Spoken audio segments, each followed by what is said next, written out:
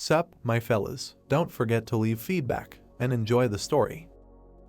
The Lord, watching the felling of the forest, turned to his son. He looked at him and, holding out his hand, asked him what the most important quality for a lord was. The boy looked at him and with slight anxiety suggested that it might be generosity. Then the adult man, putting his hands on his hips, smiled and said that this was a good answer, and his son immediately asked with displeasure what would then be a good answer. Richard looked into the distance with a serious face and said that it was a kind heart. Simon looked at his father in surprise and asked what he meant, to which he said that in many ways the qualities of a lord should depend on the situation. The nobleman imagined many settings, such as friendly, family, and villainous, and then said that he would have to try on each of these roles, and no matter what situation he found himself in, as long as he gave himself to it completely. Richard lowered his head and with a gentle look said that he would be able to create a connection with everyone who was around him. But then the foreman distracted them. He tried to catch his breath, pointed his finger to the side with an upset look and apologized for interrupting their conversation, and then asked if he could ask him about that very thing, if it was not too much trouble,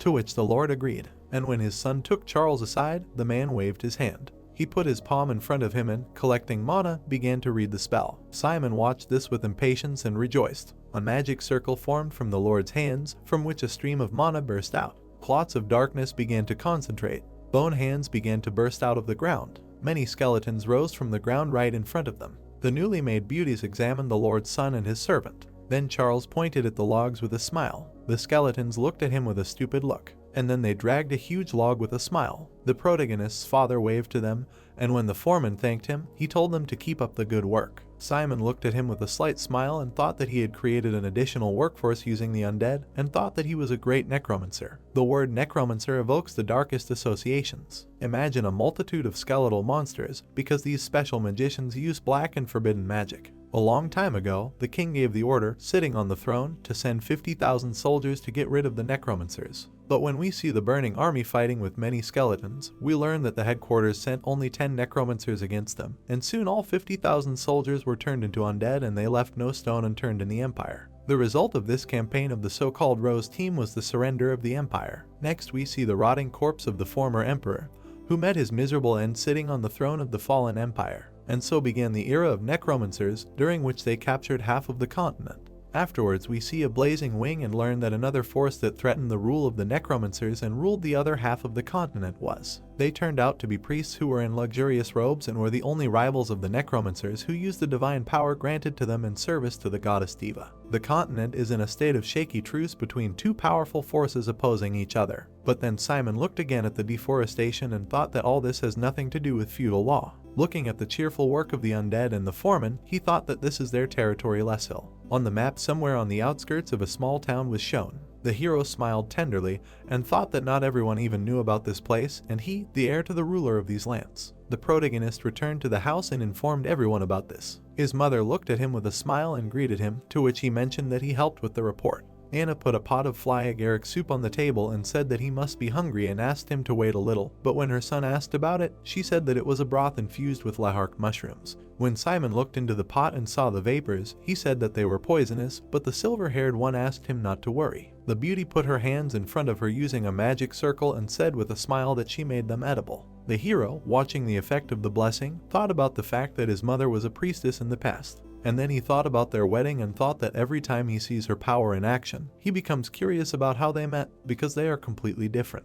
But then his mother distracted him, saying that it was time to stop staring at the mushrooms, and asked why he didn't sit down and have a snack, to which he immediately agreed. There were many professional dishes on the table, shining and inviting. And then Anna looked at her son with a sad look and asked why he ate so little, and asked if he was unwell, not noticing her husband, who was already very ill from the mushrooms. But then she put him on her lap and began to put cucumbers on him, and the hero, smiling, looking at them, thought that they were still on their honeymoon. In the evening, he looked at the moon and thought. The guy went into his room and wished everyone good night. But then he heard the rustle of paper. A letter flew into his face and frightened him. The protagonist looked at it in surprise with a damaged nose and wondered what it was. But then he was surprised to see a white-haired girl in the window and wondered again what it was. The beautiful girl looked at him with a smile, crossed her legs, and said hello. The hero looked at her with even greater anxiety and was dumbfounded. But then he decided to slowly turn around. The dark-haired guy, like a true Sigma, decided to just go to bed, but the girl jumped into the window with loud screams and asked him not to pretend that he didn't see her. The white-haired girl tried to pull the blanket off him,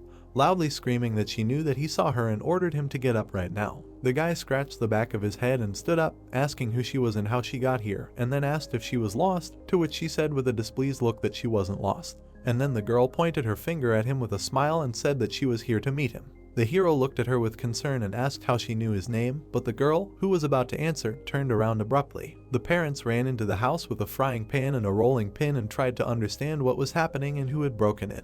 And then Nephthys looked at them, was happy and recognized them. She ran to them and Richard began to spin her in his arms and they talked like old friends. A little while later, the father pointed at her with his hand and said that she needed to introduce herself to her according to all the rules because she was a legendary witch. The hero immediately became alarmed when he repeated her name. A little while later, he began to worry even more and thought that this could not be. He imagined how this sweet girl turns a puppet of a weak-willed emperor into a corpse, and thought that this was a witch who had lived for 300 years. The silver-haired girl with a slight smile approached him and said that she was that very sorceress. The guy immediately grabbed the envelope with anxiety and assumed that this letter could be. But she interrupted and asked to let her make him an official proposal. The hero pulled the letter out of the envelope with great anxiety, and then it turned out that it was from the Kizan administration. And then the legendary woman extended her hand with a smile and invited him to go to her. And immediately after she evaporated, disappearing through the window and said that she was waiting for him in the capital. And then his father took his hand aside asking to give him the letter. Simon began to carry the letter and anxiously handed it to him. The Lord began to read and said that he was enrolled on special terms, to which the hero said that she told him that she would be waiting in Kizan. Then the Necromancer looked at him and said that the Necromancer Elite and the Dark Alliance live in this city, and the academy itself is a boarding school for young necromancers, and Nephthys is its rector. The protagonist asked again in surprise, imagining her, to which the father asked if she really didn't look like him. But then he looked down and after his son's question about the location of the capital of the Necromancers, he said that it was very far away on the island of Rauk and that one had to get to the kingdom of Dresden and from its capital Langerstein by ship and one could sail to the island. Although it was a long voyage. He put his hand on his son's shoulder and told him not to worry because there were many beautiful and interesting places everywhere. But all this was not so important in front of the clothes that the hero imagined after his father's words about a beautiful uniform.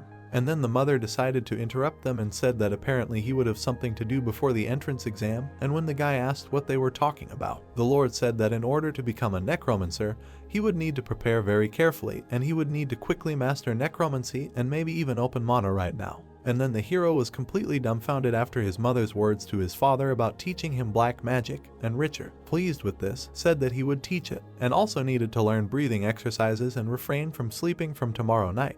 After meeting the witch, our protagonist began a hectic week of preparations. His mother and father said a lot of good things about life at the academy, and that he would have fun there, but his sudden enrollment for some reason really excited them. The father put his hand in front of him using magic and said that it would hurt but he needed to endure it.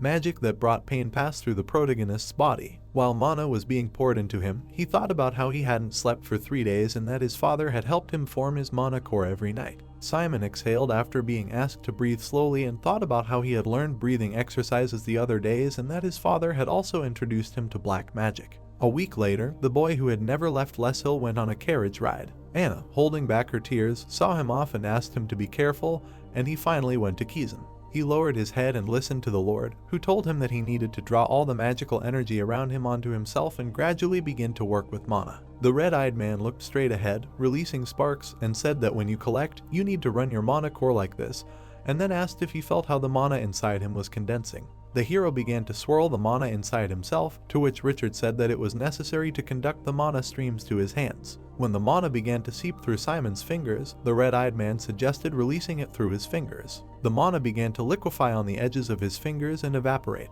His father, seeing this, praised him and asked if he could see the source of the necromancer's power in front of him. A drop formed on the hero's finger, and Richard said that this was called darkness. The Lord held his hand out in front of him and said that this was the difference between a magician and a necromancer. A whirlwind appeared on his hand and he said that mana had a gaseous consistency, low density, and therefore easily dissolved in the air. Mana began to accumulate on the aristocrat's hands and he said that darkness was closer in consistency to water and sometimes denser than water, so it could be easily shaped. Afterwards, he became calmer and said that its properties could be used. A figurine of his wife with dishes appeared in his hand and the man said that such a figurine could be made from it. A magic circle appeared in the Lord's hands and he said that those who use this form of power. Then he clenched his fist, breaking the circle, and said that such people are called necromancers. Then the man extended his hand and said that they had little time left and he would teach him to extract darkness from the mana core, to which he agreed. The guy began to collect drops in his hands. He tried until the evening and was only able to create a clot.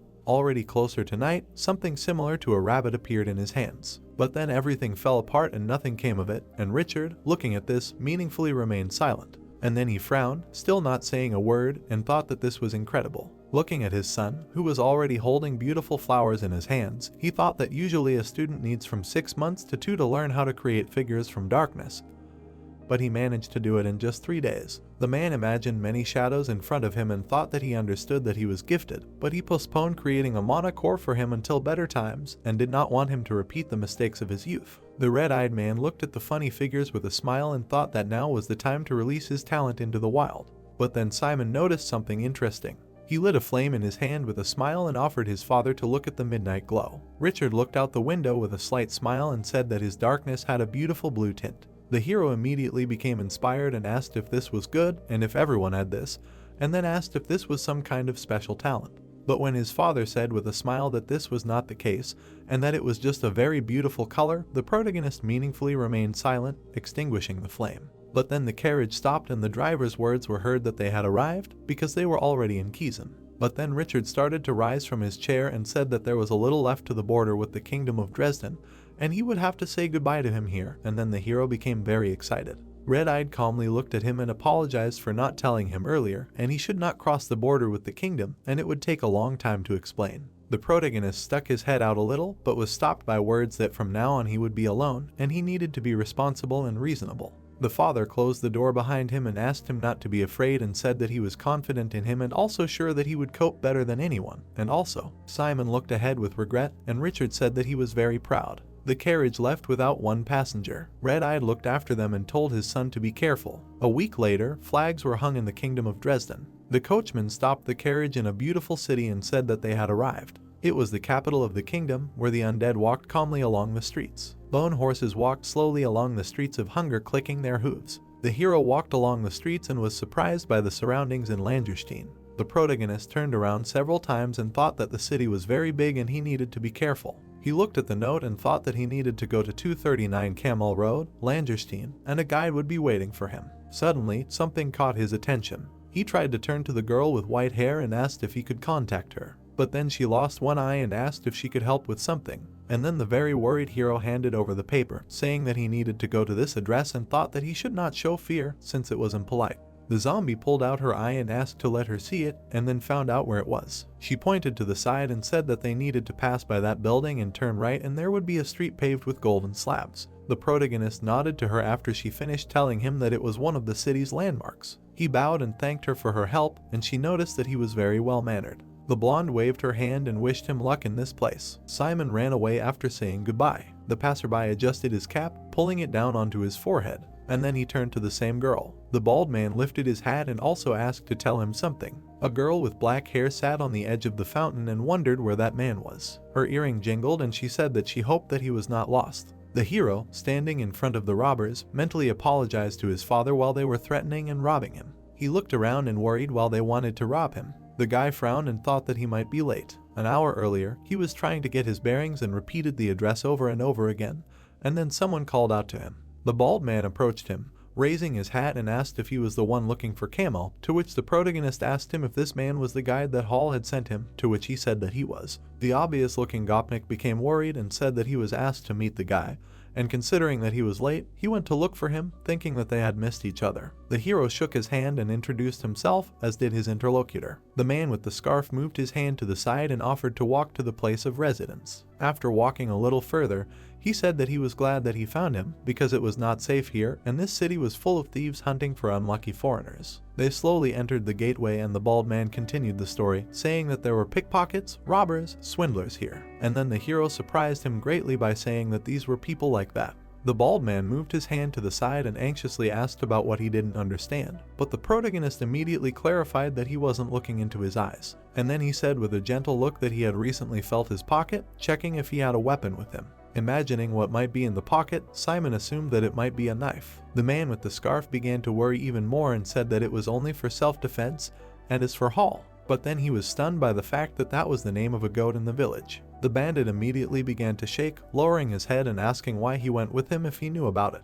The bald man took a knife out of his pocket and anxiously asked if he was a fool. The villains began to surround the hero, and the leader continued saying that it was no longer important because soon he would beg them for mercy. And then we returned to the first episode where the men threatened the hero with a knife, but he only became more serious and refused. The bandit standing behind also took out a knife and said that in his opinion, he did not understand what was happening at all. And then the aristocrat turned around under his words. Curly rushed with a knife and asked if he thought they were joking with him. But then the bandit missed his lunge. The protagonist raised his hand to grab. He grabbed the attacker, forcing him to drop the knife. The robbers were very scared when they heard a loud crunch. Simon looked at them sternly, breaking the bandit's arm, and said that in his father's domain, he sometimes met people like them and scoundrels who, among normal people, rob them and take away their honestly earned money. The blue-haired man let the attacker go and said that it was his duty as an aristocrat to cleanse his lands of people like them, after which the bald man said with greater anxiety that then they would definitely not let him go. He turned around and asked everyone to leave. The protagonist looked back with great anxiety and thought that he might be late for Kazan. But then the girl's earrings jingled again and she finally found her missing item. Her heels clicked on the tiles and she said that she had been waiting for him for too long and decided to go look for him. Everyone turned around and the bald man immediately asked who it was. The dark-haired girl immediately glowed red. She looked at her companion with a soft smile and said that she thought he was surrounded by bugs. The leader pointed at her and said not to be afraid, because there were a lot of them and they could deal with them and leave. But then the mountains of garbage began to move and the beauty asked if he was sure that there were more of them. Bones began to connect somewhere and she asked them if they even understood. An army of skeletons rose and the girl with earrings asked if they knew that the building was a skeleton store. A distinct cry was heard from the crowd that this was a necromancer. After the command of the red-eyed girl, the army of the undead rushed into battle. The skeletons grabbed everyone in a row. A slaughter appeared before the hero's face. One of the skeletons approached the bald man point blank, which scared him greatly. The leader stood up in horror and said that they did not know that she was a great necromancer and were asking for mercy. The red-eyed woman looked at him as if he were a nobody and asked what gang they belonged to. She continued to stare at him, and after he answered, she said that they were from a large clan, and at the same time they were robbing poor travelers, and then ordered him to tell Clevin about it personally. The skeleton pressed the bandit ringleader to the floor, and the woman continued by saying that it was necessary to press his face to the floor and hold his hands behind his back, and let him crawl like that to the guard's barracks and surrender, after which he asked for mercy. After which the girl stopped and menacingly asked again. She looked at him with the eyes of a killer and asked why he was ordering her. When everyone fell to their knees before her, the beautiful lady said that if he tried to wriggle out of it, and his face was not scratched enough, she would wipe out their entire clan from the face of the earth in the name of Kazan,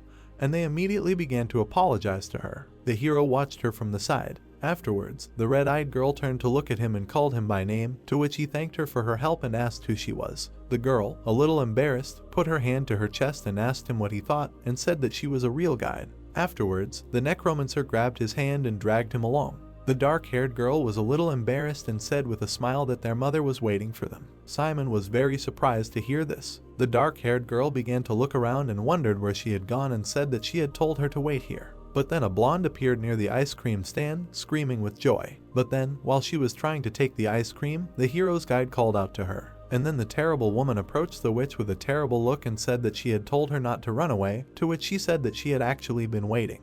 And then the tall warrior began to quickly rub her face with Nephthys' handkerchief and said that she always gets lost and asked her to stop running away right away. The powerful lowly pointed her finger to the side and said that the seller was giving away ice cream for free, to which she asked with displeasure what if they lost Simon because of this. The silver-haired girl was very upset, and she continued to scold her and said that if she lost both of them, she would be very sad. And under their scolding, the hero lowered his head and thought that, apparently, the witch was her mother and not her younger sister. The little girl raised her hand and said that he was probably tired from the road, and said that she hoped that our Ickard had time to teach him something. The protagonist put his hand in front of him creating a flame and said that he was taught, to which the blonde said with surprise that she had not seen a blue tint for a long time. And then the red-eyed one leaned down lower and said with surprise that his darkness was like mana and it emitted tongues like flame. So it was half gaseous, and the witch added saying that he would learn to control his core and learn everything at the academy. And then the mother sharply called out to the younger one. After that, the blonde showed a thumb up and said that she was giving her a new student, to which she said that the hardest part was going to her again.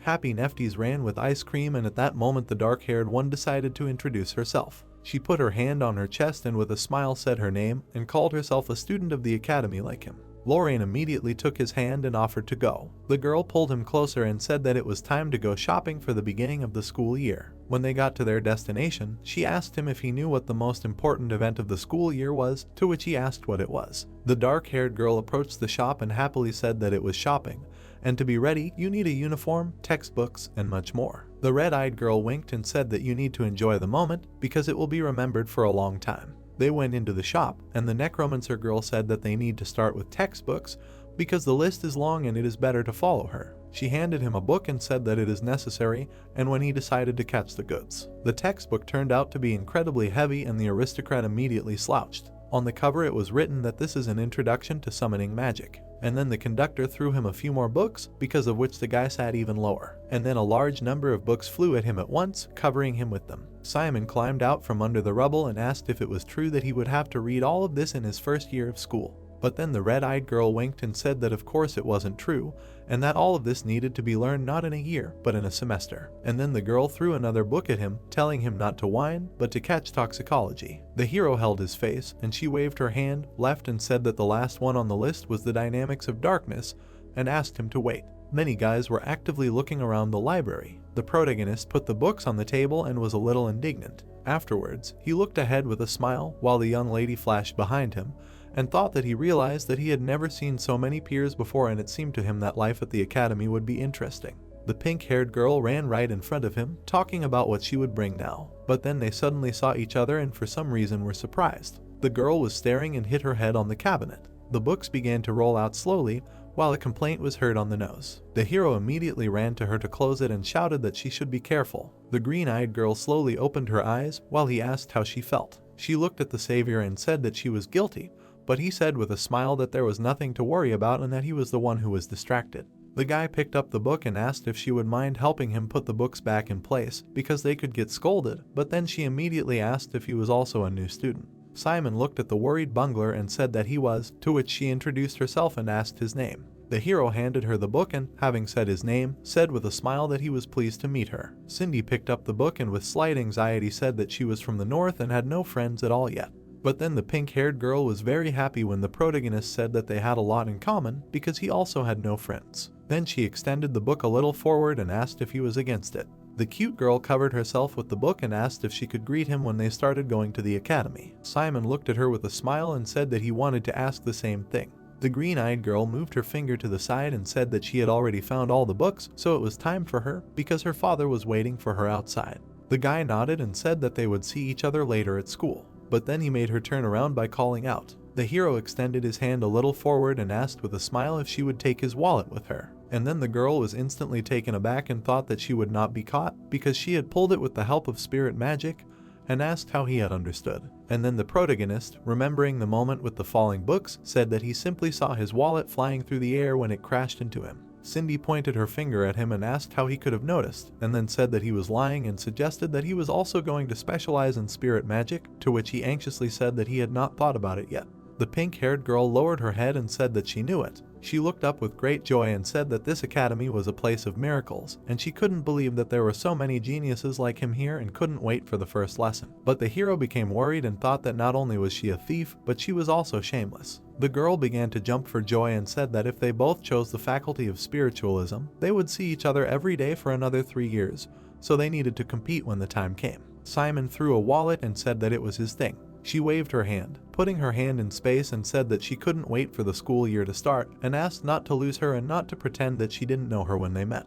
But then the protagonist's guide came up to him and said that the dynamics of darkness was already sold out, and when it appeared, it and other books would be delivered directly to the dorm. Then she came up to him and nudged him with her shoulder with a smile and asked who that girl was, and then asked if he had made friends. The red-eyed girl looked at him playfully and whispered that he shouldn't be shy and that if he fell in love with that girl, he could tell her everything, after which the hero himself thought that he had almost been robbed here. The protagonist adjusted his bag, and she offered to buy a new one. And then the dark-haired girl moved her hand to the side, presenting a box, and said that a necromantic bag would be needed and that it was called a magical inventory, or even simpler. And then Simon's eyes lit up after the words about the spatial pocket.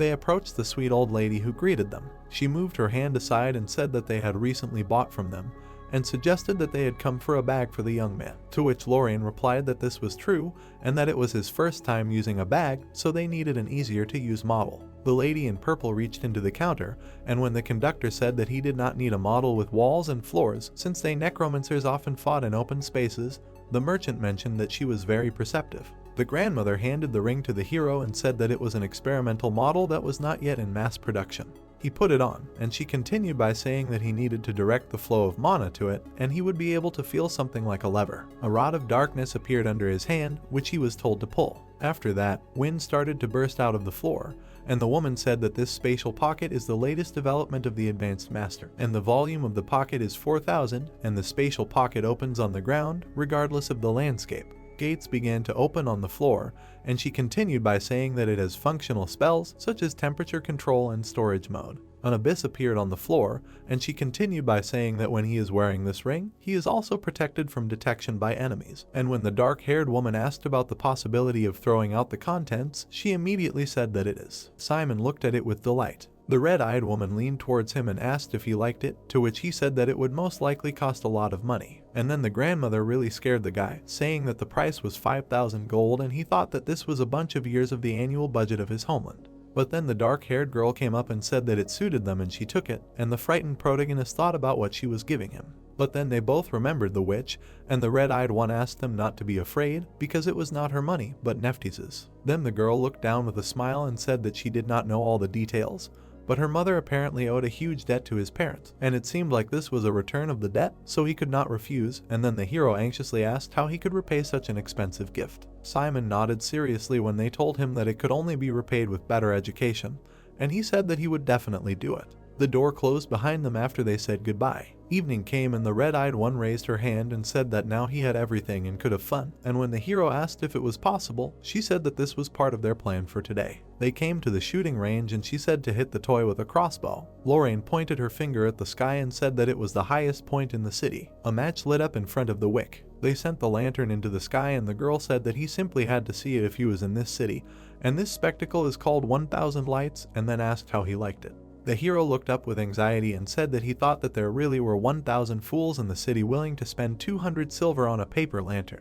Many lights light up in the sky, and when the girl tells him that he will fit in well at the academy, he thought about thanking him, but she interrupted him and said that it was not a compliment. They came to a coastal cafe and she immediately mentioned that he knows etiquette and said that he really is an aristocrat. The hero looked at her with a smile and said that his father had not calmed down until he had taught him proper table manners. The necromancer moved her hand aside and said that he had learned well, and she was going to say that 30% of the students were commoners, and there was no point in even thinking about telling others just because he was of noble blood. She immediately made an important face, twirling her finger, and said that they had a meritocracy here, to which he said that he would take this into account. And then she slightly worried him with the question of whether he had any questions before the first day, to which the guy said that the girl was in the bookstore. He began to remember his dialogue with that thief and said that she had said that he would need to choose a specialty, and she immediately said that the faculty was a good question. The red-eyed girl imagined many emblems and spread her fingers and said that in the first semester he would have 9 subjects,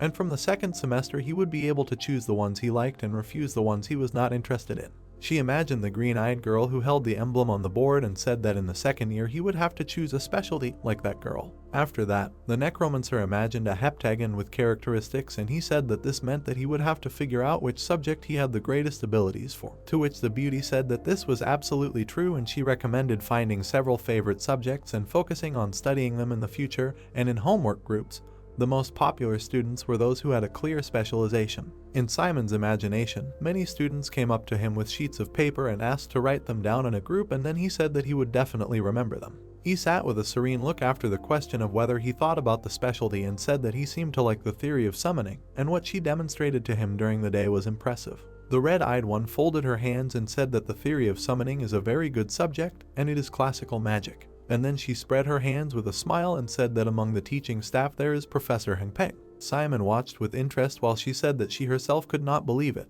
and was going to continue the story, but he interrupted her saying that he dreamed of seeing her, and after that their dialogue continued for a very long time. Night fell and words wishing good night were heard. The dark-haired one shifted from foot to foot and said that if Mom finds out that you came to class tired because of walks with her, she will beat her to death. Lorien smiled sweetly after she was thanked for everything. The hero looked at her sweetly with a smile and said that he would remember this day for the rest of his life, to which she said that she was pleased to hear it and said goodbye. But then, in the middle of the light of the night lanterns, she stopped. The girl made him a little worried by saying that she needed to say something else. The beauty started to wind a lock of hair around her finger and said sheepishly that she had not intended to deceive him, and apologized for not having said it right away. She twirled her fist around her head with a stupid look and said that she was also new. The hero was completely dumbfounded after she said that she wanted to be friends and suggested seeing her at school. The protagonist was left dumbfounded alone with his thoughts after the words that she had now gone. The next day, he stood on the pier in uniform and was surprised.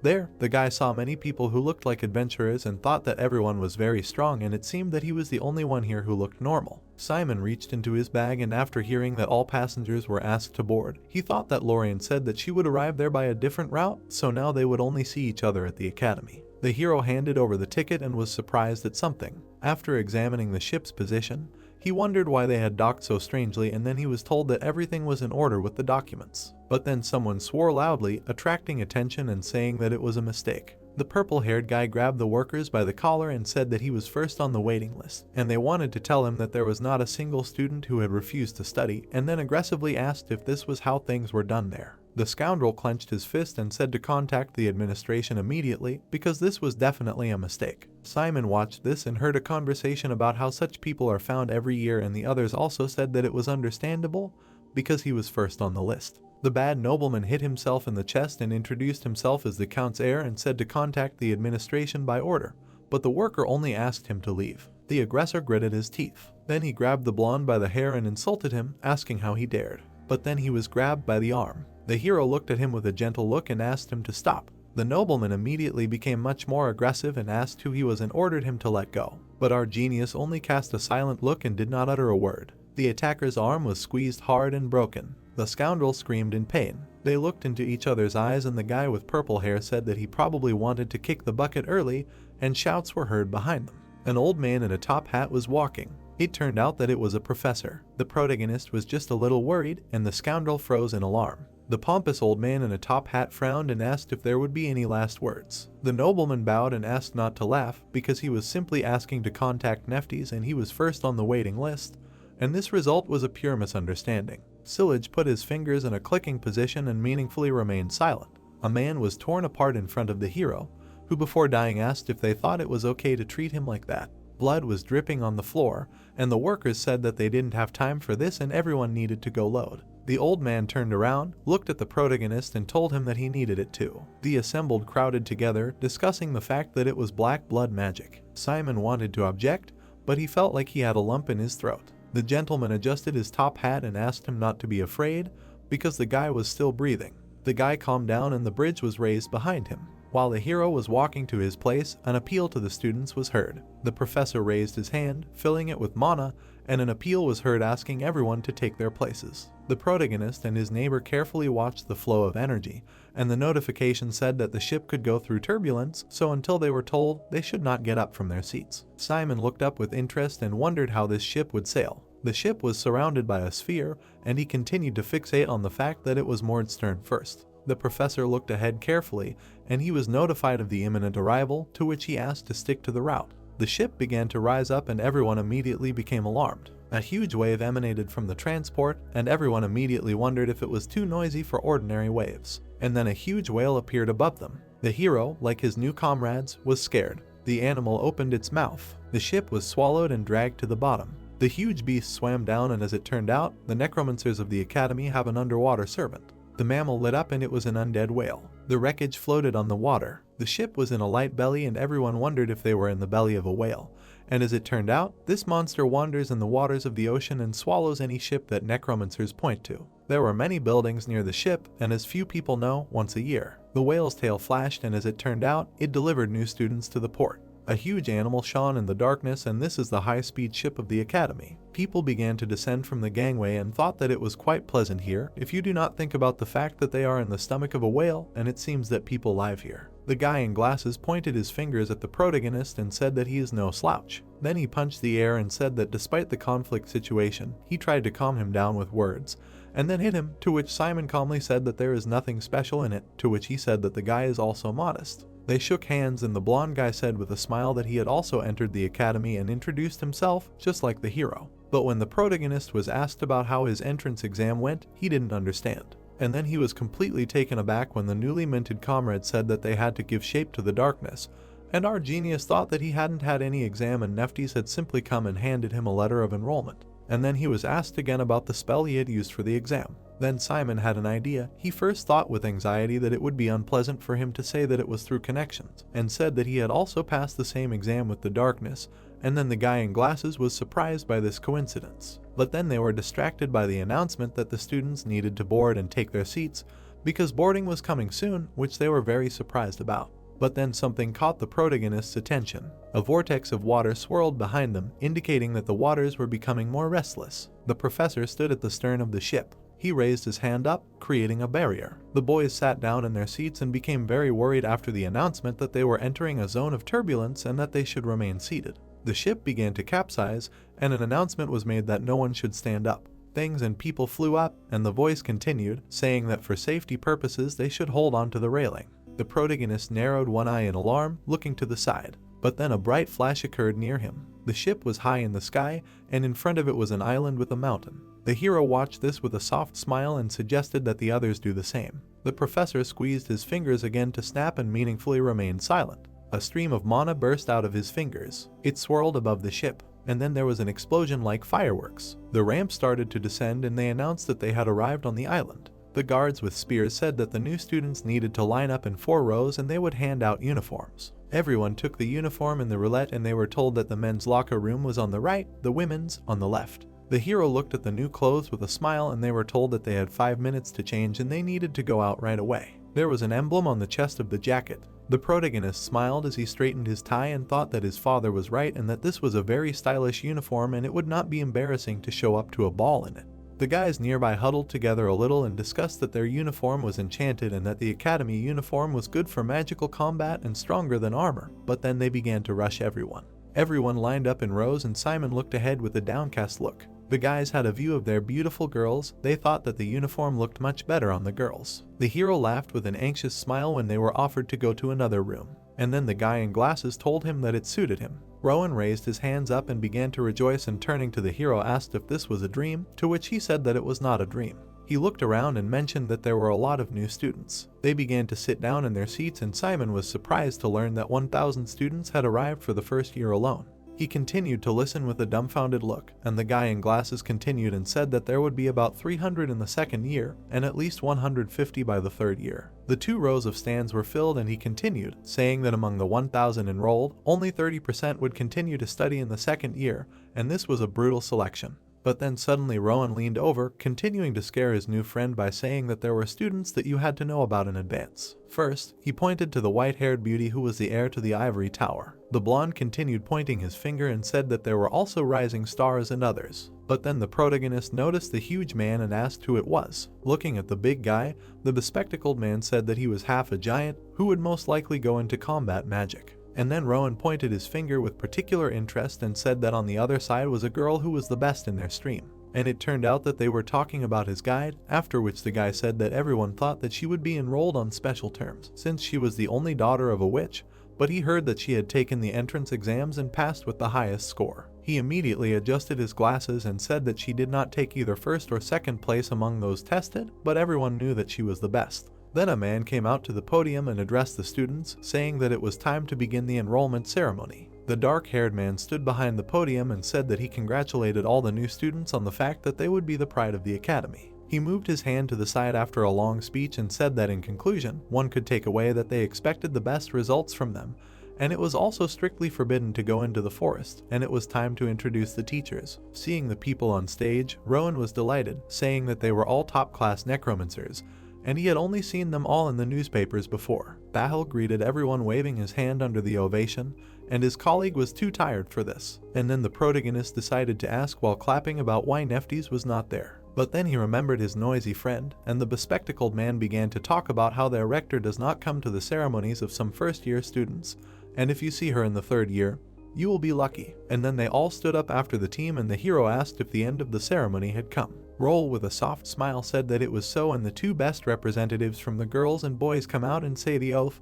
and then that's it. The protagonist looked down and wondered who would be chosen, and then they announced that they would call the names of the students who needed to go on stage. The first was participant number 2, accepted on special terms. It was the same white-haired beauty from the stands who was fixing her hair, and then the protagonist was stunned by being called number 1.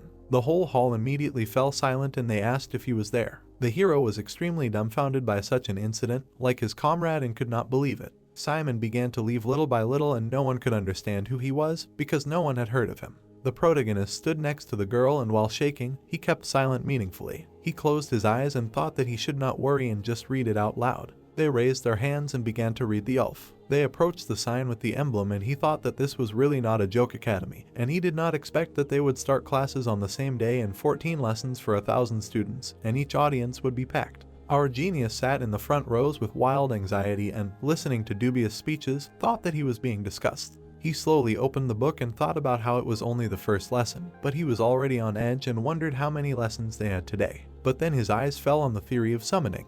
The guy carefully read and realized that this was the magic that his father owned. Simon immediately remembered how his father released a projectile and thought that this meant that if he studied diligently here, he would become the same.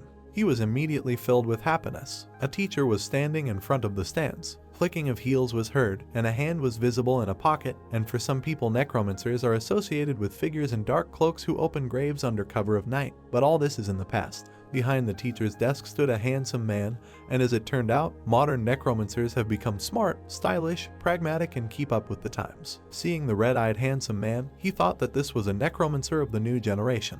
Bahal held out a piece of paper to the table, and our hero thought that this was a young professor of necromancy. The teacher stood with a smile on his face, and he was only 27 years old, and he had already joined the Raven Squad, the main squad of combat mages, and the students simply adored him. The blonde greeted everyone and said that he would be their teacher of curse theory in the first year, and then introduced himself. Everyone immediately began clapping and applauding him. The long-haired man took off his jacket, putting it on the table, and suggested doing a roll call, and then mentioned that this was a good opportunity for them all to get to know each other, and when he called out a name, they would need to introduce themselves to the class. He called Victoria first, but the student jumped up from her seat and said that she was glad to meet him. And while she was trying to introduce herself to him, he put out his hand and asked her to wait, and then told her to introduce herself not to him, but to her classmates first. The girl put her hand on her chest with a smile and introduced herself again.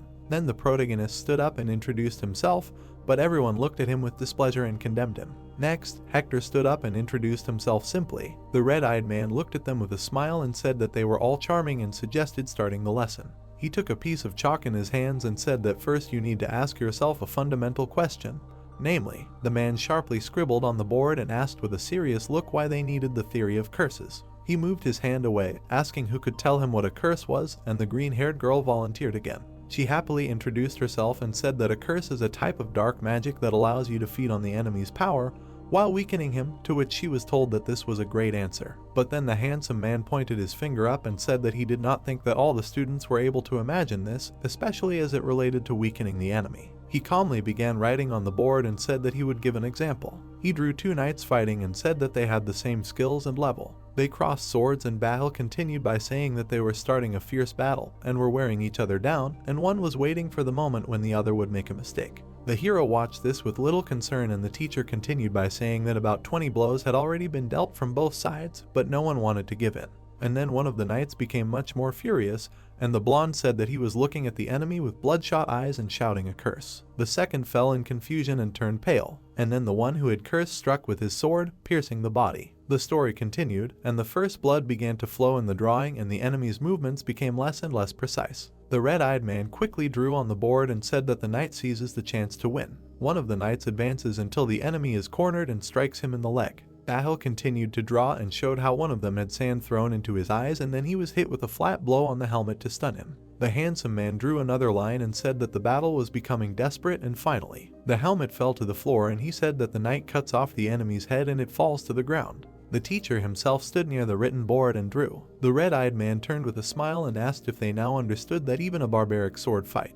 The students sat in delight, and he continued and said that there was a series of actions designed to exhaust the enemy and gain the upper hand. The necromancer moved his hand to the side and, closing his eyes, said that he would show them how the battle of modern necromancers takes place. He drew a simple figure with chalk and said that in order to defeat a person, a necromancer needs to. The man drew something on the board with a blank face. He drew an arrow from the circle with doom to the man and said that only one action was needed. The class was delighted, and he said about the victory. Baal put down the chalk and said that the curse is the simplest and most inexpensive formula among the dark arts, and here is another key to its speed. He pointed his finger up and said that the indicator of effectiveness is how much you can shake the enemy while putting in only a little effort. The man put his hand on the desk to the student with a smile. The blonde smiled softly as he watched. The student was a little confused, but then a magic circle appeared in front of his face. The guy immediately lost consciousness. Baal took out a dagger and said that this is how they fight. Putting out the blade, he immediately said that this is the style of modern necromancers. The professor bowed and everyone gave him a standing ovation. He dispelled the curse and, turning away, said that he did not know what specialty they would go to, but dared to assume that more than 80% of them would choose his subject in the second semester. The hero watched him with a smile, and he continued by saying that the theory of curses goes well with other types of magic. The students looked at him with delight, and the professor continued and said that he approved of students choosing a subject to their liking, and at the same time cursing their enemies at every opportunity. Baal picked up the chalk again and said that there was no path to victory shorter than this. He continued writing and said that he believed that the theory of curses is the heart of modern necromancy and the reason for this. The man looked around the audience. He abruptly finished the inscription on the board by hitting it with chalk. And then the blonde said with displeasure about the priest, because the theory of curses is a mandatory science for those who want to confront their natural enemies. He turned to the students, frightening them by asking them to say something. Everyone imagined a voodoo doll and heard the words that necromancers have the art of cursing. And then they imagined hands with crosses, and the red-eyed man said that they have a blessing. He looked at the guys with a smile and said that the difference is that a curse takes away strength, and a blessing gives. And then the green-haired girl jumped up from her seat after the question of who will explain to him the advantage of curses over blessings. Baal listened with interest to her words that a curse is faster to cast than a blessing, so the cumulative effect of many casts will give a result faster, to which he said that this is an interesting hypothesis. But then the man stunned her when he said that she is not true. He presented a diagram of the attack by both sides on the object and said that scientists agree that the curse cast is slowed down by the object's magic resistance power and therefore it is rather inferior by a small percentage to the speed of the blessing cast. And then the blonde leaned on the table, continuing the survey, and saw a raised hand. It was Hector, who said that the fragility of the human body helps the cursor. The teacher extended his hand, running his finger through the air. He looked without looking away and again asked about the name, and when he heard it, said that he would remember it. The student smiled under the praise, lowering his head. Baal took his hand away and said that the man was right, and spells that weaken the enemy cannot be reflected by any art. The hero listened attentively and the professor continued, saying that all people learn magic in their normal state, not assuming that they can be sick or injured at the time of battle, and the effectiveness in battle is also affected by the well-being of the magician. And if the environment does not affect him negatively, then these are ideal circumstances for battle. The red-eyed man moved his finger to the side and said that the human body is much more fragile than they think, and even a small change for the worse can weaken it. The protagonist actively wrote down, listening to the words that, for example, their opponent is an archer, then they do not necessarily have to cut off his hand to disable him. He imagined an archer with reddened eyes and said that they can send him conjunctivitis to make it difficult for him to see. Then the man suggested making him sick. Baal also suggested hitting his sense of distance so that he would stop distinguishing everyone. But the man also suggested using a rabbit to make him distracted. The red-eyed man winked and said that with these various actions they would be able to avoid his arrow. The board was covered in writing, and he continued and said that necromancers have many ways to make their opponents feel worse. The blonde man closed his eyes and moved his hand away, suggesting that they think about it, because when they are tired, when their stomach hurts, they will not come to their lesson because of the inability to study, and of course they would rather lie in their room all day. Everyone began to laugh, and the hero listened calmly with a smile, but he told them to remember. The necromancer moved his hand away and said that they should think about ways to weaken others more than ways to make themselves stronger. Boxes began to be brought into the room and he told them to get ready. They put sets on the table, and Baal said that they would learn to cast curses, and the protagonist was very dumbfounded, thinking that they would learn dark magic from the very first lesson. In front of him stood a cute flower and a book. And then the hero was hurt by the teacher's words that it should be a shame for students to use spell stencils, but this is the first lesson, so he'll have to. The protagonist picked up the stencil with tears in his eyes, and the teacher said that it was good to use the stencil at first to remember the magic circle, but he did not advise overusing it, because when casting, you need to rely on memory. The red-eyed man clapped his hands and suggested starting with the exhaustion spell. He told them to take the stencil and pour their darkness into it. The professor tilted his head with a smile and said that the key to successfully drawing a magic circle is the perfect correctness of the runic writing.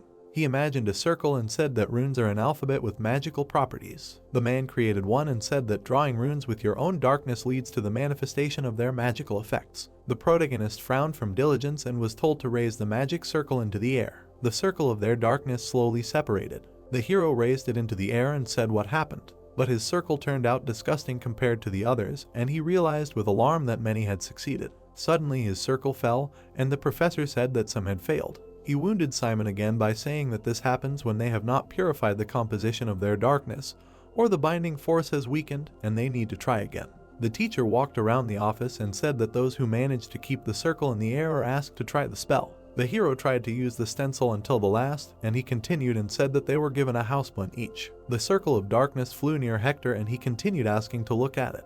And then everyone used magic after the teacher's words. Someone's plant immediately wrinkled, and then it fell with its paws raised, and Bahal said that if as a result they got a visible negative effect on the plant, then everything worked correctly. One of the students rejoiced at the success, and our hero tried to use the stencil until the very end, and the teacher said that he saw that the range of abilities among them was huge. Red-Eyed looked around the class with a smile and said that when they got the spell, they need to try again. Only increase the speed, and when the speed is already sufficient for them, they need to try to draw a circle without a stencil. The darkness flowed onto the stencil again.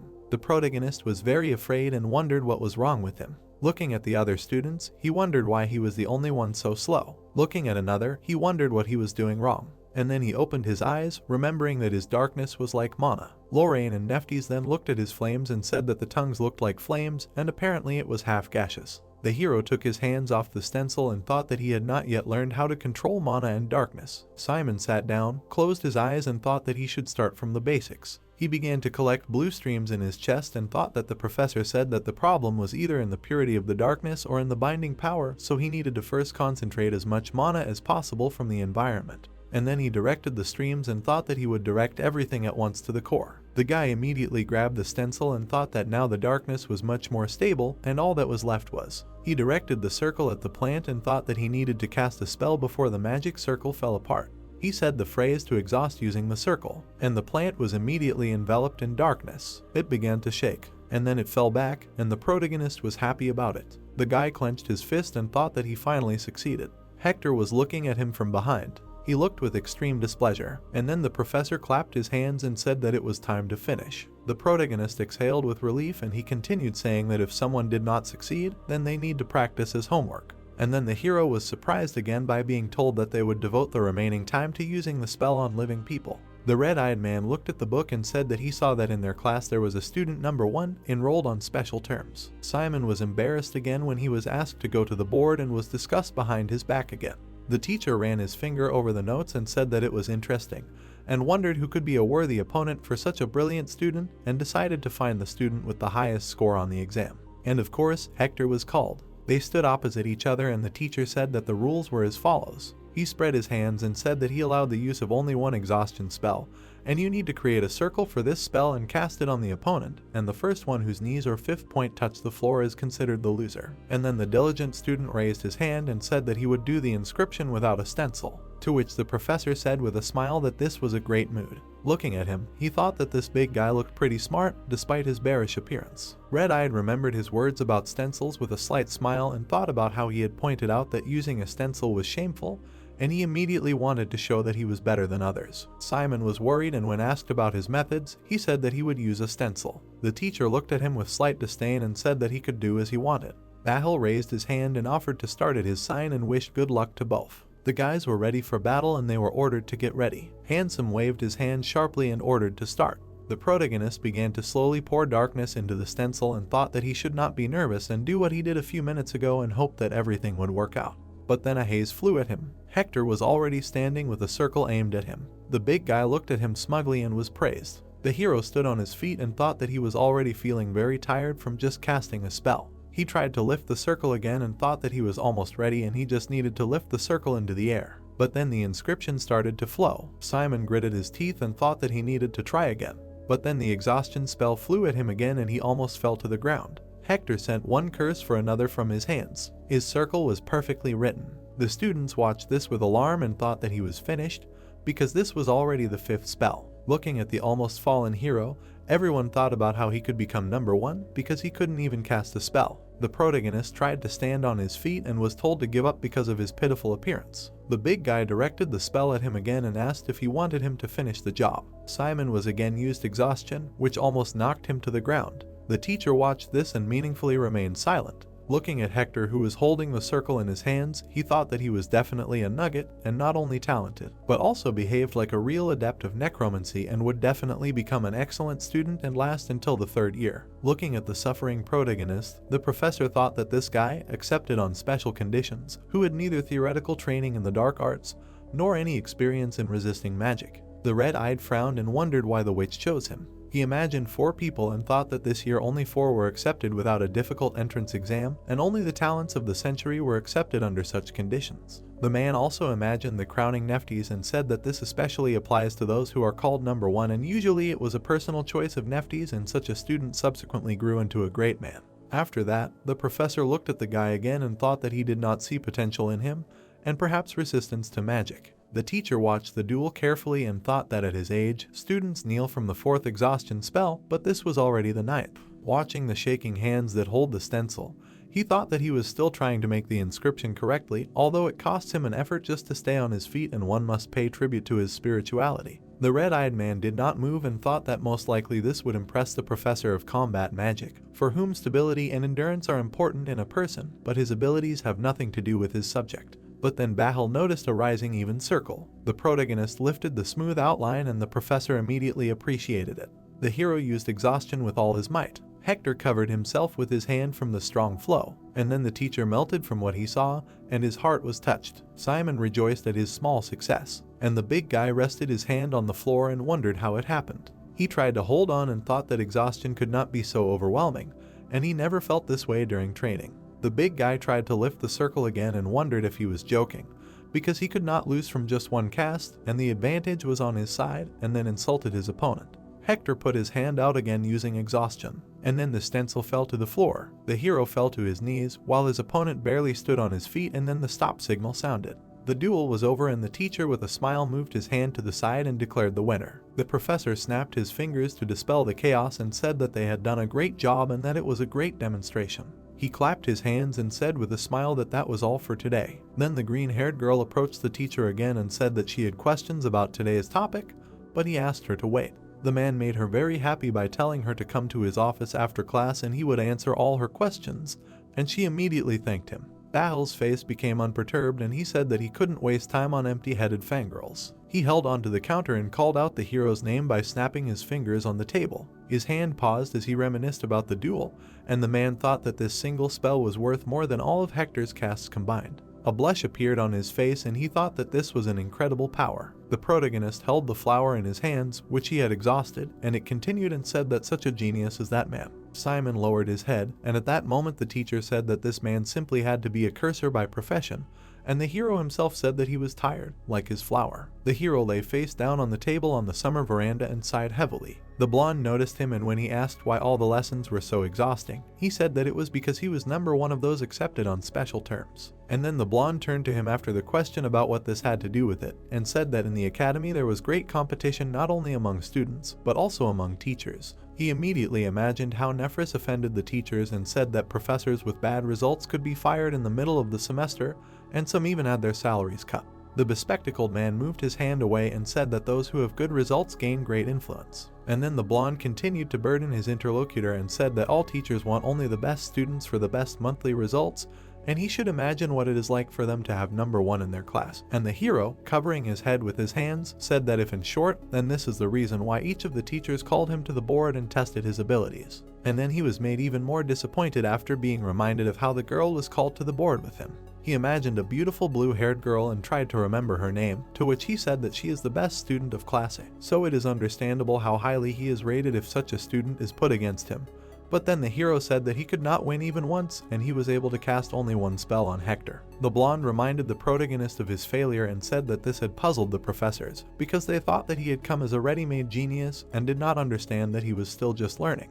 The hero looked at his new acquaintance and thanked him for explaining everything, and then decided to ask who he was. The guy put his hand on his chest and immediately objected with displeasure that he was cold as ice because they had all introduced themselves in front of the class during the battle lesson. And after that he immediately introduced himself again, for which the hero apologized because there were a lot of students. The blonde stood up with the protagonist and asked him how he was studying here because people were only talking about him, to which he said that it was probably because special number 1 did not live up to expectations, to which the guy said that you can ignore it and that he has a normal level for a beginner and does not understand where all the noise is coming from because it is only the first day of school. And then Dick looked at the exhausted Simon and said that it was only noon and he looked exhausted, to which he said that he had used up all his stamina during the battle lesson. And the blonde suddenly remembered the 10 casts in a row and said that it was exhausting.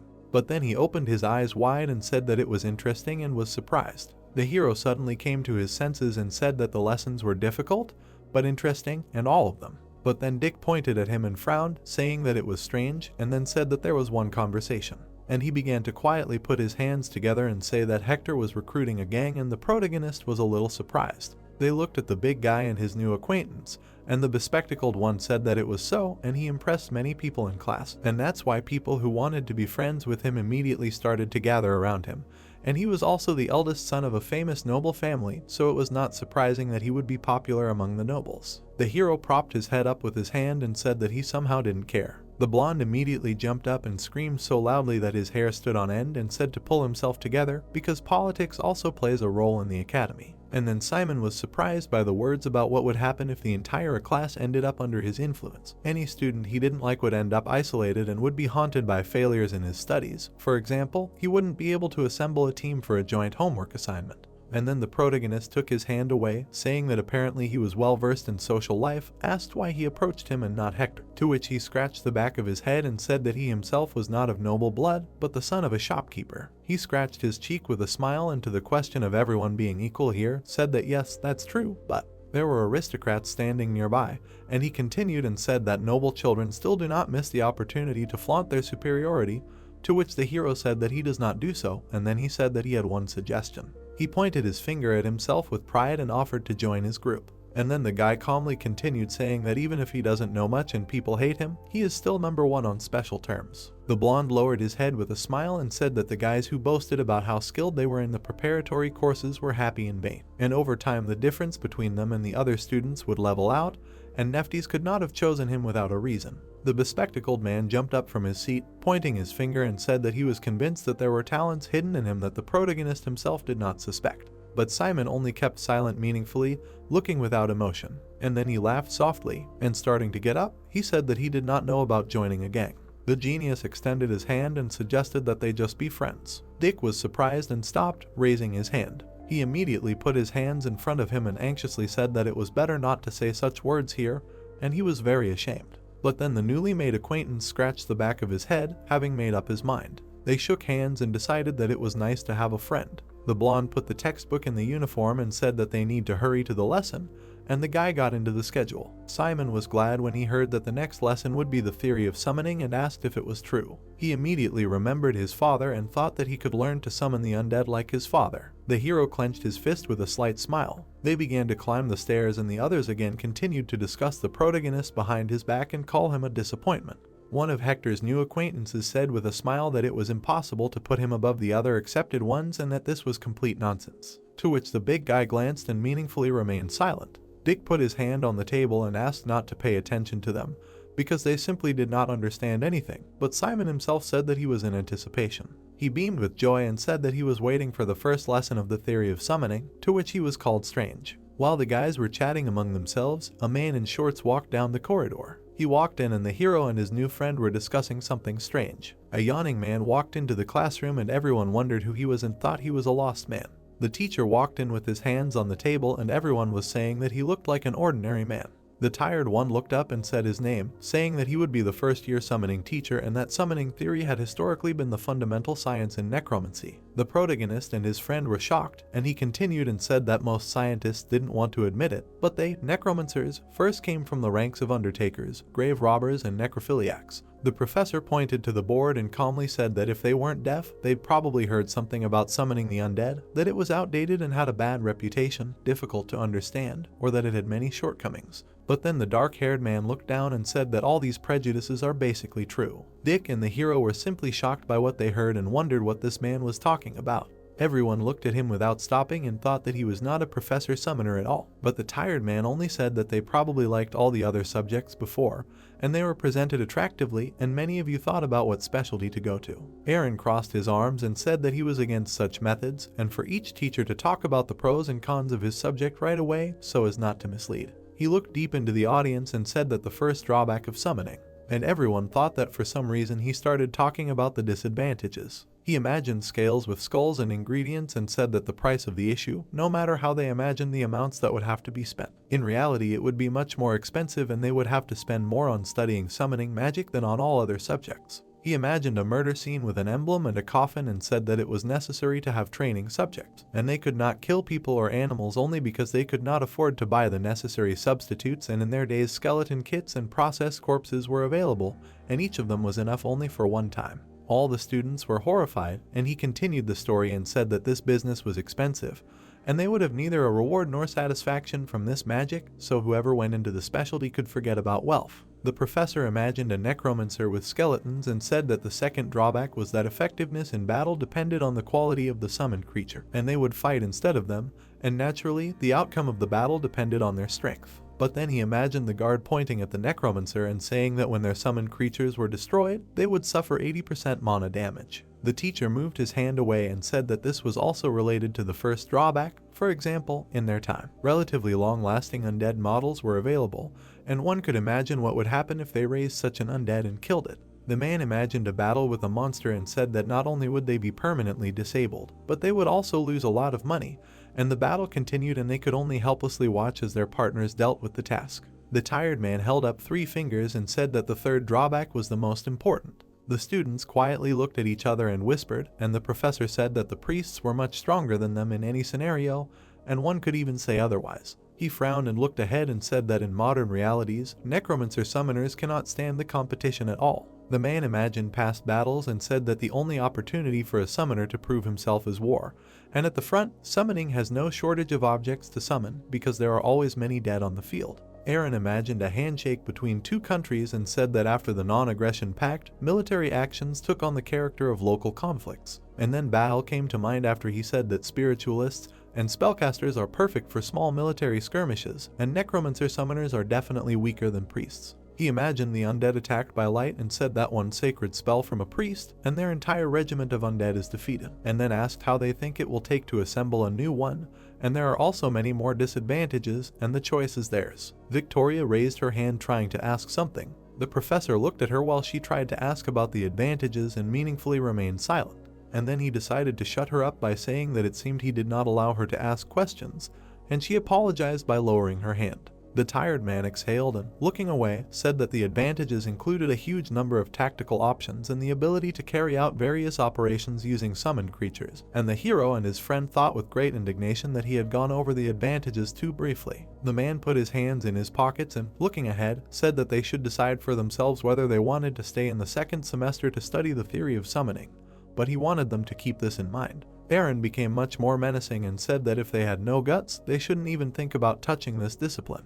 The 2 students who came up with suitcases in their hands were slightly stunned when they heard from the professor that if they were going to whine, despair, whine, or approach him in the middle of the second semester with requests to change their specialty because they don't have enough money, then this is not about him, and that they should not even think about going into the specialty of summoners of the dead. The main character was sitting next to Dick with a sad look, because the professor didn't need weaklings here. The fair-haired girl covered her face with her hand with tears in her eyes and realized that Aaron had decided to do his thing again, saying that he would have a short conversation with those who would think about going into his specialty only because of the lack of competition. The teacher in a white shirt looked at the guys coldly and said that he would achieve their expulsion, and that was all, and now he wanted to start the lesson. Simon was holding a wooden box in his hands in surprise, and in front of him was a skeleton set of island ratmen. He opened it slightly and saw the remains of various animal bones. All of them were numbered and their skeleton was similar to a human one, but simpler and cheaper. The teacher threw up a beast skull and said that it was a suitable object for training novice necromancers. Then his assistant began to show a drawing of a ratman skeleton on the board, and they could just see the finished skeleton and the number of bones. Aaron, with a cold-blooded look, opened his mouth, squeezing the skull, and ordered everyone to take bone number 1 from the set, the skull. All the guys began to look around and take out the animal skull, because they were already assembled and felt somehow disgusting, but they were clean. While the other kids were passing the bones around, the main character was staring at the skull when they were told to turn the skull over and put their finger into the eye sockets when there was a stencil of a magic circle on the back of the skull. And then they had to put their fingers into the eye sockets and form a magic circle. He put 2 fingers into the skull and sure enough, there was a stencil for a magic circle cut out on the inside of the bone. The professor sat at the table with his arms folded and said that when they finished forming the magic circle, something happened. Suddenly, all the bones came to life and began to scare the students. The professor sighed with an ironic grin and said that he did not have time to warn them not to be scared, because this would activate the undead. All the frightened kids were in shock while our hero was watching what was happening. Right in front of him was a rat skull with glowing eyes and making sounds. Dick got closer to the protagonist and asked him if he had dealt with the undead, to which Simon replied that he had seen them from the side often. The teacher slammed his hand on the table and told everyone to get used to it and not to be afraid, because they were necromancers, and when they activated the magic circle, the summoning of the dead was almost complete. All the students were sitting at their desks on the whole podium, and Aaron explained that the creature could not move yet, so they had to construct a skeleton for it, because a necromancer must know the structure of the skeleton of the summoned creature by heart. He presented the skeleton of an ordinary person next to a rat monster and explained that the average human skeleton has 206 bones, and a ratman has only 53, so it is a much less difficult object to summon. Simon convulsively held a fragment of bone number 2 in his hands when he was told to find the second cervical vertebra and attach it to the skull. This cervical vertebra number 2 immediately crossed with the skull. The brunette stared at the teacher while Dick fought with his skeletal monster. The professor explained that the summoned skeleton always has a desire to take its normal form, so if they do not mix up the bones, the assembly process will be simple, which was noticeable by Dick's failure. Then the 2 girls whispered to each other and tried to help each other where to insert the rest of the bones. Suddenly, one of the students released a rat skeleton, which was going to bite another student because he mixed up the order of the spine. After all, in countries and ratmen are upright animals, so it is very important to perfectly assemble the spinal column. Victoria at this time was playing amiably with her new skeleton, because Aaron explained that if they mixed something up in it, they would greatly reduce the ability of their undead to walk without hunching over. At this time, Hector's friends made fun of him as he was unhappy with the assembly, because a sure sign that he made a mistake would be the creaking of bones at a crucial moment. Their undead, perhaps, just crumble. Malin at this time assembled her skeleton, crossed her arms and sighed ironically. It was a university building, where there were beautiful panoramic windows, and in class they almost finished up to 53 bones.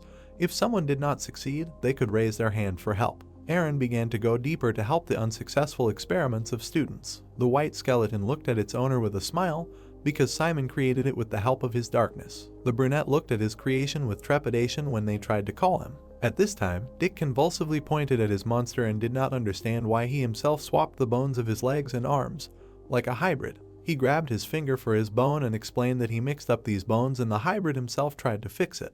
They sat next to each other and studied their experimental rats, and the main character explained that number 21 is for the leg, not the arm. As soon as the time was up, Aaron picked up his magazine and said that today's practice of assembling skeletons was over and he wanted to dedicate the end of the lesson to a demonstration.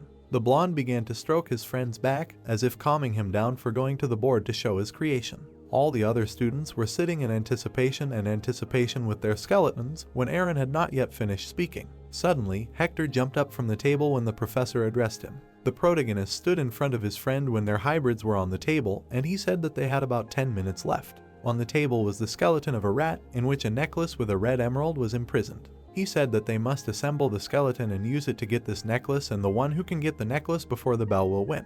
The professor crossed his arms and looked coolly through his bangs, saying that they themselves were reaching for the necklace and using black magic was prohibited, and the rest was within reason. The blonde immediately knelt down and was about to open his suitcase. The protagonist did the same. They were holding rat turtles in their hands and were about to prepare for a duel. Simon was holding his rat skull in his hands and realized that he could win this lesson. He looked at the malicious look of the skull, the rat, and realized that first he would completely assemble the spine of numbers 2-7 and then everything else. He was sitting on the floor and was about to assemble the skeleton as his friend looked away in bewilderment. He saw that the girl timidly began to remove the poster with an explanation, because according to the rules, it was forbidden to use hints. Hector, along with the protagonist, looked away in bewilderment, hearing such a statement. Then Simon looked at his suitcase again and realized that the bones were numbered after all, and he would be able to assemble everything.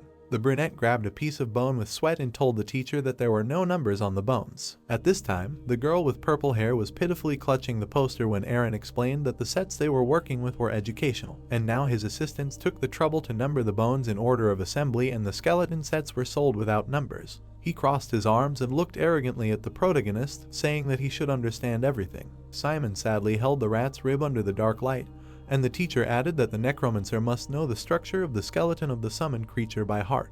Hector sat on the floor and began to disassemble his skeleton from the suitcase. The main character looked at his skeleton with displeasure and understood that he could not give up, because he had just succeeded and he already recognized the main bones. He held one of the vertebrae and realized that he had to start with the cervical vertebra number 2. The teacher watched the students intently. Aaron watched Simon sitting with a dejected look on his face with his bones scattered around and realized that this specially accepted student had clearly never assembled a skeleton in his life. Then he looked at Hector, who had almost assembled his skeleton, and realized that he had been able to remember the drawing and the order of assembly, because he relies on the knowledge of memory. However, the blonde frowned with displeasure, looking at the bone, because he definitely attended preparatory courses from there in the knowledge, but intuition helps him avoid mistakes at a critical moment. Aaron assumed that his name was Hector, and he must have talent, and special number 1 was close to failure, and even slightly disappointed. Really, was he not at the preparatory courses? Simon frowned through his bangs in the sweat of his brow and tried to understand in what order the skeleton was assembled.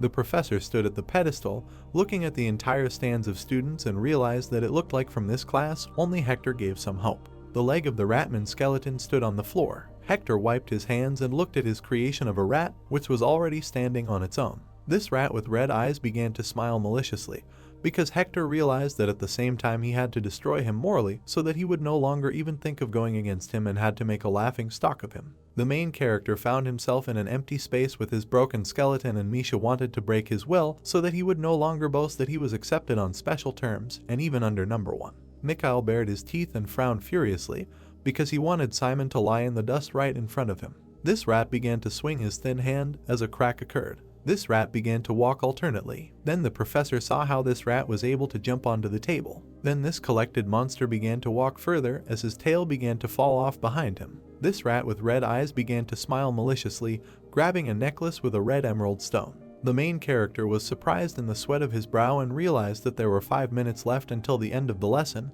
If the necklace remained in his hands, then Hector would have every chance of winning. He immediately continued to assemble his rat man and tried to insert a bone into his mouth. At this time, Hector watched his monster play with the necklace, and Simon realized that he had greatly overestimated his strength, because Hector went to preparatory courses, and he had only assembled the skeleton by numbers once, and he had very little chance of defeating him. The brunette lowered his gaze and frowned, because he wanted to remember with a creak what he did in the lesson, but it was better not to even try. He looked at his rat, which was strangely assembled, and dragged apart the parts of the bones, because he must follow his intuition. He grinned slightly through his bangs and realized that he would assemble it as it turned out, and began assembling. At this time, the other students watched what was happening in bewilderment and noticed that Simon had already started with mistakes and decided to spit on everything. The students watched the main character and laughed at his attempts, saying that he had neither courage nor talent. Dick at this time frantically looked at his friend under the ridicule of his classmates. It was the same skeleton with a necklace on its body, because the professor said that it was necessary to get the necklace with the help of the skeleton, but he said nothing about the ideal assembly of the skeleton. The brunette lowered his gaze and closely watched the assembly, realizing that he was short of time and he would not have time to build any complex structure, so he had to make it as simple as possible. He began to connect incompatible parts of the body of the bones and made hands like number 20. Then he grabbed the long bone and understood that number 27 could not be missed because it was an important bone. He skipped bone 28 and put only 29, crossing the bones somewhere in the pelvis area together with 31. The teacher crossed his arms and looked at the student in bewilderment. Aaron's eyes widened in surprise. He saw the long paw of the assembled monster and assumed that it was the skeletal structure of a gray rat. It was a huge rat that was thinning blue smoke and a malicious smile. Then he imagined woolly rats that could walk on 2 legs, because the gray rat is the ancestor of the island ratman. The main character held his hands on his knees when a rare skeleton was recreated in front of him, changing the order and number of bones. Aaron was shocked, covering his mouth with his hands, because he understood that this was not a complete assembly, but it was still undead and did not necessarily have to be assembled in a perfect sequence so that it could move. He became very curious how a student who did not even go to preparatory courses could do this. Did he really intuitively create this in his head? He imagined Simon, who was all shrouded in blue smoke and aura. Dick, along with the rest of the students, began to rejoice, raising their hands for Simon to win. Victoria, along with other students, watched in amazement, noting that she didn't know exactly how he did it, but he had assembled a perfect skeleton. Malin frowned in amazement and realized that appearance didn't matter. Moreover, he had done it in just a few minutes without looking at the drawing. The whole audience hung in a dark aura, looking at Hector, who should have been the center of attention, squatting. Then he frowned bloodthirstily, looking out from under his brows, and didn't understand why they all decided to cheer him up. At this time, two skeleton animals began to fight for the emerald necklace. Suddenly, Hector's monster defeated the rat with blue eyes. The protagonist immediately wilted, seeing his monster with scattered bones. Hector at this time frowned maliciously and thought that he had won. However, he noticed the ironic smile of the main character. Simon immediately waved his left hand. Then he stretched out his hand to catch the bone with the red necklace. He pointed his finger at himself so that this bone with the necklace would fly towards him. This opponent rat looked at the chain flying past in confusion. Then he reached for the chain to knock the rat with the necklace off its paws. Everyone in the audience watched the fight between the rats intently. In the end, a broken bone with a chain and a necklace lay on the floor. The teacher looked at the indignant blonde with cold blood, who considered this cheating because it was just funny. The blonde continued to shout furiously at the professor and mentioned that it was necessary to get the necklace with the help of a skeleton, and a bone is not a skeleton. The teacher studied his eye in amazement, hearing about the bone. The brunette immediately grinned maliciously, snapping his fingers near his face. Right in front of him, the rat's hand began to emit a blue aura. Then Hector watched in horror as the rat's opponent began to come back together. Then the last crunch occurred in the chest area. It was Simon the rat, who was holding the same necklace in his mouth, and everything was according to the rules. This monster released the red necklace from his mouth. The brunette held the red necklace in his hands and said with a smile that he had won. Hector, from such a fate, became angry and tensed up, baring his teeth. The teacher sighed heavily, lowered his head, and said that Simon had won. The main character and the blonde looked at the teacher in surprise. The main character enthusiastically picked up his rat skeleton. He raised it above his head and happily showed it to everyone. He looked at his creation with a smile and almost tearfully screamed that they had won. The dim light of the sun illuminated the room of professors who were trying to discuss the first lesson, and they thought that there were many gifted students in this stream. All the professors were sitting in their chairs opposite the headmaster. They were discussing how the students accepted on special terms and the excellent students who had studied in the preparatory courses were especially outstanding. And in particular, Malin Villian, for example, had greatly surprised the headmistress because she had made Shanifa's poison in the first lesson. Another teacher in a cape extended his hand and said that blood was not found for a colleague, and all 7 young Villian were outstanding students. 2 professors in glasses lowered their gazes upon seeing the extended hand when they were asked about how the heiress of the ivory tower had performed. The brunette in glasses lowered her gaze and realized that they were talking about CERN, and she was convinced that the rulers of the tower were not in vain proud of her. The girl in the black skirt crossed her legs at the table with a cup and said that Shadalmir also distinguished himself because he completely dispelled the myth about the intellectual abilities of giants. Because there is an opinion about giants that they do not make magic, and he would ask Shadal if he is interested in magical specialties. At this time, the professor in the white suit held a cup of tea. Hearing that they already have a star student, and they do not yet have the right to offer mentorship to students. Then they turned to Professor Bahil and asked about how he conducted his first lesson. The blonde with a sly grin took the mug and pretended that they already knew what he should tell them, because they themselves had number 1 of the special students in the lesson, personally chosen by Neftis. Bahil sat languidly in his chair, holding a mug of tea, and declared that he had lost to another student 1 to 10 during the competition, and the professor himself was not yet sure whether he had any talent at all. It was unexpected for some, but still, he was number 1, and was there really nothing remarkable about him? Another professor asked. Aaron passed by and scratched his neck as if he had just woken up, when the conversation was about how his magic resistance was unexpectedly high, and he had withstood 9 exhaustion casts. The teacher with purple hair convulsively grabbed her face, surprised by 9 casts, because magic resistance is undoubtedly important for a necromancer, but for number 1, it is somehow not very good. All the professors were sitting at the table, when Aaron was just pouring water for his tea, and he was asked if he had class today. This professor in a white shirt looked at his colleagues and asked what was the matter, because they were interested in the special student number 1. Bahil looked at his comrade enthusiastically and asked him about how Simon had shown himself. The brunette looked away timidly and said that he was just a slow, mediocre boy, and the only thing that impressed him was that he had constructed the object of summoning very creatively, albeit with mistakes. The blonde picked up the cup from the saucer with a slight grin. The purple-haired teacher placed her palm on the table next to the cup, while everyone was thinking that this year's special number 1 was not talented at all and that it couldn't be that way. because Nephtes had chosen him. Bahil smiled sarcastically, his eyes wide, and it seemed to him that Aaron was throwing dust in his eyes and lying. Bahil put the empty cup on the table and understood that Aaron had a bad character, and for him to speak so ambiguously about a student, it could only mean that this student was very interesting. Aaron, at this time, calmly drank his tea, looking out the window. Bahil understood that such a description as a slow, mediocre, but creatively constructed object of the summoning is simply a praise by Aaron's standards. This teacher put his hands in his pockets with displeasure and introduced a smiling Nephtes, because it was she who chose this boy and Aaron was interested in his talents. Bahil sarcastically touched his chin with his finger and realized that this was an intrigue. Then the blonde called out to the professor in shorts, who was standing in the distance. The brunette looked with displeasure at his comrade, who asked him a question about something he had said last year and tried to remind. Bahil closed his eyes with a mocking smile, scratched his cheek and said that he was no longer going to personally deal with students and mentoring. The brunette slightly drooped and sullen. Then the teacher slightly closed his lips and was going to somehow justify himself. Suddenly, Nephtes burst into the room with a happy smile and waved her hands to everyone.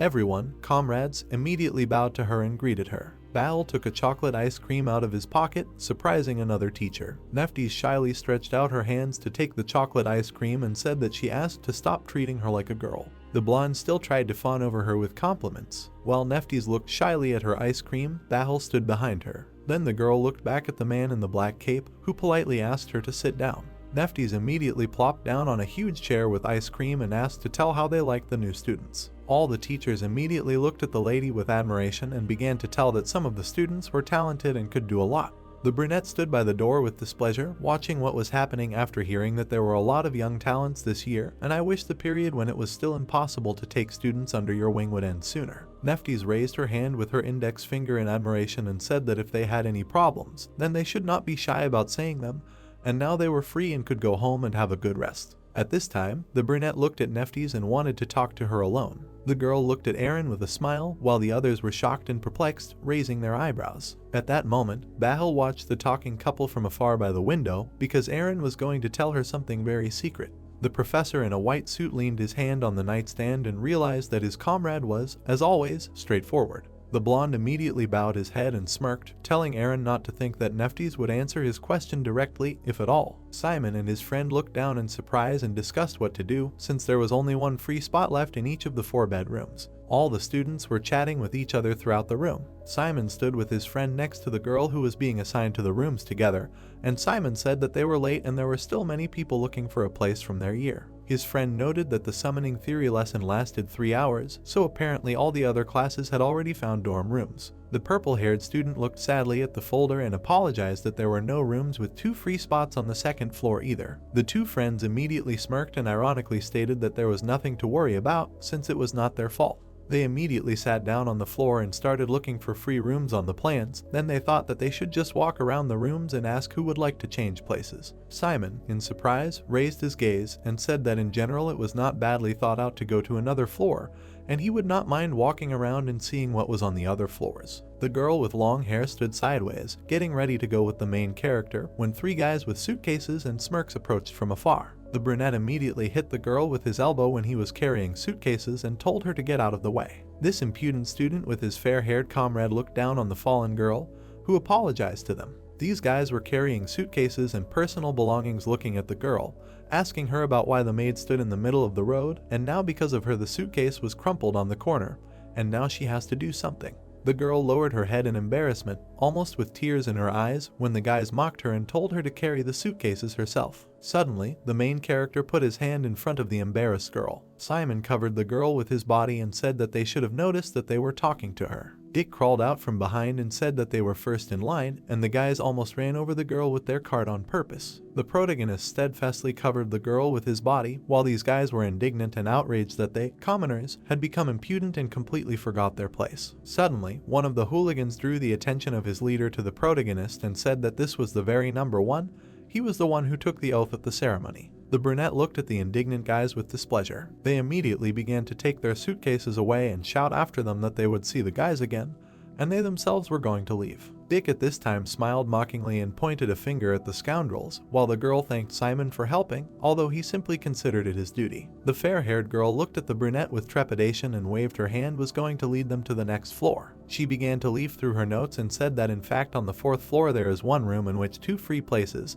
This is room 409, spacious with a good view from the window and close to the stairs. The girl immediately lowered her gaze in embarrassment when the guys looked at her with bewilderment when they should have understood who lives there. She embarrassedly hid the folder and sweating, stretched out her hand, saying that rooms 412 and 413 have 1 free place each and wanted to check them first. Allegedly with 409 there is some problem. She began to wave her hands in front of the guys and said that there are already students there. The protagonist and his comrade coolly put their hands in their pockets and offered to just move in with those who had already arrived. They stared at the girl who was clutching a folder and said that a second-year student lived in this room and his name was Kajin Edvald. The protagonist was surprised that this was a dorm for freshmen. The blonde followed the brunette with slight fear when the girl said that this Kajin stayed for the 2nd year because he had some problems with his studies, so he was starting the 1st year over again. She sweatily whispered in their ear that she was just the administrator of this dorm and she didn't know the details. Well, she heard that many who moved into his room soon asked to be moved somewhere else. She added that the students were covered in bruises, and, in general, this guy causes a lot of trouble, and usually such people are expelled from Kizan, and it's strange that they made an exception for him. The blonde looked at the main character with fear and said that they could just look for another room. They approached the door with a sign numbered 409 and Simon wanted to come in at least to say hello. He immediately touched the door handle. They opened the room, which was all dusty and covered in cobwebs. Then they began to approach the bunk bed and saw a sheet and apologized for waking the man. A bandaged hand appeared from there, grabbing the frame when Simon explained that they would like to settle in this room. The blonde frantically watched what was happening behind the confident brunette. The fair-haired guy in a white t-shirt looked intently from under his brows at the guys. Then he pulled out his eye with a scar and realized that they were new. He was sitting on the 2nd floor of the bed and timidly scratching the back of his head, remembering that today was the ceremony and time flies. Then the blonde guy looked at the guys and said that there was no need to be so polite because he was also a 1st year. The blonde guy was hiding behind Simon with fear, who was looking at Kajin with excitement, holding his head. He looked down at the guys with displeasure and said that he did not know how long he would be able to stay at the academy, but they should know something. The blonde put his arm around his friend's shoulder and didn't stare up when they were told first of all not to poke their noses into other people's business. Kajin then began to explain that they shouldn't make any noise until he went to bed, and when he fell asleep, they could sing, dance or stand on their ears, thus letting the guys know that they could stay here. He wrapped himself in his blanket and added that it didn't matter anymore because sooner or later someone would move in anyway. The guys looked at the bunk bed with bewilderment, where Kajin was wrapped in a blanket on the 2nd floor. At that moment, the guys looked at the hostel administrator with a grin and said that they would be moving into this place. Simon explained that he didn't think Kajin was such a bad person. The girl in the gray cape wrote down the names of the comrade on the table and said that if they had any problems, they should not hesitate to contact her and she would report it to the dorm managers and sort everything out. The door to room 409 opened and the guys were wished good night. The blonde was holding a thick book in his hands with displeasure and looking up, asking the main character if Kajin would wake up. The hero himself did not know the answer to this question for sure, but he added that Kajin said that it was only possible to make noise when he was sleeping.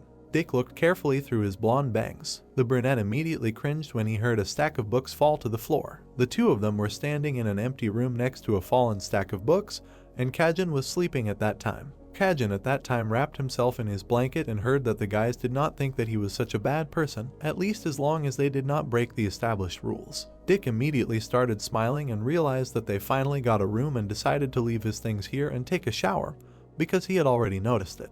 The brunette exclaimed in surprise when he heard about the shower. He immediately wrapped his head in a towel and happily closed his eyes from the pleasure. They walked along the corridor and dried themselves with a towel after the shower. Dick dried his head and said that he had never seen a person so sincerely happy about a simple shower stall as if he grew up in the mountains, to which he received an ambiguous answer. His friend watched as the brunette poked his finger at the mixer in the shower and said that he did not advise him to exclaim every time he pressed the tap, because people would get the wrong idea. Dick threw a towel around his neck and looked at the main character with a smile, saying that he was accepted on special terms in number 1. And so everyone and their dog says, and now, in addition to the glory of a talentless imposter, he will also acquire the glory of a country bumpkin. Dick began to frantically climb the steps and plopped down on the bed, adding that he considered it luck to be in Kizan. The blonde sat on his bed, leisurely sitting down and looking at his friend, telling him that everything depended on their grades, how long they could stay here. The brunette heard that in the second year less than 300 students would remain. The protagonist looked at his friend with slight surprise and said that there were a whole lot of them here only because in the first year students cannot be immediately weeded out, because this is called the defense period,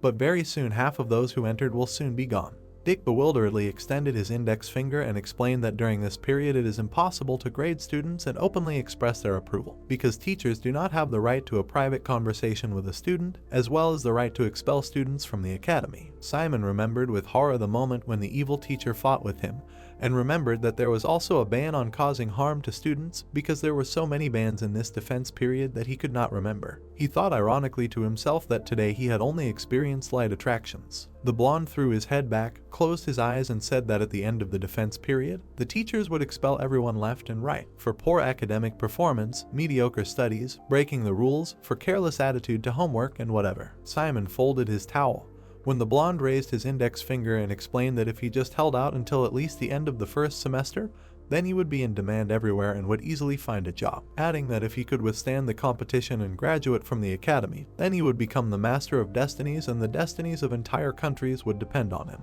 He snapped his fingers and pointed at the surprised protagonist. Then he amused himself on his bed and added that, in his opinion, a graduate of this academy can become anyone except perhaps a member of the royal family and, however, if some small kingdom gives him a princess, then it will be possible. The brunette asked his friend if he wanted to have a title. Dick leaned his head on his hand and said that being a nobleman was more profitable, but it was not an end in itself for him. He brought 2 fingers into a circle, where his friend's dissatisfied grin was visible. He closed his fingers with a malicious smile and imagined that there must have been money. The brunette looked at his lying comrade and clenched his palms, because he was going to immerse himself in his studies with his head. Suddenly, a suitcase flew up from the floor, which scared the blonde. Dick was stunned by the fact that the brunette was holding a huge suitcase on his hand and tried to understand how he did it, although it was a spatial pocket. Simon covered his face with a board with notes and skeleton drawings, because he got the skeleton set of the island Ratman, because he did not go to preparatory classes, so he bought something for practice in his free time. Dick immediately became interested, and he fell to the floor to look at the contents of the box, because he understood that they had just broken away from lessons, and he wanted to study again. Simon added that he just did not want to forget what he was able to do today. He smiled and twisted the rat skull on his hand and asked his friend if he wanted to assemble the skeleton correctly this time. The main character answered that he would trust his intuition. He immediately began to collect the pieces of the skeleton piece by piece into a single whole. Dick looked at what was happening in amazement, his mouth open. He released the small rat skeleton from his hands and Dick realized that he had made exactly the same one in class. This rat raised its head and began to look around, because Simon explained that it did not turn out very well because it took more time to assemble and the left paw is lame, but he still assembled a whole skeleton, and this amazed his friend. The brunette immediately began to stroke his skeletal monster. With one press, with a sad look, he broke it again. Dick was shocked and excited, waving his hands from the strip of his own invention. Dick looked at his friend with alarm and tried to understand what was happening. He remembered the moment when Aaron connected 2 bones, because skeletons awakened by necromancy gravitate to take their natural form. Then the teacher with a cold-blooded look connected these 2 bones in his hand and said that this is called the force of attraction of the initial form. Simon looked at the dim night light in surprise. Then he smoothly closed his eyes, covering them with long bags. It was a large dorm room where everything was scattered, and they understood that skeletons awakened by necromancy tend to take their natural form. The protagonist understood that if he remembered the order, it would not be difficult for him to assemble the skeleton completely. Broken bones of the skeleton lay on the floor. Then a skull appeared. The necromancer immediately extended his hand and revived the skull, whose red eye lit up. A red beam of light flashed past the blonde, who was excited. This monster immediately jumped into the air and turned out to be a red aura. The blonde stared at the new animal and was shocked that it had gathered itself together, and this is amazing. Then Dick was already falling asleep and began to yawn, closing his eyes, wondering how he did it if he did not even go to preparatory courses. The dim light fell on the windows with bars, and the blonde really wanted to sleep, so he was going to go to bed. Then the animated monster turned to his master and asked his opinion. The main character stroked his little beast's skull and replied that he would stay a little longer, but Dick was already going to bed. The brunette enthusiastically stroked the monster's spine and said that tomorrow's first lesson would be the dynamics of darkness. This ratman looked at his master with a blue glow in his eye. The protagonist sat on the floor opposite his new little animal and said that this time he would follow the drawing. He began to cross 2 bones with surprise and said that it means that you need to connect them so that the knees and joints are correct, maybe then he will be upright. He connected these 2 thin bones along the cartilage, and he did not succeed. Then he began to keep drawings and write them down in an album, because according to his instructions, simply turning the charter in the other direction did not help. These were entire drawings and notes, because the formulas for dropping skeletons are the result of centuries of accumulation of experience of necromancers, and most likely this experience was obtained by trial and error. The brunette sadly looked at the bright light of the lamp, and this is how he was trying to find the correct formula now. At this time, he tore off the skeleton's leg and was going to rearrange it, because each task has reasons and meanings, and trying to recreate the formula for correct assembly by trial and error, and he begins to understand how much necromancers of previous generations had to endure. Then he started to finger the rat's hand, and he tried to swap bones number 25 and 31. He looked closely at the two-headed monster and noticed that it was awkward, and he saw that this combination did not work, so he wanted to put everything back. Then he hugged the monster with a trembling smile and realized that no matter how much he thought he could do better, he still had the only skeletal structure that made his movements most natural, and he noticed how quickly he learned. Then he picked up a book and knew that he had to continue his research. He immediately stretched out his palm and began to emit dark magic, because his father had summoned skeletons in their village to help the peasants with these skeletons that fall of Lorraine to pacify the street punks. This bone rat looked with trepidation at its owner, who was trying to understand very much what he lacked so much to be able to do this. He looked closely at his little animal and impatiently waited for the next lesson. The sun's rays were breaking through the windows of the university building, where they said that darkness is the main power of a necromancer. It was the professor of darkness dynamics, Eric Ora, who put his hands behind his back and explained that the dynamics of power for them is the basis of basics. The brunette listened attentively to the teacher while his friend almost fell asleep during class. Eric asked them how exactly the darkness allows them to do black magic, because for this you need to understand the laws of the current of darkness, the meaning of runes and magic circles. It was a stone dome with sparkling fire, because runic writing dates back to the times of the Temple of Del and the Bowl of Eternal Fire. Then all the gods in ancient times worshipped this bowl of fire from which the rays descended, because at first no one wondered why the fire did not go out, because it was considered a manifestation of the power of the gods, and asking questions about such manifestations was blasphemy. Such people were condemned and pointed with a finger in the form of black silhouettes. In those days, people stretched out their palms to the eternal flame and noticed some letters in the ashes of the eternal flame. They said that they were amazed that the inextinguishability of the flame was caused by only the inscribed letters. People worshipped this eternal flame, from which various symbols and hieroglyphs emanated. The blonde had already fallen asleep and hit his head on the table, while Simon was writing down everything about how exactly the runic script was discovered. Eric took the chalk in his hands and went to the board, looking back at the students, and told them that the necromancers and wizards of antiquity supplemented and improved this script, and that is how it has come down to our days. He began to draw magic circles on the board and showed runes supplemented beyond those discovered at the Eternal Flame, and 2 magic circles using the above-mentioned new runes. The main character at this time was closely watching the teacher and wrote down everything where they said that one of these magic circles is not working, and the one to the right of it is a working circle. The difference between them is only in how to use it. All the students were sitting on the stands and listening to the magician's lecture, because they themselves had already worked with stencils and were freer. Darkness is used in the case that he did not finish talking about. He put the piece of chalk back, and with this he finished the lecture, because he had homework for them. The teacher threw his hands on the table and told everyone to take the non-working magic circle, which was drawn on the board, and do some work on the mistakes, namely, to bring him the correct outline, which will make it possible to activate it. He stood near his stand, while the other students sat in their places, and told them that he would call 3 students to the board of their choice so that they would present their work, and they would definitely see each other at the next lesson. White clouds and rays of the sun enveloped the university building under the tired slogans of the students that the dynamics of darkness is so difficult.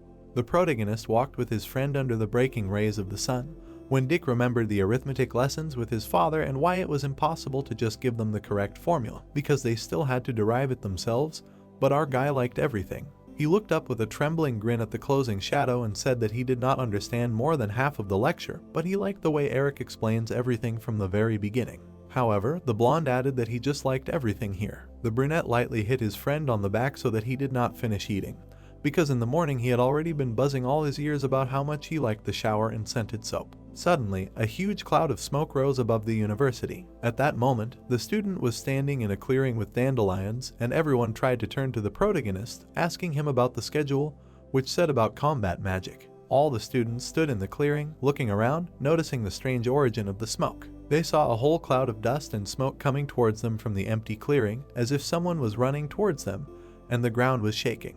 The paw of a huge animal appeared. They noticed a whole flock of hippos running towards them. All the guys stood in a circle and trembled convulsively when they were surrounded by these massive hippos. It was a young, shaved teacher who was sitting on a hippo and introduced himself as Professor Ta, who would be teaching them a lesson on the mountain, so he asked them to jump on the hippos and go forward. The blonde frantically whispered in his friend's ear that he shouldn't be surprised because Ta is a well-known madwoman, even among the Kizan teachers, and he heard that she lives in the mountains, wandering with a tent along Mount Roke. This huge animal blew steam from its nose, and the boys asked the professor if he really wanted them to climb on these giants. The blonde boy, in the company of his disgruntled friend, pointed a finger at the teacher and said that they could throw a blanket over them. At this time, Ta stood unwaveringly on the animal, and a blue aura began to thin out from his leg. In a deft jump, he did a somersault and was about to land in front of the indignant students. This disgruntled boy's eyes bulged in horror. The young teacher landed right on the disgruntled student with both feet. All the other students watched what was happening and were shocked as Ta stood on the impudent man who told him how dare he command, being a commoner. Ta frowned contemptuously, looking at the student, and asked where such ignoramuses come from.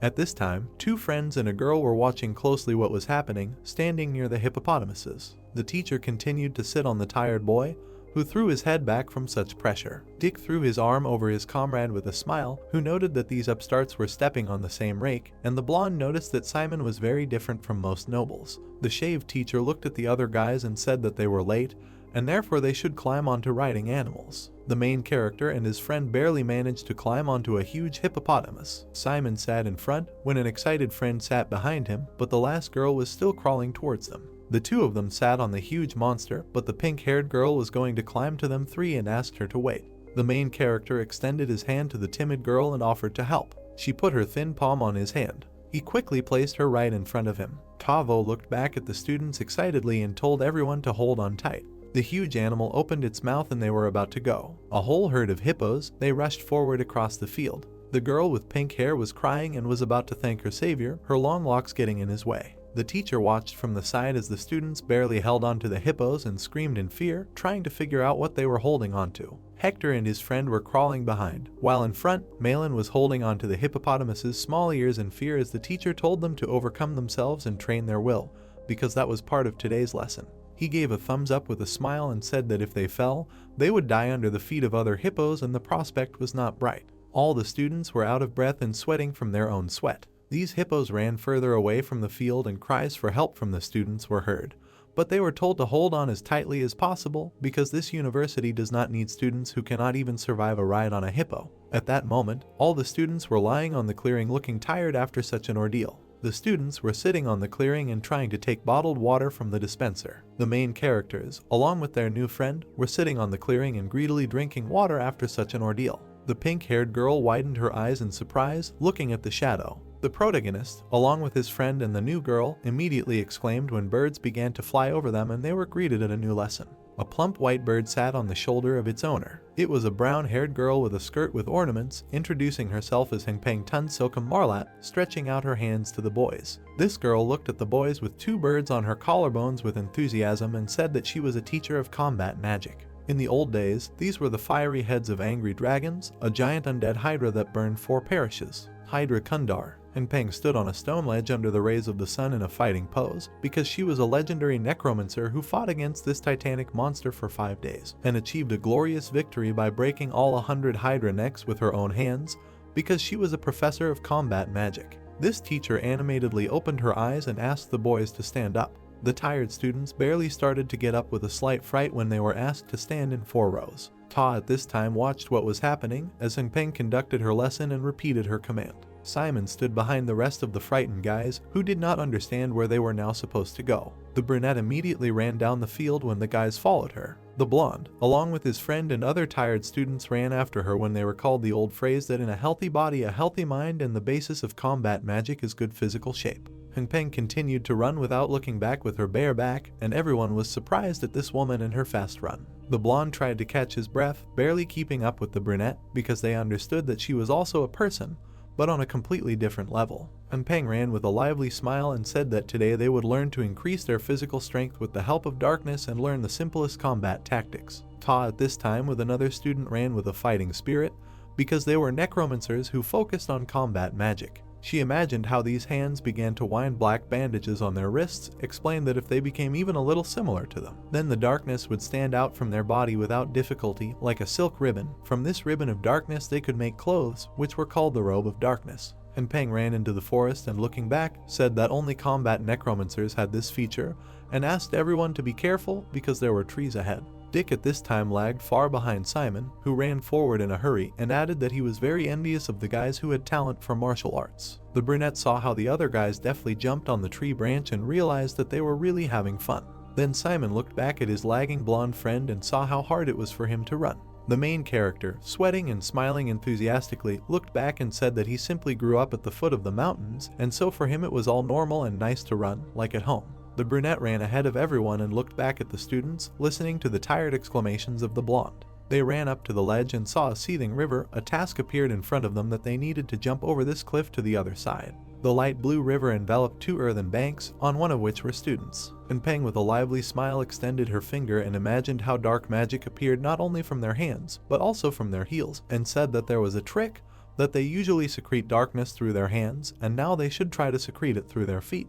She decided to show by her example and began to walk forward when a black aura came from her feet. She deftly soared into the sky above the group of students, who were surprised. Then, with the help of this black magic, she walked through the air. They saw how their teacher deftly did somersaults right in the air and landed smoothly on the ground. Dick and his friend were surprised, their eyes bulging, because they only had to make one jump. The brown-haired girl looked back at the guys with a smile and said that at the moment of the jump they should secrete darkness through their feet, as if spraying it through the air, and they should feel as if the darkness was pushing them up. Then Peng jumped from one bank to the other across the abyss in a sharp jump. Her legs were bent and landed right on the grass, leaving dust. All the students saw how their teacher appeared on the other bank and called them to her. Some of the guys rushed to run forward and wanted to try it. They were confident in themselves and deftly jumped from the cliff, but began to fall down. Although with difficulty, they managed to do it, getting over the river and climbing up the ledge. The teacher held the stunned student by the hand and explained that if you start the current of darkness late, you can fall like he did now, and next time asked him to start doing it earlier. The blonde sweated looking at his friend, who closed his eyes and thought about how to just push off from the darkness. Dick immediately waved his hand to his friend and began to run forward,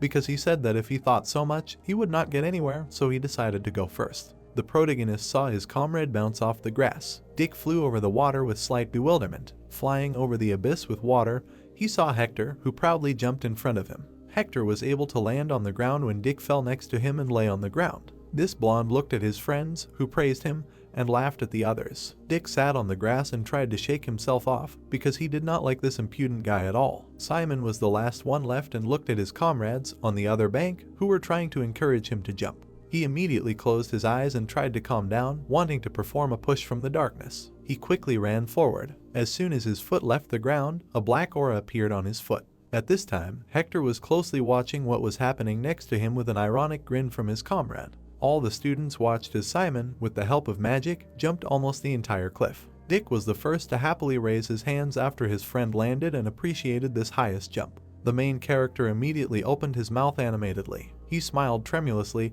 clenched his fist, and was glad that he succeeded.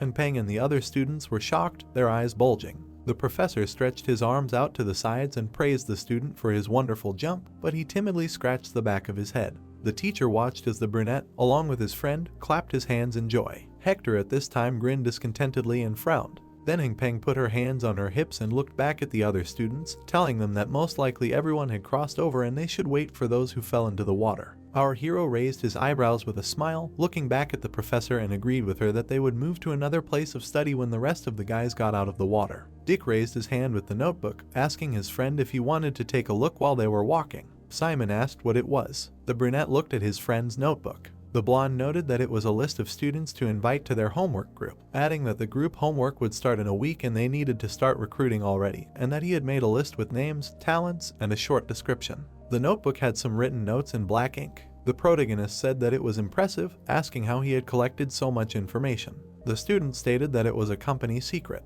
The student looked at his notebook with a wide smile. The protagonist thought that he was barely keeping up with the lecture material, while Dick had found information on so many students. The brunette looked at his friend with a serious look, noting that that was why he had approached him and not Hector, since he had already collected information on him and he didn't like the information. The protagonist asked his comrade what he could tell him based on his research. Dick put his notebook in his jacket, noting that most of their class was pretty good. Ta was holding the pink-haired girl by the arm, whose eyes were spinning. The blonde said that this girl who was riding with them on the hippo, she most likely won't stand the competition, and she will be expelled as soon as the defense period ends. Our hero stared at the pink-haired girl. Dick noted that out of the entire class, only 2 people couldn't jump over the cliff, and she was one of them, so she would probably get it. And Peng looked at the guys with a smile, running to the side. The professor said that they had rested a little, so it was time to run again. The students thought that they would rest some more. Dick looked at his smiling friend in bewilderment. Simon said that he liked this lesson so much, and it was so dynamic. The blonde said that he liked all the lessons. The protagonist widened his eyes, looking straight ahead. Hippos appeared from behind the bushes, running straight at the students. The student shouted to the professor that a herd was running towards them. The guys looked back in the direction where the teacher should have been. The guy noted that they needed to call Ta for help. The hippos were quickly running towards the guys. The guy shouted that Ta was not there either. The main character looked at the herd in fear, saying that this was not good. The protagonist began to gather dark energy in his feet, thinking that he needed to push off from the darkness, after which he jumped into the air in front of the beast. The protagonist gritted his teeth, watching the events intently. He noted that Dick said that there should be no dangerous situations during the period of protection of students, wondering if this was someone's mistake. The protagonist looked ahead with panic in his eyes, thinking that someone could get hurt if they failed, after which he began to look straight ahead in surprise. The student created a magic circle, putting the hippopotamus to sleep. The student lay on the ground under the created magic circle. The rest of the students climbed the tree branches. Simon was hovering in the air at that moment when a girl with red hair appeared next to him. The student greeted the guy, saying that they had not seen each other for a long time. The brunette landed on the ground, thinking that apparently he thought in vain that there was someone to worry about in this class. Dick held onto a huge stick, asking his friend how he was. The main character said he was fine. Our hero lowered his head, sighing heavily. He thought that he was worried in vain, and he still had to withstand competition with 1,000 such students. The blonde asked if he was sure he was okay. The friend smiled slightly, saying that he was probably a little confused, but he should not worry since these animals were under the complete control of Professor Heng Peng. The student remembered seeing other students on the ground who were run around by hippos. Dick noted that Heng Peng was a master of magical martial arts, but she had druids in her family, so she had power over animals, and from above he saw that the hippos were walking around the guys who fell to the ground. Ta landed next to the guys, telling them not to sit around too long, and it was time to get up. The pink-haired girl abruptly jumped up from the ground. Ta said that the hippos would soon turn around and run back, and they should get up quickly because the professor was waiting for them there. The teacher said that they could go. White clouds floated above the trees. The students ran along a path through the forest. The protagonist looked ahead in surprise as the petals flew past him. And Peng stood in a green meadow, surrounded by flowers. She shouted that there were no more obstacles, and they should all race to her, squeezing out all their speed. The students immediately rushed to run to the professor, shouting that it was great. The long-haired woman put her hands on her hips, telling the guys that they were great and could now rest. Peng slightly opened her mouth and raised her index finger. She noted that they would have lunch only after class, but she thought that they would be very tired, so she contacted the management. The brown-haired woman pointed to the side with a grin. The students asked what was there, and Peng told them to take a look. The boys were standing near the food truck, and Peng said it was afternoon snack. The teacher looked at the students with a smile, asking if they wanted to eat. The boys shouted that she was the best. The protagonist and his friend were sitting on the grass, putting a tray of food on their feet.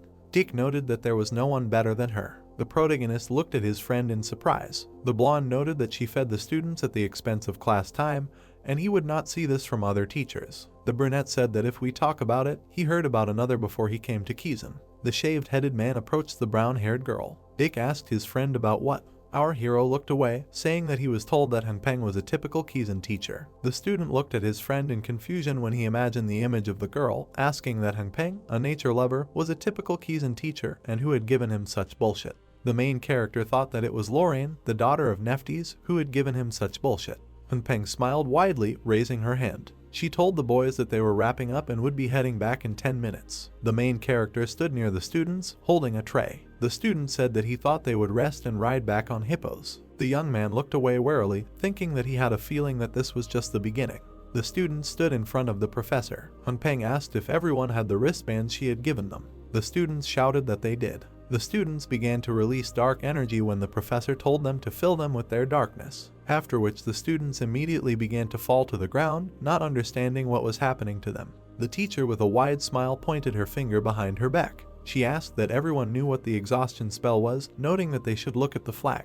The protagonist and his friend looked at the teachers in bewilderment. The professor said that they had to climb the hill under the effect of the exhaustion spell, and they had to get ready. The students looked at the formidable teacher in horror, and Peng said that she would watch who fell behind. The teacher held a red flag above his head. The students wondered if the professor was serious and if this was even legal. Ta shouted for everyone to come to the start.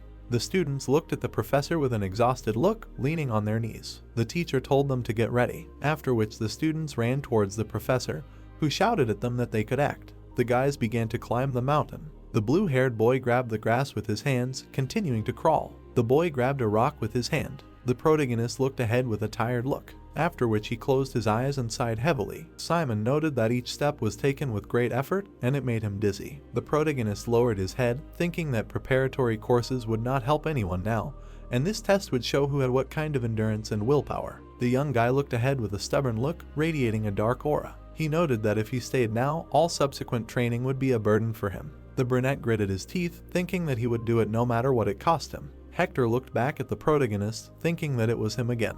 The student continued to climb the mountain with a frown. The blonde thought that he had weakened the effects of exhaustion with his methods to get ahead, wondering that he had caught up with him anyway. Hector climbed up with a dissatisfied look, noting that he would smash him to smithereens there too. And Peng stood in front of the boys, saying that they were almost there. Hector extended his hand, thinking that this time. The protagonist extended his hand in front of him, thinking that this time. Hector and Simon looked ahead with a frown, thinking that first place would be theirs. A female leg appeared next to the boys' hands. Malin easily overtook the boys, adjusting her hair. Unpeng said that Malin took first place. The blue-haired girl slightly bowed in front of the teacher. The professor congratulated the student. The girl thanked Unpeng. The teacher said that she walked at a normal pace and was not tired at all, asking how she managed it.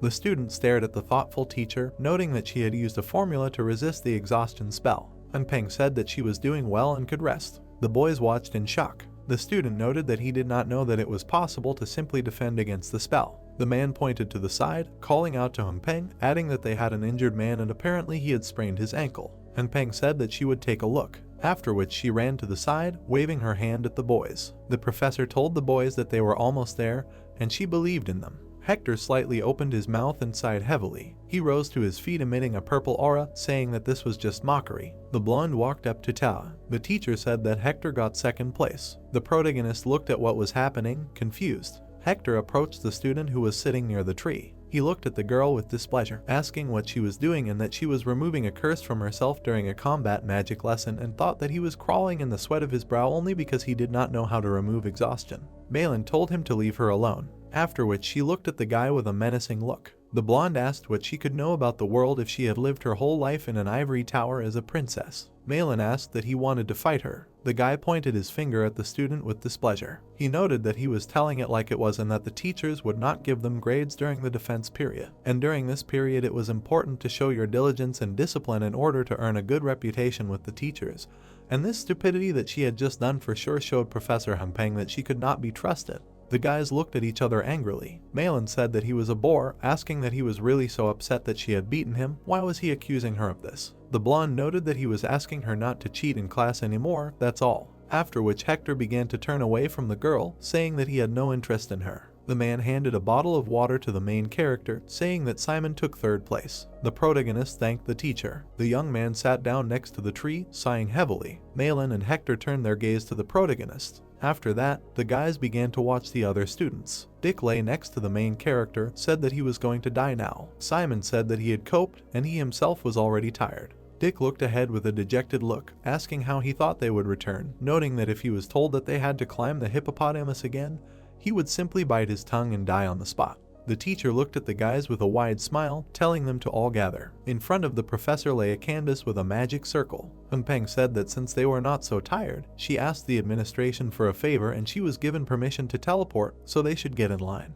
The students thanked the professor. Dick and Simon started approaching the teleporter when the professor said for the next ones to go. The boys looked at the bright light that appeared in surprise, after which the protagonist collapsed to the ground. The young boy grabbed his back, asking where he was, noting that it was not Kisen. There was a small window on the wall. The protagonist stated that it looked more like his house in Leshill. The young boy looked ahead in surprise. The professor apologized to the boy for scaring him. Unpeng appeared in front of the protagonist with a wide smile. The woman told him to sit down and she would explain to him why she moved him there. The boys stood opposite each other.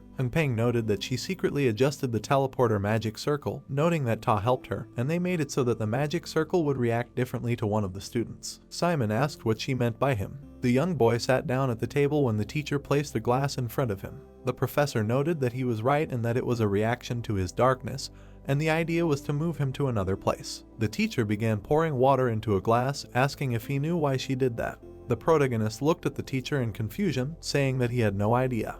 Peng closed her eyes and smiled nervously. She said that she was responsible for the safety of the students, so she decided to move him to her house. The brunette looked at the teacher in surprise. The professor stated that she also wanted to talk to him in private. Simon asked what she wanted to talk to him about. The woman folded her hands in front of her, stating that they were not allowed to talk to the students in person until the defense period was over, but she knew that some professors had already broken this rule. The protagonist furrowed his brows, staring at the woman as she called his name. The brunette looked at the student with a serious look, asking how he felt about going into the combat magic specialty. The protagonist looked at the woman in bewilderment. The brunette said that if he wanted, she would make him her student. The brunette asked how that was and that he would be her personal student. The teacher raised her eyebrows and raised 3 fingers. She said that she would teach him herself, and she would be able to teach a personal student with full responsibility and purposefulness, noting that they were allowed to take no more than 3 students from each stream, and the better the professor, the better his student. The teacher looked at the student with a confident look, noting that she wanted to give him such a rare opportunity. The protagonist looked at his professor in surprise, and Peng asked what he thought.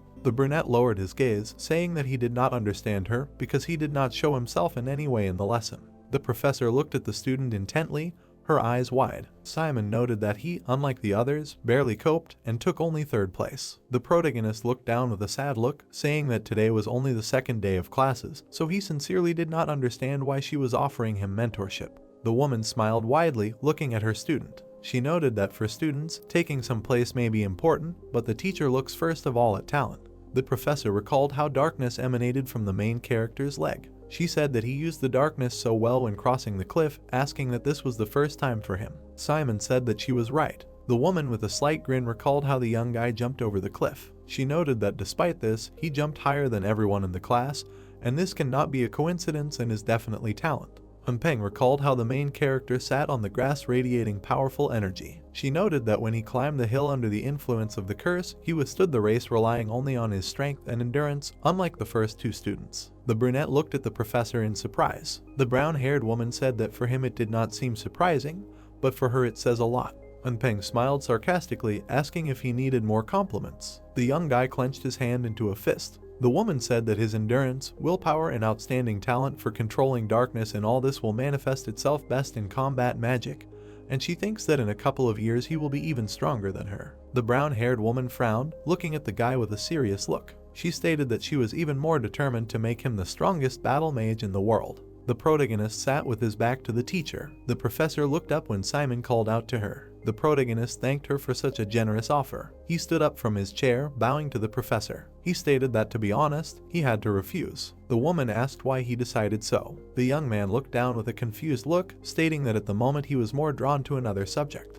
Peng closed her eyes and stretched her hands out in front of her. She thanked the guy for speaking up right away. The brunette looked at the brown-haired woman in surprise when she said that it didn't mean she would give up so easily. The protagonist looked at the woman in confusion, and Peng said that he still had a whole year ahead of him, so she would have plenty of time to convince him. The protagonist asked why she was willing to go so far for him.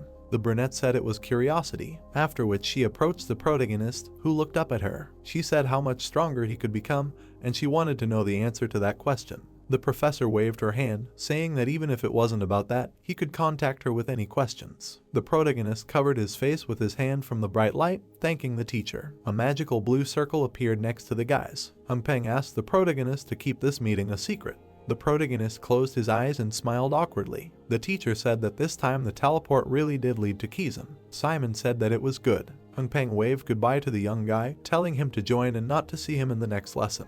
The brunette stood with one foot on the magic circle, after which a blue aura surrounded the young guy. Simon said that they would see each other in class, and Peng put her hands on her hips while the teacher called her. Ta peeked out the door, asking Simon what he had answered. The woman replied that he had refused. She then reached her hand towards the teapot. Ta asked how he dared to refuse her and could offer Hector mentorship, noting that he was much more gifted in combat magic and that he did not understand why she was so interested in him. The shaved-headed man looked at the woman in bewilderment. The brown-haired woman said that he was a genius. The long-haired woman crossed her arms over her chest and noted that she had seen many gifted children in Kizan. The protagonist walked down the hallway of the building in a dirty uniform. Peng noted that there had never been such geniuses as him. Simon pushed the door with his hand. Dick asked his friend where he had been. The brunette looked at his confused friend, saying that there was something wrong with the teleport. The blonde smiled widely, pointing his fingers at himself. He asked if he knew what had happened to him, noting that he would never guess. The protagonist asked what had happened to him. The friend recalled a bright light surrounding him, saying that when he stepped on the teleportation circle, he felt his body jerk, but suddenly something stopped him. The guy remembered clutching his head while sitting on the floor. He said that when he came to, he found himself in a completely unexpected place and wondered where he was. Bahel was sitting in a chair with an evil grin. Dick said that he was in Professor Bahel's office. The protagonist looked at his friend in surprise, asking if he was the curse theory professor. The friend replied that he was. Simon asked what happened next. The student recalled sweeping the floor, saying that he made him clean the office. Dick smiled happily, his eyes sparkling. He stated that the graduates told him that teachers often intercept students during teleportation, asking what he thought. Was this his case? And Professor Bahel noticed him, and maybe he would make him his personal student. The protagonist said that maybe. The friend shouted that he could not believe that such a celebrity Kizan noticed him. Dick happily jumped up. He asked that he knew what it meant to be a personal student, noting that it was complete freedom and learning, pure pleasure, and the professor was even able to protect from punishment and expulsion. Simon asked his friend to be quiet. The blonde frowned and clenched his hand into a fist, noting that he could not be quieter because it was important. Hector crossed his arms over his chest menacingly, looking at the guy. He stated that he had never heard such nonsense in his life, asking that Professor Bahel would take a commoner as a student, noting that it was ridiculous. Dick looked at the student with displeasure, saying that his honor was displeased, asking what he was jealous of. That Professor Bahel noticed him, and not his jack of all trades. The boys stood opposite each other. The student told him to watch his words, calling him a mercantile bastard. Dick noted that precisely because he was a mercantile bastard, he knew his brother well. The student looked at the blonde with disdain, noting that he heard that he had a row with Malin at the battle mage, asking what he thought. It was hard for him alone there. Hector angrily clenched his hand into a fist. Dick stated that they were all in an equal position there, and he should not boast that the Moore family arranged for him preparatory courses. Hector's eyes widened in rage. Dick said that it was more likely not Malin, but he, who knew nothing about the real world. The blonde said that he was a scoundrel. Then he stretched his hand out in front of him, creating a red magic circle. The red aura began to squeeze the guy's body. Simon asked his friend what was wrong with him. The red aura lifted the guy off the ground. The blonde said that he was a lowly plebeian. The student threw the guy into the wall, asking how dare he. He looked at the student menacingly and asked what he decided to say. Dick grabbed his throat with his hands. Hector shouted that he would kill him. The student grinned wickedly. He looked at the enraged guy, raising his middle finger, telling him to try it. The guy with the comb bangs grabbed his friend, telling him not to do it because it was against the rules and curses cannot be used outside of class. Hector pushed the guys away from him, telling them to shut up. Then he looked away, his eyes wide. The protagonist struck the student. Then Simon jumped to the side. Hector glared at the boy, saying that he was wondering when he would get in too. The protagonist glared at the blonde, while Dick stood behind him. Hector bared his teeth angrily, releasing a dark aura, declaring that they would fight for real. Soap was thrown towards the enraged boy. The blonde looked at his feet in confusion. Kajin appeared in front of the boys, telling them to be quiet. The white-haired boy glared at the boys, saying that if they didn't, he would break everyone's necks. The student looked at the white-haired boy in confusion, saying that he didn't know he was still at the academy. The brown-haired boy yelled at Hector to stop, noting that it was him, the boy who was held back for beating up students. The brown-haired boy looked at his friend in fear, asking that he had heard about it. Hector stated that he didn't care. The blonde looked at the protagonist with a menacing gaze, noting that he should be careful next time because he would not let this happen again. Kajin saw the student off with a cold gaze. Dick thanked Kajin for his help, after which the white-haired guy turned around, sending the guys and telling the students to get out of the way. Simon smirked contentedly, stating that he was not that bad. Dick sarcastically agreed with the protagonist. The yellow dim light slightly illuminated the room. The blonde noted that it was finally a weekend, asking his friend what his plans were. The student looked at the brunette in bewilderment when he said that he did not have any plans. The friend noted that it was quite boring, asking how one could not make plans for the weekend. Simon noted that from what he saw, he had a plan. The student smirked contentedly, pointing a finger at himself. He said that it was true, the weekend program was more important to him than classes on weekdays. The young guy asked why. The blonde looked at his friend with a grin, noting that he would be going to Raucous. Simon asked what it was, a town down the hill, and what he was going to do there. The main character looked at the student in shock, imagining green bills. The blonde said that he was looking for business opportunities. The main character asked what kind of business, after which he sat down on the bed opposite his friend. His friend asked that he knew how much their scholarship was, noting that the further they went, the harder it would be to survive on it, and that of course, they could get a grant for research, but with his grades, it was unlikely. There were books and a bottle of liquid in a small box. Dick said that he planned to start working in his profession as soon as possible. The main character looked at his friend in surprise, his eyes wide. Dick said that he should also find a source of income, and when the defense period ended, the teachers would stop giving out educational materials. The main character asked if this was true. Dick noted that the scholarship would definitely not be enough for the study materials, so the high school students find ways to earn a penny on the side. Simon looked at the blonde with panic, imagining the image of Aaron.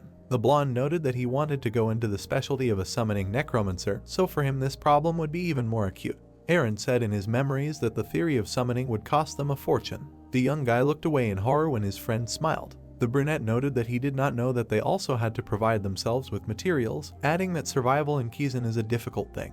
The blonde noted that he was talking about this, after which he stood up, throwing his backpack over his shoulder. Dick said that he could wait until he found an opportunity to earn money in Raucous, because he could probably find a job for himself too. Simon refused his friend, saying that he still had to earn money himself. Dick said that he had a rather strict upbringing when it came to money. The brunette looked at the guy who waved at him in surprise. The blonde said that he would be back tomorrow when he finished his business. The protagonist asked what he was going to do now, noting that it was late and what if the manager caught him. The student winked at his friend and smiled widely. He said that Kizan had strict rules, but they couldn't assign security to every student, and he would get through without being noticed. The protagonist looked away, picking up a small bag. The bag contained sweets. Simon noted that he brought it for Kajin as a thank you, but he wasn't there yet, and Dick left. The protagonist held out a bun to his mouth, wondering what to do. A black silhouette appeared in the window behind the protagonist. The girl stared at the protagonist's back, her eyes sparkling. The protagonist looked at Neftis, who was drooling, in fear. The girl smiled widely, greeting Simon.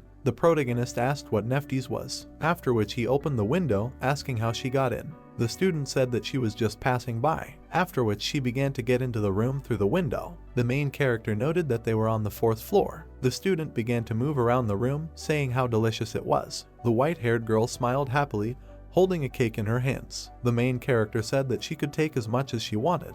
The girl asked if this was true, noting what a joy it was, because at home she was not allowed to enjoy desserts. The student sat down opposite the main character, asking how he was doing at the academy. The brunette said that he was very interested, after which he smiled broadly, saying that the teachers were very cool, the guys were friendly, and everything was very good, noting that he fit into the educational process better than he expected. But at first it was difficult, and he does not hide it, but his friend really helped him get used to it. Neftis waved her hand and smiled broadly. She said that it was great, and she thought that he would have a hard time because he didn't go to cram school. The white-haired girl blushed slightly, saying that it was so nice to see him at Kizan, and it reminded her of the time when Richard was a student there. The protagonist asked what she was talking about his father. The white-haired girl imagined the image of the protagonist's father in a school uniform, noting that his father also went to Kizan. The girl sighed heavily, narrowing her eyes. She said that Richard was a real rascal, and Simon was nothing like him, so serious, responsible, and his father was just a walking disaster and also too smart. The young man looked at Neftis with bewilderment, who said that he made fun of the teachers and got punished for it, and skipped classes, noting that a couple of times she even personally dragged him to class. The protagonist lowered his head, clutching it with his hands. He said that it was hard to believe and that he knew his father in a completely different way. Neftis asked if it was true. The protagonist asked if he graduated from Kizan. The student widened her eyes and opened her mouth, stating that it was not so, and that he interrupted his studies, saying that Kizan was too small for him in scale and Kizan had never seen a student like him. The protagonist looked at the girl in confusion. The white-haired girl collapsed on the bed, noting that he was a special case. She was young at the time and did not know how to deal with him. Neftis looked at the ceiling with a sad look, noting that she was young then too, after which she jumped out of bed and smiled widely, stating that Richard had turned the entire Rook Island upside down in his time, and if he walked around and looked, he might find traces of his father's magic. Simon asked if it was true. The girl stood up, noting that he could try, and thought it would add interest to his studies. The protagonist asked if she was leaving already. Neftis raised the window, down, noting that if she was late, she would get yelled at and they would see each other again soon. The white-haired girl climbed onto the windowsill and winked at the protagonist, thanking him for the treat. The student jumped off the window, dropping the paper. The brunette grabbed the paper, shouting at the girl that she dropped it, after which Nephthys suddenly evaporated into thin air. The protagonist closed the window, saying that apparently this was a note for him. The student widened his eyes, looking at the note. There was a map drawn on the sheet. The protagonist asked if this was a treasure map, but why was there a skull at the end of the path? The student frowned, remembering the girl's words that his father turned the entire island upside down. The brunette stood in a dark forest with a bag on his back. His eyes widened and he smiled nervously. A bunch of red eyes from the forest were visible in front of the guy. The protagonist squeezed the strap of the backpack, thinking that he had taken permission to go overnight specifically for this, and he could not miss this opportunity. A sign appeared in front of the main character, on which it was written that there were monsters. He noted that there were monsters in Les Hill too, but he didn't know what kind of monsters lived on Roke Island, so he had to be careful. The protagonist turned his gaze towards the fortress, saying that there was a stream on the east side and Kizan's fortress on the west side, noting that he was on the right track. After which the protagonist's eyes widened. He peered out from under the bushes, wondering what kind of large predator it was, noting that this howl. A red eye of a monster appeared from the bushes. Simon noted that it was a monster. The huge beast pounced on the protagonist at the moment when he began to take out his knife. The young guy swung the knife in front of the monster. He gritted his teeth, noting how fast it was. The brunette jumped aside from the beast, wondering what kind of monster it was because it flashed in the darkness and he didn't have time to see it. A huge gray beast bared its fangs, looking at the protagonist. The student noted that it was a werewolf. The protagonist clenched his hand into a fist, thinking that judging by its size, it was a young specimen, and if this were before he started studying at Kizan, it would have simply run away. The young guy shouted for them to rise up. Bone monsters began to rise from the ground. The brunette moved his hand to the side, pointing his weapon to the side. He shouted for them to prepare for battle. The bone monster grabbed the blade with its paw. The bony one grabbed the weapon with his hand. The protagonist with the summoned monsters prepared for battle, saying that he no longer needed to run away from monsters. The werewolf grinned discontentedly, looking at the guys, after which he moved towards the guys. The protagonist shouted that he was approaching. The ratman rushed to attack the wolf when Simon shouted for them to move into battle. The monster swung its paw, throwing the rat back. The brunette covered one eye and grabbed his head with his hand. The bone monster plunged the blade into the werewolf's back. The protagonist extended his hand in front of him, shouting for them to act. The ratman jumped into the air, swinging the blade, when the brunette shouted for him to rise. The monster clutched the weapon tightly in his paws. Then he swung it. The protagonist furrowed his brows, looking furiously ahead. He shouted for him to pierce him. The bone monster pierced the werewolf in the chest. The young man rushed towards the monster, declaring that this was his chance. Simon swung the blade, gritting his teeth. Scarlet blood gushed from the monster. The brunette collapsed to the ground, declaring that he almost got into a mess. The protagonist looked ahead in confusion, thinking that this was his first real battle in Kizan, and how useful his training with the ratman skeletons was. The monster's blood was spreading on the ground. The student noted that in Les Hill he would have run away from such a monster, and in just 3 days in Kizan they made him so much stronger. The student looked away with a serious look, wondering where the limit to his growth was if he could endure all 3 years in Kizan. A small part of the monster's ear broke off, falling to the ground. The protagonist said that he had no time to dream, and he needed to deal with the body before other monsters began to converge, led by the smell of blood. The young guy looked at the ratman, whose head fell off. The student put his hand on the bony one's head, saying that he was injured, and that he was a good boy, he served him well. Simon looked at the remaining summoned monster, saying that there was no point in them getting into a fight anymore, and they would be careful. The brunette looked out from under a tree branch, noting that they had arrived. The guys came out into an empty field. Simon noted that there was nothing there and not even grass grew. The young guy looked thoughtfully ahead, saying that if the grass did not grow, it meant that there was something underground. The student threw a shovel and a light bulb into the air, after which they picked up the tools. The protagonist noted how good it was that he had thought to borrow some tools from the dorm. The protagonist stuck the shovel into the ground. The guys began to dig up the ground, raising clouds of dust. The protagonist said that it was something stone, and that it was a black stone, asking what it could be, and that some kind of device was buried. A small hole in the ground appeared in front of the hero. The brunette looked at his hand, sighing thoughtfully, after which he extended his hand to the hole, stating that if it was some kind of magical device, it would react to his darkness. Light appeared from the ground. The young man noted that it reacted. The guys looked ahead in surprise. A staircase underground appeared in front of the student. The protagonist blushed slightly and grinned contentedly. The ratman raised the flashlight, looking at his master. The hero suggested that the monster go down and take a look. A small obelisk surrounded by branches was visible in the room. A skull lay near the obelisk. A thick cloud of dust swirled around the skull. The protagonist began to go underground, asking what kind of place this was and that these were some kind of ancient ruins. The protagonist extended his hand in front of him, noting that it seemed familiar to him. Runes were visible on the walls. The young man said that these were ancient runes. The student looked at the wall curiously, saying that maybe the ruins were ancient too, if this dungeon was all painted with ancient ruins. The main character turned his attention to the obelisk, saying that it meant that it was some kind of magical altar. The ratman pointed to the side when Simon turned his attention to him, asking what he had found. The guys turned their attention to the skull, next to which a handprint was visible. The student reached out to the skull, after which he looked at it in surprise, thinking that even with his meager understanding of necromancy, the student took the skull in his hands, noting that he saw that it was a very ancient undead and very dangerous. Simon asked what the skull of such a monster was doing there. Suddenly, bones fell in front of the hero. The brunette leaned over to the bones, saying that he was scared, asking what happened. The student took a part of the bone in his hand, saying that this was bone number 2. Our hero inserted the bone into the skull, after which he grinned contentedly, thinking that he did not know how this undead would behave if he tried to pick it up, and maybe it would even attack him, but he still wanted to collect it.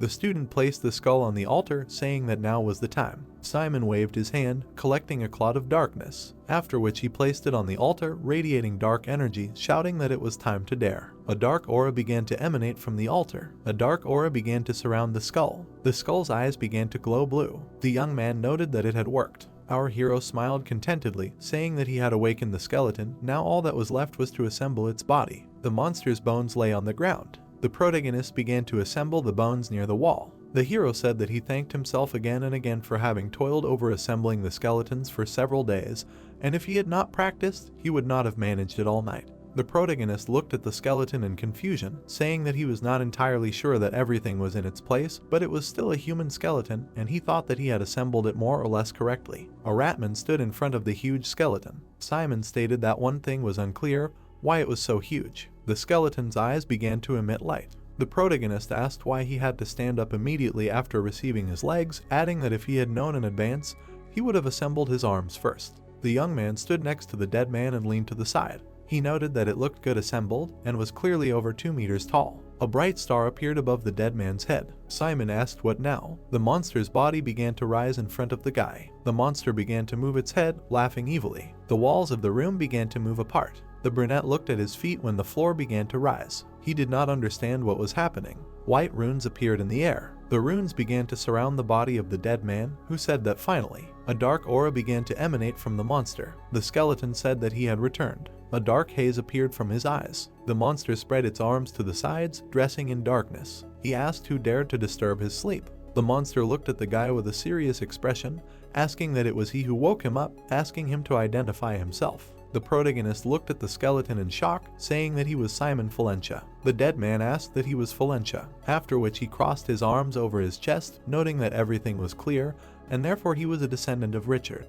The protagonist said that he was cutting his ears, but in general it was correct. The student covered his ears, looking at the dead man. He said that his father's name was Richard, and he was the son of Richard Valentia. The skeleton said that now he understood. The skeleton turned his back to the protagonist, saying that his darkness was partly familiar to him, and only Richard could awaken him. The monster took hold of a huge sword with his hand. The hero asked who he was. The dead man threw the sword over his shoulder, saying that he was Fear, the battalion commander, and that he and his father had once ruled the country. The hero looked at the commander in surprise, asking that he was his father's undead. Fear stared at the guy who handed him a piece of paper. Fear asked Simon who told him about this place. The protagonist answered that it was Nephthys Arkbold. The dead man looked thoughtfully ahead, narrowing his eyes. He noted what this witch could say. The commander thrust his sword into the ground, after which he pressed his palm to his chest. Fear offered the guy to make a contract with him, and his battalion would be at his disposal. The main character asked about the contract. The dead man imagined the protagonist in a black cloak, surrounded by skeletons. He noted that the battalion would obey any of his orders and would kill anyone who stood in his way.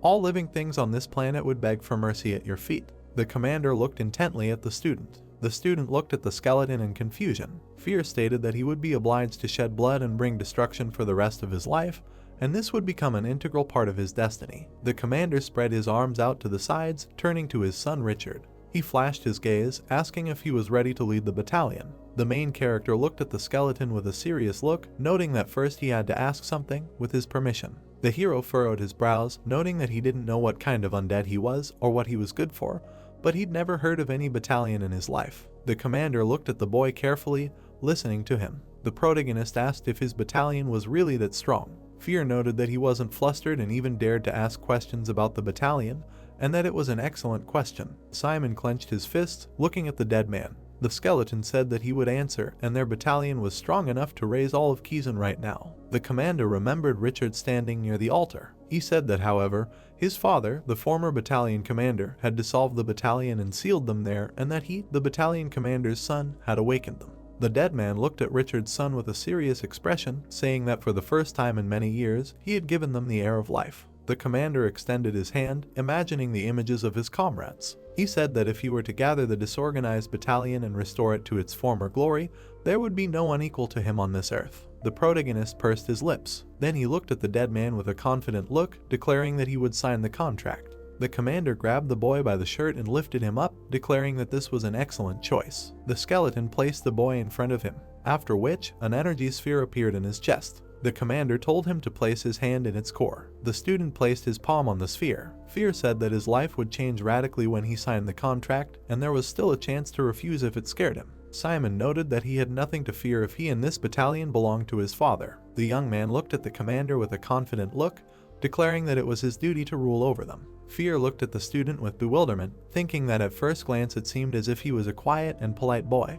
but the quality of a true ruler awoke in him. The dead man smiled maliciously, saying that he liked his attitude, and Richard raised a good sum. A bright light illuminated the protagonist. Fear said that he would draw up a contract. The protagonist looked in horror in front of him when the dead man said that he just had to not die. The young guy looked at the battalion commander in bewilderment, asking what he meant by not dying. A dark aura surrounded the protagonist's face, after which he lost consciousness, collapsing onto a concrete block. Fear squinted at the ratman as he shook his head. The dead man asked what he thought. The gentleman is dead. The rat exclaimed in the negative. The brunette suddenly opened his eyes, perplexed, after which he rose from the concrete block. The commander noted that he had woken up. Fear stared at the guy, chuckling maliciously. The main character asked what happened and what about the contract. The dead man noted that the contract was signed. The young guy pressed his hand to his chest. Bonnie told him to feel the changes. Our hero widened his eyes in surprise, talking about his core. A dark sphere was visible in the protagonist's chest. The commander asked him how he felt, noting that his core should have become larger and more stable. The student stated that it was true, after which he looked at the dead man in surprise, stating that before this, the darkness had overloaded his body, reaching a certain limit, but now he felt light and pleasant, like in warm water. The brunette grinned contentedly. The dead man congratulated the guy on becoming one of the 7 battalion commanders. The hero thanked the dead man. When Simon got to his feet, he began to lean to the side. Fear noted that he should not overexert himself as his body had just undergone an amazing transformation. Our hero grabbed his head with his hand, rolling his eyes. He noted that his head hurt and he needed to spend the night there. The commander noted that he would feel unwell for some time. The young guy raised his palm, looking at the dead man. He said that he had a question for him. Fear replied that he could ask. The protagonist asked what this battalion was. Boney looked at the guy in bewilderment, after which he stared at the student in rage, asking that he had made a contract with him. I don't even understand what a battalion is. The student noted that he said earlier that she had never heard of such a thing. Boney covered his face with his hand, noting that this was unbelievable, and he needed time to understand what kind of person he was. After which Fear sat down on the floor opposite the protagonist. He noted that he would explain to him, but first he should tell him what he knew about the undead. The protagonist said that he knew as much as a first-year student who had not attended preparatory courses. Simon closed his eyes and smiled awkwardly. Fear stated that a newbie Kizan dared to come there, and this was similar to his father, adding that he would explain within his understanding.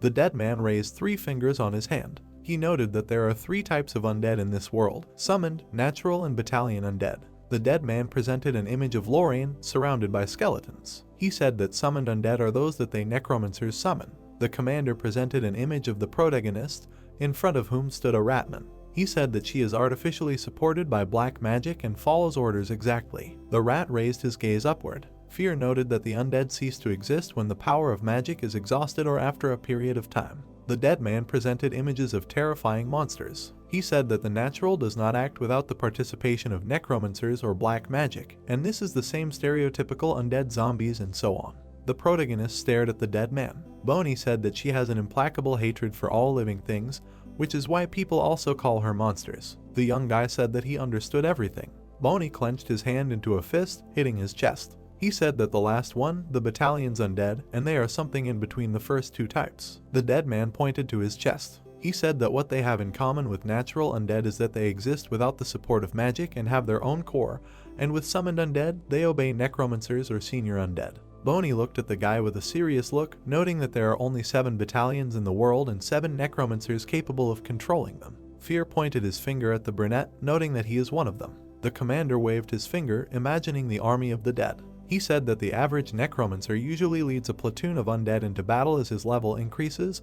This number increases, but not much. The brunette asked if this was true. Then he looked at the dead man in bewilderment, asking if necromancers are Kizan graduates, not high level. The battalion commander said hi. The young guy thoughtfully looked ahead. Fear noted that such necromancers can lead an entire corps, but they are still not that effective. Simon asked if this was true and why it was so. Boney asked that he had already said that necromancers only control summoned undead. The ratman looked closely at the dead man. Simon replied that it was so. Fear stated that summoned undead are supported by the power of the necromancer's darkness. The dead man watched as the protagonist stroked his pet's head. Fear noted that summoning and controlling undead takes away the darkness and moral strength of the necromancer. The larger the army, the more burdened he is. The protagonist recalled how a werewolf attacked his summoned creature. He said that one of his skeletons was destroyed on the way there, and he had a headache. The young guy recalled how he grabbed his head with his hand. The commander noted that this was a natural consequence. The brunette looked at the bony man in surprise. The battalion commander said that the necromancer and the undead are connected and that the strong damage of the undead is reflected on the summoner, after which he crossed his arms over his chest, stating that the battalion has its own power and does not need to be replenished, so the number of the battalion for the necromancer is unlimited.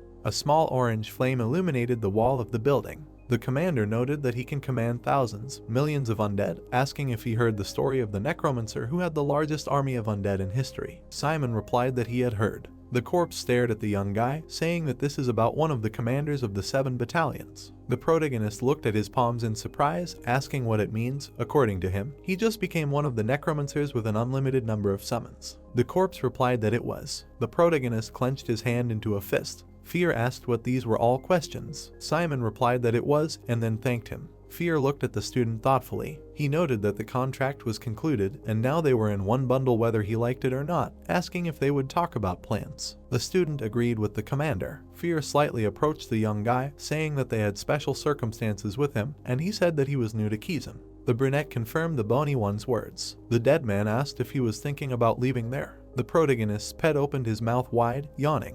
The brunette noted that he was not thinking about it yet, and he did not want to go against his father's will, and he still had a lot to learn.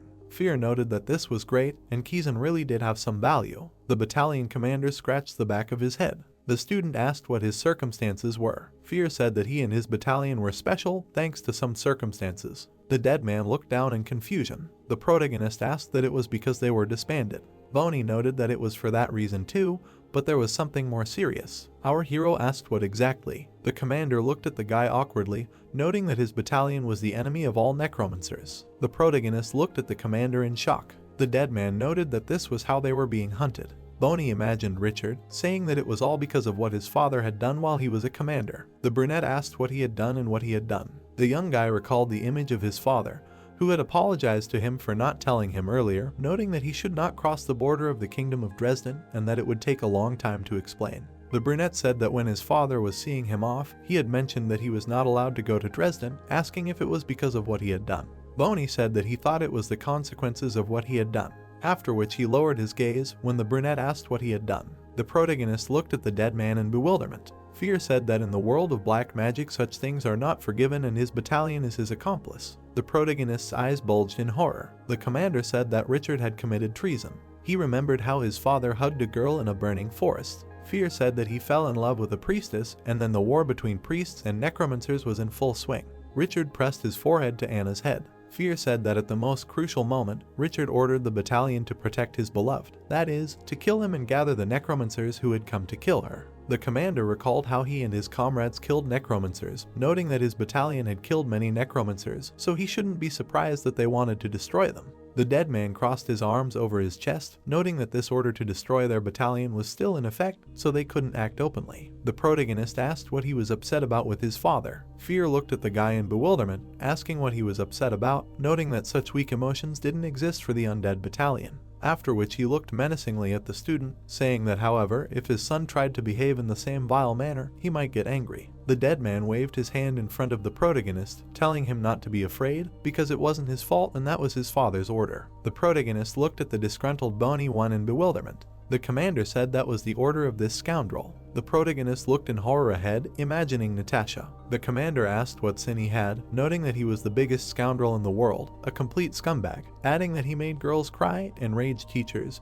and skipped school, although that was the lesser of his evils. The dead man crossed his arms, saying that he saw that this scoundrel now had a son. After which he grabbed his head in horror, asking that he was a son and how he had not realized it right away. The protagonist did not understand what he was talking about. The dead man asked what he was saying, that he was Richard's son, and then his mother. The protagonist blushed slightly and smiled broadly, saying that he had guessed and his mother, Anna Valencia. Fear looked at the young guy in horror, after which he jumped back from the protagonist, his mouth wide open. He did not understand what was happening. Boney looked at his friend's son in horror. He noted that this was some kind of blasphemy, and he was the son of his friend and sworn enemy of all undead. The protagonist grinned maliciously. The dead man asked how this was even possible. The protagonist smiled widely and closed his eyes, imitating his mother, saying that dinner was ready. Fear grabbed his head with his hands, screaming loudly. The commander grabbed the image of the protagonist, looking behind him with displeasure. The protagonist asked what or if he wanted to take a bath first. Fear said that he should stop this right now, and he would have nightmares from now on, adding that he should not speak in that voice. The dead man fell to the ground, bent over, not understanding why all this had happened to him. The young guy smiled happily, offering to be friends with the commander. Boney told him to stop smiling like that woman. Fear sat dejectedly near the protagonist. He said that he couldn't be reborn, and he was who he was, and they needed to get back to the important conversation. Boney looked at the student with a serious look, noting that his job now was to study well at Kizan, become stronger, and he had to keep his mouth shut and not tell anyone that he had a battalion. The main character asked why. Boney pointed a finger at his friend's son, noting that it was because the old-timers at the academy knew his father and his deeds, and they would have serious questions for him and his father if he spilled the beans. Fear poked the guy in the forehead, asking that, moreover, he hadn't thought about how furious the necromancers would be when they found out that a Kizan newbie was in charge of a battalion. Fear crossed his arms over his chest. Simon said that meant that stronger necromancers would be after him. The dead man asked what he thought he should do. Simon looked at the commander with a serious look, noting that he needed to become stronger. The battalion commander noted that this was true. The young guy and his pet looked intently at the bony one. Fear said that he should study hard, and they, the battalion, would gradually restore their strength. Simon said that he understood. The commander waved his hand at the bony rat. He told the brunette that they needed a way to control the battalion in these conditions, so he should watch closely. The brunette said that he was watching. The ratman approached the commander, who pointed a finger behind him, after which the summoned one went towards the dim light. The monster brought the guys a light bulb. The main character asked the commander that he could also control his summoned undead. Boney narrowed one eye, pointing a finger at himself. He said that of course, because his darkness was now mixed with his, so all the undead he summoned belonged to the battalion. Fear looked at the guy with a frown, noting that he was the battalion commander and he was his deputy, the second in rank. Fear turned his attention to the rat, saying that, however, this undead had not passed the initiation into the battalion. The protagonist asked about the initiation. Nej put her hand on the rat's head, telling the guy to look, after which, a dark aura began to emanate from the skeleton. A cloud of dark energy appeared in front of the protagonist. Dark energy came out of the monster's mouth. The protagonist stared at his monster. Fear asked what he saw. The ratman landed on the ground. The commander noted that it was now a member of the battalion. The rat began to shake its head from side to side. Simon asked if this was true, noting that it looked exactly the same as before. A black aura oozed from the rat's eyes. The protagonist looked at the commander with a serious look. The dead man noted that, to put it simply, this is the transformation of the summoned undead into the natural one. The young guy asked what it meant that this skeleton should have formed its own core. The undead said that everything was correct. The summoned one looked closely at his master. The brunette noted that he did not know that the difference was so great, and that he would be immediately identified if she came for him to the academy. The battalion commander waved his hand, saying that it is not necessary to dedicate the whole life to the battalion except for the ancient undead, as it is especially effective in battle. The summoned undead, everyone knows. The guys sat opposite each other. Fear told him to leave her there and practice summoning at school as usual. The undead looked at the protagonist with a serious look, saying that when his undead service life expires or she has received a lot of damage, then let her bring her to him, and he will dedicate her there, and she will wait for the order. The protagonist noted that this is the case. The undead and the protagonist punched each other. The dead man said that he should study and become stronger, and the more quality undead he raises, the more the battalion's power will grow. Simon said that of course. The rat waved its bony tail, after which it began to examine the area. The protagonist noted that its behavior was now more similar to an animal.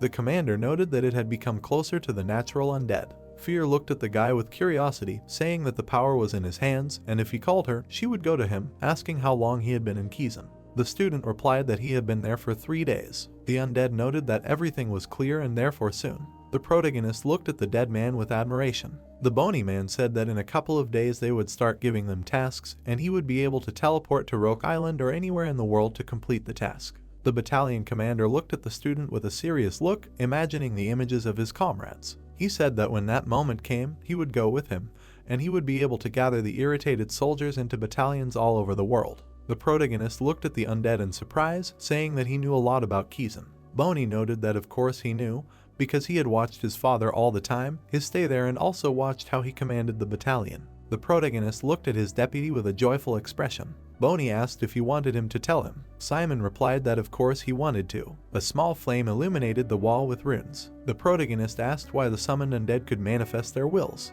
The protagonist placed his hand on the floor where the drawings were visible. The deputy said that this happens when the summoner does not understand the nature of the undead, and the undead do not act according to the laws of logic and common sense, adding that the undead are attracted by strong, base thoughts. The young guy looked at his comrade with curiosity, asking about base thoughts. The dead man noted that, to put it simply, it can be called an obsession. The commander imagined the main character with his pet in front of a person. He said that he has a person whom he passionately hates several times a day. The thought of killing this person spins in his head, and the undead, who is next to him, remembers this base thought. The main character imagined how the ratman hides behind the bushes, asking what this really means. Fear noted that everything is correct, and when he is not around, this undead will attempt on the life of this person.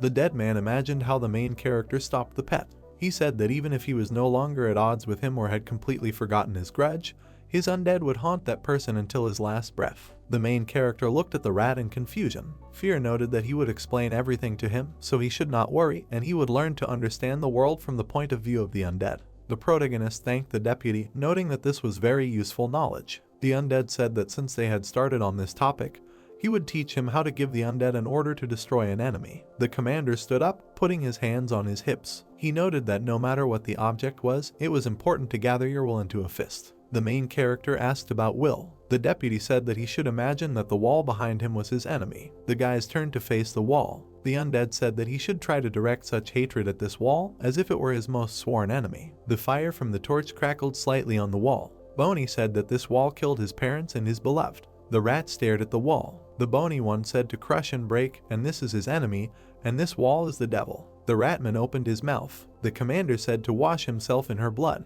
The monster rushed to attack the wall. Fear screamed for her to die. The skeleton continued to hit the wall. The commander said that she should not live. The monster continued to hit the wall. The deputy said that she should not exist, and he should tear her apart so that she screamed in pain. The protagonist watched what was happening in confusion. Fear told the guy that he cursed this wall a little so that he understood his idea, but the main thing is his hateful will. The rat struck the wall many times. The deputy noted that the properties of the great Necromancer are to give any, even the most insignificant orders imperiously and firmly, and to think at that moment about anger, hatred, and thirst for blood. The ratman hit the wall with his head. The deputy noted that these negative feelings were stronger. The protagonist watched with a frown. The dead man said to try to stop her because he was the boss. The young man stood with his back to his pet. He told the monster to stop, that he could stop doing this. Fear watched intently. Simon yelled at him to do it right now. The rat continued to bang its head against the wall. Simon yelled at it to stop. The skeleton continued to hit the wall.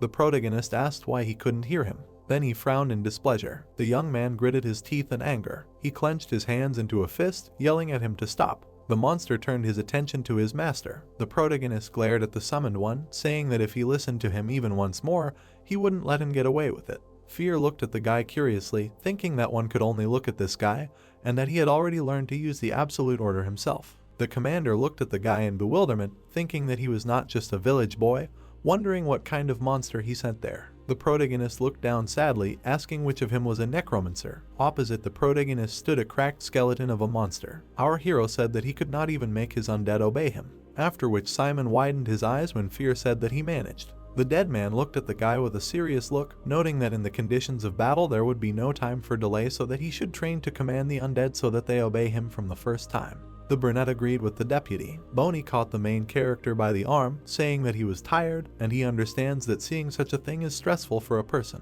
The young man sat down on the floor, saying that he would rest for a while and then go back to Kizan, since he only had permission to walk for a day. The protagonist caught the item that the Boney one threw to him. The deputy told him to take it. Simon asked what it was. Fear asked that he needed a connection with him from the outside world. In the protagonist's palm lay a badge with a skull. The bony one said that it was his alter ego. The young man looked at the badge with curiosity. The dead man told him to talk to him and he would hear him, adding that he should not be shy about calling him if he got into trouble. The brunette thanked him for the Avenger. The night sky stretched over the forest. The protagonist said that he would return next weekend. The battalion commander said that he hoped that he would bring him good news about his studies. The protagonist noted that of course. The badge on the protagonist's jacket began to glow slightly. The undead said that he had not crossed the threshold of Kizan for a long time. The protagonist looked ahead with a dejected look. Boney asked that he still had a defense period, noting that he was interested in seeing what would happen next. The brunette asked, for example, what? Skull slightly narrowed his gaze, saying that, for example, this hellish exam.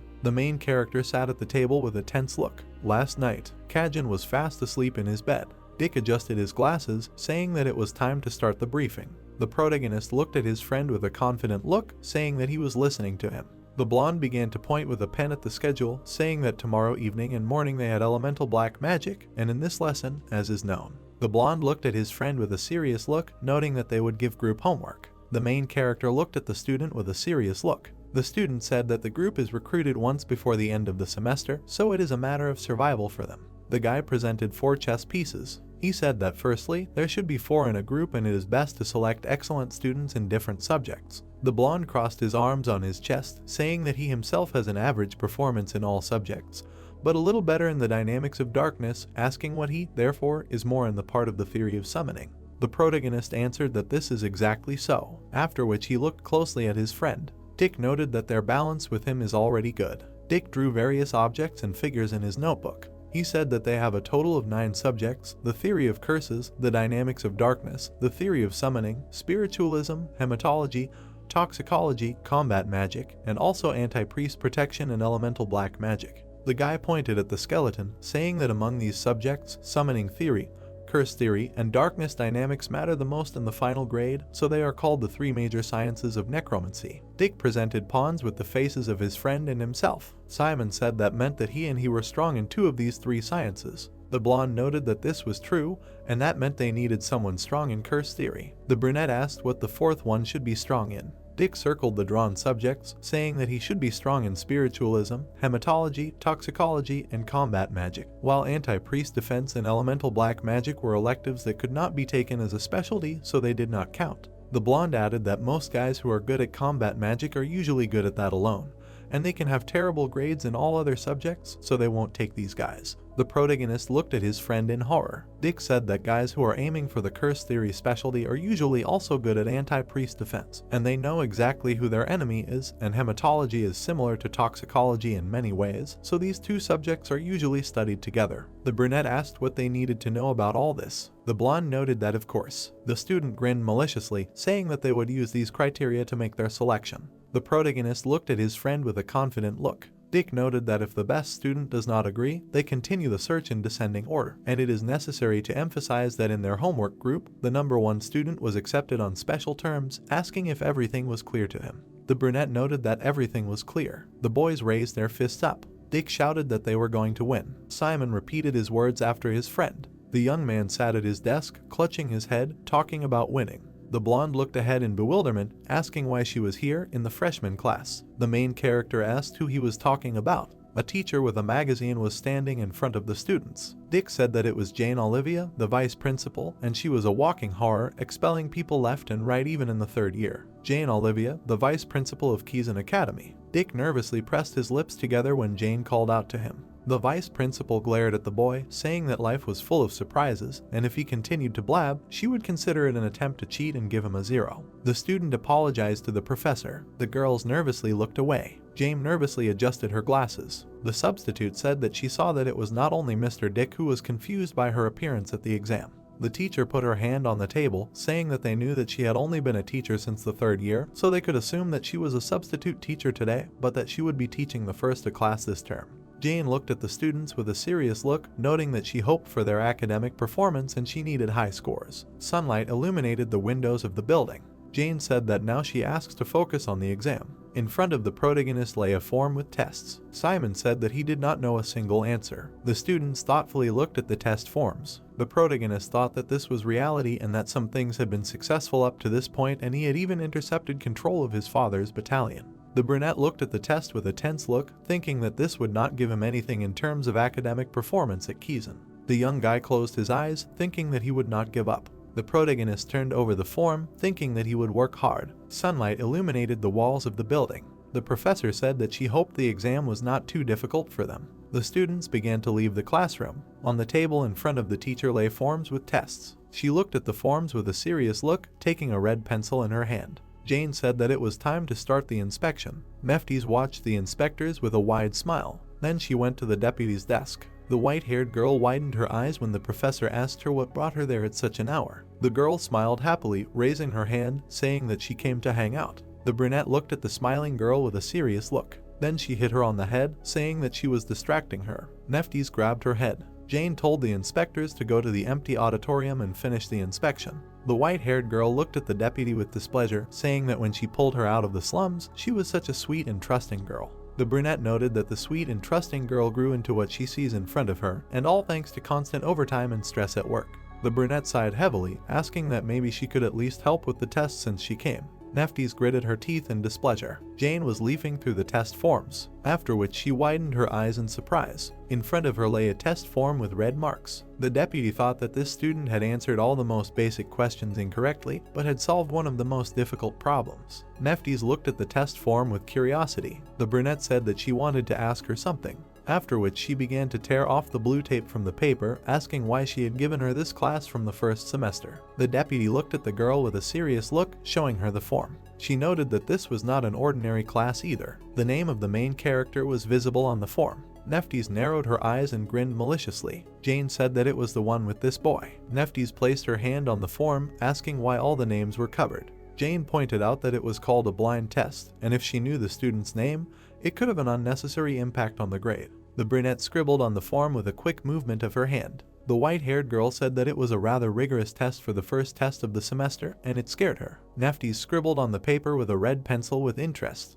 The substitute noted that it was just a test, but she had already made many interesting discoveries, and for example, the test she was scribbling on now. He answered the second toxicology question correctly regarding ingredients, but incorrectly on the test question below. The white-haired girl squeezed the forms in displeasure, saying that this child was a complete idiot, and she even wondered who it was. The substitute held the test in her hands, saying that this form showed the opposite picture. The brunette picked up the paper, saying that the student had been unable to answer the simplest questions and earn any points, but had decided to try to answer the very difficult question number 20. Meftis asked if that was true. Jane looked at the paper with curiosity, while the white-haired girl was perplexed. The brunette said that the formulas for solving the problem were incorrect, the ancient runes from the dynamics of darkness, the formula for assembling a conditional skeleton according to the theory of summoning, the calculation of the consumption of darkness according to the theory of curses, all were incorrect to varying degrees. The white-haired girl looked at the test with curiosity. The deputy said that apparently this student had not attended preparatory courses, and he was simply trying to derive the answer using the formulas that he had managed to complete since the beginning of the school year. Meftis began to study the test form, asking that he had used the formula from the theory of summoning to calculate the consumption of darkness, and maybe he had simply logically guessed that the consumption of darkness was affected by the strength of resistance. Jane said that it looked like that.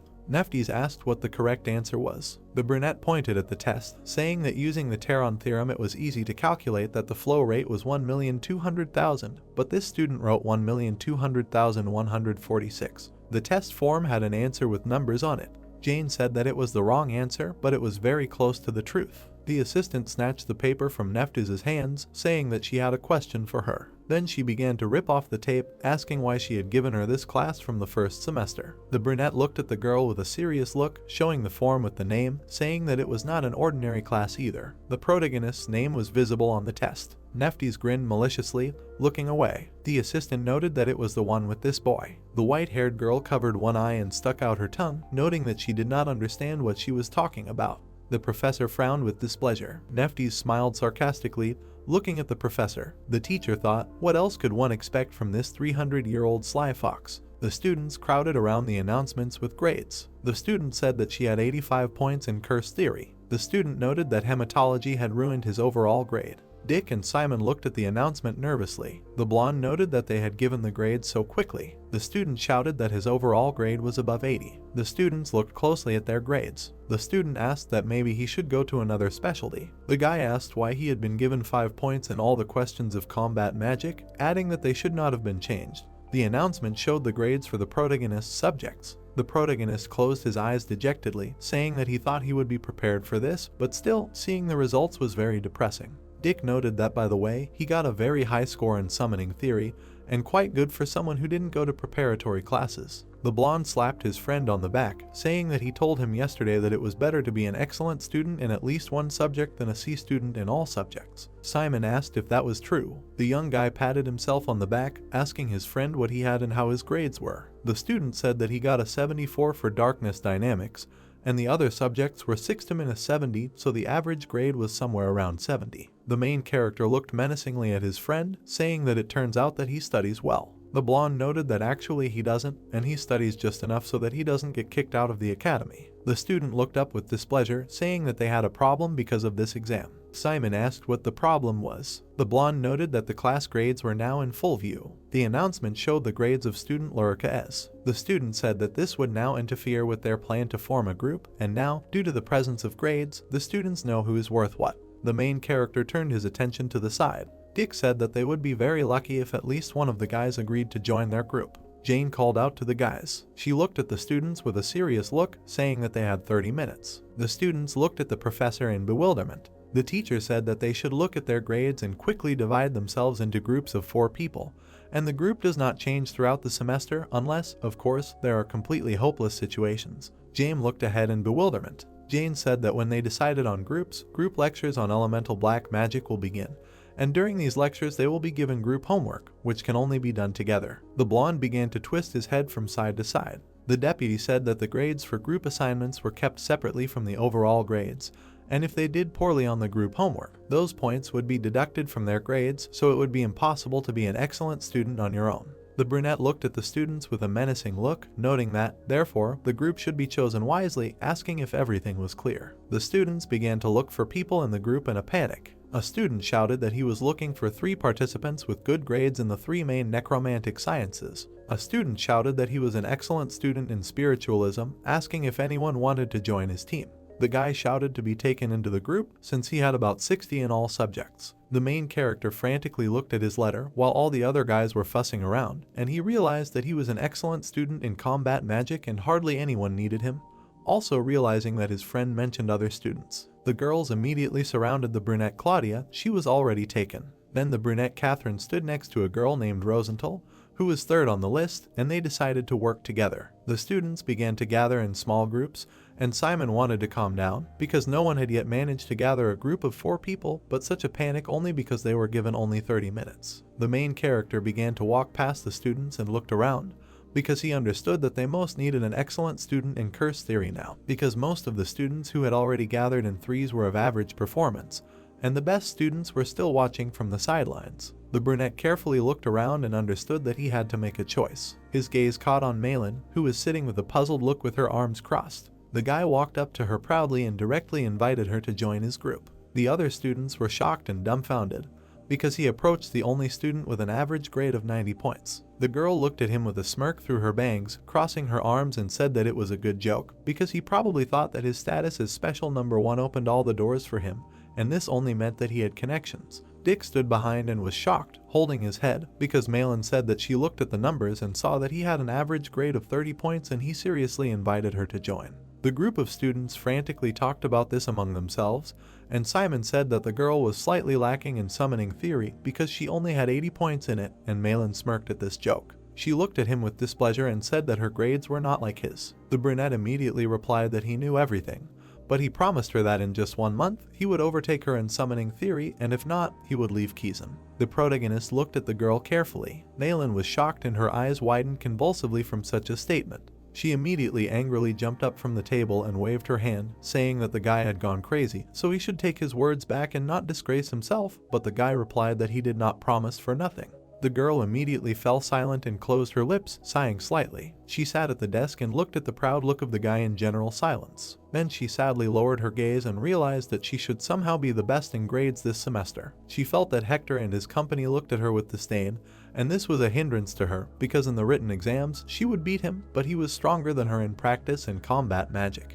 She timidly put her hand on the table and understood that she had to beat him head over heels in the group homework, and she needed someone to cover her failure in the summoning theory. She imagined the main character in front of her in his various moments with the rat monster, because he was accepted on special conditions number 1. As a guy without preliminary training, and at the same time he defeated Hector in the summoning theory. She kept her hands on her knees and looked around with concern, because she did not understand what to do: look for someone with a score above 80 in the summoning theory or bet on the boy who managed to defeat Hector. She immediately stood up from the table abruptly and said that his promise could play a role. They stood opposite each other and looked into each other's eyes when the girl asked if he was sure that he could fulfill his promise. He held out his palm to her with a proud smile and said that he would fulfill this condition at all costs. The blue-haired girl put her hand on her belt and looked at his outstretched hand with displeasure. Malin looked into his eyes and shook his hands, accepting his offer. Dick happily threw himself into his friend's arms and said that he was their savior and was able to persuade Malin. The girl immediately wondered who this guy was. The protagonist smiled and extended his index finger and remembered himself with a sullen look, saying that it was another member of their group, and he said that he was inviting them to their group. The brunette smiled, extended his thumb and told the girl not to worry, because Dick had a good grade in the dynamics of darkness, and the three of them were a strong team in the main sciences. Malin disdainfully grabbed her head and was indignant. She immediately extended her index finger and said that he had already made promises, but added that if he dragged her down, she would not leave it like that, and this especially concerns Dick. On the wall hung a sign of a student of Shukaiden with his scores in various subjects. Malin addressed the blonde and noted that since they had dynamics and a summoning, then she would be responsible for the curse, and thus they would have all 3 sciences. The blue-haired girl looked closely at Dick and told him to first tell her his score in the dynamics of darkness. The guy answered that he had 70 points in all subjects. Dick stood hugging his friend, while a dissatisfied Malin sat in front of them, and they called her picky, so they wanted to ask her which student they would accept next, because he really wanted to take another person into his team. Simon looked closely at the girl, who said that since she was an excellent student, she would most likely choose herself, and the guys wanted to know who it would be. Malin crossed her arms in displeasure when the blonde showed his fingers in a ring with a smile, and the girl explained that they should look for someone in hematology, because there is a big problem with calculations, and in general this subject takes a lot of time. Dick explained that he will find this person soon and they can relax. All the students talked to each other, looked around, noticing how Malin was sitting next to the main character, because for them it was a surprise that the special number 1 and the straightest student were together, and assumed that they would be a killer team, but still someone decided to make fun of him that his grades were below the baseboard. Suddenly the brunette exclaimed to the side when he was called away. He sat next to a girl who looked at him carefully and asked him his last name again, because she had never heard of such a family, and asked where he was from. The Necromancer answered that he was the son of a landowner from the kingdom, and they owned a settlement called Baldwin from the Leshill family. Malin took pity, closing her eyes and scratching him with her finger when he asked her a question in return. The main character looked at the girl with an inspired smile when he sincerely asked about her life. Malin immediately smiled, closing her eyes and putting her hand to her chest, explained that she was from a highly distinguished family with deep roots in the ivory tower. The guy became curious, was it some kind of magical ivory tower? The brunette looked at her in surprise through his bangs when she explained that this was the name of the tower 3 centuries ago.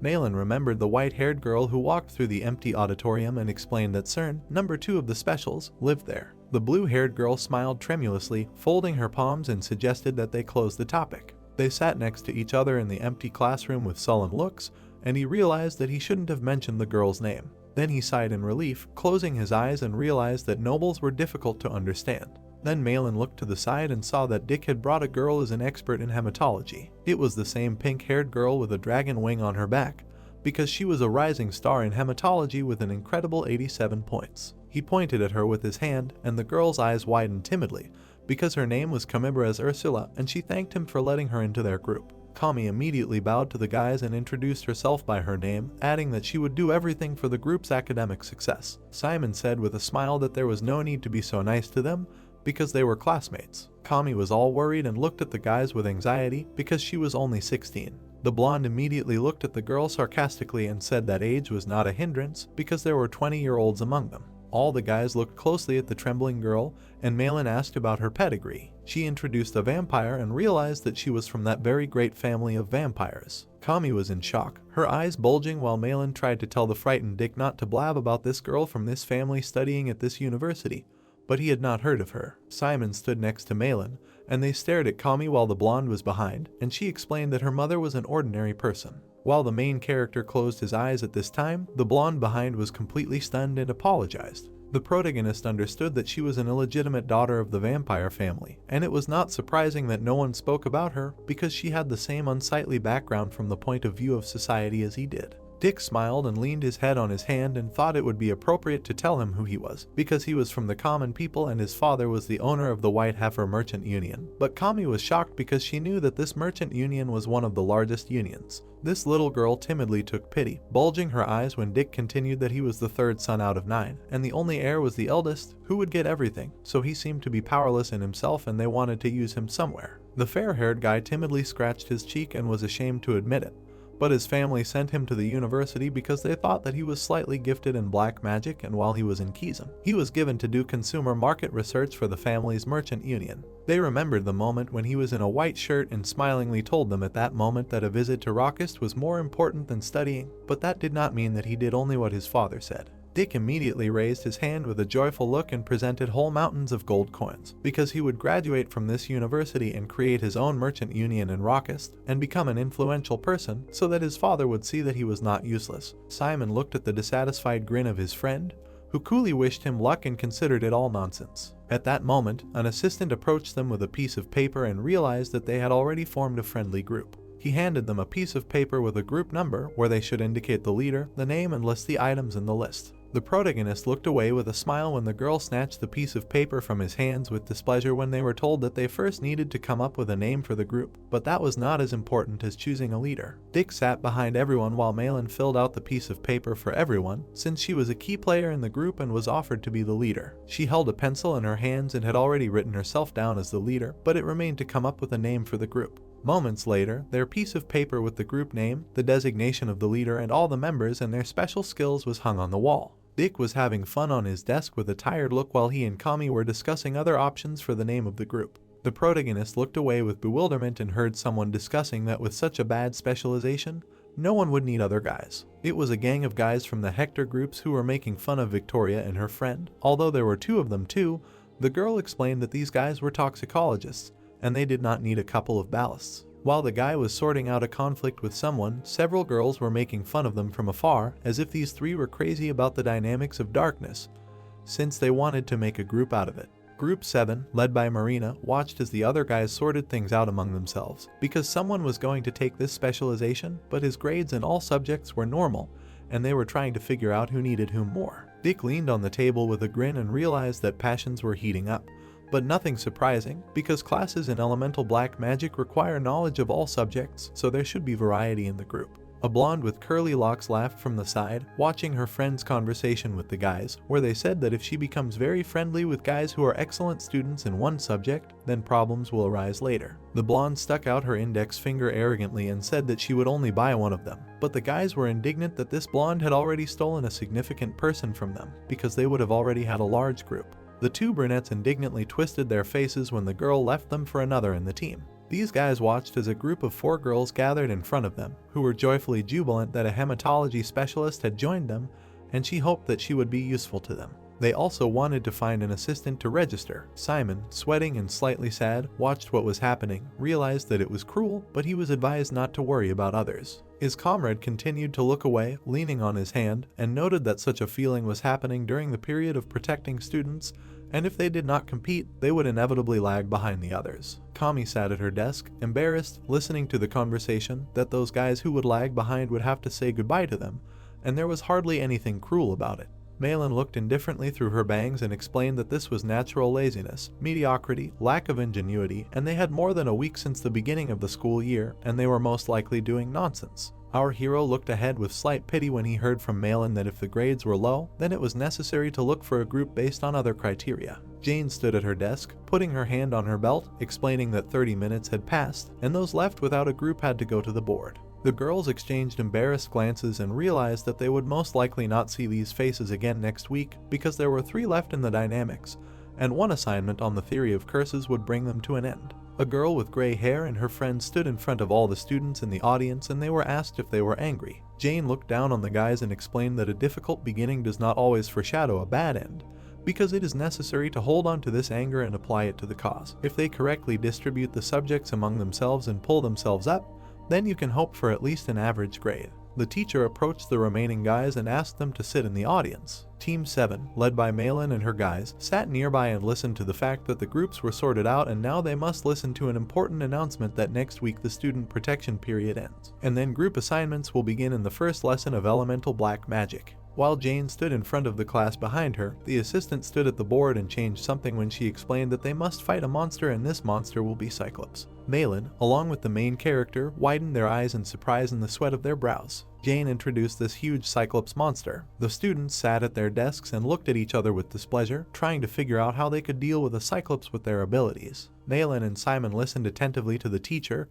who was going to explain the rules to them. Jane looked at the audience with a cool head and explained that they would go down to the Kiezen dungeon and the groups would fight the Cyclops together. She presented a strategy plan that 3 students would stand at the back while 1 stood at the front, and they would all attack together from all sides, and in this way they would weaken the monster. The brunette crossed her arms standing in front of the Cyclops poster and explained that weakening spells like exhaustion, binding, blinding were allowed, and also hematological spells, blood extraction, and toxicological poisoning. Then she again presented the strategic moment when the summoned creatures could also attack the Cyclops from all sides, and all other especially deadly black magic spells were forbidden.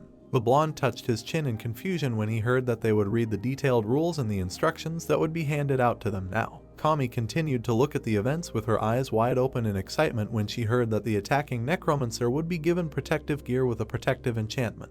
Malin looked excited and watched the events with a playful smile, because the assessment would depend on the success of their hunt and the assessment criteria were speed, consistency, teamwork, resourcefulness, and the use of magic. Simon at this time looked sullen and sad, because they would need to prepare thoroughly, and this could be the key to success in the tasks. Jane stood in front of a whole podium of students in the auditorium, wanting to listen to their questions, when suddenly Jane jumped up and asked about whether this was a real Cyclops or they would use the virtual battle system at the university. The brunette looked at the student in bewilderment and explained that it was a very real and living Cyclops caught in the Western lands. The entire audience immediately sank and went dark when Jane put her hands on the table and reminded that the guys would need to sign a waiver of claims in case of a fatal outcome. When the professor asked about other questions, a blonde named Scott Schneider immediately jumped out, curious about what would happen if they could not defeat the Cyclops. He was told that he would receive 0 points and a failed task would be considered in 3 cases. She imagined black silhouettes of little men when one of them dies. At another point, the professor or supervisor would decide that the fight could not be continued when one of the team members was incapacitated.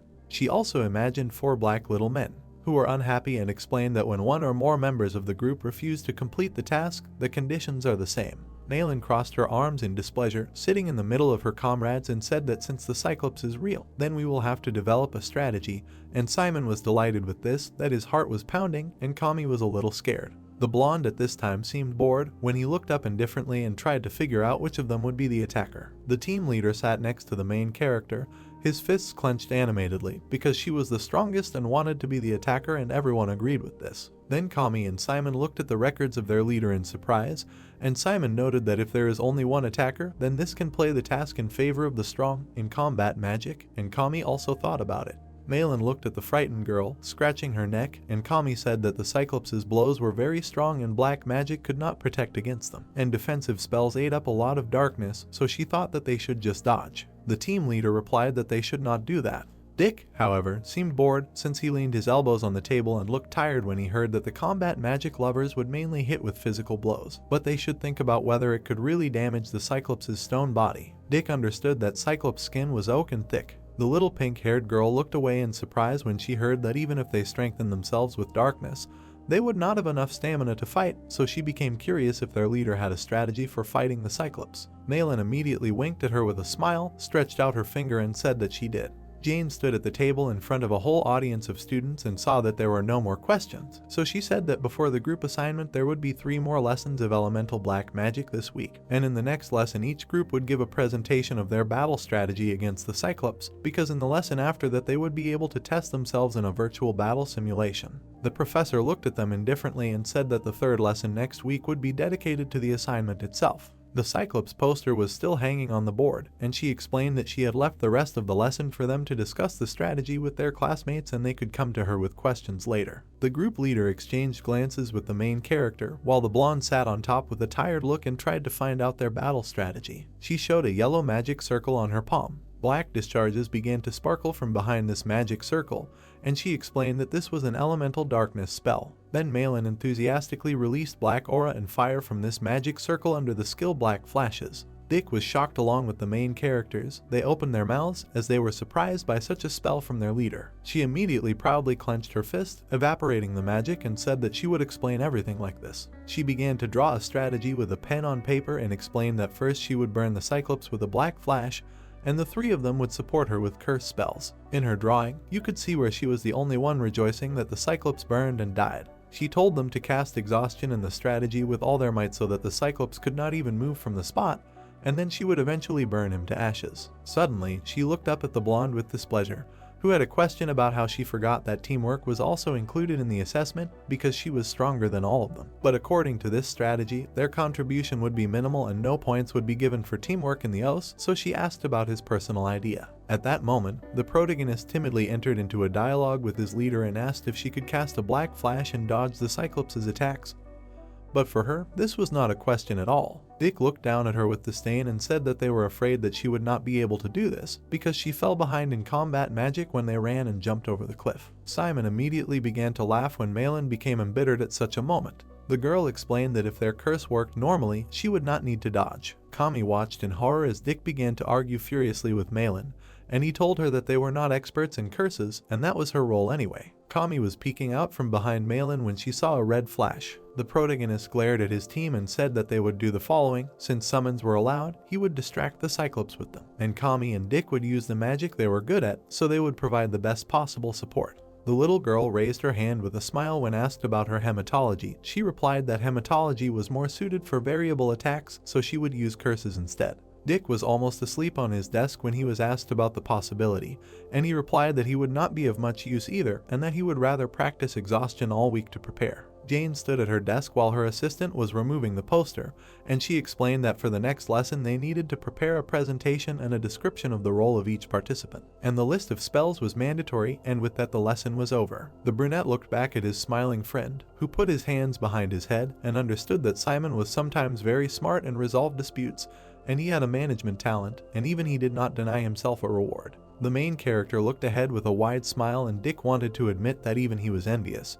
And it was probably not for nothing that he was accepted as #1 under the special program. Kami watched as the blonde hugged his friend with a smile and heard that the cafeteria was serving a delicious dish today and he needed to take it before it was snatched up, so they all wanted to go eat together, leaving the leader behind. The blue-haired girl screamed furiously about why they left without her, ate all the meat, and did not bring her, although they said that it was necessary to go with them, and it was necessary to take before it was snatched. The team leader angrily looked at his comrades who were sitting at the table and called them rascals. Then it was another lesson, and everyone was sitting at the desk when Jane again extended her hand and said that they were a class and they were seeing the teacher for the first time. It was the toxicology teacher in the form of a gray-haired old man in a hat named Langstrasse. Simon looked in awe at the teacher, who wanted to start the lesson and asked them to open the page and explained that toxicology is not just the science of poisons when you can mix different ingredients. Apparently, this lesson was very boring, that all the students practically fell asleep along with the main characters of his friend. Lang stood behind his podium, looking at the students in the audience who were falling asleep, and explained how to make the finest changes in the final solution.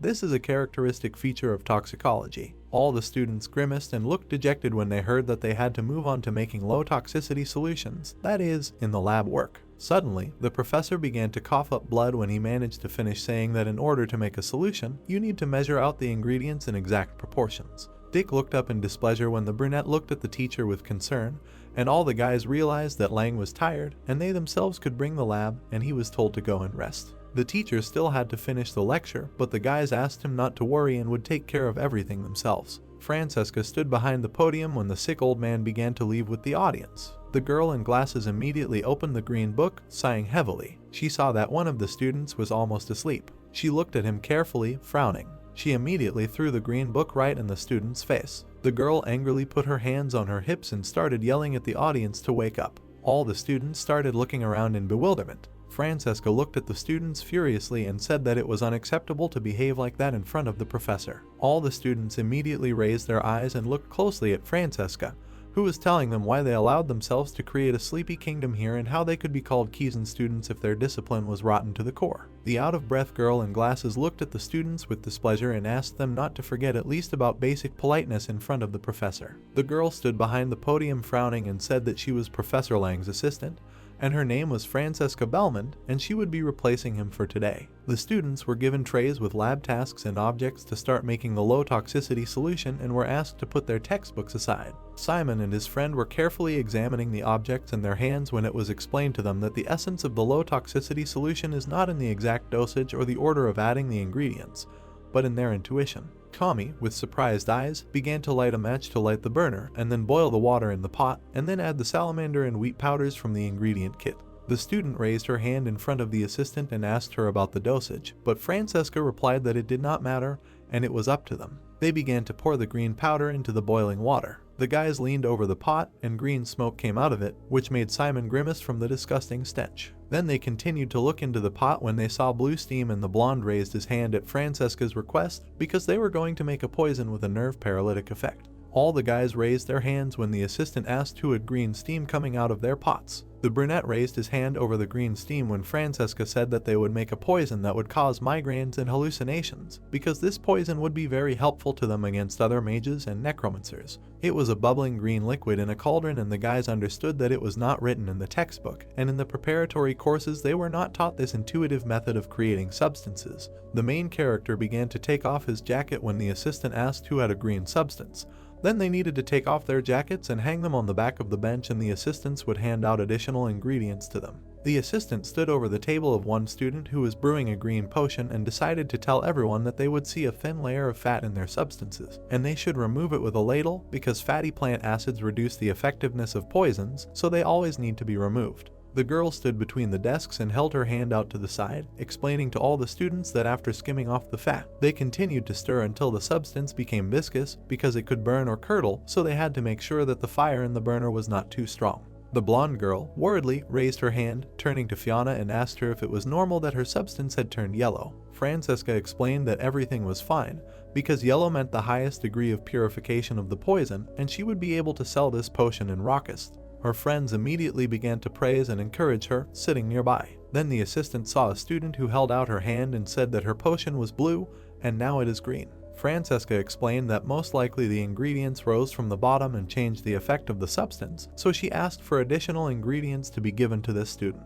While Francesca was explaining the substances to the student, the blonde was talking to Simon. Dick looked at what was happening mockingly, while Simon was focused and expressed his understanding of how Professor Lang managed to stay in Kizan because his assistant was just a genius. The brunette exclaimed slightly when Francesca asked if he was okay. He said that he was okay, and there was a flask with a green substance on the table. The protagonist held a book and saw a blue flask in someone else's hands when he was asked if they would take these poisons to fight the Cyclops, because according to his friend, they should use everything they have. Malin, with a displeased look, leaned her head on her hand, holding a potion in her hands, and called the boys naive because these poisons will not work. Since this is a low toxicity poison, which means that the monster is medium sized, he is like a pellet for an elephant, and the Cyclops is just a medium sized monster. Dick sat next to his comrade and began to yawn, leaning back. Suddenly Simon caught his eye on the picture of mushrooms in the textbook and realized that the poison included lahark mushrooms. He remembered how his mother in the white light cooked these mushrooms for him as a child.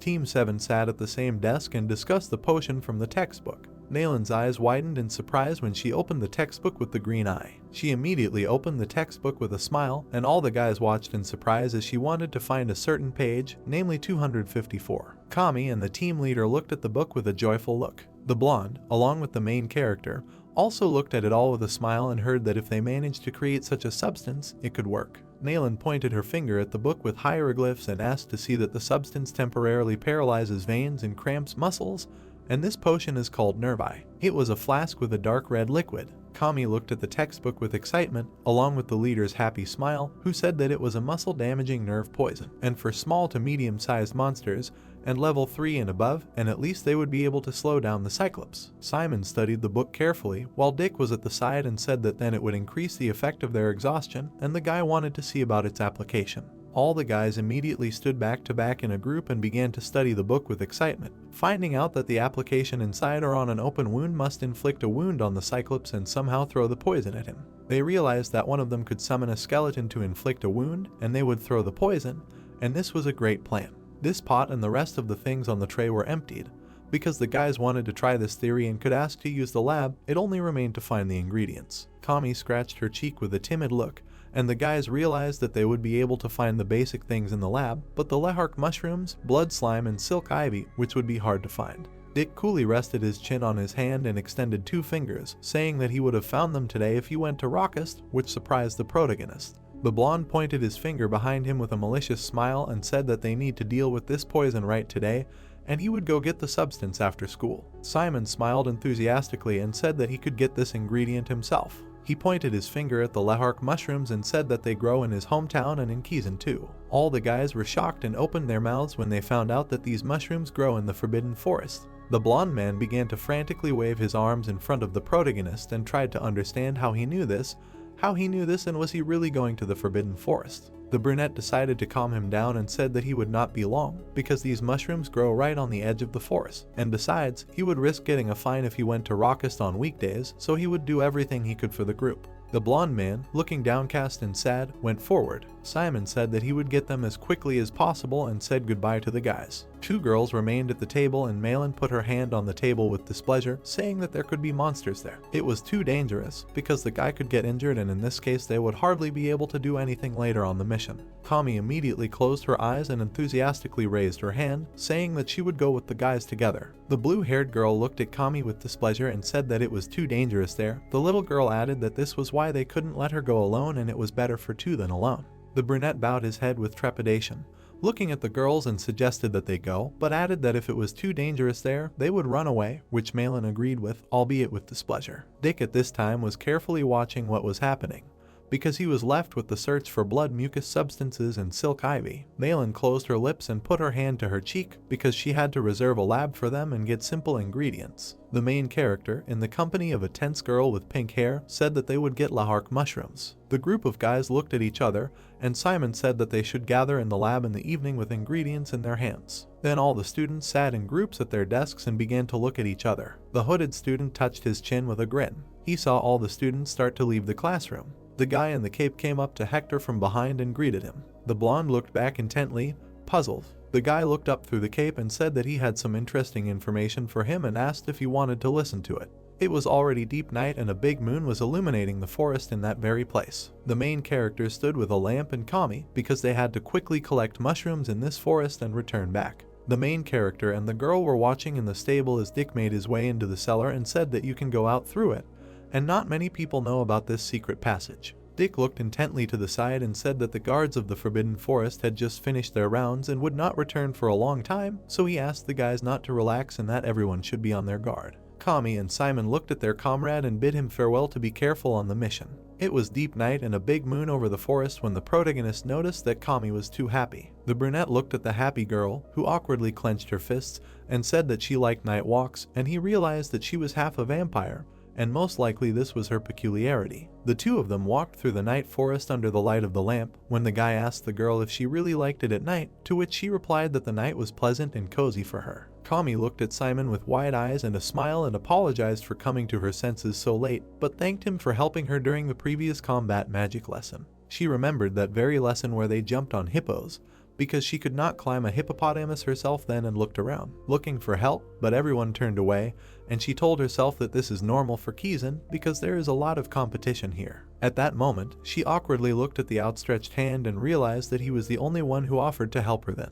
She remembered how he extended his helping hand to her with a smile. The protagonist looked at the excited girl looking at him in surprise and tried to tell her that he did what he had to, but she explained that she thought he was an amazing guy because of what he was doing. Kami looked at the protagonist in awe, who looked away with the lamp and asked her to look away. They saw those same lehark mushrooms growing on the tree, and there were a lot of them. Simon looked at the girl and explained that he did not know how many they would need, but they had to take everything. In the end, they collected almost a full basket, and everything went faster than the girl expected. The brunette was sitting in a clearing in front of a black light of magic when she asked him why he decided to join Kizan. He remembered how his father was maliciously jubilant while his mother was crying, because in fact, his parents sent him here, but as soon as he began to study, they formed their own goals and aspirations. The girl looked at the brunette in surprise as he raised his head and said that after he began studying the theory of summoning, he firmly decided to become a necromancer summoner. Then he looked at Karina with a smile and asked the same question. Suddenly, they began to look around, realized that someone was nearby.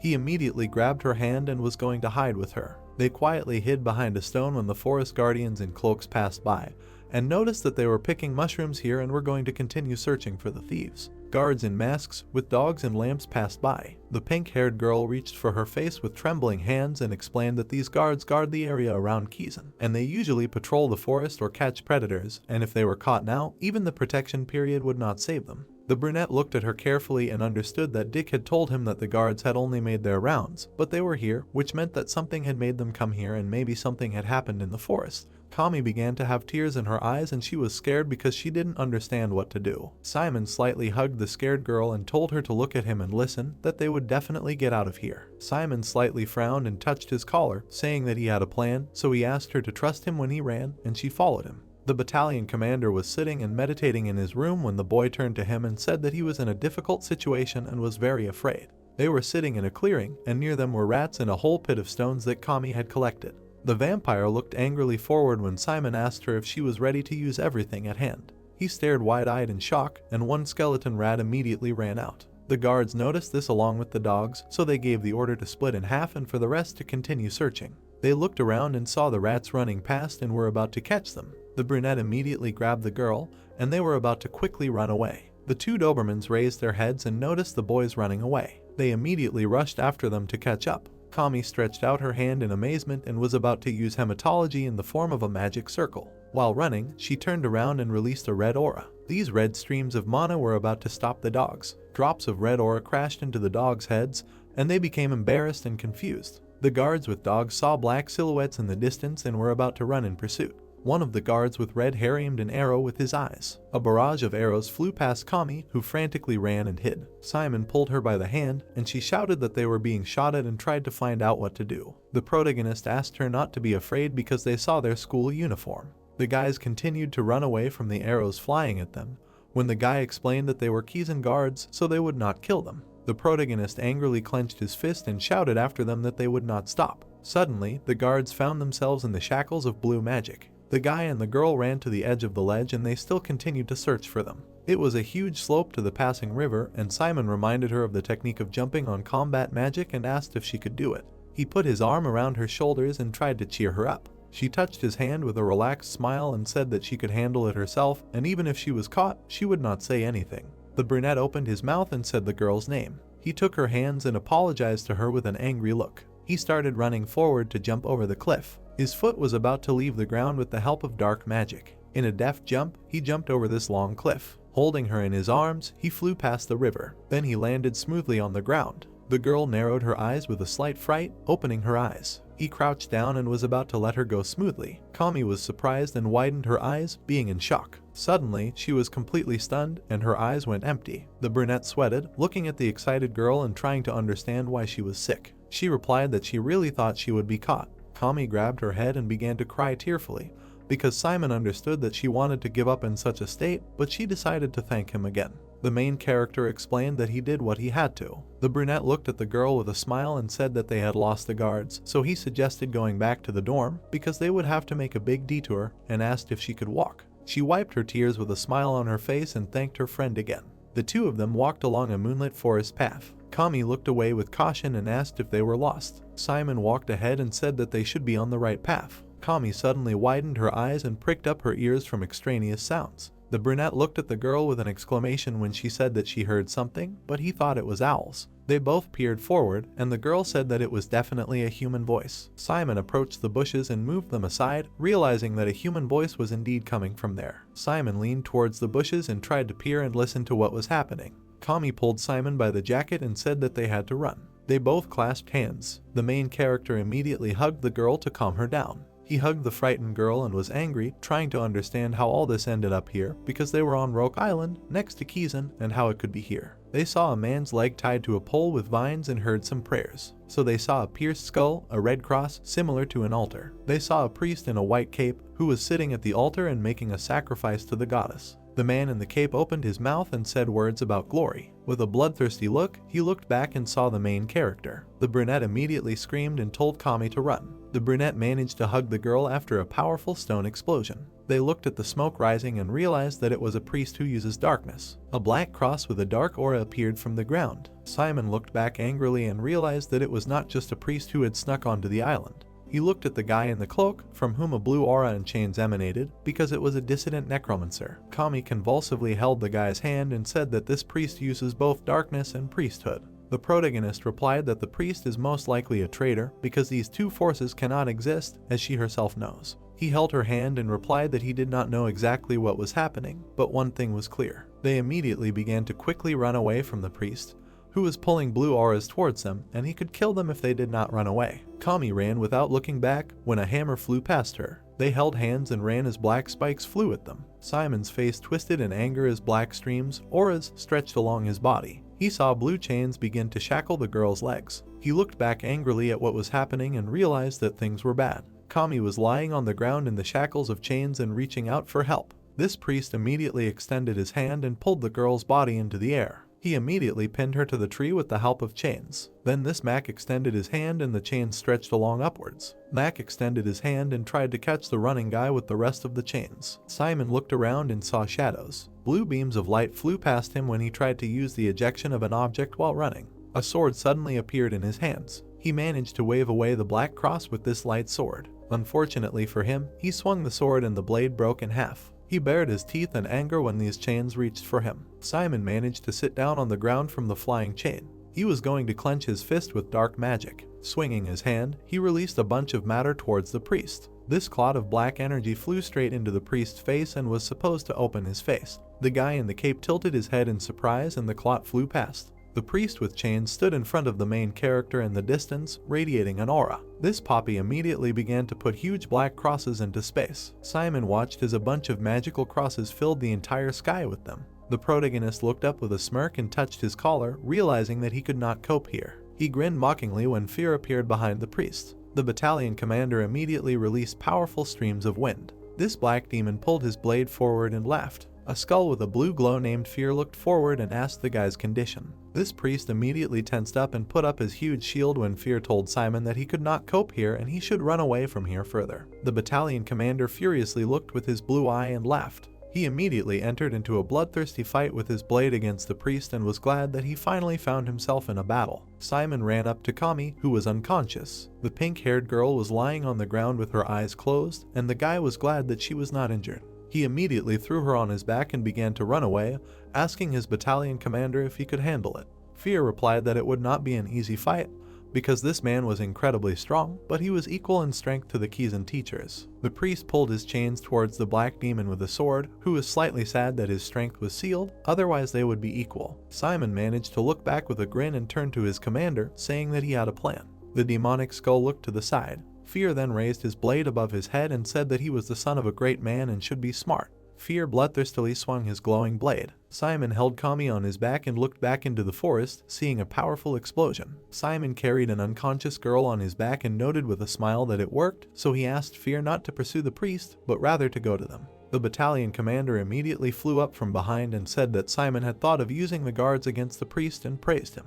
The tired guy carried Kami on his back and Fear answered his question about his condition, so that he would not be afraid, because these injuries were not so terrible for him, and besides, this girl clearly needed urgent help. Fear immediately grabbed the main character by the collar and wanted to help them, and at the same time the guy did not know that the battalion commander knew how to heal. This black demon picked up the guys and said that he did not know how to heal, but he would take them away from here. Before he could say anything, the brunette's head sank from the speed. The black demon immediately took off running, leaving behind a cloud of dust. Simon stepped onto the ground after landing and they had to go on their own. Fear touched his chin in bewilderment, looking at the battered guys, because he sensed something was wrong, and even further away there was already a detection spell zone, and he could not follow them. I watched as the battalion commander with his hand raised went into the forest and said that they had only recently signed a contract, and therefore he could not lose it so soon, so he said goodbye for a while. The pink-haired girl with a shabby look was wrapped in a jacket, and Simon did not understand what to do. With an exhausted look, he looked at the girl and understood that he could get to the dorm the same way, but did not understand who to turn to for treatment of the girl. He imagined how he turned to the medical center to the nurse who would write everything down, and understood that if he went there, he would be interrogated how Kami got such injuries. If he answered the questions about what happened today, there would be trouble. He imagined that same priest in a white cape and understood that he had seen their faces, and considering that he was most likely a traitor. The brunette with a shabby face looked at the girl with sadness and realized that he needed to turn to someone he could trust. It was the door of the night guard they were going to enter. Inside sat that same girl, the dorm administrator, and tried to figure out how she could help. In an instant, her eyes widened in horror. She saw a shabby Simon in the doorway, who was holding Kami with pity and asking for help. The guard immediately jumped up from her chair and anxiously asked what had happened, because girls are not allowed in the boys' dorm, but the situation was urgent and Simon understood everything. The blonde girl looked at the shabby guys with disdain and noticed that Kami was injured, so she said that the protagonist should have taken her to the infirmary, not here. The girl exclaimed in surprise when the protagonist said that he couldn't do it because he had his own reasons, and he couldn't tell her, but he just asked for help.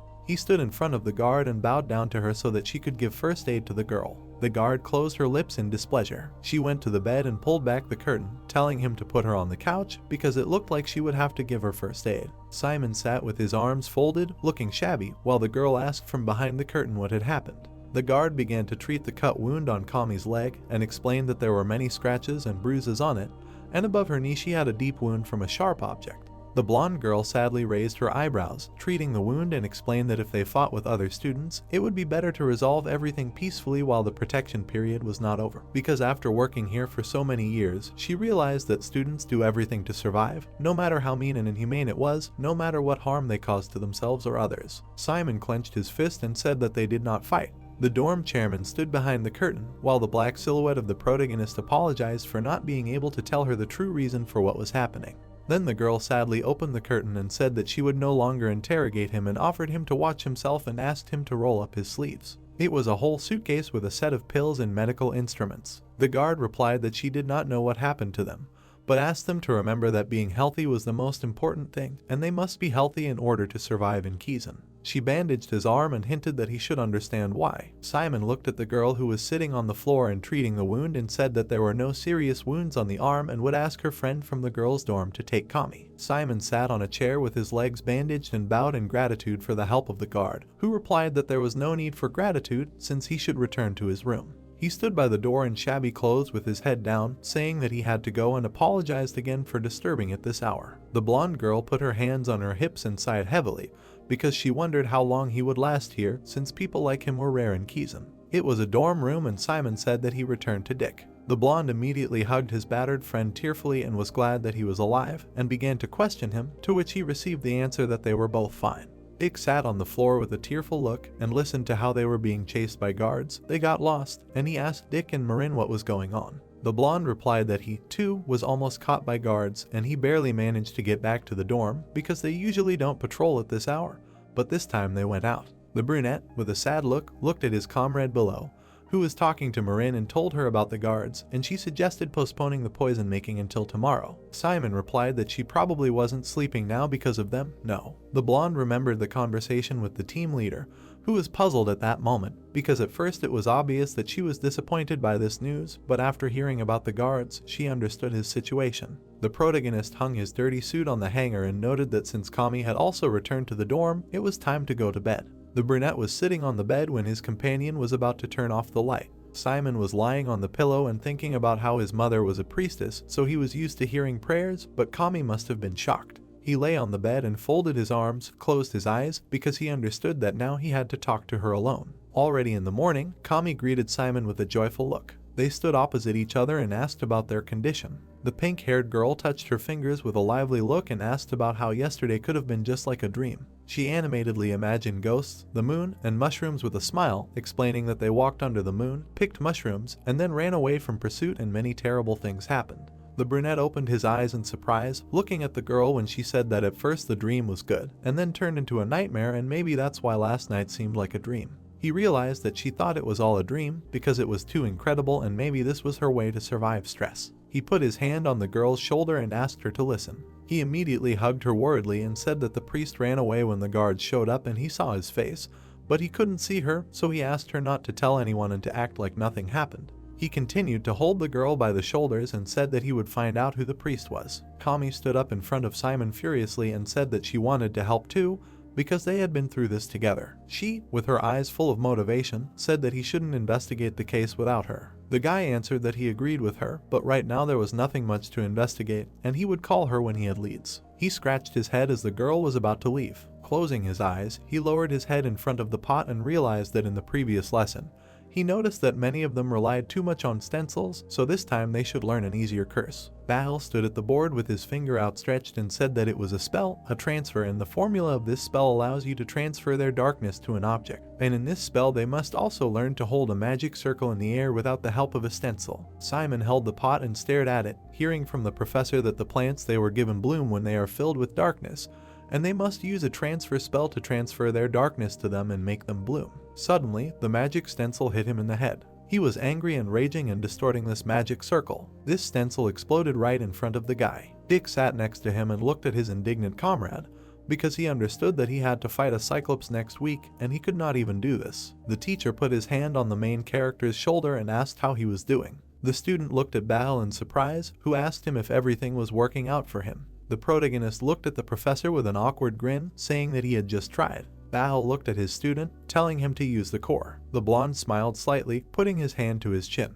He noted that he did not yet know how to use the core, that was why the darkness lacked durability, that was why the magic circle was blurry. The young guy looked at the teacher in confusion. The professor said that no one would teach him how to use his core, they did not teach this, it was too simple, besides, there were no general ways to use the core, they were individual. The blonde squeezed the guy's shoulder, telling him not to be scared now. White energy began to spread throughout the protagonist's body, after which it engulfed the other students. Bahal said that people do not know that a curse can be not only negative, and what a pity that stereotypes do not allow them to know the full depth of this science. The energy spread near the confused students. Simon asked the professor what he did. The man noted that he had used the curse of heightened senses on him. Black specks were visible before the main character's eyes. The blonde noted that this curse helps lost students find their way home, and now he must concentrate. The brunette closed his eyes and slightly opened his mouth. The teacher said that he should take a breath and collect the mana scattered in the air. The professor looked at the student with a slight smile, telling him to now run the mana through his core, but first, he would show him. A dark cloud of energy was visible in the young guy's chest. The brunette thought that it was just one thread of mana, but it was already moving differently. The professor asked if he felt the difference. A dark aura emanated from the core. The teacher noted that it had a different character of darkness than others, and with simple pulling it loses power. A bright purple light began to emanate from the core. Bahal noted that therefore he should develop the power of circulation. The man lowered his gaze, smiling slightly. He told him to forget about the transformation, the formation of darkness, noting that he should treat his Yar as a living being. Calm it down so that it would allow him to take the initiative and wait for the darkness to begin to flow through his hands. The protagonist looked in surprise at the hands from which the darkness appeared. Bahal leaned towards the student, telling him to now act himself and not try to hold it back with force and let it move where it wants. The protagonist closed his eyes and concentrated on the core. The teacher said that everything works out in him. The young guy concentrated energy in his chest. Bahal noted that this was wonderful. Simon looked at the teacher with a surprised look. The man said that he would reduce the intensity of the sense enhancement spell by half and something else, after which he presented a cloud of darkness, saying that it has the ability to remember the path to follow, and it is like muscle memory. When he repeats the action hundreds, thousands of times, the darkness remembers it and begins to reproduce it automatically. The protagonist's eyes widened. The blonde said that it was important to train hard and develop the skill. The protagonist looked at the professor with confusion. Bahal said that they would not stop there, asking that he try to cast a spell. The protagonist looked uncertainly at the pot with the sprout. The professor said that it would help him, so he should not worry. The teacher approached the student from behind, saying that he should improvise and form any magic circle. Dark energy began to gather between the guy's palms, after which a magic circle appeared in front of him. The blonde said that this was good. Clots of darkness began to appear in front of the magic circle. The teacher told him to activate it. The protagonist suddenly opened his eyes, after which the darkness began to spread to the sprout. A beautiful blue flower appeared from the sprout, after which the sprout turned into a tree with flowers. The students turned their attention to what was happening. The protagonist asked how this happened. The teacher asked what was so amazing. The main character looked at the professor in confusion. Bahal noted that this was his potential. Simon asked about the potential. When the teacher removed his hand, the white energy began to retreat. The man noted that he had only helped him stabilize and direct his powers effectively, and he had shown him what he could achieve in the not-too-distant future. Bahal looked at the student with a slight smirk, noting that he had a special kind of darkness. The young man turned his gaze to the tree. The teacher said that he hoped he would think carefully about how to best use his talent. Blue flowers fell onto the table. The teacher added that he would also direct his diligence to reveal his talents. The professor stared at the boy, smiling slightly. Simon called out to the man. The brunette looked at the teacher with a serious look, asking if he could give him an honest assessment of the curse he had just cast. The blonde grinned wickedly. The man stood in front of the boy, saying that he was not blamed for his success, and he tried to analyze his actions, noting that it was commendable. The blonde looked up thoughtfully, stating that he would say that his spell lacked emotion. The man looked at the student, dumbfounded. Simon asked what it was like when giving orders to the undead, such emotions. The teacher closed his eyes and grinned awkwardly, saying that it was something like that. Bahal patted the frightened protagonist on the head, noting that emotions were a decisive factor in black magic. The young boy thanked the professor. He wondered what it was, adding that he had such a scary face for a moment. Bahal noted that he should not forget what he told him. Dick jumped up from his desk, calling out to the professor. The guy smiled nervously, asking if he could help him too, noting that the plant was still not blooming and not blooming. Bahal looked at the guy with a sly grin, saying that he hoped for luck and that he would be coddled, noting that this was the hope of every sloth, and he should try. Marina covered her sarcastic grin with her hand. Dick apologized to the professor. The main character put his palms in front of him, wondering about his potential. The brunette grinned slightly and clenched his hands into fists. He thought that he would master this spell until the very end of the lesson. Kami sat next to Dick, looking at him. A student asked the girl that she did not think that lately the teachers were simply obsessed with Simon. The pink-haired girl asked what he thought, after which she thoughtfully looked away. The blonde said that take at least today's lesson of Professor Bahal, so much attention, and Simon pumped up the transmission spell only because of this, adding that she should look at what Professor Hengpeng was doing. The woman put her hand on the brunette's waist, telling him not to forget to suck in his stomach. The protagonist apologized to the teacher. The professor put her hand on the guy's leg, noting that the stance was wrong. The protagonist embarrassedly closed his eyes in front of the teacher. Dick said that it was as if the whole lesson was just for him. The guys watched what was happening intently. The teacher told him to do more support on his toes. Hengpeng put her hands to the side, smiling slightly. She said that now he should prepare for a roundhouse kick. The protagonist moved his leg to the side. The professor told him to emit darkness. The protagonist kicked, extracting darkness. The woman clapped her hands, saying that it was excellent. The brunette asked if it was true. The teacher said that it was. The young guy closed his eyes and sighed heavily. Hengpeng said that only the kick itself was good, the 4 points of support were incorrect, his gaze should be focused only on the target, and his waist was not working correctly, and he should not be shy about turning on his heel, and he also emitted darkness too quickly at the moment of impact. The brunette lowered his head in front of the brown-haired girl and apologized, noting that he would take all this into account. The woman told him not to worry since he was doing well. The guys sat not far from their friend. Hengpeng told the brunette to practice. Simon thanked the teacher. Dick looked at Marine with bewilderment. The blue-haired girl said that he still dared to call himself a Kizan student with such a mood, calling him lazy, asking that maybe, instead of envying and complaining, he would do better to make an effort himself so that the professor would pay attention to him. The blonde said that he was not envious, but simply asked a logical question. The student looked at the guy in shock. Dick asked who would even talk, noting that in the last lesson she even removed the exhaustion spell from herself and went to the finish line, raising her nose, calling her a problem student.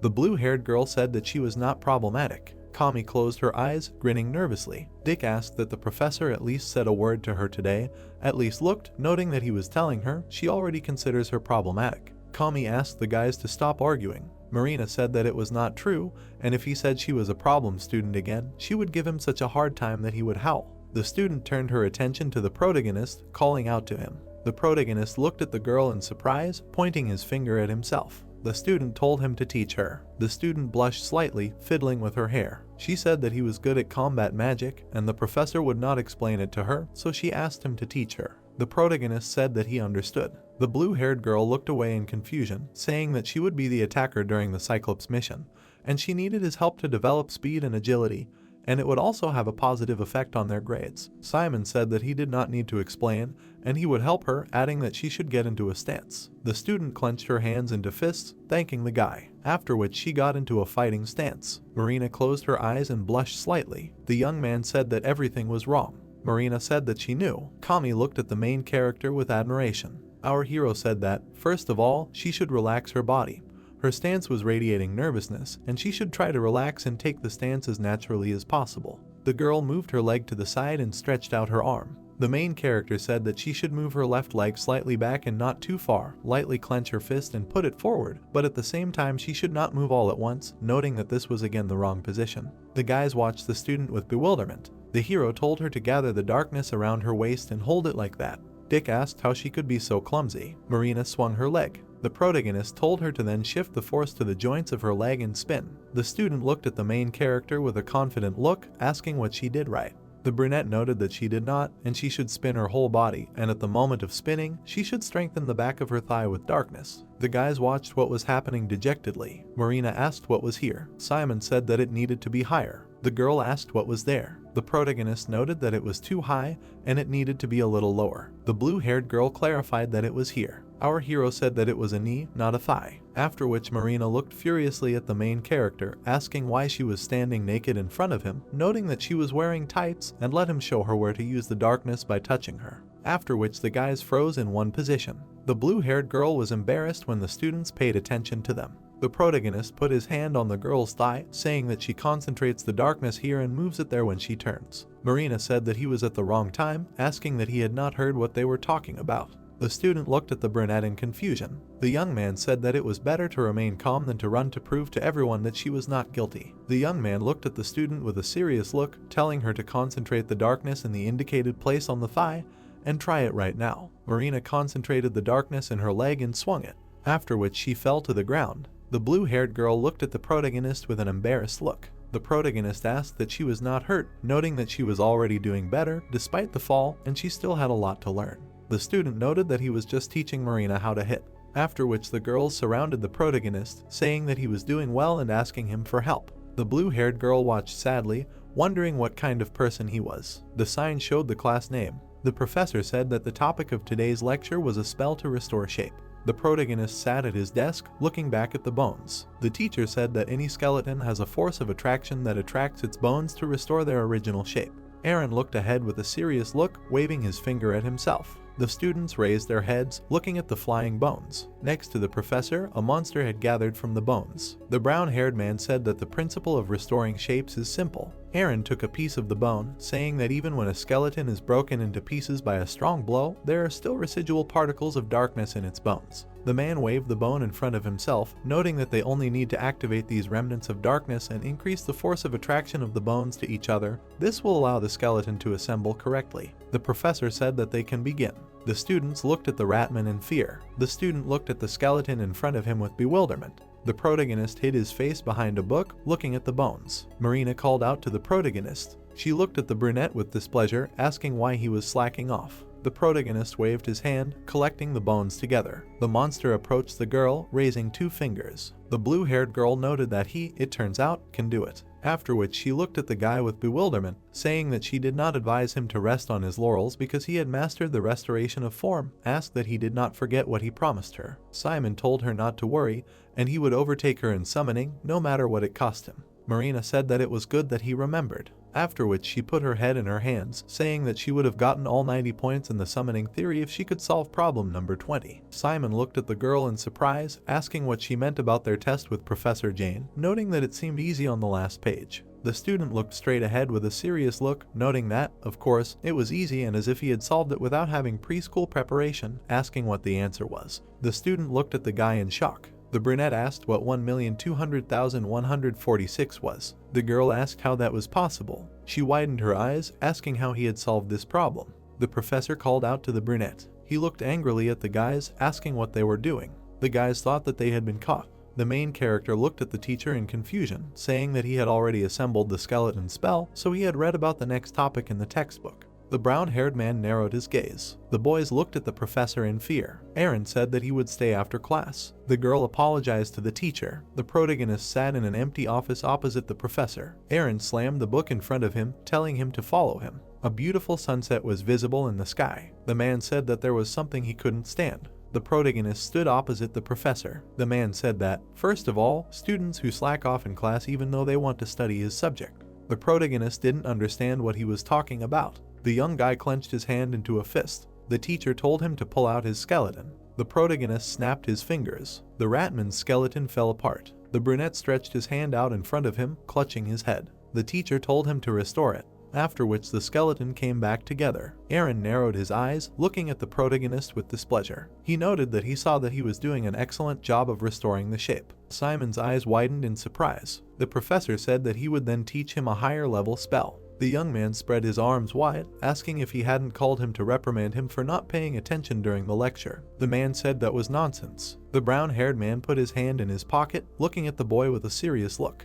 He said that it was an extra lesson for him. The protagonist looked at the teacher with admiration. Aaron said that he wanted him to understand correctly, adding that the professor was obliged to arrange extra lessons for those whose academic performance exceeded the average. The brown-haired man scratched the back of his head, closing his eyes. He told him to get ready for action and not to take up more of his time off than he should have. A bony monster appeared in front of the guys. The teacher said that it was a demon's skeleton. The brunette noted that it was cool. The man stretched his hand out in front of him and the skeleton began to fall. He told him to watch carefully as he was showing one time. The professor began to emit dark energy, stretching out his finger. A dark aura surrounded the demon's bones, after which the bones began to diverge. The man stood in front of the tree, making the bones float in the air. He said that the shape restoration spell could be used as an attack spell, after which he directed the bones towards the tree. The limbs dug into the tree. The protagonist smiled slightly. Aaron said that these were bone knives. The frightened animal ran away in horror. Aaron waved his hand with a serious look.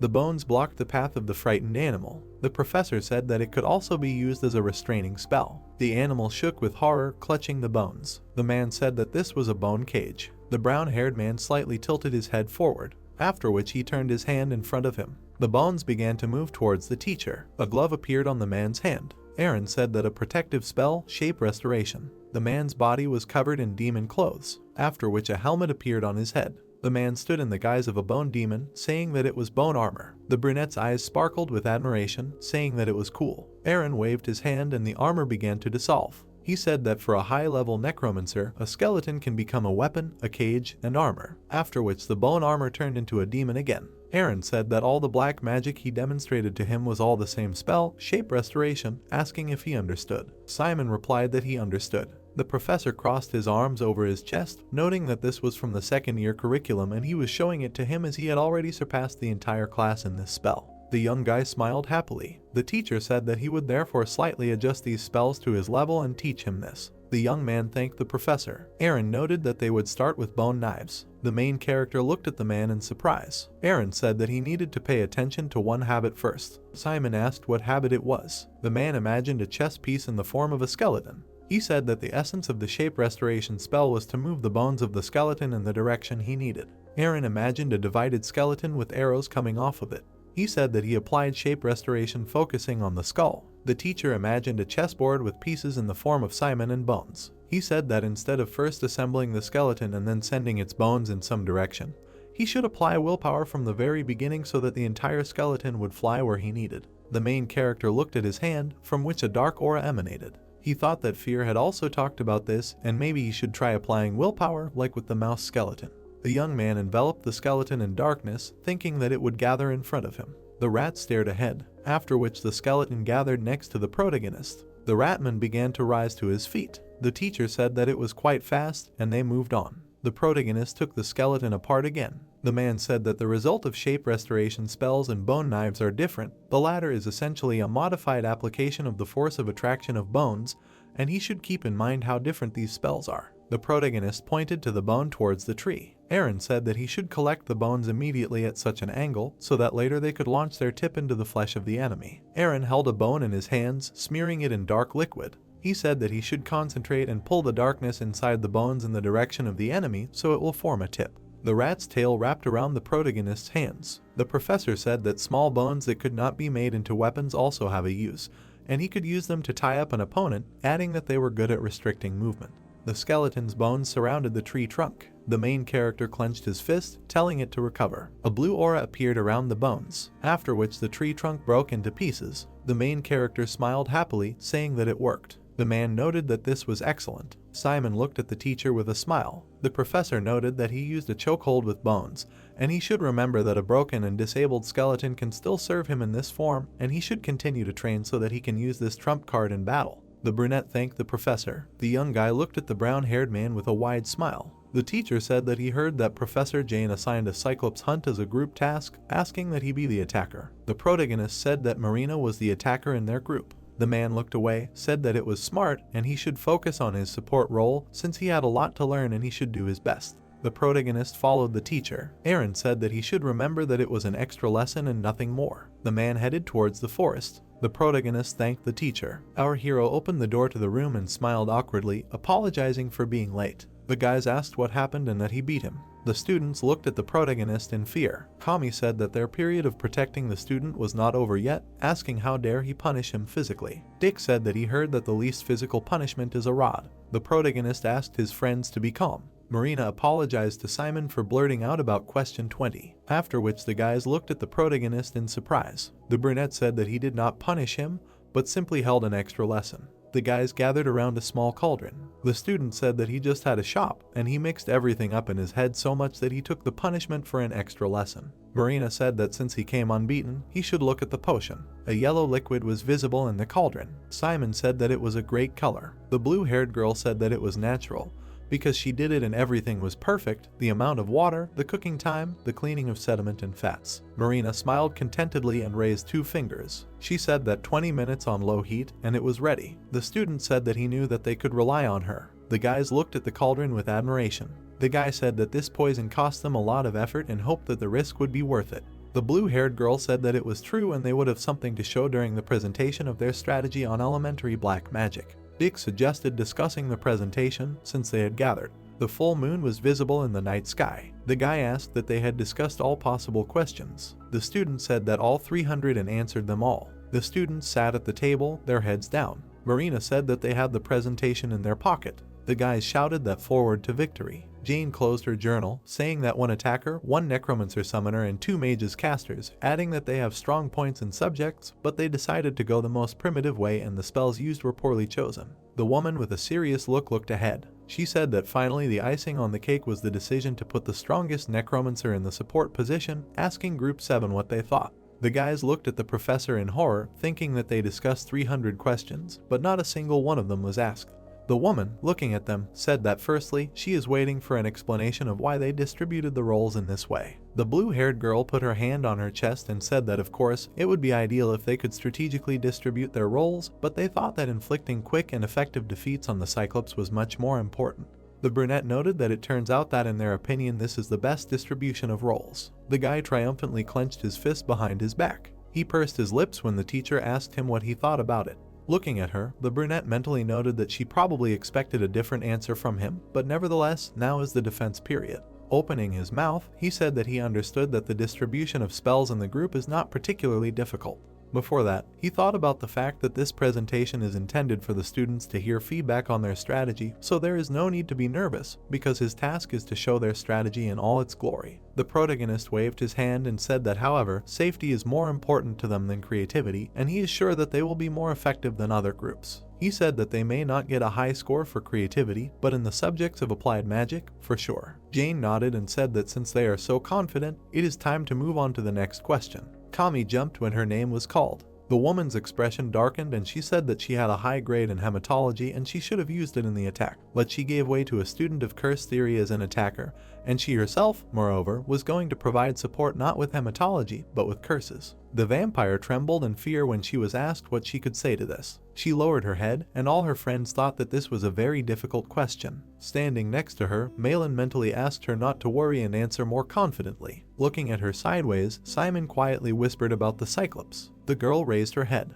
Putting her hands together, she said that they made this decision based on the physiological characteristics of the Cyclops. The professor asked her to explain his characteristics in more detail. The other students listened attentively to the words of their classmate that the Cyclops has thick and durable skin, and blood spells are much more effective in the presence of open wounds, so it is very difficult to harm the Cyclops with hematology. Hector crossed his arms over his chest when she said that Malin knew the spell of the dark element and the magic of the black flash, so it seems to her that they can give the Cyclops with the help of such a spell. They write to you put her hand on her chest and said, therefore, she is sure that she will leave her friends better. It will turn out to be the attacker in this task. Jane, looking at her intently, answered that she understood, and then asked what would happen if their opponent was not a Cyclops but another monster. Kami clenched her hands into fists and began to mutter what if this happened. Closing her eyes, she shouted that then she would have to be the attacker. Silence reigned in the class. Friends looked at the girl with surprised eyes. She in turn covered her red face with her hands. The brunette smiled slightly and said that she would keep this in mind, and then turned to the blonde. With a wide smile on his face, he raised his hand. The professor frowned and told him that talking during class was forbidden. Dick felt humiliated when the woman noted that the 7th group was free and asked the 8th to come to the board. After a while, the students gathered in the cafeteria, discussing the classes. The protagonist sat at the table wondering when she would come already. The other guys looked at something in surprise, while he thought that he had to meet her at all costs. The girl began to walk past the others. Looking at her back, everyone whispered that it was her. Lorraine fixed her hair. Looking at the crowd, she asked if they wanted to tell her something. At that moment, everyone immediately disappeared. When the brunette sat down at the table, the protagonist wondered why she was so different from herself today. He remembered what she was like during their walk. Remembering how they were standing by the bridge, Simon thought that she was friendly, they were having fun, sitting together in a cafe. Then they chatted with each other smiling. Now, sitting opposite her, the guy said hello and said that he hadn't seen her for a long time. The girl propped her chin on her hand. Smiling charmingly, she said hello in return and said that they last saw each other in Langerstein.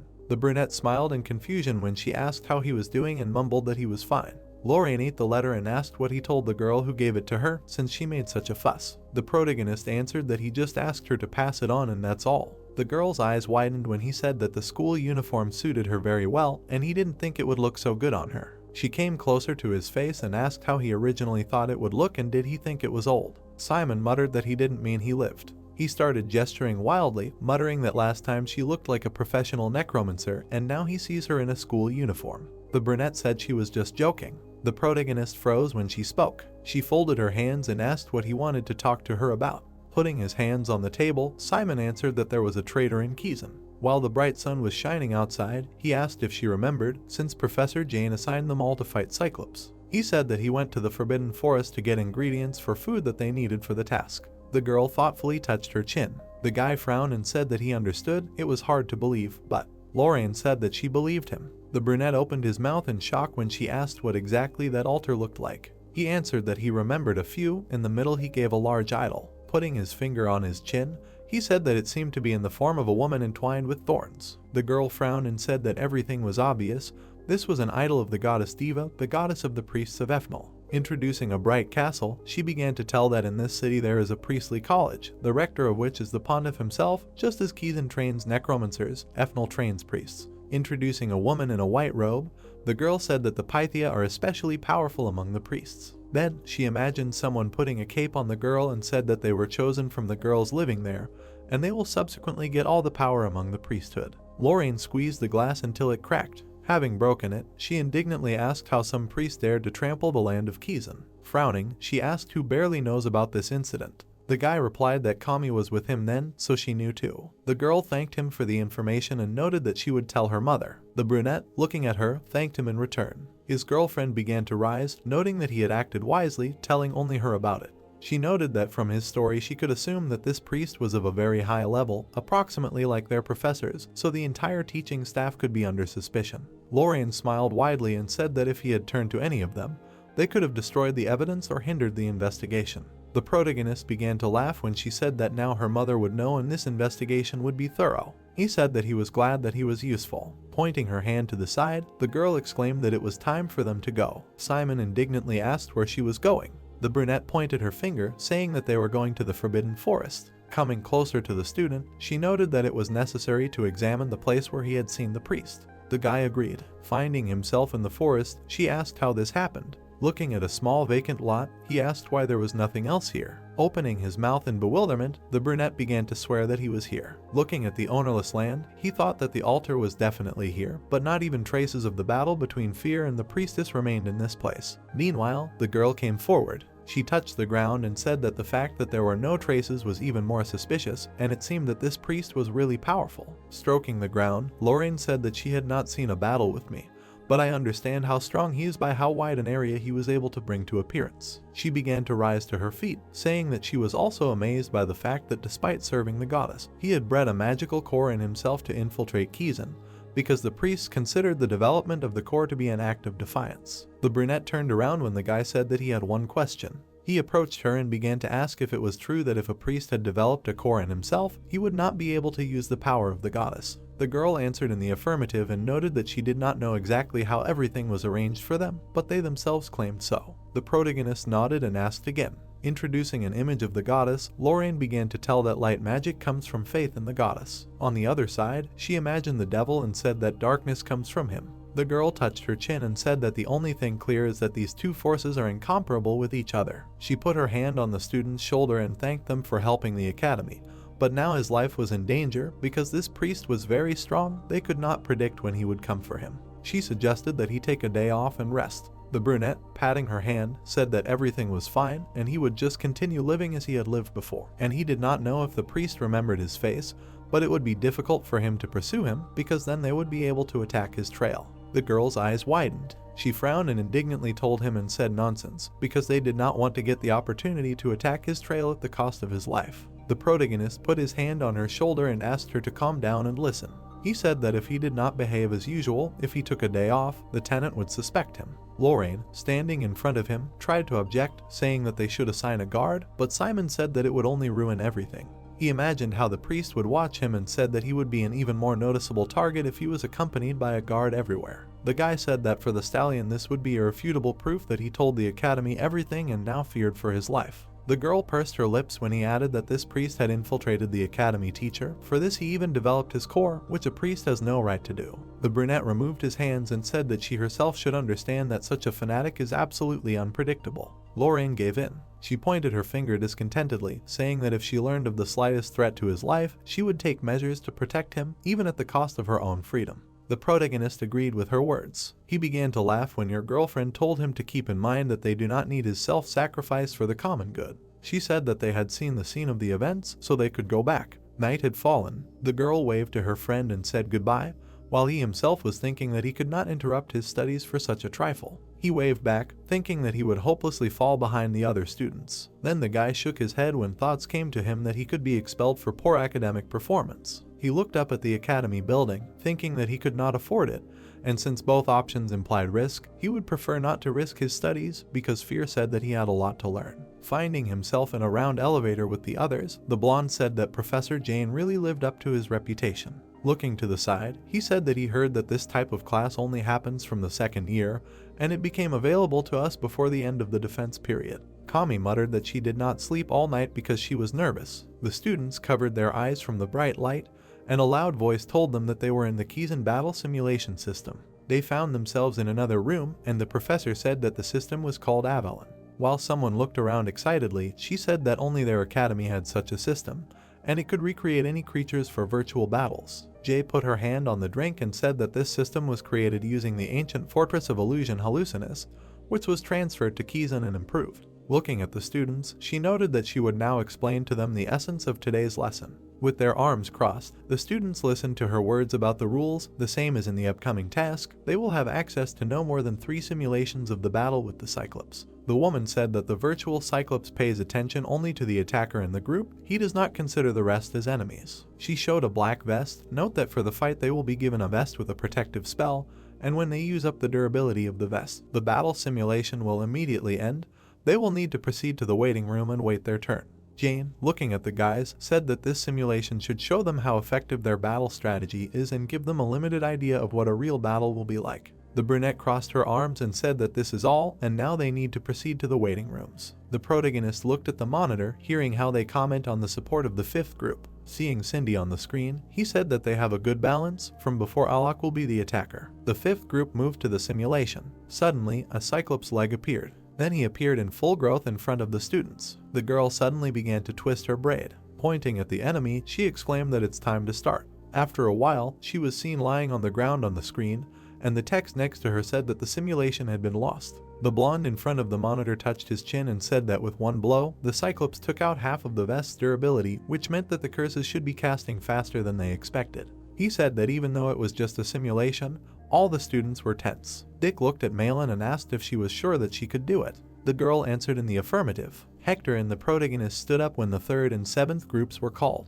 Simon looked back when the blonde called his name. He turned his head when he heard the question of whether he was the attacker in the group and answered that their attacker was Malin. Hector clenched his fists and asked if this was the same out-of-touch Lady Ivory. He asked if the guy gave her the place of the attacker just to not hurt her pride. The brunette replied that of course not. The student grinned when he told him that the whole thing was that she was the best necromancer among them. The seventh group went into the simulation. Yellow circles appeared on the floor, and the professor asked everyone to stand in their places. When they followed the instructions, they were told that the Cyclops would not see them, so there was no need to be afraid, but if they left the circle, it would mean disqualification. An employee approached Malin and asked if she was ready. The girl loudly answered in the affirmative. She closed her eyes and sighed when the others began to support her. The simulation began to slowly begin. The Cyclops appeared in front of the guys. When he roared loudly, the blue-haired girl ordered the others to get ready. She frowned and loudly asked if everyone remembered. The students answered in the affirmative. The protagonist, clenching his fists, thought that she was holding herself together, which meant that, apparently, he had worried for nothing and they would act strictly according to plan. The support mages took their positions. A bright flash was heard in front of them. The trio looked away in confusion. Seeing Malin lying on the floor, they began to loudly ask what happened to her. The first virtual battle of Group 7 was over. The four stood drooping and disheveled. The teacher praised them for partially executing their strategy. They especially noted the good work of the summoner, who distracted the Cyclops with the help of skeletons. The hero praised her for such an assessment. He looked up, and the mentor added that the rest of the team did not pull off their roles. Dick shuddered at these words. The woman said that holding the enemy with the exhaustion spell and attacking with the black flash sound good in theory, but the reality is quite different. Jane said that their biggest drawback is the low effectiveness of the spells. She advised to try to work on concentrating on the target. The students looked ahead attentively and thanked for the feedback. They walked out and looked questioningly at the group of students. The screen showed Hector standing on the monster. The people around exclaimed in surprise that he really defeated the Cyclops on the first try. Group 3 results: victory in the virtual battle. Duration 4 minutes 2 seconds. Damage inflicted 100%. Vest indicator 98%. Grade, someone muttered that, according to the vest, the monster could not hit him even once. The protagonist and his comrades looked at the screen, and from the side a figure approached. The students discussed how perfect everything had to be to get an assignment. Turned to Hector passing by. The guy sneered contemptuously, looking at him. The brunette turned to Malin, who addressed the team. The girl frowned and suggested that they do everything to win the real battle. The second battle simulation. The monster swung its club. The hero said that it seemed that even with 2 casters of exhaustion, the Cyclops did not slow down at all. He asked Malin to dodge. The girl asked again in surprise. The young man reminded them how they learned to push off the darkness in a jump using combat magic. The classmate jumped back, dodging the enemy. Kami and Dick created magic circles. The girl was asked to simplify it so that there would be more spells, and they would get the cumulative effect faster. The Cyclops howled, covering himself from the attack, and Malin stumbled and fell to the ground. The monster swung its club, hanging over the girl. She raised her head in fear when her comrades called out to her. The battle simulation was lost. Duration 3 minutes 45 seconds. Damage dealt 42%. Vest value 0%. Grade E. They almost got it. Malin and Kami looked nervously at the results. The pink-haired girl muttered that the next attempt was the last one. The hero thoughtfully touched his chin, and Dick turned to him. Simon asked his comrades to listen to him. He smiled and said that he had a win-win idea. The guy said that, firstly, they almost do not change the strategy. Malin is an attacker, 2 are on curses. Only 2 casters of curses do not help. He suggested that Kami and Dick try casting from 2 circles each, a total of 4 casts. The students looked at the brunette in shock. The guy said that he had never tried this. The girl added that it was possible, but would there be time? The hero calmed them down, assuring them that he would gain as much time as possible with the help of skeletons. The living bones moved to attack. They began to climb the Cyclops' legs, distracting his attention. The skeleton clung to the monster, climbing higher. Before this attempt, Simon said that they would use the surrounding nature. He also suggested using Dick's specialty, enchantment. The blonde nodded, agreeing to this idea. Kami furrowed her brows, and a pentagram appeared in front of her. She said that she had created the first circle on exhaustion. Dick activated the magic circle and replied that he was moving on to creating the second. The enraged monster threw one of the skeletons to the ground, and it broke. One of the students shouted that the black flash was 80% ready. The protagonist clenched his fist and summoned more skeletons, sending the seventh to attack. The Cyclops grabbed one of the summoned ones, and the second jumped on his leg. Malin shouted that she was ready. The pink-haired girl held 2 magic circles in her hands. She said that she could begin too. The skeleton fell apart in the Cyclops' hands, and the hero exclaimed for the girl to fry it. The monster looked around, looking for an opponent. Malin extended her arms, summoning a magic circle, and used Black Flash. The Cyclops howled and rushed at the girl. Dick and Kami stood on either side of her. Now that the enemy was approaching, they would be able to hit him with exhaustion. Energy burst out of the dark circles. Malin frowned and attacked with Black Flash again. Flames were reflected in the Cyclops' rounded eye. Fiery energy surrounded him. Simon had told the blonde earlier that since exhaustion now had 4 casts, she would be able to dodge it. Then the girl doubted that she could handle it, but the young man said that he would tell her what to do. Malin jumped back, dodging the monster's swing. She stood on her toes, moving some of her mana to her legs. The hero shouted that there was a blow from the front. The girl jumped to the side, gritting her teeth. The Necromancer quickly ran away from the enemy at the brunette's command. At this time, Dick activated exhaustion again. Kami extended her hand with a drop of blood on her finger to block the enemy's view with a blood spell. Red energy burst out towards the Cyclops. A scarlet ribbon wrapped around his face, covering his eye. At this time, skeletons of mice with a chain were sitting on the tree. The guys noted that the enemy was about to enter the trap. The hero ordered the creatures to pull. The chain rose to the level of the monster's neck. The Cyclops fell into the trap prepared by the skeletons. He growled, grabbing the obstacle. The living bones held onto the chain, but the monster pulled them up. Simon asked the blonde to use enchantment so that the chain would not break. The student extended his hand, and an energy ball appeared from his circle. The guy frowned and shouted, "Enchant." The chain on the Cyclops' neck began to emit mana, and the monster growled. The skeletons sharply pulled the enemy back, causing him to shudder. The hero shouted for Malin to finish him off. The girl gritted her teeth and hissed when the enemy was already dead. She raised her hands, summoning a magic circle from which flames emanated. The student stood in front of a giant silhouette engulfed in flames. Her comrades stared ahead at the screaming monster. The Cyclops opened its mouth and let out a final wheeze. The enemy leaned forward over the standing students. His body went limp, falling to the ground, and the simulation around him began to disappear. The results of their battle appeared on the screen. The comrades smiled happily, hugged each other, and shouted that they had won. They turned with a smile, hearing congratulations from the teacher of their 7th group. The blonde patted the protagonist on the shoulder and gave a thumbs up. The coach said that she approved of the fact that they took a plan that looked good only on paper and adjusted it through trial and error so that it became an effective strategy. Jane sat in a chair with a tablet in her hands. She looked ahead and said that the battle time was too long.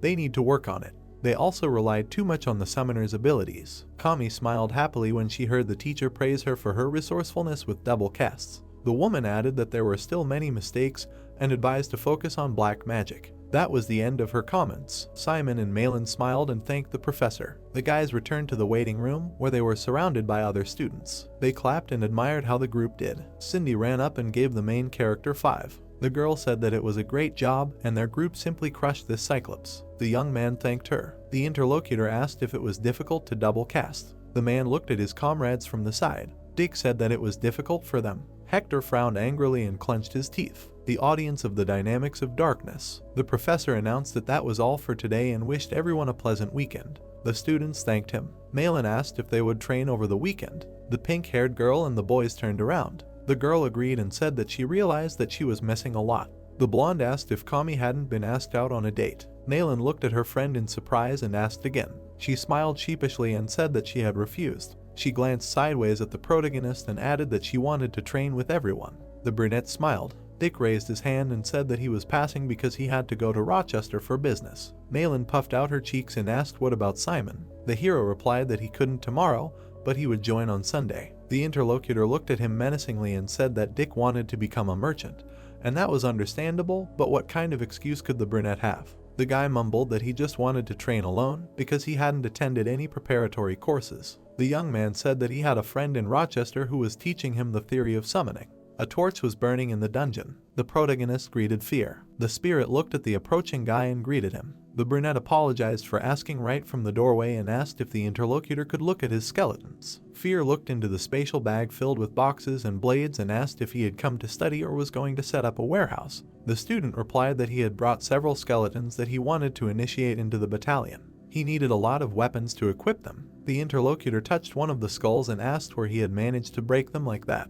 The protagonist said that it happened during a battle simulation. Fear pointed to the box and offered to start training because he had already patched up the skeletons. He said that the wounded needed time to recover. The mentor suggested using a human skeleton today and added that the boy was still a beginner and would have a hard time handling it, so he needed to be careful. Fear looked at the two skeletons and said that today he would teach the boy to control several corpses at the same time. He asked how many skeletons he could control at the moment. Simon replied that 2 at most. The brunette scratched his head and said that he had tried to control 3 or more, but his thoughts would wander in all directions and it would be hard to give orders. In addition, his head was starting to hurt. The interlocutor came closer and asked him not to worry, because the number of undead he could control at the same time was currently unimportant.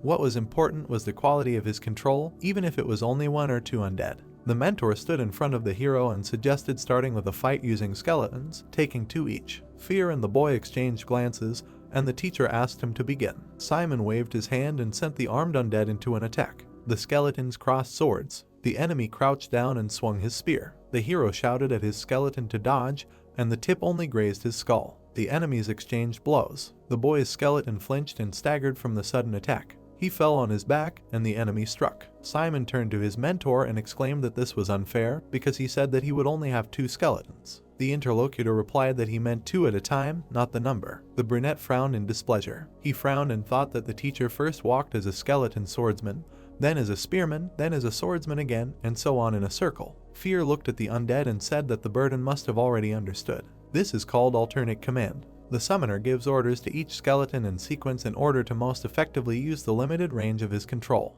He raised his finger and said that until the hero could control several skeletons at once, he had to quickly give orders to each of them one by one. That was the strategy. The brunette thoughtfully touched his chin and muttered to do it now. The teacher looked questioningly at the moving skeleton. 2 of them raised their hands. The undead turned around, giving each other a high five. Then they hugged and gave each other a thumbs up. Simon asked if he was doing the right thing. The other man was delighted. He put his hands on his hips and exclaimed that the student was catching on quickly. Fear suggested trying a real fight, since he understood. The mentor said that the hero had to master the alternate order perfectly. He agreed. Clouds floated across the blue sky. The comrades were sitting on the grass under a tree. Dick leaned back and muttered that he was tired. Malin said that they had already learned so much. She looked at the protagonist and noted that he was much more efficient in controlling his skeletons. Kami nodded, saying that her friend was right. Before, he could only control 2, and now he could control 3. The brunette winced and smiled awkwardly when asked if it was because of his friend in Rochester. The young man answered in the affirmative. The girls stared at him in admiration and asked who was teaching him, assuming that it was someone really cool. Simon muttered that it was his father's friend.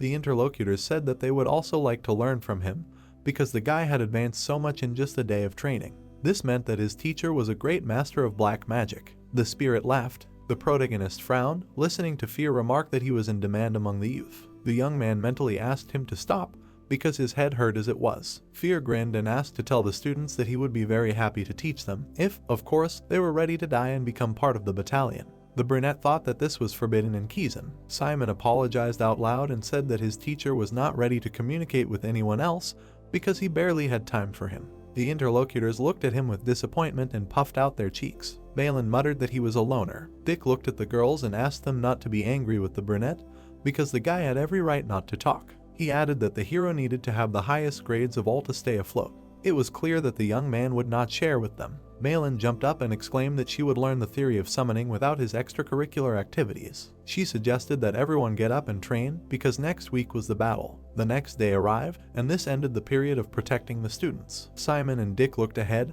puzzled. The hero asked how many for today already, and heard in response that it was 19. Thal threw another sheet of paper aside and wondered if the students had decided to bring him waste paper instead of homework. He added that they were unworthy of this educational institution. The students turned pale and looked away. The standing guy began to sweat and heard the professor demand that they get out of his sight. The hero and his friend tensed up. The blonde covered his mouth and muttered that here was the 20th. On the very first day, 20 students were expelled. The students ran, breathing heavily. They asked the professor why all this was happening and how she could take off 10 points. The students muttered that they would rather run all day as long as he didn't take away points. Malin, Simon, and Dick ran alongside. The blonde said that combat magic with Professor Hengpeng was the best. The hero smiled and said that he shouldn't have slept in class. Dick leaned over, breathing heavily, and told the girl that this was the first time this had happened and that she usually lagged behind them. The brunette looked at his classmate and asked her not to overexert herself. The girl rushed forward, not letting him finish. Dick opened his mouth, gasping for air,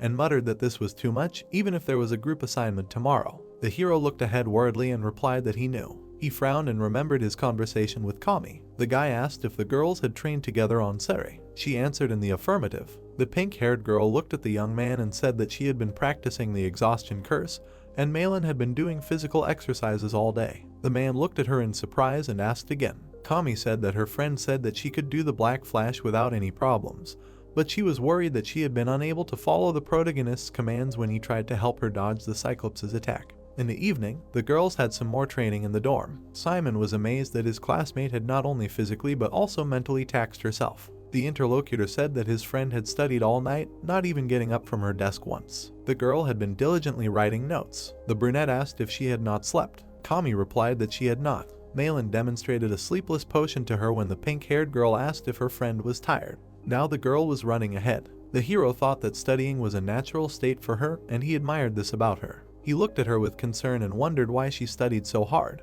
Malin waved her hand and shouted for Simon to look at her. She smiled and told him to watch the girl push off from the darkness. The guys watched as the student jumped. She landed next to her friends, and they admired her. Malin turned to the hero and asked if he had any comments. The brunette replied that it was really very good. The girl slapped her friend's palms and was glad that the whole weekend of studying had paid off. Kami smiled and said that she was just great. The guy was surprised that she had really achieved this in just a couple of days. There were calluses on the student's foot. The girl said that she had used special methods. Simon looked at her seriously and asked her not to push herself. He added that they had succeeded in the virtual battle, and they would succeed in the real one too. The interlocutor replied that she understood. She frowned and said that she would not be satisfied with a simple pass. The young man raised his eyebrows when the girl said that they had to be first, no matter what. The guy shuddered, and the interlocutor turned her head. He wanted to say something, but they announced the end of the break. The professor shouted that they should run to the next finish line without stopping. The young man frowned anxiously. The wind swayed the wild flowers. The hero wiped his sweat and looked at Hengpeng, who had approached him.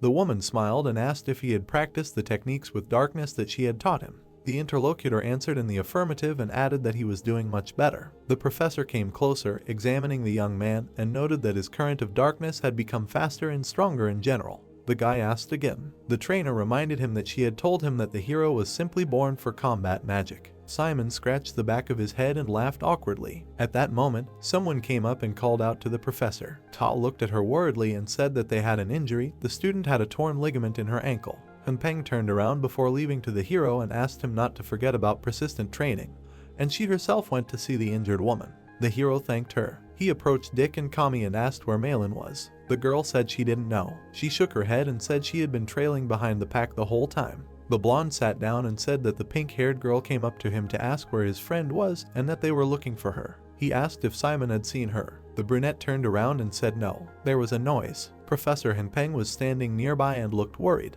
The students watched as the man carried one of the students and muttered that someone was injured. The three stared at the victim in shock. Malin was carried with a bandaged leg, and she herself bit her lip in disappointment. A little later in the medical center, all the friends were looking at the doctor, and Kami was sitting next to her friend. The doctor said that Malin had a torn ligament. It was serious. He wrote something on the tablet and said that she would have to move around on crutches for a long time, but she could go to class. The man added that he strictly forbade any practical classes that required physical activity. The blonde and Kami frowned in confusion, and the victim asked again in shock. She jumped up abruptly and said that she was fine and could walk. The girl turned pale and winced in pain as she said that she would be able to participate in practical classes. Her friend caught her in fear. The doctor sighed and said Malin's name. The student looked at him in shock when the man said that this was a ban, not a recommendation. He frowned and added that he understood that the most important thing for students was studying and staying in Kizan, but for him, The priority was the patient's health.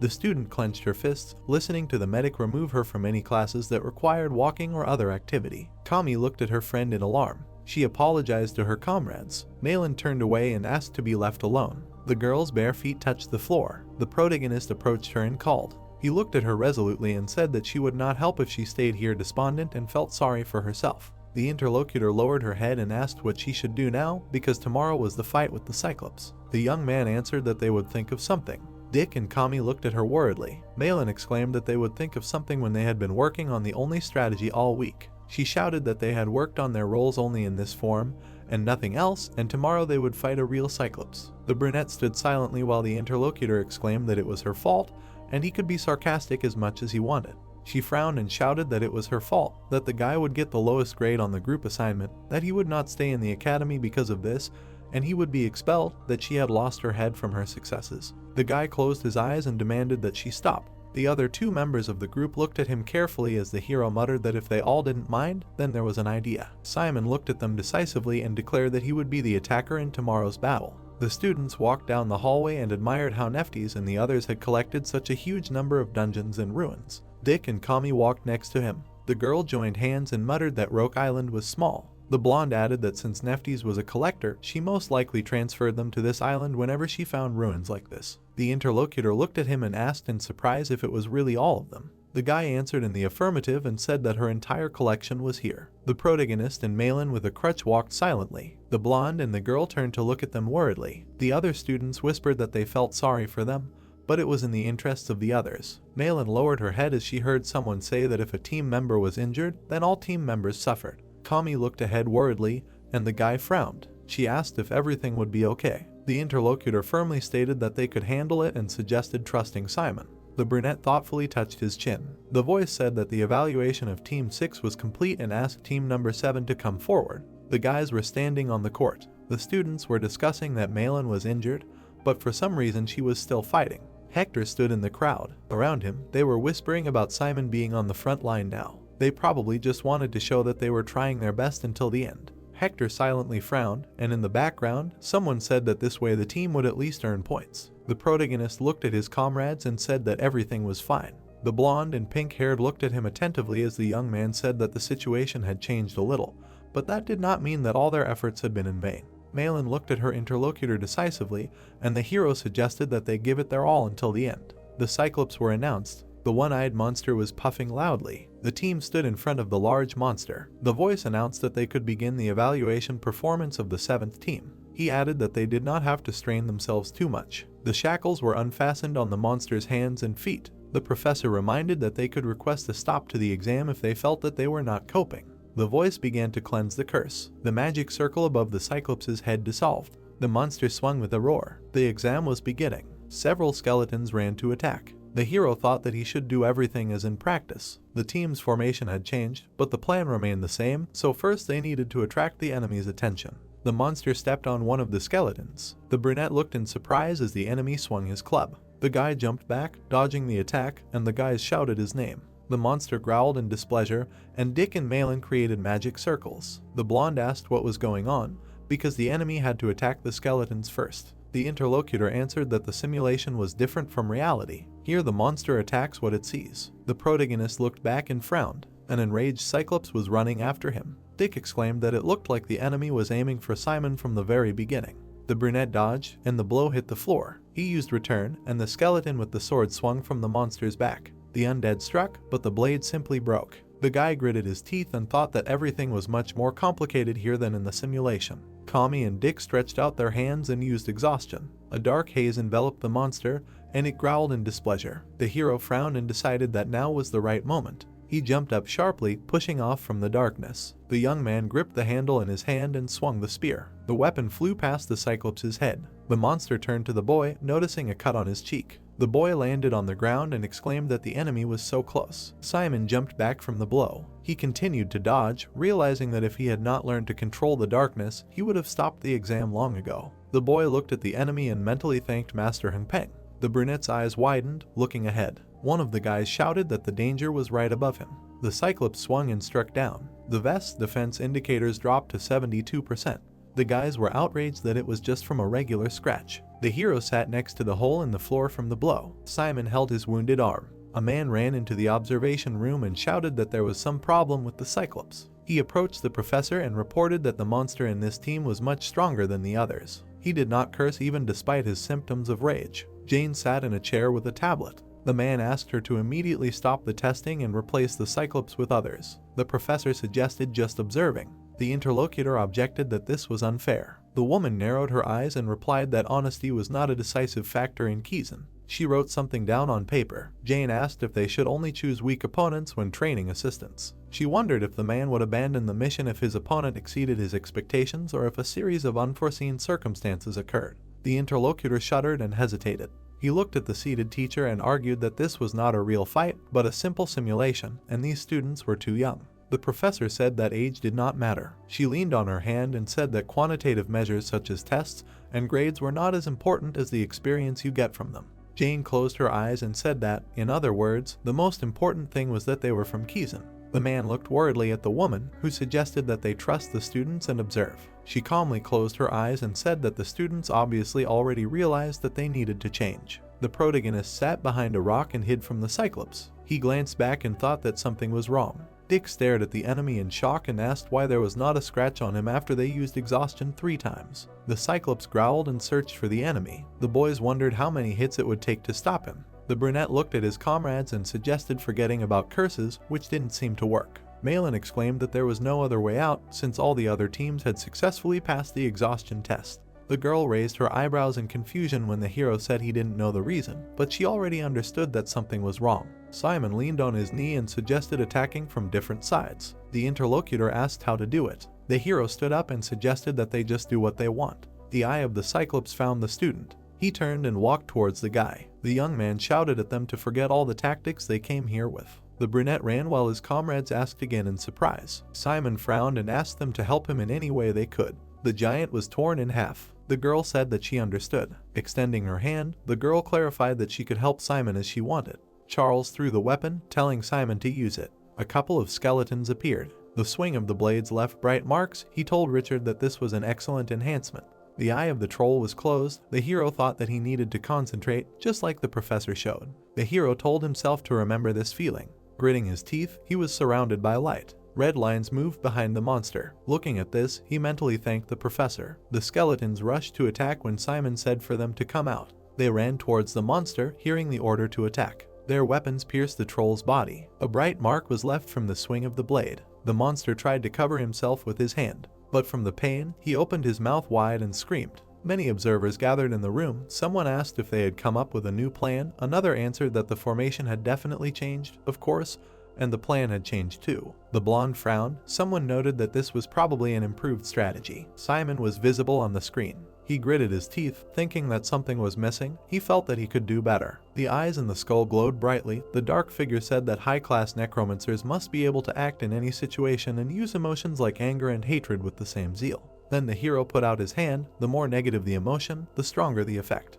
With his eyes wide open, he ordered them to kill the monster. The skeletons began to plunge their bones into him. The girls watched closely. The army of the undead continued to strike. The monster screamed, and the hero continued to repeat for them to kill him. Then the troll pounced on the hero. The pink-haired girl was scared. Looking at this, the hero realized that it was too late. Then the blue-haired girl just looked, using elemental darkness magic, Dark Freeze. The hero looked at her in confusion. An ice wall appeared. In surprise, he opened his mouth. The girl told him to act. She put out her fist, telling him not to stop, that he can do it. The monster leaned against her. Simon thanked Malin. Watching the troll try to destroy the wall, the hero said that they fulfilled all the conditions. Blood came out of Kami's eyes. She used Ursula's gemantic magic. Her hair rose. The monster was struck by the use of overflowing bleeding. She began to fall to the ground, and the blonde hurried to her. Frowning, Kami said that now everything is in Simon's hands. Taking his hand aside, he asked to leave it to him. The bones began to rise from the floor. He thanked the professor again. Clenching his fist, the hero used rebellion. The girls watched with delight. The monster fell to the ground. Simon asked for the Narvia potion. Then Malin swung the flask with yellow liquid. Having broken, it fell on the monster's hand. Trying to catch his breath, the hero mentally asked the troll not to get up, but his hand was still twitching. Growling, he still began to rise. He could still get up? What the hell? Gritting his teeth, Simon said that anything but instant death was useless. Richard spread his hands when our hero asked for a boost. Raising his sword, he asked to channel all the darkness into it. He held it out in front of him, hearing that the boost lasted 10 minutes, after which he rushed to attack. The monster raised his hand. Simon opened his eyes in surprise. Falling to his knees, he noticed that his legs did not obey him. The girls knocked on the window, telling him to get up. The man watched carefully, thinking that this could not be happening. The girl threw a pen and a notebook on the floor. A dark-haired woman entered the room. At that moment, the hero nervously raised his head. Suddenly, a magic circle appeared around him. Ice rose from the floor, and someone told him to jump. Simon managed to jump away. With a scream, he flew down. Under him stood the monster. The hero opened his eyes wide. A bright beam struck his comrades. The defense indicator dropped to 7%. Smoke was coming from Simon. He was nailed to the wall. He managed to raise his hand, and, clenching his fist, he thought that ending it like this was unworthy of a necromancer. Several bones rose into the air. A bony hand grabbed a sword. Another one helped to lift it. The swing of the blade dealt a deep wound to the monster. Simon fell to the floor. The monster's head fell to the floor, and it was announced that the group of 7 defeated the Cyclops. Rising to his knees, he shouted that they did it. Richard hugged his comrade, saying that he was proud of his friend.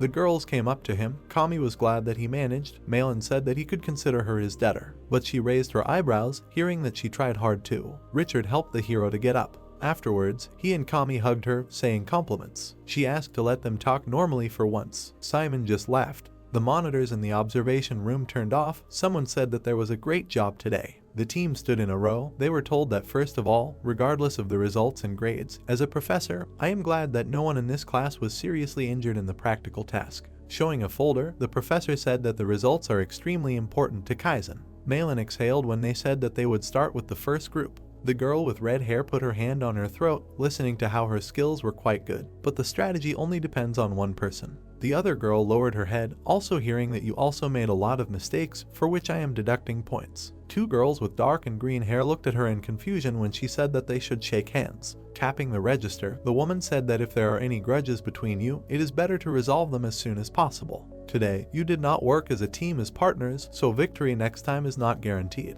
Simon looked shocked to realize that she knew about even the minor squabbles between the students, but the blonde boy was not surprised. Then Malin frowned, saying that too many groups were able to defeat the Cyclops. About 8 killed him in the simulation, and now there are 13. Richard replied that this means that the fact of defeating the Cyclops is no longer so important, so our grades may be at risk. Looking at the students, the professor said that the final grade of the 3rd group is a plus. Excellent work. Clear distribution of roles between each team member with well-developed teamwork, and the battle time is less than 4 minutes, the shortest in the class. The others exchanged glances when she also said that the stability of the barrier support did not fall below 90%, and I look forward to each of you growing. The boy with red eyes nodded and thanked the professor. After looking at the journal, she reached the 7th group. The girls lowered their heads, listening to the fact that they were a complete mess. The fight lasted 13 minutes and 56 seconds. The barrier was almost destroyed, reaching 7%. The boys also looked down. Irresponsible behavior that did not match the previously presented strategy. Bowing, they heard the grade D and thanked the professor. But Simon's eyes widened when the woman added that she would have been like that without taking into account one important point. She showed them a sheet, saying that it was the result of the autopsy of the Cyclops that Group 7 fought. And then she looked at it herself, saying that the result showed that the curses and potions used to initially capture the Cyclops caused the creature to have the standard side effects. The Cyclops that Group 7 fought was especially aggressive and could not be controlled after the curse was lifted. Recalling the fight, she also noted that its physical strength was greatly increased. In other words, due to the side effects, it was behaving abnormally. The comrades looked at each other in confusion after hearing that the Kaizen administration had deemed it proper to evaluate the 7th group separately from the other performances. Malin looked upset after hearing that, based on the autopsy results and the administration's conclusion, the Cyclops defeated by the 7th group was of a higher rank than a normal Cyclops. Everyone gasped and asked again after hearing that they had fought a Cyclops of the level of a red Cyclops. The professor looked at the students. The red-eyed boy was confused after hearing that therefore the evaluation of this group should be fair. Allow me to announce the proper evaluations. Hearing her name called, Malin stepped forward. Recalling the ice barrier, the professor said that she had used elemental darkness magic that was far above the average level of a Kaizen first year and had played the most important role in protecting the attacker. She was injured due to overexertion and poor self-control, which was her own fault. The professor noted that despite her injury, Her spirit was amazingly strong, so her personal score was 80 points. She smiled widely at these words. She then remembered Richard in battle, saying that he used high-level darkness enhancement at the right time and place, making the process of hunting the Cyclops much easier. The guy was also happy to hear that his personal score was also 80 points. The woman then remembered the Cyclops' cry and turned to Kami, saying that she played a great role in supporting him using hematology. This use of bleeding is rare even among specialists. Her personal score is 85 points. Tears of joy appeared in the girl's eyes. The other two girls smiled when she turned to Simon. She recalled how he stood in front of the monster, saying that he acted as an attacker and also showed the ability to cope with unexpected circumstances and took the role of the team leader during the battle. She then recalled how he used the spear, saying that he demonstrated physical ability and the ability to manipulate darkness, dodging attacks and buying time. Introducing the skeletons, she noted that he also demonstrated physical ability and the ability to manipulate darkness, dodging attacks and buying time. She did not forget the moment when the hero pierced the monster with bones, saying that he demonstrated multiple uses of the recovery skill. She also mentioned the moment when he killed the monster, saying that until that happened, he did not give up. A perfect performance. I give him 100 personal score points. Simon's mouth dropped open in surprise. Looking at him, the professor noted that it was a pity that there was no grade higher than a plus. The team was delighted and hugged each other. The other boys looked at each other with displeasure. The blonde frowned, telling his comrade to shut up before he ripped out his tongue. Our friends were happy. A group of people were banging mugs around a campfire, shouting that they were getting an A+. Kami looked at the mug in surprise and said that it looked like real alcohol. Simon asked if it was, and Peng confirmed with a smile, but told them not to worry, she was keeping an eye on them. She had received special permission from Kizan to congratulate them on their flawless performance. There was a delighted cry. The boys looked at the professor in surprise, hearing his drunkenly misspelled words about how they must be having a hard time after the end of the student defense period. Let them know that the professors didn't hate them. The girls agreed with a smile when they heard the request to keep trying. Dick leaned towards the woman with a sly smile and said that they were enjoying the rare opportunity to drink with her. He asked if he could ask her something. She readily allowed him to ask. Malin was indignant when he said with a drunken smile that he was just wondering if they singled out Simon from the other students. The woman sitting next to him answered that it was true. Professors were people too. They had students they liked more than others. The blonde scratched the back of his head with a laugh, saying that of course. The depressed hero raised his mug, smiling, saying that it was an improper question. Would they just forget about it with a toast? Unpeng laughed, saying that everything was fine, he was just joking. Touching on the guys, she said with a smile that she loved and appreciated all the students. Let them forgive such jokes, it would be better for her to tell them good news. Simon looked at the woman holding her hand on his shoulder and asked again. Everyone was happy, and he was discouraged to hear that next week they would all finally go on a mission. Words were heard near the light building with columns that a mission is one of the main systems of Kizan. Dick walked with his friend, explaining that after the student's protection period ends, the mission period begins, which usually lasts about 5 days. And during these 5 days, they can take on various assignments outside of Kizan.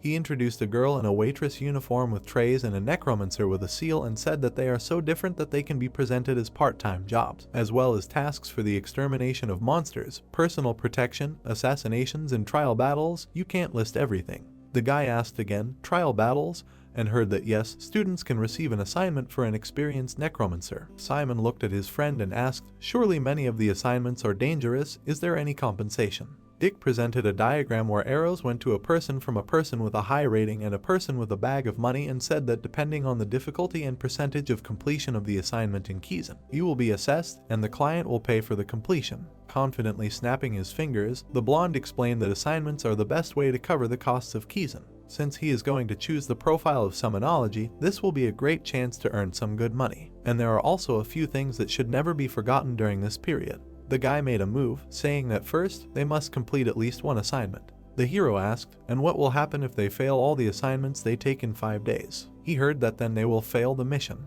The man in the diagram was crying because the grade was low, and instead of money there were screams. The blonde said that if they fail the mission, they will not receive either money or grades, and they will also have to write an explanatory note. In general, there will be a lot of problems. You can continue to complete assignments after the mission period, but he would not advise doing so. Dick said that during the extended mission period, you will not be able to attend classes. It is better to give up and quit than to completely ruin your attendance. White clouds floated across the sky. Shocked by the abundance of information, the hero made a knowing sound. The students were standing at the information board. Dick continued to explain that you can come up with your own plan. Some students take on easier assignments and complete them quickly, focusing on their studies, and others even leave the island to do a big thing for the sake of money and grades. Simon turned to his friend and clarified, so they can do as they see fit. The blonde spread his hands with a smile, saying that he knows Kizan, only the result matters here. Dick put his hand on his friend's shoulder and called him to look, saying that this is it. An explanation of the colors of the envelopes with assignments. On the board there was an explanation of the colors of the envelopes with assignments, where white, blue, red, and black denoted missions depending on their location and chance of meeting a priest.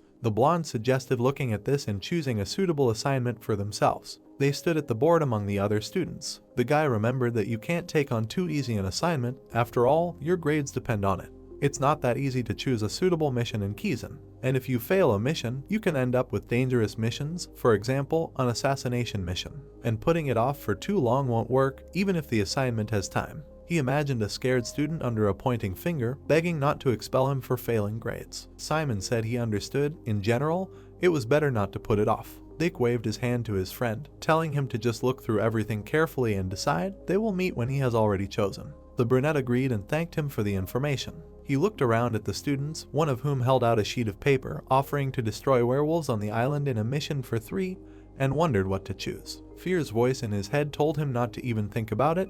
They must leave the island no matter what. He heard the words that there is a blue easy assignment, and he will not take this one, the pay is too low. A voice was heard from the badge with a skull, saying that their priority should be to get to the mainland to gather soldiers for the battalion and restore former glory. Simon mentally asked Fear, is there an undead stronger than him? The eyes on the painted skull glowed angrily.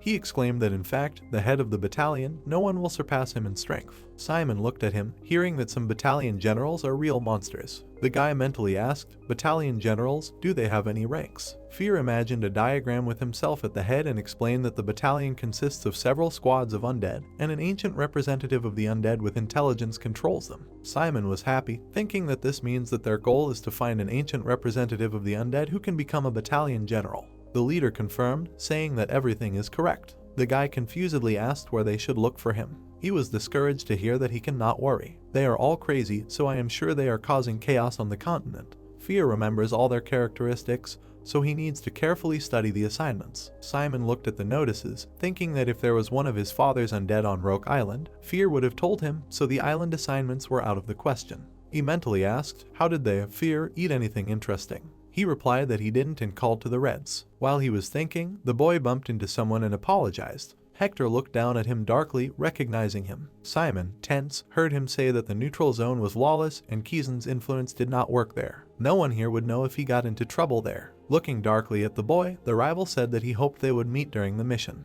Hector turned around questioningly when the boy called out to him. Simon turned around and calmly told him to watch himself. The blonde's eyes turned surprised. He frowned as the hero walked away. Fear asked what was wrong with him. Approaching the board with red notices, the guy mentally answered that he had no idea either. How could he? A village attacked by infected zombies. The voice replied that infection was too ordinary a thing. Even a necromancer could create something like that, and all the missions here were in no way connected with the abilities of the generals. Simon carefully examined the red notices, and the spirit chuckled. Among the red sheets hung a blue one, and Fear asked to look at it. Simon thought that maybe someone had hung it there by mistake. He moved the next one aside to read and thought that it didn't look like that. There was a higher difficulty level. The sheet had a task to investigate a case of missing people in the Arnish landholding, level from D to B, compensation 50 gold. Young girls are found in a state of completely dried out corpses. The previous person who took this assignment disappeared. Fear asked, young girls are found in a state of drying out. Let him show him the detailed materials of this assignment. Simon looked at the photo in the envelope in horror, exclaiming that they really were completely dried up, and the spirit joyfully exclaimed that it was probably her. The photo showed a gray girl dried up to a skeleton. The hero asked who he was talking about. Fear answered that one of the ancient undead, leading a squad of spiders, Erzabet. He imagined the silhouette of a spider with a human head and many spiders. On the table lay photographs of the assignment. The man asked, "Are you sure you can handle this?" A figure in a white cloak stood at the door and told the man not to worry, saving the people of the continent from the evil deeds of the undead. the will of the great goddess. The figure touched the hood, saying, "In the name of the Holy Father and the goddess." Taking it off, the girl declared that she, Ellen Zyle, a second-year student at the Holy College of Ifnel, would look into this case. The heroes stood on the platform near the gazebos, and a question was heard: was he seriously going to take this case? She had already told him that it would be difficult to conduct an investigation in 5 days. Simon thanked Malin for her advice. The girl blushed embarrassedly and exclaimed that she had not advised him, and everything was wrong. The guy agreed with a smile and asked where she was going. The blue-haired girl winked and said that it was a personal protection mission near Langerstein. She added that the mission was quite easy, but the grades for it were not bad.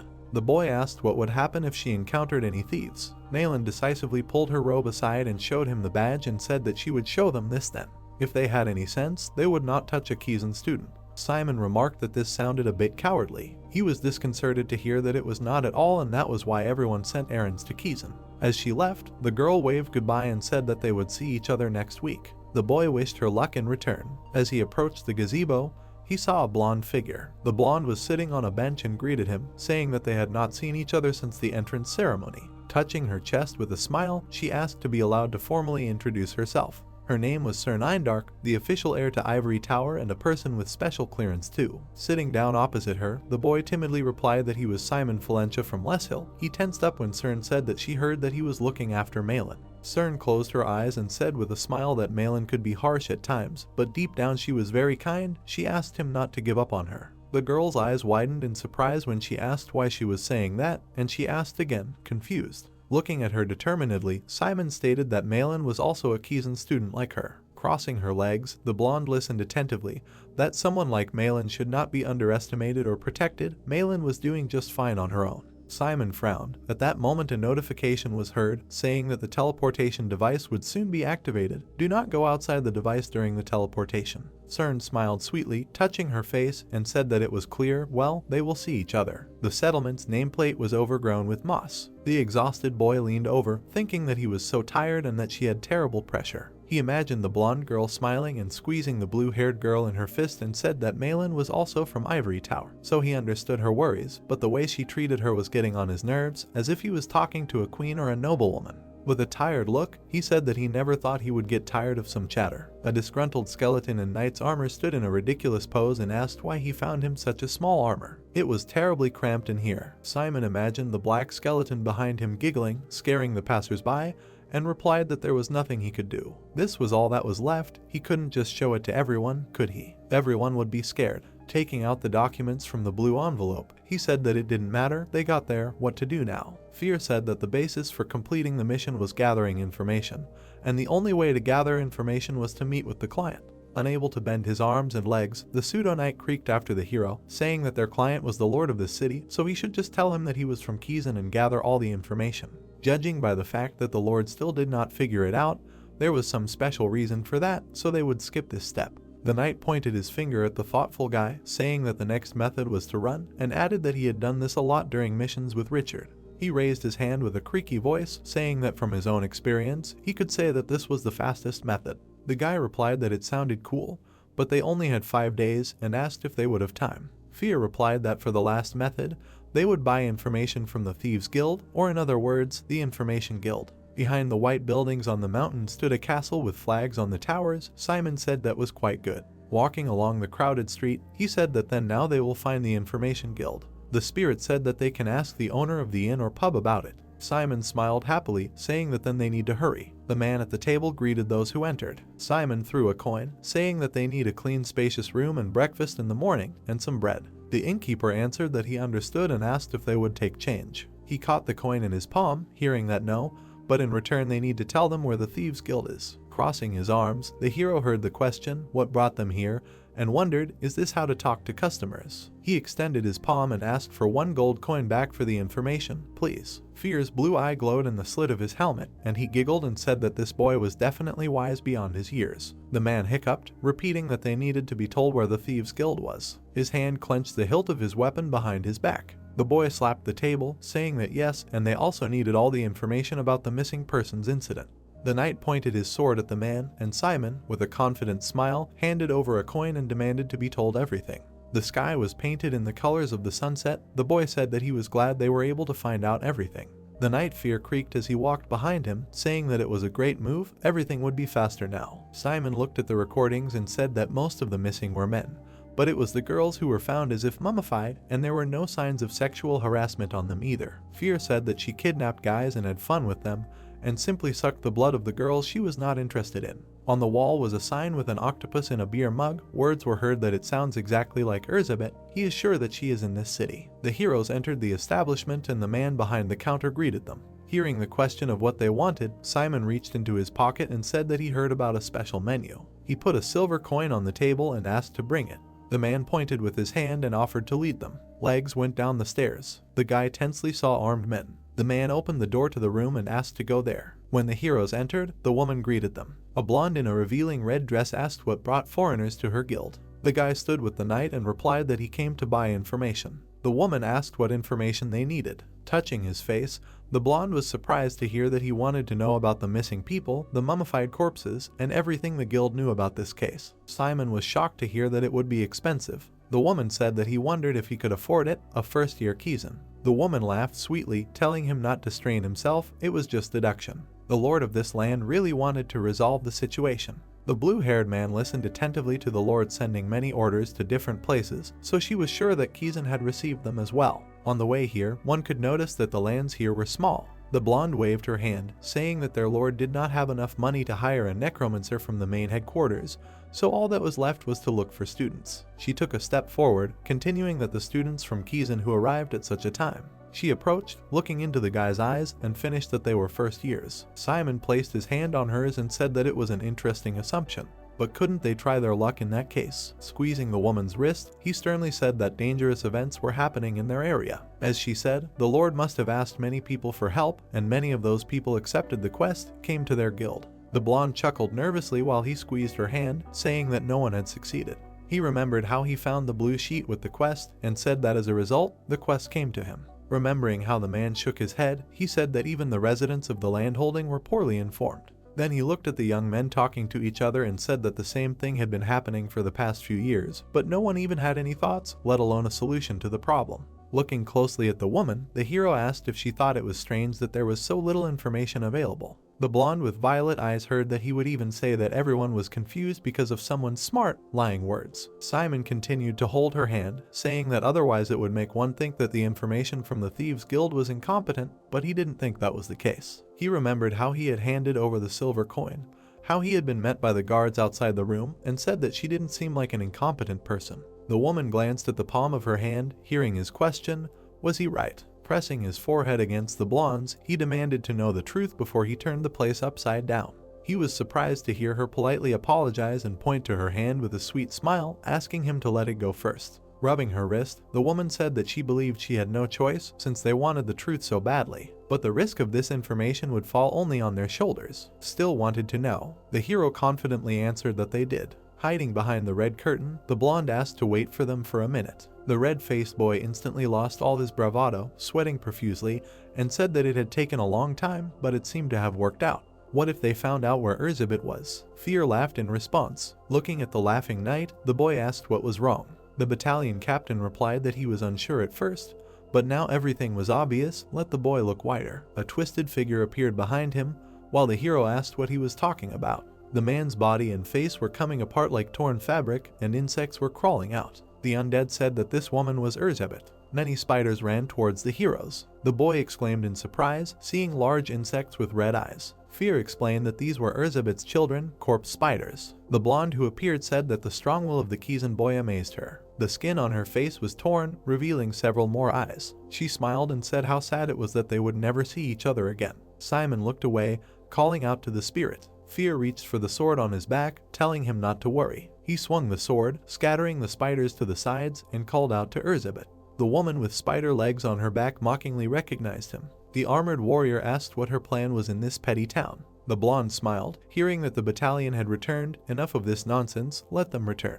Opening 3 more red eyes, she resolutely said that she would not return. Smoke and dust covered everything. She was heard saying that Fear was quite stupid, wasn't he? Richard used them and threw them away like trash. The warrior shielded the boy from the falling spiders and debris and shouted at him to dodge. Surrounded by spiders, the blonde exclaimed that after all that shame, he was still clinging to the battalion. piercing the insect with a bright spark, Fear exclaimed that she was the only fool here and that her thoughts had surely polluted the affairs of people. Clutching the black sword, he exclaimed, "What to give into pathetic emotions? The battalion is strength and will. How could a general like her give into such pathetic emotions?" Standing behind Simon, he tensely heard her ask again and say that Richard had pushed his partners, with whom he had been for decades, into a deadly trap for the sake of a girl. Surrounded by a blue aura, Elizabeth grimly said that she despised him to death. The spirit in the knight's helmet chuckled. The bright blade collided with the spider legs right in front of her face. Fear stretched out his palm and said, "Enough, he will not put up with her selfishness anymore." Pulling the sword aside, he said, "Dare to challenge the head of the battalion."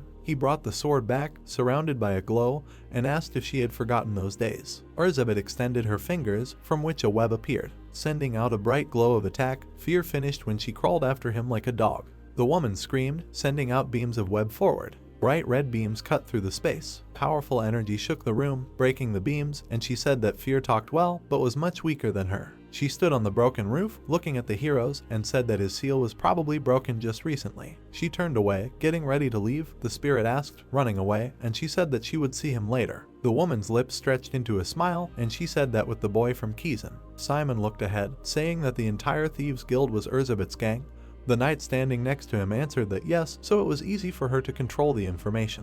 He swung his sword sharply, cutting the spider, and cursed, insulting them and saying how many of them there were. Simon looked up questioningly, hearing someone's voice saying how pathetic. The cloaked figure stood at the rift, saying that she wanted to watch the two monsters fight to the death. Well, it seemed she was out of luck. The girl raised her staff, saying that she would go after her after she finished them off. A bright glow was spreading from the crystal on top of the staff. Simon looked at it, amazed. Ellen waved her free hand with a sweet smile and said bye-bye to everyone. A blinding glow surrounded the heroes. Ellen peered into the dusty room, saying that she had missed the boy and the soldier. But no matter. Holding the staff, she decided that she would go after the monster then. Cobwebs hung from the walls. Fear's voice was heard, who said that the priest was pulled in two, something was wrong. Simon asked how it all came to this. Looking away, he asked how they were going to look for Elizabeth now. The battalion captain introduced the blonde and told them not to worry, she was somewhere nearby. After using her skills, her darkness was quite noticeable. Standing next to him, he said that he was currently tracking her. If they went for the darkness, they would meet sooner or later. The blue-haired man noted that this could not but please. The blue-haired man asked, "This priest, she was quite strong, right?" Fear chuckled that she was definitely stronger than him. He remembered the image of the girl and said that judging by the white uniform, she was from FNL and probably accepted a mission equivalent to Kiezen's black assignment. The guy said that this meant that she was definitely not a first year, because black missions are the most difficult. Simon scratched his head in displeasure, thinking that he would have to be indignant later that the Lord had sent the errand twice. This case was clearly becoming more complicated than a simple blue errand. And how could he do it in 5 days? Fear said that he shouldn't take it personally, but he needed to know something. The boy looked at the knight in surprise, hearing that Elizabeth loved Richard. He imagined their silhouettes and said that the undead from the battalion fell in love with the human commander. When she first joined them, she was too emotional. The boy's eyes widened. He heard that he never thought that she could have feelings, and he realized that this was why she reacted like that. The knight turned to the boy, saying that now that he understood the situation, they needed to quickly look for Elizabeth. A scream was heard that someone was there. There were people tied up in the web. The boy asked to untie them. Since a spider monster was trying to eat them, they needed help. Simon rushed towards them, saying that now. The blade cut the web. The knight standing behind said that he was too soft for a necromancer. The guy turned around and asked if what the necromancer should have done.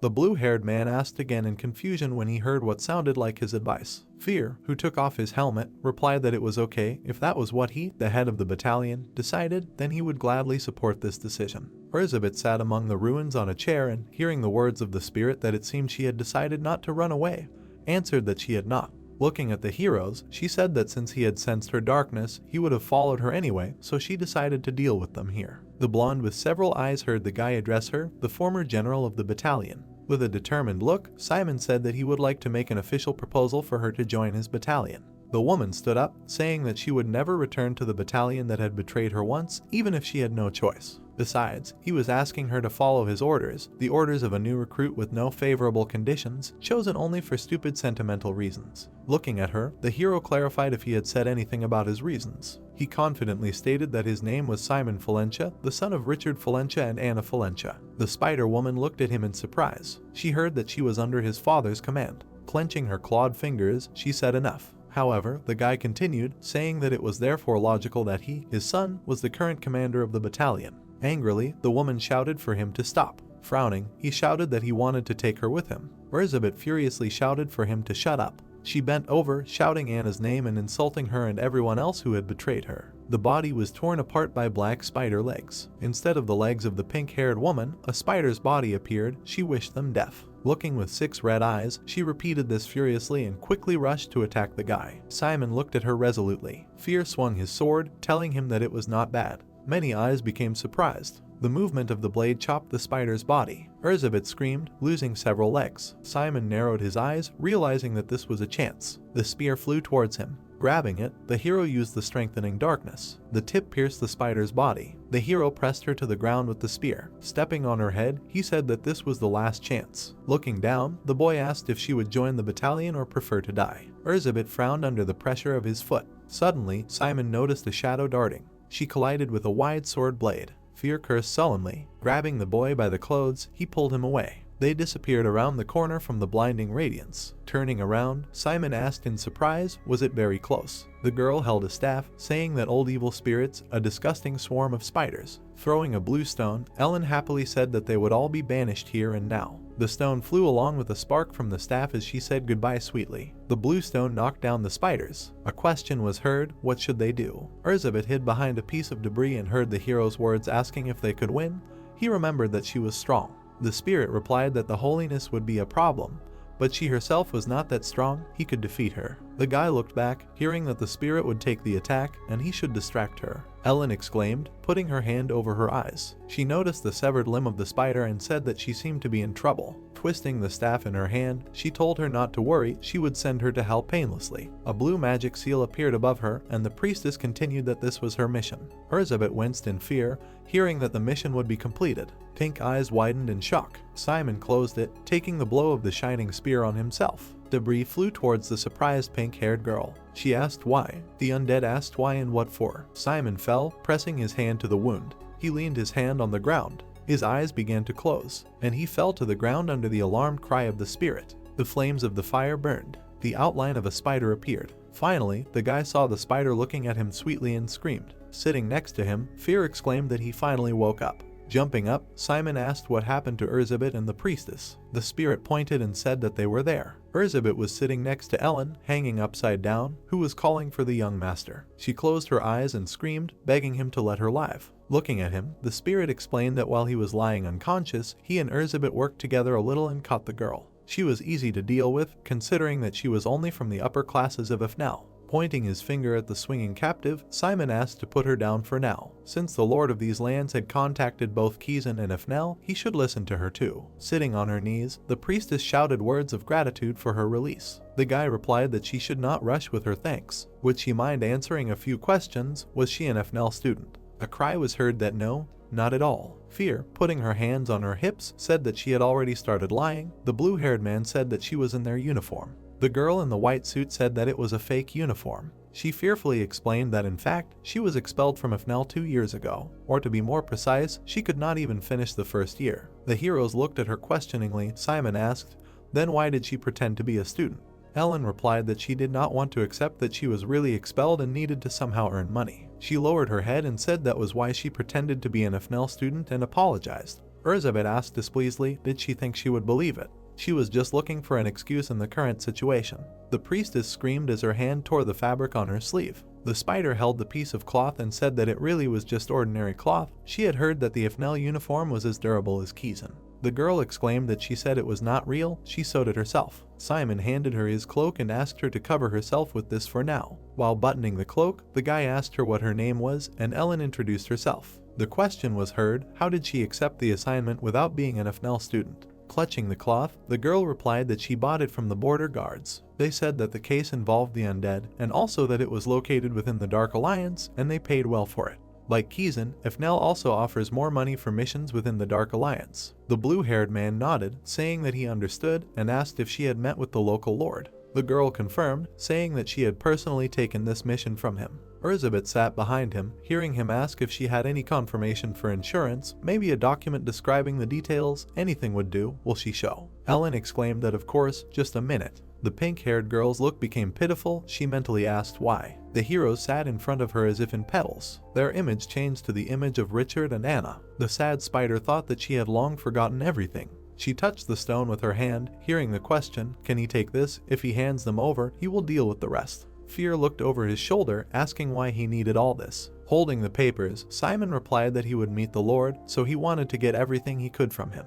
The spirit laughed, saying that he was like his father. Elizabeth stood up, calling out to Simon. The heroes turned, hearing her say that his offer to join the battalion. Raising her head, the pink-haired girl said that she would accept it. The boy was surprised to hear that she had one condition. She pointed her finger at the frightened Ellen, and grimly ordered to kill this priestess with her own hands. The girl was shocked. Simon stood next to them and asked, "Does she want him to kill her?" The undead greedily said yes, this is her only condition. The hero looked at her and turned to the former general of the spider troops. From him, a shadow fell on the spider. He asked to tell why he must kill Ellen, to which he received the answer that in order to prove himself. With a sly smile, Elizabeth said that she wanted to know that her lord is worthy of her loyalty. Without lowering his gaze, the boy asked why exactly. Looking at her confidently, he continued that he had to earn her loyalty. The pink-haired girl was surprised to hear that he thought she was deeply mistaken. Yes, she did once belong to his father's battalion, but Richard was Richard, and he was he. Fear chuckled when he heard the hero declare that he would create his battalion according to his own standards and reasoning, based on what he had seen so far.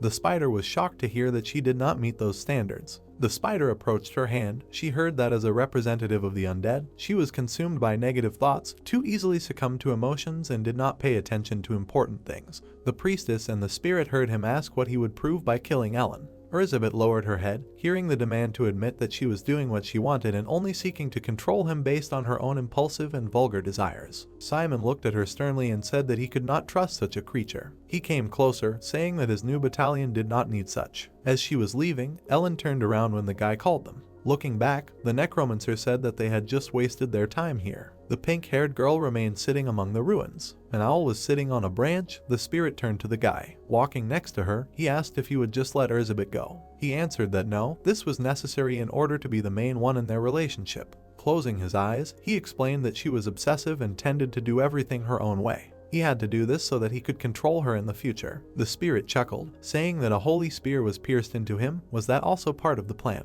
Smiling, the hero replied that he would leave it without comment. Ellen looked at him sheepishly and said that she was very sorry about the attack. The guy replied that everything was fine. It was not like she was aiming at him on purpose. Fear put his hand on his hip. The girl asked, "Is he sure?" The holy spear passed right through his chest. Isn't the Necromancer's core next to the chest if he damaged it? Simon assured that he was completely fine. He did not think that it passed through the core. The skeleton's eye was glowing. He thought, no, the spear passed right through the core. Why was nothing wrong with him? The spirit looked at the skeletal hand, thinking that not only was he fine, but it did not even affect their contract. Impossible. Maybe he was lucky and the spear missed. How mysterious. Simon turned around and asked what was the matter. It was time to go. In the distance, the silhouette of the castle was dark. Fear replied that he was right behind them. The hero stood in the office. Words were heard. What an honor that such a distinguished guest had come to him. The balding man smiled, saying that he was Count Raymond, the lord of the city. The boy introduced himself and said that he was a first-year student at Kizan Academy. The man turned around, helpfully saying that he must be tired from the journey. He had come such a long way at his request. He did not even know how he could repay his kindness. Let him feel at home, rest and relieve his fatigue. He would try to make him as comfortable as possible. Simon waved his hand, saying that he was not tired. He had passed through the teleportation circle. The Count replied with a trembling voice that he understood. Kizan lived up to his reputation, then let him feed him and sit down. The boy replied that dinner was fine, but he would like to talk about his request first. Simon looked at the man, who said that it was certainly an important matter, but it was already quite late. He had heard that life in Kizan could be quite exhausting, so why not take a rest when he had the chance? Raising his hand at the table, he ordered for food and drinks to be brought to them, but the hero firmly refused. With a determined look, he said that the matter was important and he would like to discuss it with him alone. Raymond tiredly touched his head, lamenting that it was very inconvenient for him to talk about it, but the matter was already closed. But to thank him for his time and attention, he would pay for his services, so he should just rest for a while before leaving. Simon leaned on his hand and said that it was strange. According to the information from the guild, a similar incident had happened this morning. The man angrily clenched his fists when he was told that he could not accept payment without completing the order. They would both be in trouble if Kizan investigated later, wouldn't they? So why didn't he tell him how things really were? Clenching his fist, the Count asked why he couldn't just sit still when he said to sit. He may be Kizen's disciple, but he was only a first year. The guards entered the room as the man shouted that he dared to go against the will of the Count and the lord of this land. Why was he being capricious? He would still pay. Surrounded by spears, Simon stood up and said that he had tried to coax him with sweet words at first, and now he was threatening him. He was quite serious. Simon clenched his fist, saying that he had even resorted to using force. Many skeletons appeared around. The boy asked, in that case, he couldn't just sit and watch. Fear laughed. The guards looked at him in fear. The skeleton clutched his sword, saying that today they would welcome new members to their family. Great. A shadow loomed over a frightened Raymond, who asked how a first-year student could summon so many undead. He backed away and fell on his butt. Simon looked at him carefully and asked if he wanted to continue. The man pointed his finger indignantly and shouted, "How dare he? He has nothing but the status of a Kizen disciple." Frowning, he shouted that he cannot interfere in matters concerning the autonomy of a feudal estate from the Dark Alliance. He has no evidence to use force. A priestess figure appeared under Fear's hand. The guy repeated, "No evidence." The Lord stared at the girl in fear. Pulling back the cloak, the spirit showed the tied-up Ellen, and the guy said that during the investigation, they captured a priestess from Ifnel. Now she is unconscious due to the curse. The man sweated in fear, hearing that they can get a lot of information from her if they take her to Kizen for questioning. The girl stared ahead blankly, and Simon continued that because a priestess was involved in the matter, he will be destroyed for treason. Simon smiled slightly and asked, "Isn't he right?" The knee hit the floor. Raymond pressed his forehead to the floor, saying that he was asking for forgiveness. He had to solve this matter at any cost. The guards also bowed, and the man said that his people were trembling with fear, so he wanted to solve this matter as soon as possible, no matter what the method. He takes full responsibility. Please spare his people. A question was heard. Why did he try to hide it if his fief was so important to him? Raymond answered that the fact was that their business was finally developing, and the prince would be coming here soon. But if such terrible cases continued to happen during the prince's visit, then Simon touched his chin and finished that then the prince would not come, and their business would be on the verge of failure again. Plainly arching his eyebrows, the lord of the city said that this was exactly the case. For this reason he was in collusion with the Informants Guild and blocked all news from these lands. He tried his best. He contacted Kizen and all sorts of mercenary guilds, but they couldn't find the answer for 3 months, so he became nervous and contacted Ellen through an intermediary. But he didn't even think that a real priestess would come to him. Simon said with a smile that he understood. Raymond bowed to the floor again and asked to punish only him. The guy looked and said that now he understood his side of the story. Closing his eyes, he said that this fief was the closest strategic point to the Holy Federation. He would not want such an important place to be destroyed. The Lord looked up, hearing that he also liked this city. He asked what he wanted to say. The man exclaimed happily, hearing that he would try to conduct his investigation as secretly as possible so that his fief would not be harmed. Making a gesture with his fingers, Simon slyly said that there was a small price. The Lord exclaimed that he would prepare as much as he said. He turned to the guard, who said that they had a problem. Raymond and Simon were surprised to hear a cloud of undead outside the castle. The heroes stood on the tower and looked at the pile of spiders. A question was heard, where did they come from? Touching the man's shoulder, Simon told him to calm down and open the gate. He would go and look at them. The man exclaimed that it was too dangerous. The guy reassuringly answered that no, everything was fine. Even though he was a first year, he was a necromancer. Elizabeth was standing next to the spiders. The blue-haired man approached and asked what brought her here. The woman addressed him as Simon Valencia, the son of the former commander, Richard Valencia. The blue-haired man heard her say that she would like to serve him. Crouching down, she bowed and said that therefore she begged to be given the opportunity to join his battalion and pass the test. Simon stood in front of the bowed undead. Clouds floated across the clear sky. A boy's voice was heard, who said that in order to join his battalion, it was necessary to fulfill certain conditions. The lord of the city told the crowd that Kizen had sent a necromancer. Thanks to him, all the accidents of late had been solved. Simon listed that the first, do not kill people without his permission. If you need to drink someone's liquid, let him hunt monsters. Smiling happily, Raymond said that now all that remained was to wait for the prince. The hero continued that the second, do not harm any of his loved ones. Looking out the window, Simon said the third. Turning into the room, he ordered to obey him, no matter what it took. Elizabeth stood opposite, thinking that here she was again going to hell of her own free will. The contract was unpleasant and constraining. An unhappy future awaited her. She remembered how the boy took the blow of the spear on himself and thought that she would have made exactly the same choice at any opportunity. The pink-haired girl closed her eyes. Touching his chest, she promised that she would tolerate anything as long as she could be with him. He could restrict her freedom as much as he wanted. Fear shook his head, hearing that her body and her soul belonged to him, and thought that she definitely fell for him.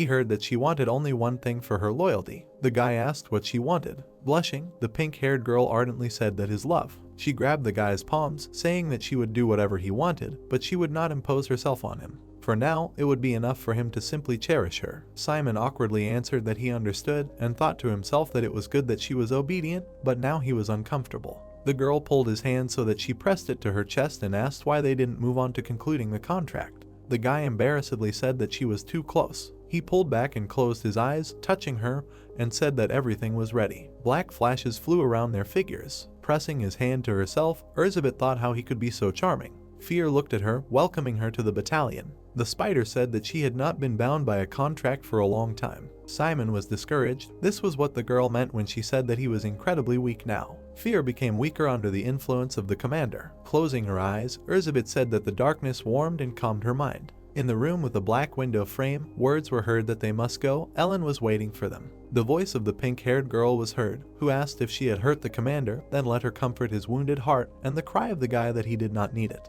Ellen saw them in the forest and asked if they were finished. Simon waved and thanked him for the work done. The priestess laughed sweetly and asked how they liked her acting. It seemed like everyone believed her. The hero replied that it was amazing.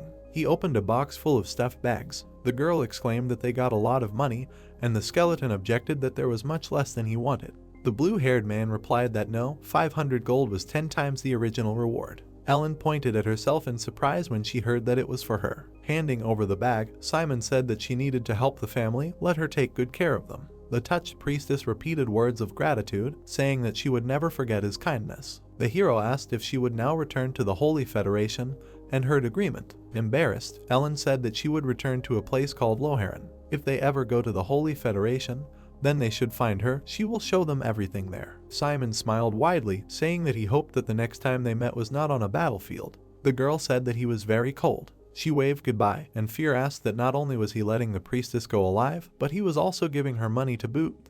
Why did he do that? Standing next to him, Simon replied that when he was in his later year of training, he would be taking on menial tasks. So he thought it would be better to have some connections by then.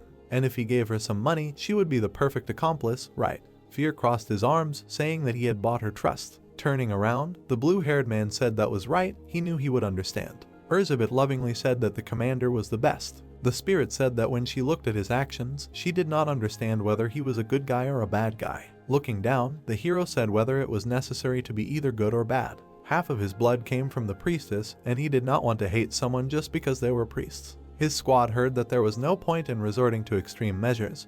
He only needed to do what he needed. The skeleton said that he would need time to understand what kind of person he was. Simon looked at him with a slight smile. In the dense forest, a spirit asked, since the mission was completed, would he immediately return back? The hero answered that no, he had plenty of time. He would train a little before returning. It would be difficult to use the battalion's power upon returning to Kizan. He looked at the spirit, who said that it was a good idea, then maybe this time he would learn from Elizabeth. The pink-haired girl asked in surprise, was he talking about her children? The spiders approached the mistress, who said that it was a good idea. She said that since he became her new master, he should know how to handle her children. Elizabeth put her hand on her hip and said that she would teach him the basics of undead spiders, the spider corpse. Simon turned and exclaimed happily, a new skill, cool. He introduced the spider and heard that the web was the main ability of the spider corpse. The spider spat web at the second one. She said that it was a restraining skill. A couple of spiders descended from the branches. The woman added that it also helps to move. Looking at the spiders, she asked to try shooting the web at the tree. Simon closed his eyes and said the name, web.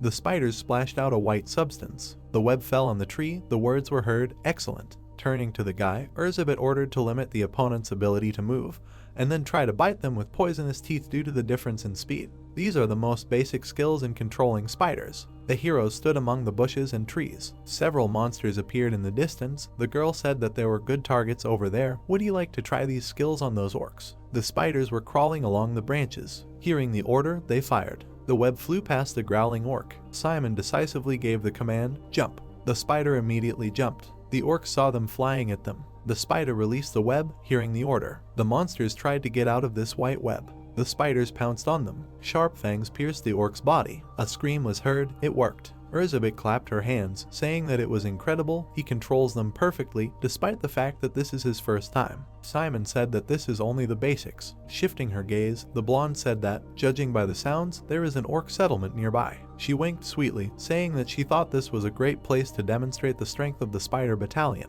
Wouldn't he like to show off his strength? The guy touched his chin. With a confident look, he said that since they had the opportunity, why not do a job worth 500 gold? Simon waved his hand and shouted to Fear to deal with the boss for 3 hours. Erzabet should block the escape routes with spiders. The skeletons followed the Black Spirit and rushed to the attack, leading the battalion, reading the course of the battle. Many spiders entangled the orcs with webs, predicting the enemy's actions and catching them off guard. The heroes stood next to the entangled bodies. The guy thought to win. Clenching his fist, Simon thought, this is what it is like to be a commander. He smiled, thinking, this is what it is like to be a necromancer. Erzabet clapped her hands happily, saying that they won thanks to his excellent leadership. The boy replied with a smile that he hadn't done anything special, that Erz and Fear had done all the work. The pink-haired girl eagerly took his hand and asked what he had just called her. The hero repeated, Erz. The girl touched her forehead dramatically, exclaiming that he had given her a nickname, that she was happy. The hero thought that he had simply shortened her long name. She was happy, so there was no need to tell the truth. Fear, who was standing next to him, said that it was his turn now. He pointed to a mountain of orc bodies and ordered them all to be turned into skeletons. Folding his palms, the spirit slyly said that thanks to the orcs, their battalion would become much stronger. Simon waved his hand and said that he had forgotten one important detail. He hadn't yet learned how to resurrect corpses. This was taught in later courses. The spirit froze questioningly, and then grabbed his head, saying that it was true, he was in his first year of training. Erz told him not to be sad. At this time, you can sell corpses for money. Simon looked at the girl, hearing that she had a suggestion. Winking, she said that it would be a shame to throw them away, so why don't they send a letter to the Lord and sell them? Simon stood there with the letter in his hands and said that those orcs must have caused a lot of damage to the fief. The Lord would make an official request to give him an additional reward. He would also send the money from the sale soon. Fear loomed over Erz and said that this was great news, and then asked how far away the ruins were. He added with displeasure that it was so crowded here. Kami waved her hand and called out to Simon, saying that she was glad he was unharmed. Running up, the girl said that she was worried because she heard that he took on a difficult mission. The guy replied that he was lucky this time. Is she going somewhere? Erz, locked in a spatial pocket, was displeased to hear that yes, to the library, she was studying with Malin today. She asked if he wanted to join. The hero promised to come to them next time. Now he needed to be somewhere else. His friend said goodbye until tomorrow. Simon waved, and Erz appeared from behind. Approaching, she scared the commander with a gloomy question.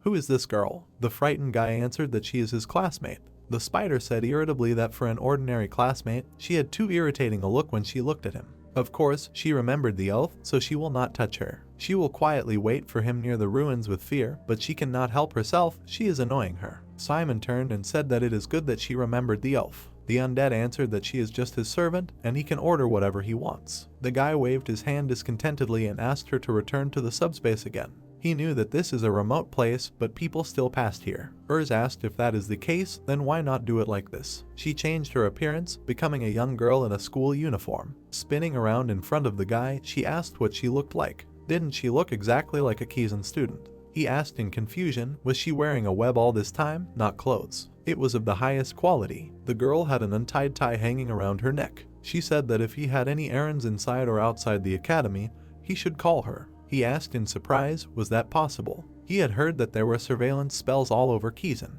Erz shook her finger and told him not to worry. She smiled sweetly, beaming, and said that she could not only change her appearance, but she also had stealth skills that would help her avoid surveillance spells. The spiders surrounded the disgruntled Fear, and the girl said that, of course, her spiders also specialized in ambushes and surprise attacks, so in an emergency, he could use them. Simon touched his chin, thinking that he was glad he recruited Erz. She would be useful for many things. She said that if he didn't like the way her body looked, then how about this? A web surrounded her, turning her into a girl with wings. The hero said in shock that she now looked just like Kami. Could she hide her identity too? The heroine cleared her throat, then happily spread her arms and exclaimed that she was glad that Simon was unharmed. The pseudo-Kami hugged his hand, saying that she was worried because she heard that he took on a difficult mission. The embarrassed boy exclaimed that not only did she change her appearance, she even had the same voice. Enough, he had already seen how good her skills were. The girl exclaimed that she was afraid that he might have been injured and she should inspect his body. The red-faced hero opened his mouth, screaming to stop and just go back to normal right now. Erz's question was heard from the trees, how was he? He could have all sorts of fun with this skill of hers. She hoped that day would come soon. The hero repeated that he said he didn't need that.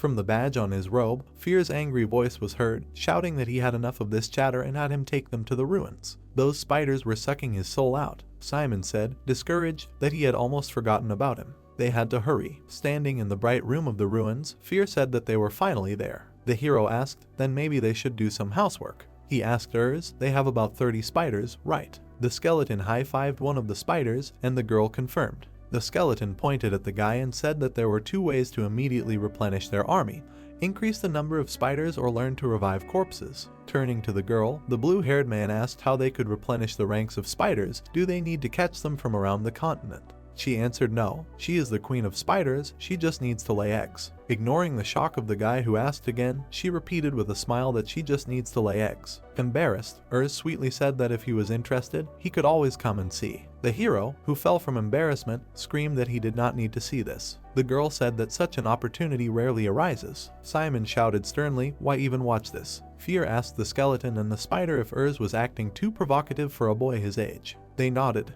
The girl pouted in offense, hearing the boy with difficulty say that okay, then she will give birth to spiders. Discouraged, Simon waved his hand and asked what else they needed to discuss. He was amazed to recall the image of a figure in a white cloak. Turning around, he told the girl that he had a question. Imagining a figure entangled in chains, he said that he wondered if she could take the form of a priestess. Looking at the boy, Urs clarified, the form of a priestess. Simon answered that yes, it happened recently in this forest. He remembered the figure in white in front of the altar, a bright beam nearby, the way Fear attacked, how an explosion appeared behind the trees. The pink-haired girl thoughtfully said that I see, so that's why he wants her to pretend to be a priestess. The boy asked if she could. After thinking about it, she answered that she could, but she thought it would be better to send the spiders first. It didn't matter how good her disguise was. If their opponent was a real priest, it would be useless. The hero asked why, what was the problem? Urs spread her hands and said that mages who used holy had a special skill that could quickly detect the undead.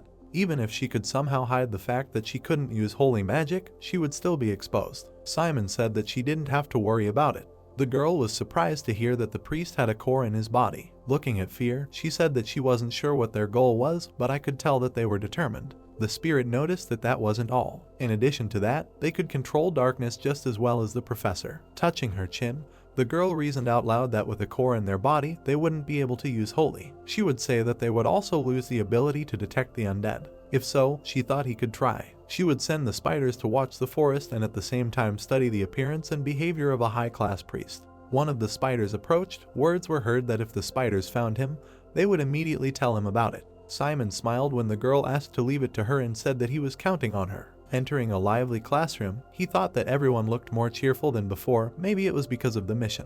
They had not seen each other for a week, so he saw Malin standing next to the girls. They wished her luck. Simon tilted his head questioningly. Words were heard that they had not seen each other for a long time. Malin came up with a box and said that he had no shame. Thoughtfully touching her chin, she theatrically said that perhaps he was just stupid. The hero asked puzzledly what was wrong. The girl handed him a pink box. He exclaimed, "Is this for him?" The blue-haired girl turned away, saying that it was only because they were in the same group, so he shouldn't get her wrong. Simon examined the present, asking why she suddenly gave him a cake. He turned around and said that today wasn't his birthday. The girl replied that tomorrow was cake day. Looking at her, the hero asked what it was and heard the answer that it was the day when girls give guys cakes. The guy remembered and thanked her, saying, "Thank you, it was very kind of her." Blushing, the girlfriend turned away and said that nothing of the sort, she did it out of pity. He and Dick would not have received a single cake if it weren't for her. Someone greeted Simon. Malin was shocked to see the girl say that it was a lemon cake and asked to accept it. The second said that she brought a black tea cake. She thanked him for teaching her during the magic battle lessons. Simon thanked her with a smile and said he was glad he could help. They looked delicious, he would eat them later. The girl sheepishly agreed. The blue-haired girl held up 2 fingers and joked that she thought he was popular, but all he got was a thank you. Tommy was carrying a box almost as tall as she was and wished him a good morning. She put the huge box down and rattled off that she thanked him for taking care of her all this time and hoped they would be good friends all semester. Bowing so hard that her pigtails flew up, she asked him to accept the gift. Malin asked admiringly if she baked it herself and called it amazing. Kami waved her hands, saying that she wouldn't have dared. She bought the cake. Looking cute, the girl said that she just decorated it on top. Simon thought that cake day was tomorrow, but she had gone through so much trouble for him. He reached into his inside pocket, calling out to the girl. He wiped her face with a handkerchief, saying that she had something on her cheek. Kami blushed deeply and began to stutter. Pushing the cake at him, she shouted thank you with difficulty. The guy looked at her in surprise as she quickly ran out of the room. Looking at her in confusion, he asked what had suddenly happened to her. His friend sighed tiredly. Sighing with his hand, Simon asked if she would be back before the lesson. The blonde guy came up and asked if the seat next to Malin was free. She answered that it was. Simon said that that was why everyone was happy. It was not only because they had not seen each other for a week, but also because of the cake day. The blue-haired girl told him with a smile that thanks to this day they had an interesting monument. Did you see it? Hearts were drawn on the party hat. The hat was on a gloomy Hector surrounded by cakes. Simon said in surprise that it must be hard for him, but his friend simultaneously answered that it served him right. Simon was shocked to hear the request to tell the truth. Did he really not know that today was cake day? He asked, was it that noticeable? Malin leaned on her hand and said that a little. He should not forget that he was at the academy. She understood that he did not know much about such things since he was from the village, but he should learn more about the events here. There were decorated boxes nearby. Malin continued that their team members would understand, but the other students would not. There was a strong competition here, so they would pounce on him and drag him down. The guy thanked her for the advice. His friend turned, hearing his question. What do you mean? There are other similar holidays. If there is a day where girls give gifts to boys, does that mean there is a day when it is the other way around? She answered that of course. The next holiday is Accessory Day. Simon stared in shock and said that it was unfair. Malin said that it was understandable that he did not need to give real rare stones. Patting the boy on the shoulder, she advised him to just give a toy or cheap ring, although she would not stop him if he decided to give her real jewelry. With a cute wink, the girl said that she would be looking forward to it. The hero thought how unfair that was. Jane stood at the podium, saying that she had been informed that all the students of their class had returned to Kizan safely. As your mentor, she was pleased. Taking a chalk, she said that they would move on to the first announcement, starting with this battle evaluation. Simon repeated thoughtfully, and Dick was displeased to hear that this evaluation would be held during the first semester. Holding the chalk, the teacher said that the rules were simple. They would fight one-on-one against another first-year student. All 14 classes of Kizan were their opponents. She drew a triangular table with percentages, saying that the winner would move to the upper squad and the losers to the losers squad. Malin and Simon listened attentively as the squads were updated every week, and promotion or relegation was determined by wins and losses. Each squad had different points that could be earned or lost at the end of the battle. On the board were written the number of points for winning and losing in each squad. Jane said that, for example, when they lost in the top squad, they lost more points than the people in the bottom squad got for winning. Dick and Kami listened intently. In other words, their task was to get to the top squad at any cost. Students who remained in the lowest squad by the end of the first semester. The brunette crossed her arms and finished that they would be expelled. The students were talking among themselves. She explained that 10% of the students would be expelled in the first semester and the same in the second. So they have to think about how to survive with the cards they have in their hands. Simon heard that she thought she had done a good job as the vice principal of Kizan, and the mentor of class of their class alone had gone through a lot of training and a real fight with the Cyclops. Leaning on the podium, Jane said that she thought there was no class better than them. The girls were happy and heard that she had become their mentor despite her position as the vice principal. She believed that they would not let her down. Dick jumped up, raising his hand, and proudly asked her not to worry. They would try to make her proud. His friend asked if he was crazy. Raising his hands, the blonde exclaimed that classes should go. The others shouted that they would do it. Malin hid her face in her hands, saying how embarrassing it was. The professor called out to Dick tiredly. The blonde froze when he heard that she was the one she was most worried about. The professor stood in front of a group of students and said she had a question. Could anyone tell me how the fight with the monster they had before was different from the fight between students? Jane raised her hand and said that they had a strategy before attacking the monster, but when fighting another student, their opponent might also have a plan against them. Jane nodded that it was true and asked if there were any other ideas. Raising his hand, Hector said that when sparring with a human, there would be restrictions on what dark magic could be used. He heard a request for more details. The group turned to hear that spells that took a long time to cast, were easy to track, or those that were slow to fly, and traps set on the floor were unlikely to work. Therefore, there were restrictions on those skills. He glanced darkly and said that summoning magic was also not very effective against a human. Simon tensed up at that. The boy continued that the way to defeat a summoner was obvious. Unlike monsters with low intelligence, humans could ignore summoned creatures and attack their master. Dick hissed in displeasure, and the teacher said that it was not bad. She put her hands on her hips and said that the most important points had already been mentioned earlier. As Hector said, some specialties would have a hard time achieving good results. However, there were skills that were not very suitable for fighting a human, but they could still serve well if you knew how to use them. The enchantment that Dick had mastered was an example of this.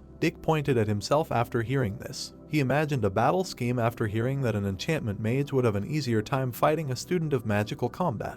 After all, they would have to engage in close combat, making it easier for the enchanted weapon to touch them. He imagined himself hiding behind a rock. Jane continued that if they met a hematology specialist who focused on long-range weapons, they would lose immediately. The girls looked at each other when they heard that they should have a good result if they identified their strengths and weaknesses, and learned how to compensate for their weaknesses. In the box were black vests. Jane said that to test their specialty, they would train individually, and before the fight, they should put on protective vests. During the preparation, let them try to think about what kind of dark magic would be effective in a fight with a person. The dark-haired girl smiled when the professor said that they could also ask questions to her assistants. They began. Nalan stood next to her comrades and said that she would try to shoot an arrow of darkness first. A group of students examined the drawing of the seal.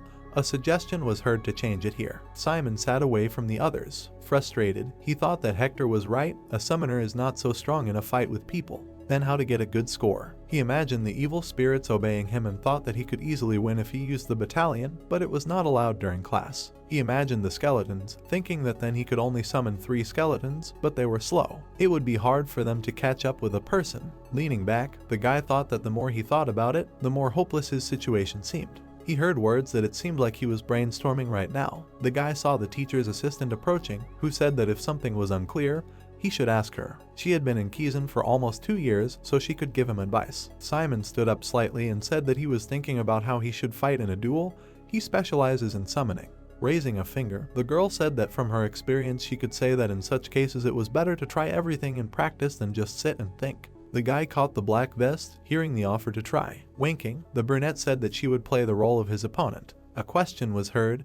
Did he know what a barrier calibration was? Buttoning his vest, the hero answered that yes, Professor Jane had explained it to them during the last practical lesson. The girl said that then he could not worry, she would only use first-level dark magic. Ready? Clenching his fist, the guy decisively said yes. Blue sparks appeared around the girl's hand, and then they turned into magic seals. She said that then this. The skeletons rushed forward, hearing the order for everyone to attack. A dark tip appeared from the seal. She heard that it was the spell of the Arrow of Darkness. The assistant confirmed with a smile that this was a spell that most first years use as a long-range attack for restraint. It seems that he was attentive in the lesson on dark dynamics. Simon extended his hand, sending 2 forward to protect the third, and thought, is she really going to use only spells that first years can handle? Black arrows pierced the skeletons. The girl smiled, exclaiming that he could move 3 at a time. A cloud of darkness appeared next to him. She said that for a first year, he was pretty good. With a powerful blow, she smashed the skeleton. Bones flew past her embarrassed face. Parts of the skull and bones flew apart. Simon watched them fall in surprise. Holding the magic seal,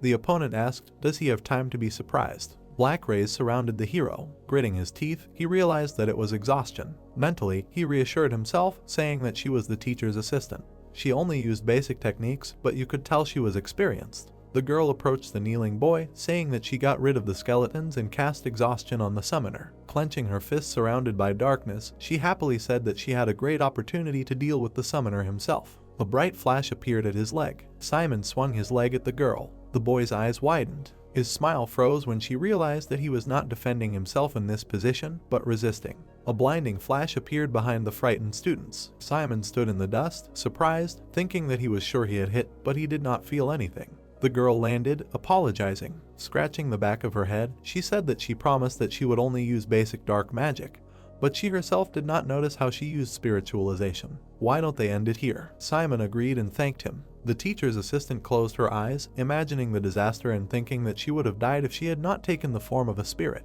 How scary. She coughed, asking to be allowed to explain why they had a training fight. Simon listened carefully. People like him, who do not know their strengths, usually find the answers when they are pushed to the limit.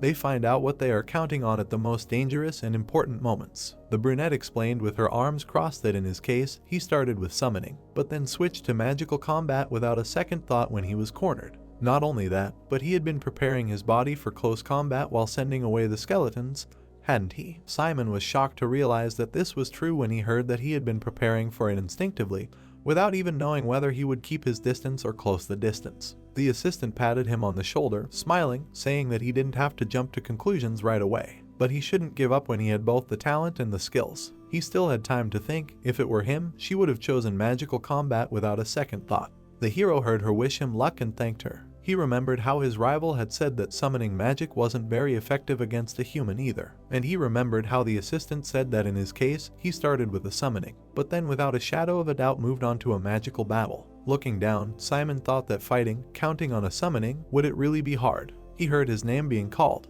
A protective vest fell nearby. Hector sullenly ordered to put it on and suggested a fight. In the corridor, a question was heard about how it happened that he could never hit her, to which the guy replied that he gave in. Dick turned away when the girl noted that she used only basic spells, and he still could not take a step. But she also turned around, hearing some sound. She saw Simon standing in front of Lorraine, surprised that she hadn't noticed that he had gone out to spar with the assistant teacher. Dick noticed that they were done. Did he think he had won? Seeing Lorraine leave, she replied that she wasn't sure, she couldn't see the barrier well. Then the hero lowered his head, and she noticed that he was sighing. It seemed that he had lost. Well, it was hard to beat the assistant teacher. At that moment, Hector approached the hero. Malin turned around and walked towards them. The protection fell to the floor. Frowning, the blonde told him to put it on and they would fight. The hero looked down silently. He threw it back. Hector suggested that he not look for someone to fight elsewhere. Looking at him, the hero said that he was not in the mood right now. But Hector gritted his teeth and insulted Simon. Malin stepped between them, telling the blonde to stop, but he replied that it was none of her business. The others looked at the girl in surprise as she asked Hector why you were acting like a child. If you continue to bully me, I will tell the professor. But he only smiled. Malin's eyes widened as she heard that it was just CERN's puppet. Dick gritted his teeth, wondering how he could do such a thing. Another boy held out his hand, telling Hector to take it back even if he was angry. Malin stared at him. Then, a magic circle appeared in her hand. Simon tried to stop her, saying that it was the teacher's assistant. But a guy in a cloak approached them, asking what was going on. Hector bowed, saying nothing and apologized for disturbing him. Watching as the assistant told the blonde to follow him, Dick cursed, noting that he always acted like a good boy in front of the professors and their assistants. The assistant looked at Malin, saying that both of them, consider me giving you a warning. He understands, you almost did what the professor hates the most. The girl agreed and apologized. She clenched her fist when she heard that they could continue practicing. Dick said that Hector was making him angry, he should know better than to say such things. Malin turned around when Kami asked if everything was okay and replied that she just lost her temper. Simon looked at her confused and wanted to say that it was not a little at all. But she looked at Simon, asking when he would let go of her hand. Then, putting it to her head, she heard the hero apologize, saying that they had to hurry, and replied that even if that was the case, he was completely crazy. Looking at the redness on his hand, she asked why you grabbed the dark flash of the magic circle with your bare hands. Looking at her comrades, the girl said that she would take Simon to the infirmary. They replied that they would see each other again. Later, they both ended up in the infirmary. While bandaging her palm, the girl asked why you covered my hand, and Simon said it was obvious. He watched her help, saying that you would have been in trouble if the teacher had found out that you were going to use magic. And although Hector had a protective vest, he put it on incorrectly. He remembered how she had been outraged by Hector's words. Then he looked at Malin and clarified if this had offended her. While tying the knot, she wanted to answer, but Simon interrupted her, saying thank you. She looked confused, and then the guy reminded her that she stood between them and stopped Hector when he tried to fight. Smiling, looking into her eyes, he noted that you almost beat him yourself, but I stopped you. They will consider it even. At these words, Malin lowered her hands, saying that this was his biggest problem, and the hero asked again. Unable to bear it, she jumped up from her chair, explaining that he was too kind. You're so gentle it's almost annoying. She grabbed his shoulders and said it wouldn't work this time. She then moved closer to his face, warning him that she would only say it once, so listen carefully. Frowning, Malin looked him in the eye and thanked him. She then left the room. Simon frowned. He had handed in his badge when he remarked that after listening to you, I couldn't find a place for myself. There were numbers above the entrances. Simon sat next to Kami, asking what you thought spiritology was, but the girl herself didn't know for sure. She asked if you were okay. What happened to the backup group in spiritology class? Was the lecture quick? He smiled and replied that it hadn't, but it had hurt too much. Can't even imagine that. The blonde behind him asked, what do you mean it's hard to imagine? The spiritology professor only teaches when we can sense spirits, and we have to be in the backup group until we learn how to do that. He remembered the man with the wolf's head who said that in the spiritualism class you need to be able to feel the spirit. Dick raised his hand, saying that he couldn't no matter how hard he tried, but the man answered that he should feel. Showing something that shocked everyone, he said that you shouldn't say that you can't, but just feel. You're not trying hard enough, work harder, put all your energy and heart into the ritual dance. Like this.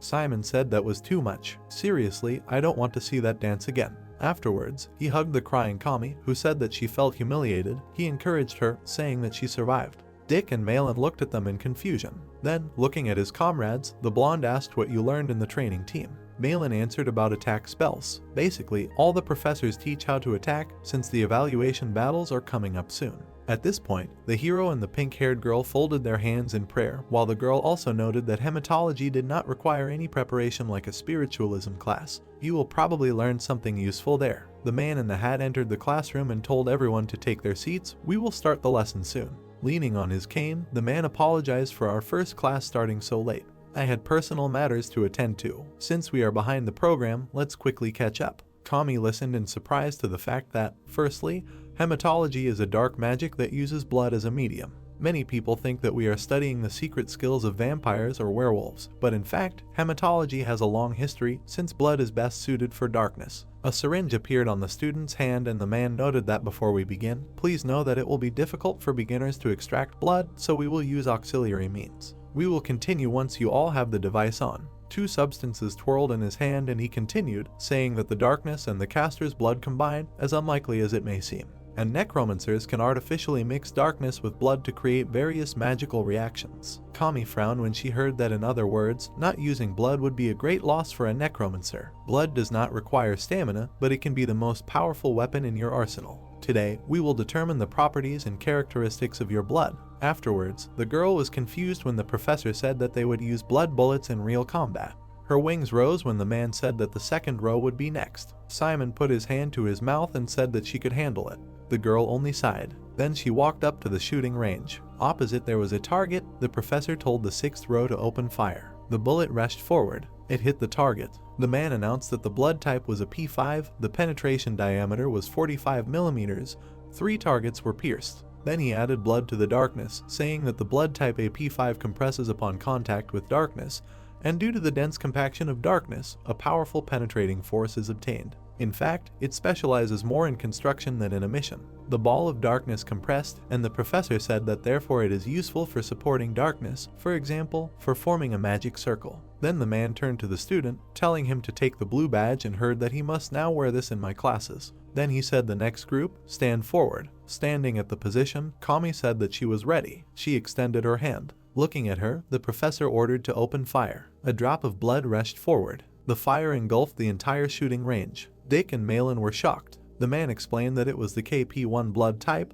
There was no point in judging the penetration diameter. Another student opened his mouth. Sillage noted that the explosion destroyed 4 targets. The other student said that he couldn't fight her and was jealous that she had such blood. The professor also explained that the KP1 blood type explodes when mixed with darkness. Kami was shocked to hear that it was the strongest blood in terms of attack power and it was only found in vampires. Looking at the student, Sillage noted that they would see each other often from now on. Looking at him with a smile, the girl thanked the professor. Then she turned to her comrades and they supported her. Simon smiled as he heard the professor tell row 3 and 4 to get ready and then fire. He raised his hand when the man announced that it was row 6's turn. Pointing his finger forward, he fired. A magic circle appeared at the tip of his finger. A dark spot rushed forward, but it seemed that nothing had happened. Simon was confused. Someone asked if black magic made the bullets disappear, but another person told everyone to look at the target. Something dark appeared in the very center, and then the target was torn apart. He looked at the girl watching nearby.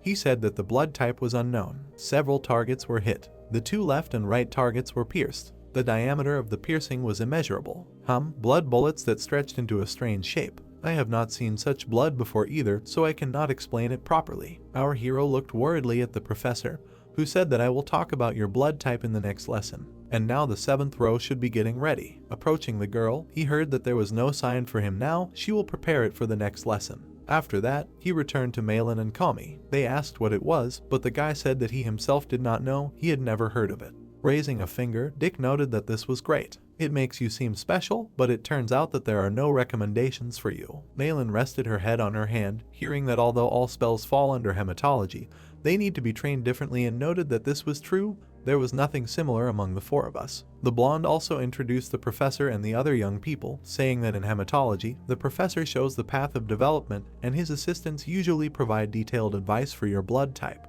And then our hero understood why there were so many of them. Standing in front of his comrades, Simon asked what would happen to him now. Later, someone watched the recording from the shooting gallery, saying that he was absolutely sure. Sillage stroked his beard, deciding that Simon Falenti's specialty was multiplication.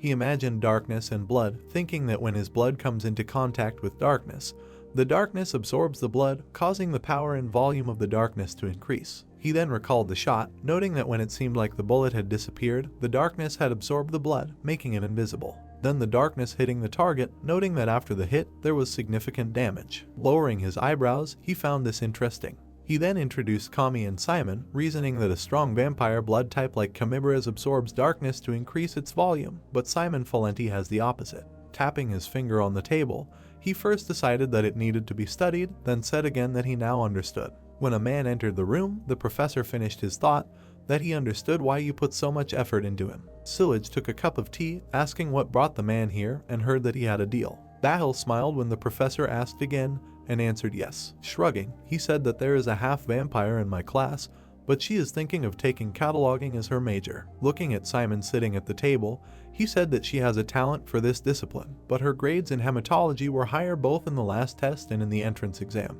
In addition, she has the advantage of being a vampire. Taking a sip, Simon asked what the other man meant by this, and Bahil replied that I will persuade her to specialize in hematology. I am sure that she will become your valuable ally in the future. Then the silver-haired man put the cup on the table. Looking at Bahil, he noted that you have been acting arrogant since your student days. But the man raised his hands, saying that I know that you are now part raven, but stop wiping your feet on me. Sorry if I seemed rude. I just want to help you since I am your longtime student. Looking at the cup of tea, he said that the old man spoke as if he had not dropped hematology at the beginning of the second semester, and said that he only needed one thing. Bahil put his hand on his chest and asked him to abandon the idea of recruiting Simon Valenti from class. The professor closed his eyes and thought that the other man was acting strictly for his own benefit. I should have thought about it more carefully when he asked me to reject a student who wanted to specialize in summonology. He was trying to take a genius like Simon without even telling me about it. At that moment, a girl entered the room, bringing the old man coffee. Taking the cup from the table, the man thanked her and told her to go to my office and prepare the registration of my research papers. The girl clarified what the topic would be. She was surprised that it would be a new blood type and asked again if he wanted to study Simon's blood. He replied that they needed to hurry before he was taken away. Then, putting his hand on the table, he suggested calling the new blood type SM1 for now and let him tell that to the other assistants. Sillage looked sternly at the girl and announced that we would enter the battle for the right to take Simon Valenti. The sign said this was a lecture hall. Someone commented that you looked like you were in agony. Your head must be splitting from the evaluation battle. Bahil smiled and said that I understand you well. I also graduated from Kizan. The thought of having to fight other students fills you with anxiety and excitement. I will give you some advice. Malin and Simon's mouths dropped open when the man said that in this class, I will teach you how to quickly suppress an opponent. Holding up 2 fingers, he told them to split the class into 2 groups. Malin was surprised to hear that those who had already decided what dark magic they would use would need an additional curse. I will teach you the lame leg spell, which can be cast quickly. Our hero, however, turned his attention to the fact that for those who will mainly use curses and the students who have not yet decided on their choice of magic, I will teach the paralysis curse.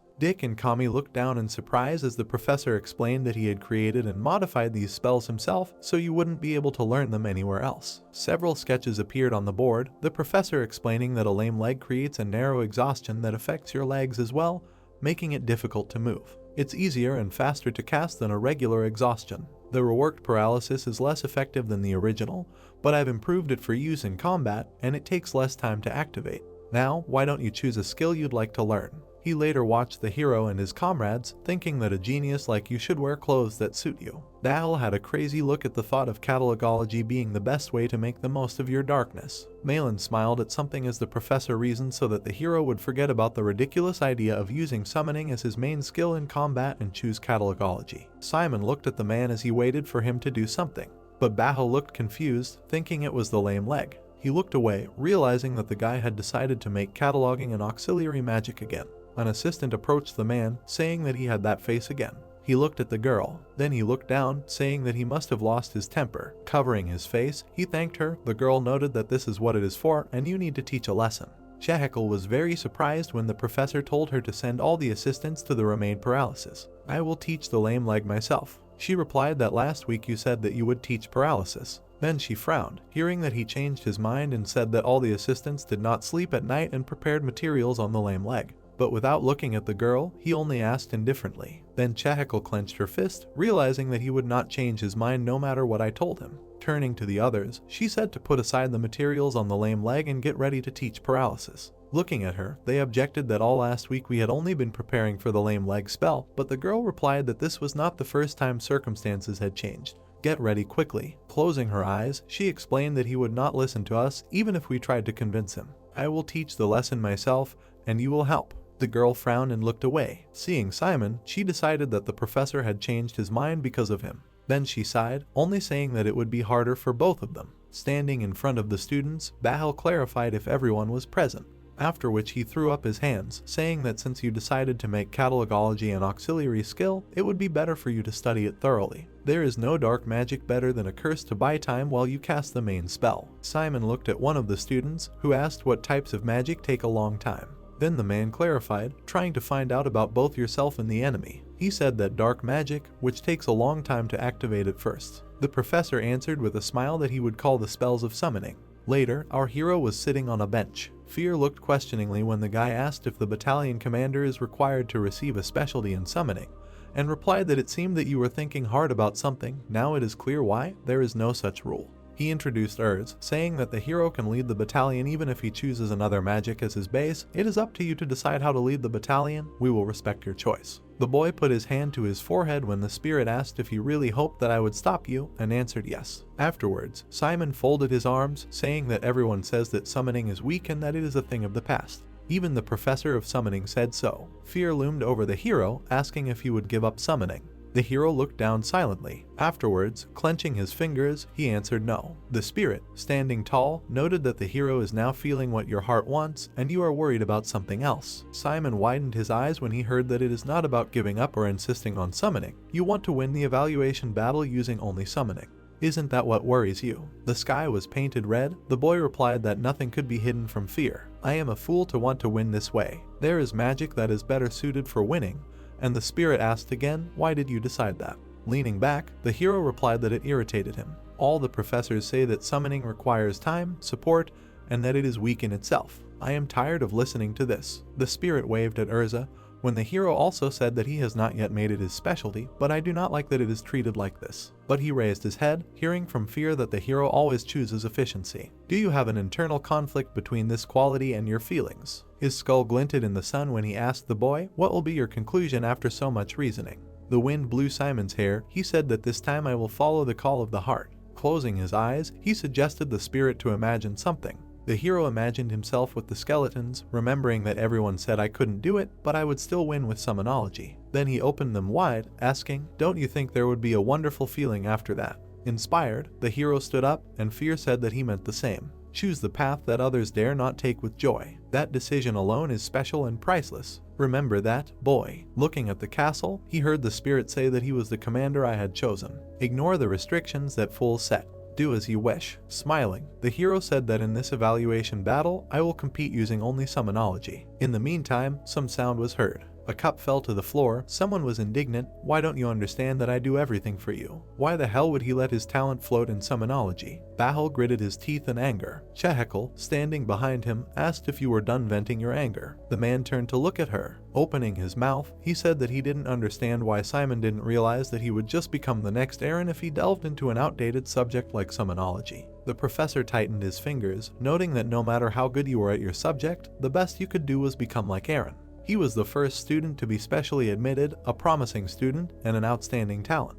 Bahal glanced at the photo, saying that the guy was treated differently now. The man stared at it silently. He then covered it with his hand, saying that they were all too pathetic. I can't stand this. Shining talents who lead themselves into a bottomless pit. I won't watch this happen again. Only I can bring Simon back to his senses. Only I can carve and polish a raw gemstone into a piece of jewelry that will shine brighter than anything in the world. The assistant just sighed, suggesting that he be honest. Keeping his hand on the table, he replied that it sounded fine. Then he extended it to the interlocutor, saying that he wanted Simon for himself. Clenching his fist, he continued, saying that I wanted him so badly. I want to do this at any cost. The girl just stared at Bahal silently when he said that he was ready to sacrifice his soul for him. I care about his talent blooming and reaching its peak, no matter what it takes. She thought he was saying that again. The professor imagined the magic circles, saying that it was to create the next Nephthys. He imagined Simon next to him, reasoning that my dedication, care, and even soul with life, I will put everything on the line to help him rise to the world of the gods. And in return, I want only one thing, for him to consider me his only mentor. Then he imagined how the other students addressed the hero, wishing that when someone asked him how he got to the top, he would answer like this. In his imagination, Simon turned around, answering that it was all thanks to my mentor,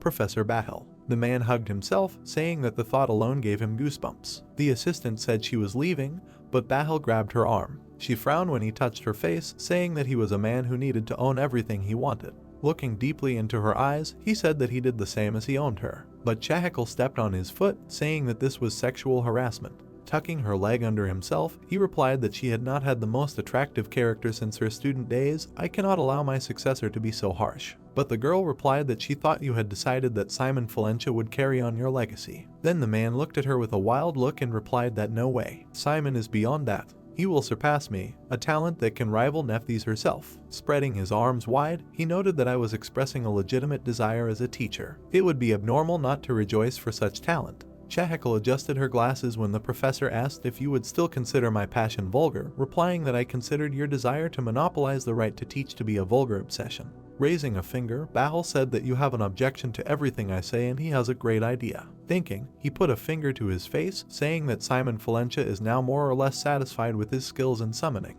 This is not surprising, given his success with summoning in all practical tasks. Turning around, he walked around the office, noting that this was the problem from the very beginning.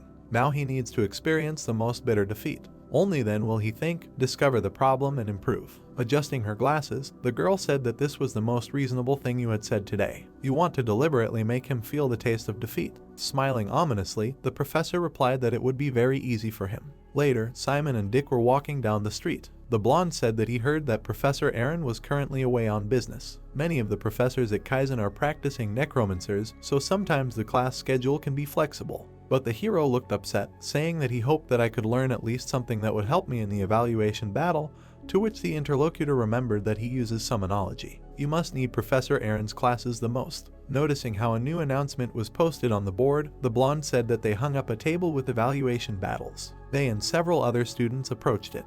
Dick hoped not to run into monsters. It said that the hero was against Heron, his comrade against Ligang. The hero asked if he knew them. Putting his hands behind his head, Dick replied that he didn't know all of them. Since they were both from Class G, I'll find out about Garen's specialty or what he was planning to choose. Our hero noted that his comrade was doing all the work. He replied that everything was fine. What else were friends for? Smiling, Simon thanked him, saying that wow, I want to quickly find out what kind of dark magic this Garen will use. How? I hope we get out of class soon. But the blonde raised his hand, asking if he wanted to go to a private lesson after our lectures, and Simon asked again how he guessed. Then, smiling, Dick replied that the hero likes going to class, but here you want to get out of here as soon as possible. Everything is clear here. What's the point of training if only a small part of the students can survive your deadly magical kick? Simon asked not to call it deadly, and this time I will not use magical combat as my main skill. The blonde raised his eyebrows in surprise, hearing that the hero would use summoning this time. Then he raised 2 fingers, offering the hero a choice. Dick pointed with the chosen finger, saying, "Don't forget what I told you. I told you to fight using combatology." Malin hit the blonde on the head when he asked if he managed to impersonate her. Later, the hero walked, putting on a cloak, thinking about how quiet it was in the grove in the middle of the night. It's been a while since I was here, it's nice here. First, go to the Necromancer shop that Richard had mentioned. He remembered his comrade lying on the ground, who said that it wouldn't be as useful as the professor's lecture, but it should help prepare for the evaluation battle. Several skeletons stood in the window openings. Simon entered the store, and the clerk asked if he was looking for something specific. The guy replied that I need skeleton archers. Looking at the hero, the man noted that you look like a first-year student, but you have already come for them, to which he replied that he would like to try. The clerk began searching the shelves, noting the ardent mood, and asked if you already know that skeletons have different positions, not just archers. The hero replied that there is a skeleton mage, a skeleton rider. Putting the boxes on the counter, the man heard the hero notice that they are named after their specialties, and replied that the simpler the names, the better, and asked, by the way, why did you choose archers? Remembering one of the skeletons, the hero said that this was from personal experience. He tried to give a bow to his skeleton, but it handled it rather poorly. The clerk noted that skeletons are suitable for different positions. The man took the skull and bone, saying it was a Sapiro's skeleton, the safest archer skeleton for beginners. I can also recommend a skeleton from the same series called Vanilla. He hit the bone with his finger and asked if there was a sound. This means it was properly cooled. Their joints are smoother than other brands, and the magic circles are also neatly cut. This brand also offers excellent repairs. Simon looked at the seller, noting that they must be very expensive, and the man replied that it was 30 gold for a box. Fear said to buy vanilla. The seller noted that it was a bit expensive, but the brand justified its price. The hero raised his hand in confusion when the spirit said that even if it breaks, we can make it part of the battalion or recycle it, so just buy it. If we recycle it 3 times, it is the same as getting 90 gold. The seller said that the price drops to 27, 24, and 22 gold. The others are made by an unknown necromancer and they are the cheapest. They cost 20 gold. Whether they will serve well or not depends on luck. Looking at the other skeletons in the closet, the hero asked for 3 sets of vanilla. The man replied that it was a pleasure to deal with him, but the hero asked for something else. Fear noted that you now stand out because you unexpectedly spent a lot of money. Taking a step, Simon replied that they really are needed. The guy smiled when the spirit agreed, saying that if you want it that way, then I have nothing to add, asking not to let them go to waste, let them use them properly so that there are no regrets. Already on the street, Simon saw someone. When the hero looked ahead, Fear asked if he saw a friend, but the guy replied that this was not a friend. Opposite him was Professor Bahil in a cloak. The guy, covered in tattoos, was lying on the table. Someone's voice asked if he was awake. Bahil, smiling, replied that the operation was successful. Getting up from the table, Heron heard a question about how he felt. The guy clenched his fist. He smiled ominously, saying that he felt energy overflowing. The man then folded his arms across his chest, saying that now you can return to Kizan and live like before. Heron looked at his arm when the professor said that you can't show this tattoo to others. It will disappear by itself by the time the evaluation fights begin, so be careful until then. And it won't be detected by drug testing. The curse will last for about 2 months. Looking at Bahil, the guy asked why he was helping him so much. But the man just smiled, saying that it doesn't matter, you just need to do what I ask you to. Heron introduced Simon when the professor said that the guy needs to beat him. The red-haired man was sitting on the table. The one standing nearby said that he shouldn't be afraid because he was given a special invitation when he entered. Now you are much stronger than him. The guy raised his hand. Then he clenched his fist. Something dark burst out from his back. He hit the table with his dark hand. Then he looked at this hand, saying that my darkness is bigger and more powerful than before. Thanking Bahil, I will never forget your help. Then he looked at the professor with a smile, noting that if he was annoyed by Simon, he could arrange an accident and kill him. The man clenched his hand. Then he lowered it, saying not to do anything stupid, you just need to follow my instructions. Bahil walked towards the student, saying that if something goes wrong and he dies, then you and your family will not be able to die in peace. Looking straight into his eyes, he promised to make sure that you suffer even after death. Falling to the floor, Heron replied that he would take this into account. Bahil looked at the guy again, thinking that he was not even worthy of being part of the plan.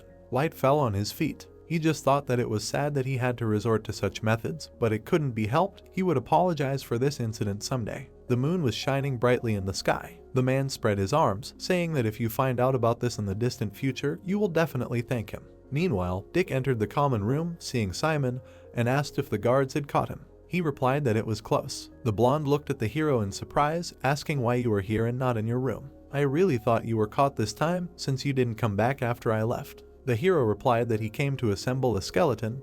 This time he bought archers. When the hero opened the box, the blonde asked what brand. The guy replied that it was vanilla, and then his comrade noted that it was cool. Taking the instructions in his hands, Simon said that first you need to awaken the skull, but his comrade stopped him, saying that it indicated that this should be done on a magic circle. He looked at his friend in confusion when he said that this was a technique for creating magic circles from the dynamics of darkness. We hadn't done this yet. The others looked at them in surprise when the hero was looking for a textbook. Looking at the book, the hero saw that it required circulation of darkness, watch, black sun, deciding that he would succeed. Looking at the symbols, he saw that circulation was needed, but not transformation. Darkness works just like hands. If the flow is repeated hundreds or thousands of times, then the darkness begins to repeat your actions subconsciously. Darkness tends to remember the flow. He remembered the lessons of Bahil. Then he thought about establishing a center and simply observing. Closing his eyes, something dark appeared in his hands, after which he put his hand to the skull, saying that the darkness will pass even without my intervention.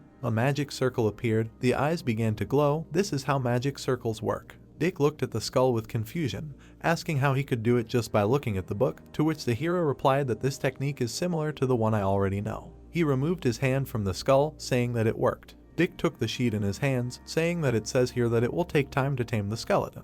About 2 days, but Simon replied that he does not have time, I will do it now. Looking at the skull, the hero said that he will quickly assemble it. Later, Dick slept on the couch nearby. The skeleton was completely assembled. It began to walk around the room when the hero asked if it was easy for it to move. Then he said that you do not have to show everything you can do. Smiling, the hero noted that this is great. Then he quickly ran outside. The skeleton grabbed a bow. He was looking into the forest when Simon told him to shoot at a tree. The skeleton pulled the bowstring. With his eyes wide open, the guy ordered to shoot. The arrow rushed forward. The tip made a sound in flight, after which the arrow pierced the tree. Simon clenched his fist in victory. Later, he leaned his head against the table with no strength. Malin, who saw this, asked if he was okay. He answered yes, he just didn't get enough sleep. Someone said that Simon was in trouble. Raising his head, he saw Dick, who asked if he was preparing a skeleton archer for this evaluation battle. The hero opened his mouth in surprise when he heard that he should forget about this plan and asked again why. Pulling his hand away, the blonde said that Heron, the son of an infamous family of necromancers from the kingdom of Boldia. In battle, he uses a dark hand. Resting his head on his hand, Malin said that a member of a family of necromancers and dark magic that we have never heard of, perhaps this is a family spell. Dick answered yes. He takes out a hand made of darkness from his back. It should be good at dealing with archers. Perhaps he will even be able to deflect arrows from the darkness. Simon frowned, hearing that it meant they would hardly work against him, since the skeleton would use normal arrows. He pictured Heron with a dark hand when a friend pointed out that it didn't mean he was invincible either. I heard he couldn't cast other spells while he was using the black hand. Kami said that then it was clear what was needed. Raising a finger, she said catalogology. Malin looked at her friend, saying that you could defeat him with just exhaustion. It would be easy to defeat him if you kept your distance and cast a lot of curses. Simon crossed his fingers when someone pointed out that he had already decided to use summonology. Then, putting a hand to his head, he thought about what to do. Suddenly, his eyes widened as he had an idea. His friends were shocked and even scared. Kami said that the hero had been like this for several days. He could die. The blonde said that he was trying to do something. Seeing Simon sitting at the table writing something, he said that he was not even listening to what was said to him. The hero wrote something with a crazy look. Dick said that he was also very scared. Someone asked if they could leave him alone. Malin was holding a tray of food in her hands, hearing that the hero cannot burn out a few days before the evaluation battle. Simon was writing in a notebook when the girl called him. He looked very tired. Malin said that at this rate you will get sick. Slamming her palm on the table, she added that yes, the evaluation battle is important, but you need to take care of yourself, but the hero asked to talk about it later. Then she grabbed his cheeks, demanding to say A. Frowning, Malin handed him a pill, saying that it was one of the energy pills she was taking, and he should not chew it, but just wash it down with water. When Simon did so, the girl said that he should live until the start of the evaluation battles, but it was not a panacea, so do not rely on them. Then he held out his hands, asking for more. Malin again said not to count on them. After grabbing his cheek, Dick asked why not talk to Professor Aaron. Putting his hand to his face, the hero heard from his comrade that he understood that he was researching new dark magic, but if he was stuck in one place, then he should ask for help, but replied that he said that he was not in the office now. Looking to the side, the blonde remembered this. Then he showed the note he left, saying that he would be back at lunch. Meanwhile, Aaron was walking down the corridor. Something caught his attention. He saw Simon sitting on the floor. The hero stood up when he saw the professor and said that he needed to ask him something, but the man replied that office hours were over. The hero looked at him confused, but Aaron said that he was joking. When he entered, he saw many books and a monster skeleton. The professor offered to sit down. There was a body lying on the couch. Aaron asked what the hero wanted to talk about, and he replied that he wanted to know how to win the evaluation battle using only summoning. Pouring a drink into a glass, the man asked again, why such nonsense? Looking at him, Simon listened to the man know that he showed his talent in magical combat and other subjects, after which he put the cup in front of him, also saying that he did not understand why he was making life difficult for himself. He had an easier way to pass the evaluation. Aaron looked at the hero who wanted to ask a question. Frowning, the guy said that when a student who is going to major in summoning wants to win using his main subject, is that a good enough reason? The professor took a sip, after which they looked at each other in silence. Then Simon thought that he shouldn't have said that. Looking at his interlocutor, the man asked if he wanted him to name a solution, or if he wanted him to complement it with a way to win. Simon smiled, saying that he chose the latter. There were many people gathered at the stadium. It was the day of the evaluation. Someone asked Dick why he didn't know where his roommate was. He answered that he didn't come back last night. Then he said that he went to look for him. Malin looked around when Kami was surprised by the number of people and said that today's battles were important, so it was no surprise. Looking at the crowd, the girl added that you can get into the middle squad if you win today. But if you lose, you will get into the lower squad. And if you lose again, you will end up in the lowest squad. This means that you will be on the verge of being expelled from Kizan. Kami began to panic, asking her friend if she will survive, but her friend calmed her down, saying that everything will be fine. Malin put her hand on her back when Kami said she didn't know why so many people came here. She replied that the students came for the exam. Don't worry about them. They were just waiting for their opponents. Looking at the group of people next to her, she realized that they were from the Dark Alliance. They were interested in talented students. They probably came to watch Simon, the first specially enrolled student. Watching as Kami lay down on her lap, Malin decided not to tell her about it. Heron walked to the center when his name was called. Then Simon was called. The boy pursed his lips and cursed at the hero. He clenched his fists, thinking that specially enrolled students who were lucky enough to have rich parents and family took their talents for granted. Just wait and see. After the fight, everyone's eyes will be on me. Then he smiled ominously, saying that everything is fine as long as I don't kill you. So at the very least I'll break your arm or leg so that it won't heal. The guy standing next to Heron said that they were behind schedule. If he didn't show up in 5 minutes, Mr. Valencia would be disqualified and Mr. Heron would be declared the winner. But someone's voice asked them to wait. Dick helped Simon walk. After patting him on the back, the hero apologized for being late and the spectator told the participants to put on their bracelets. Simon looked very tired. The organizer explained that the bracelets were enchanted with a barrier spell. They would absorb damage. Heron was delighted to see how bad the hero was and decided that the victory would be easy. They were also told that the fight would end if one participant fainted or the barrier shield reached 0. The next moment, a dark hand burst out of his back. Skeletons appeared next to Simon. A magic circle appeared in Heron's hand. He thought that he was ready to defeat the opponent and that although you are going to specialize in summoning, your greatest danger is your magical combat. Heron looked at Simon with confusion, thinking that he would keep his distance. The skeletons in front of the hero put up shields. Heron did not understand why they were retreating.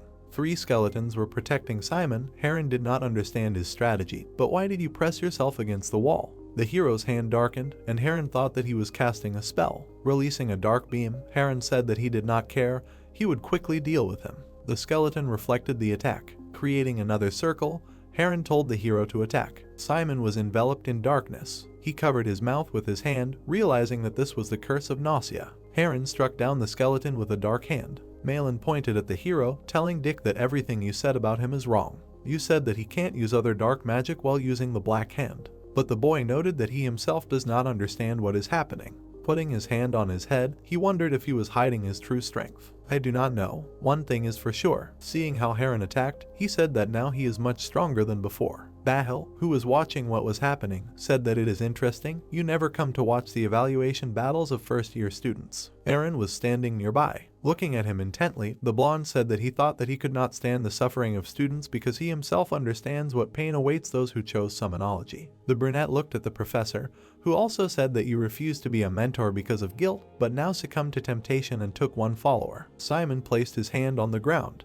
A dark hand rose in front of him and Bahil offered to watch what kind of torment their student would go through. The dark hand struck, the bones of the skeletons flew apart. Heron smiled widely. The shadow of the hand hung over Simon. When the magic circle appeared in the red-haired guy's hand again, the man reminded that the duel would end when Heron prepared the second curse. But Aaron silently watched what was happening and Bahil asked if that was true, after which the interlocutor turned around. Opening his mouth in surprise, the blonde asked where his colleague was going. Seeing Simon kneeling, he replied that the match had come to an end. Looking at Bahil, he said that he came to watch, just in case, but that there was no need anymore. The blonde looked at him in confusion. Meanwhile, Heron clenched his teeth. The magic circle in his hand became larger and he said that the hero was finished. A dark aura surrounded Simon. Watching his opponent lower his head, the red-haired asked how he felt, calling him Mr. First Specially Enlisted.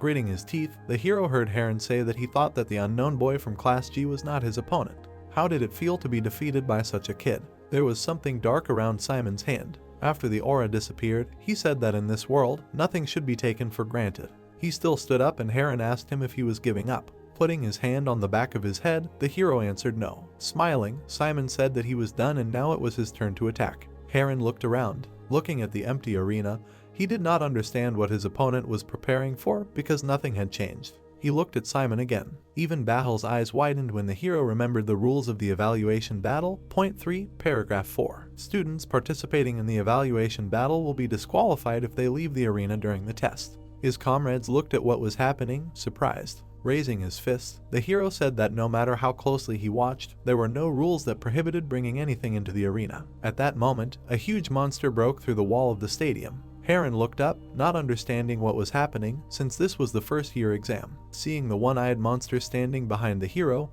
he asked why the hero had brought a golem. The monster looked at Heron and the hero introduced it as a summoned mud golem, saying that he never thought he would see one in real life. The girls looked at the golem with interest. Malin said that it was a skill that allows you to control the golem's core through summoning magic. It is the symbol of summoners. She imagined the elements around the eye, saying that the mud golem is born from a core made of sand, mud, and soil. The type of golem can change when using other materials. She then looked at Simon, noting that it was a difficult spell and no first year had ever summoned a golem for an evaluation battle. Putting his hands on his waist, Dick noted that he was the one who came out to find him, right? The girl asked again where he had been. Remembering how he met the hero, he said that he was behind the arena, burying the golem's core. He had planned to bring it outside from the beginning. Watching carefully, Kami noted that it meant Simon was defending himself on purpose. Imagining the wall of the stadium, the blonde said that the hero had crossed to the side where the golem's core was buried, and since the core was outside, he couldn't be attacked. Nayland called Simon a psycho with a smile. Heron looked up in confusion. The girl noted that the hero was too good at summoning. Heron lowered his hand, thinking that talent, wealth, status, body, race, nationality are all born in different conditions, and therefore life is unfair. He already knew about it, but he clenched his fist at the thought that this is why he wanted to destroy this way of life. Spreading his arms out to the sides, he added that he wanted to strike at people who had never experienced despair or faced difficulties. Looking at the giant in front of him, he said that the golem was too much. Gritting his teeth, he tried to throw a dark punch at it, but the golem pulled his hand back. As he was about to throw a punch, Simon said that when you punch, you have to put all your weight into it with a straight punch. The punch sent Heron flying back with a bright mark. A huge crater was left where he landed. Simon was stretching his shoulder when he was declared the winner. The students were excitedly discussing, amazed that a first year had summoned a golem, and he didn't use anything but summonology. The friends stood up from their seats, discussing how amazing the hero was. Simon waved back. Heron was lying on a stretcher when the guy addressed him. Looking at his defeated opponent, he said that he didn't know what kind of grudge he held against him. The red-haired man's eyes grew bigger from the words that he would never win if he used someone else's power. Then he watched as Heron was carried out of the stadium. Raising his head, our hero smiled. He bumped his fists and suggested that the golem go. A butterfly landed on the giant's head. Someone said it was cool. The hero apologized for making them worry, but Malin replied that she was not worried at all. Meanwhile, Kami approached the golem and said hello. Turning around, the girl asked to climb on it, but Malin suggested asking later. Pointing to the exhausted Simon, she noted that the golem was spending its owner's darkness. At this rate, Simon would die, but the hero said that everything was fine. He himself did not know about it until he tried it. So the golem crumbled to dust. Then he found the giant's eye in the sand. Dick carefully examined it, asking if it was expensive and how the hero ended up with it. The guy remembered how the seller asked if there were 610 gold left after buying 3 skeletons. They both looked at the core in the box and the man said that the golem's core costs at least 700 gold, thinking about what to do. Then he gave a thumbs up, asking why not make a special discount to 650. Let him give 650 gold and 50 on credit. How do you like the idea? The hero just said that he could barely afford it thanks to the money from the mission and the credit. The blonde was surprised when the hero asked when they would do the next missions and wondered why he was asking. Holding the core in his hands, he said that this time he learned it the hard way. His friend asked what he learned. The comrades stood looking at the mountain of sand. Simon raised his head, noting that being a necromancer was very expensive. The bright sun illuminated the walls of the stadium. The evaluation fight between Dick Hayward and Ligging Chopra was about to begin. The girl looked at the blonde carefully. Dick smiled, thinking that, based on the data he had collected earlier, she was an enchanter, just like him. A large number of swords appeared in front of Ligging. The blonde man reasoned that she was free to control the weapons, using darkness to create narrow tips. Then he exhaled, deciding that since he was up against an enchanter who could not be approached so easily. He pointed his finger, called her by name, and said that she was a native of the Deepak fiefdom in the Shad Kingdom. Chopra was her mother's surname. The sage of her village opened her core. Continuing to point at her, he also said that it took her another year for the first darkness to appear. She is good at hunting, and cooking is her hobby. She was enrolled in Class G after entering. Her average score in the entrance exam was average, slightly over 70. The first friend she made here was Arba. She wants to make darkness dynamics her specialty, but she is also very interested in magical combat. She has a minor knee injury, her height is 162 centimeters, and her weight is 60 kilograms. Interrupting, she held the weapon out in front of her, confused, asking what he was even talking about. He took the sword in his hand, saying that you should keep your friends close and your enemies closer. He knows his weaknesses better than anyone else. He slammed the weapon on the ground, saying that's why he likes to learn more about other people. A glow appeared around the weapon. The blonde said that he carefully collected information about her and asked how she was feeling. Ligging pointed the swords forward, shouting for him to shut up and die. The blades gathered into a ball. Holding an object in his hand, Dick explained that it was some kind of magnet. It attracts metal with the same element. Her swords are made of carbon steel and aluminum alloy, right? He also learned that she brought 20 swords, but she is not wearing any armor. A magic circle appeared in his hand as he said that she let her guard down since he is a pure enchanter. Afterwards, he pointed the magnet forward, saying that with the information he had figured out how to defeat her. Her weakness was long-range acceleration attacks. A bright ball appeared in front of the blonde. The round magnet headed towards Ligging and hit her in the head. The girl fell to the ground, and someone demanded that the match be stopped since Ligging had lost consciousness. Dick happily fixed his hair when he was announced as the winner. Kami and Malin clapped their hands. Putting her hand on her chest, the girl said that she should be happy since a member of my team won, but why am I so embarrassed? An announcement was made that Malin from Class A and another student from Class C would be entering the arena. With a confident smile, Malin said that she would handle it quickly. As she entered the arena, Dick waved at her, but she walked past, shaking her head. Returning to his friends, the guy asked what was wrong with her. Did something happen? Kami replied that everything was fine and that she had a question. The dark-haired girl was warming up, and Kami asked Malin if her opponent wanted to specialize in magic combat. Dick answered yes. The whole point of the fight was whether she could approach Malin and whether Malin could keep her away. While combing her hair, Malin heard from her opponent that she did not know that she would be going up against such a big shot in her first fight, and answered that she should remember this moment. It would be a source of pride for her family, a commoner. Spreading her legs, she answered that it would be a good example when you are crushed by a commoner. The brunette rushed to attack. A magic circle appeared in Malin's hand, and she called it naive. She released a stream of fire. Smiling, the blue-haired girl was surprised that she wanted to just go ahead and win in such a brainless way. Simon, who was watching, was surprised that she had completed the dark flash so quickly, but the blonde said that it was elemental fire, a simpler spell. Fire was coming from the magic circle, and he explained that the spell used darkness to create elemental magic in a more modern way. See the black flames? That's the peculiarity of fire. It takes much less time, so it can be cast faster than pure spells. Kami was sitting next to her. Dick also said that he had heard that it was stronger and easier to control, to which the hero noted that it was the perfect refinement of the spell. Avoiding the fire, the brunette realized that it was difficult to dodge attacks. The ivory tower was on a completely different level. She smiled, deciding that she had the advantage. Malin fired after her, thinking that she needed to continue to distract and not let her use the dark flash. Looking at the blue-haired girl, she understood that this was one chance if she had only one opportunity. Red fire appeared around. A red magic circle appeared in her hand, and she said that her opponent was too naive. Taking a step, she replied that it didn't matter how strong the spell was, rushing forward. But Malin dodged. The blue-haired girl frowned and turned around, but her opponent was already on the other side, saying that she was finished. The blow missed. Dodging, Malin said that she knew combat and could dodge such a blow. The next moment, she released a stream of fire. Satisfied, adjusting her hair, Malin heard that she was declared the winner. Folding his arms over his chest, Dick said that although the girl was annoying, she was good. The hero noted that Kaizen valued talent the most. The blonde scratched the back of his head when Simon said that he would not like Malin to be his opponent, and agreed that it would be better to go against the hero. But they both turned around when they heard the noise. Kami was flapping her wings rapidly, saying that everyone had already won except her, and that she should try harder. The girl turned white with fear, wondering if she could do it.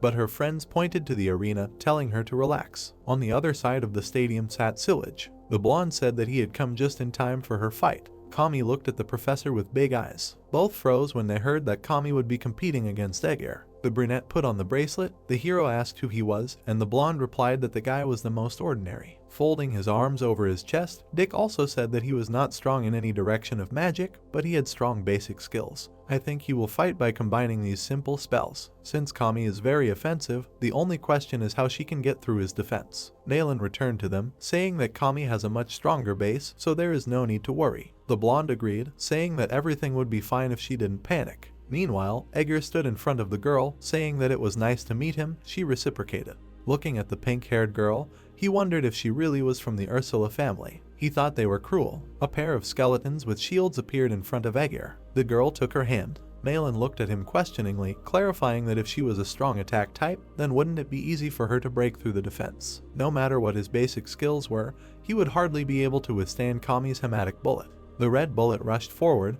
Dick again agreed, but noted that this was only if you compare their skill strength. A column of fire rose in front of Kami. Only a dark mark remained on the skeleton's shields. The blonde noted that the opponent's family was multimillionaires. Simon and Malin looked at Edgar in surprise when Dick said that all of his items were extremely expensive, and that was why he easily reflected hematic bullets. His things can stop almost any attack of this type. He told Kami this too. He wondered if she could handle it. Kami tried to avoid her opponent's attacks by closing her eyes. Holding her hand in front of her, the brunette noted that she was dodging well. The arrows of darkness could not hit her. Then a dark magic circle appeared in his hand. He cast a curse. Putting his hands to his face, the blonde screamed that her opponent was preparing a curse and she needed to do something.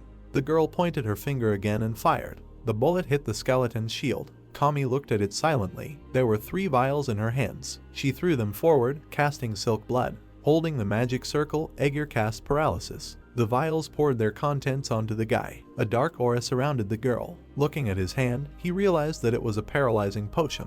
He looked at his skeletons, realizing that everything was fine. The spell lasted longer. The girl clenched her fists, thinking that one curse was not scary, she could still move. Then she rushed at the guy, telling herself that she could handle it. Edgar created another circle in surprise, asking how she was going to engage in close combat after that. Hugging herself, she clenched her teeth. Directing her attack, the brunette was amazed that she was taking all the charges. Then Kami pounced on him. She opened her mouth wide, baring her fangs. The vampire grabbed his neck. Edgar's indicators began to decrease. His barrier became smaller even from a bite. He was rapidly losing his armor. The brunette tried to push the vampire away from himself. When Edgar's indicator was empty, they announced that the match was over and the victory was for Kami. Only then did she get off the brunette. When he got up from the ground, Kami apologized, but he replied that it was his fault that he lost his vigilance. She did the right thing. Edgar put his hand on his shoulder, and the vampire said that she really wanted to win and asked if it hurt, but Edgar replied that it was fine. Thanks to the barrier there would be no scar, and he could not complain about pain because they came for an evaluation battle. But at the same moment he looked at his opponent in fear, realizing that he was bitten by a vampire and he almost became one of them. With tears in her eyes, Kami said that she was very sorry, and yet the guy blushed, thinking that the bite was not even bad. Meanwhile, her friends showed her a thumbs up and rejoiced at her victory. Waving them back, she shouted that she won. Then she turned around confusedly, saying that she forgot that Edgar was here, but he replied that everything was fine, celebrate the victory. Closing his eyes, he thought that although it was short, he loved her. Later, the sun was heading towards the sunset. Malin congratulated everyone on the victory. Red rays fell on the walls of the stadium. Hugging Kami, the blue-haired girl said that the midterms are next week. I take it everyone will be busy studying. Then she looked at the hero, surprised. What kind of face is that? Don't tell me you forgot. Simon just looked at her in confusion. Kami said that she was sure he was too busy to keep track. Dick asked if his attention wasn't focused on more important things. The hero grabbed his tie when he was reminded that he would drop out if he got a lower grade than Malin in summoning. He replied that he completely forgot about it. Later, Simon slammed the door open, thinking that he completely forgot about the exams because of the evaluation battle. But he should be able to raise his score if he starts studying right now. Sitting at the table, he opened the book and got to work, but then covered his face with his hands, not understanding what was written there. Malin turned around, hearing her name. The girl in the cloak stood behind her, saying that a student was looking for you. Malin asked again, who was he? Looking at her interlocutor questioningly, she heard that she forgot his name, but he was cute and she should hurry. Later, she saw a smiling Simon and wondered if she was sure he was cute. She asked what brought him to the girls' dorm. Simon pointed to her hair, saying that he liked her hairstyle, and asked if she had changed her bangs. He bowed when the girl said to be more specific and asked to study for the test with them. Opening his mouth wide, he shouted that Kami and Dick would be there. The blonde said that he would join them as soon as he returned from the grove. Then he fell to his knees. The girl said that she would come as soon as she cleaned up the room, telling him to go. The hero thanked her. There were various objects on the table. Kami asked if Simon was there, and he told her to come in. Smiling, the girl said that even though it was the weekend, she was glad that they would study together. Simon, who was sitting at the table, asked if she liked studying. The girl asked again, was this a hematology textbook? They looked at each other. The hero answered that it was. Since you have already come, then let's start with it. Can I ask questions if something is not clear? Kami agreed and said that she was just studying summonology. Handing over the textbook, she asked for help with a question about zombies. Looking at the pages, the hero said that here you need to apply the decomposition formula. I myself only learned about it yesterday. Taking a pencil, the guy said that in tasks with zombies they usually try to confuse with the help of weather or climate. Smiling, he also noted that if you read carefully, it says about a hot and humid summer, which means decomposition will occur faster and therefore you need to apply the acceleration factor. At that moment, her cheeks turned red, but she twitched when the hero said that now you put everything together and get the answer. She thanked him, saying that she understood everything now. Kami covered her face with her textbook when the hero was surprised, because it was the first time he explained something, and she thought, what should she do? Now it's even harder to concentrate. Malin came to them, telling them to think that she did a favor, that she was helping only because they were members of her team, and that it's much harder to manage the squad when someone is expelled. Kami thanked her for coming. Seeing the textbook on the table, Malin told them to ask right away if they have questions. She looked at it carefully, asking, is this the assignment with the decomposition formula? Kami answered that Simon had already explained everything, but the pink-haired girl frowned when her friend asked again, didn't you get 80 points in summonology on the last exam? Did you really not know this? Kami started waving her arms, shouting that she knew the formula, but she didn't remember it well, so she got the wrong answer. She also failed this assignment on the exam completely. She constantly forgets about the weather. Dick came to them and, seeing how Malin tried to calm her friend down, tried to understand what was going on. He pointed to the backpack when asked what he had and replied that these were items for the next evaluation battle, and then he showed a package with a dessert. Later, everyone sat down at the table. Someone noted that Dick was constantly busy. You said that you were studying the market in Rochester. You combine this with your studies, aren't you tired of it? Simon remembered that he said that he would later engage in trade, right? Then is there any point in him studying at the academy? The blonde replied that they did not understand. Waving his finger, he explained that he was preparing for a business that only a student of Kaizen could handle. He is already ready to launch a delivery service. Simon imagined that he needed something, and then received it. The blonde explained that if you urgently need something from Rochester, but you yourself cannot go there, then I appear and pass a list with everything you need to Rochester. The next day, they bring you the necessary things to the dorm. Dick grinned when Simon noted that this sounds great, but did you discuss this with the head of the dorm? He replied that he already has a list of allowed things. Now he just needs to start receiving orders. He was interrupted by a knock on the door. The hero replied that they were not waiting for anyone else. Simon grabbed the handle and, asking who was there, heard that it was him. The hero carefully looked out the door. Neftis raised her hand and said that she had not seen him for a long time. The girl ran past the hero, seeing sweets. Neftis reached her hands to Malin, offering to treat her. Dick looked at them confused when he was asked if they could share, and he agreed. Simon raised his hands in panic, thinking that they didn't believe it was her. Watching Neftis eat the treat, he thought that although it wasn't surprising, I also thought that Neftis would be the scariest witch of them all, but it turns out that she looks like a little girl. Dick looked displeased. He looked at the hero, asking if it was her. Simon nodded, answering that it was. Jumping off the chair, the girl said that it was very tasty and asked if Simon had some time. Standing at the door, he lowered his head, apologizing for his friends. Neftis told him not to worry because she was always treated like this. The sweets were great, so it was okay. He looked up when she wanted to ask something else. Folding her arms over her chest, she noted that he already had a battalion. Neftis grabbed his hand, saying that they could hear us here, and suggested that they move away. Both began to fall somewhere. Then Simon landed face down. Raising his head, he said that it was painful. He saw the room in front of him and asked Neftis where they were. Someone was wiping drops of water off themselves. Coming out of the shower, Lorraine asked what Neftis brought here and why she took Simon with her. The hero looked at her in shock. Lorraine, looking at her mother, said that she was always a lot of trouble, and then asked how she could bring a guy to her room without telling her. Neftis showed 2 fingers and asked with a smile in what sense was she trouble. She said that she brought him here to tell them both something important. The brunette leaned towards her, noting that it would be nice if it were always like this. Meanwhile, the white-haired girl accused her of probably sleeping until lunch, although she should have been studying for exams. She said that Simon organized a preparatory group. The guy listened to their verbal altercation, where the woman said that she had to listen to a lot from the professors. He smiled nervously, thinking that he really missed his squad. Lorraine told her mother to quickly tell her what she wanted and leave. Neftis sat down on the floor, saying that sometimes she does not understand who the girl took after, and then asked the others to sit down. The brunette introduced the hooded man when she suggested starting with the priest he reported, the spy who infiltrated Kizan. He opened his mouth and asked if she found out anything. The woman, looking at the students, noted that she had asked trusted subordinates to investigate and they found clues, but that was not what she came to talk about. The white-haired woman, with a confident face, said that she wanted to warn them today. The protagonist's mouth fell open in surprise when he was told that it seemed like the spy knew who he was. He began to remember the monster when the white-haired woman asked him if he remembered that their monster in the test was too strong. Lorraine crossed her arms under her chest when her mother began to tell her that Jane told her that it was the substance they used to find him, but in reality, someone had specially strengthened the Cyclops. Simon folded his hands in his lap and the woman asked if he understood what they were trying to achieve. He replied that they were trying to kill him and make it look like an accident. Neftis pointed and confirmed, adding that since they had influenced the Cyclops, it meant that they were most likely just regular students and not Kizan's superiors. The brunette perked up when her mother asked if he wanted the Academy's protection, noting that she had been very worried. Recalling Kajin, the woman said that if he was afraid of being expelled, he should know his neighbor,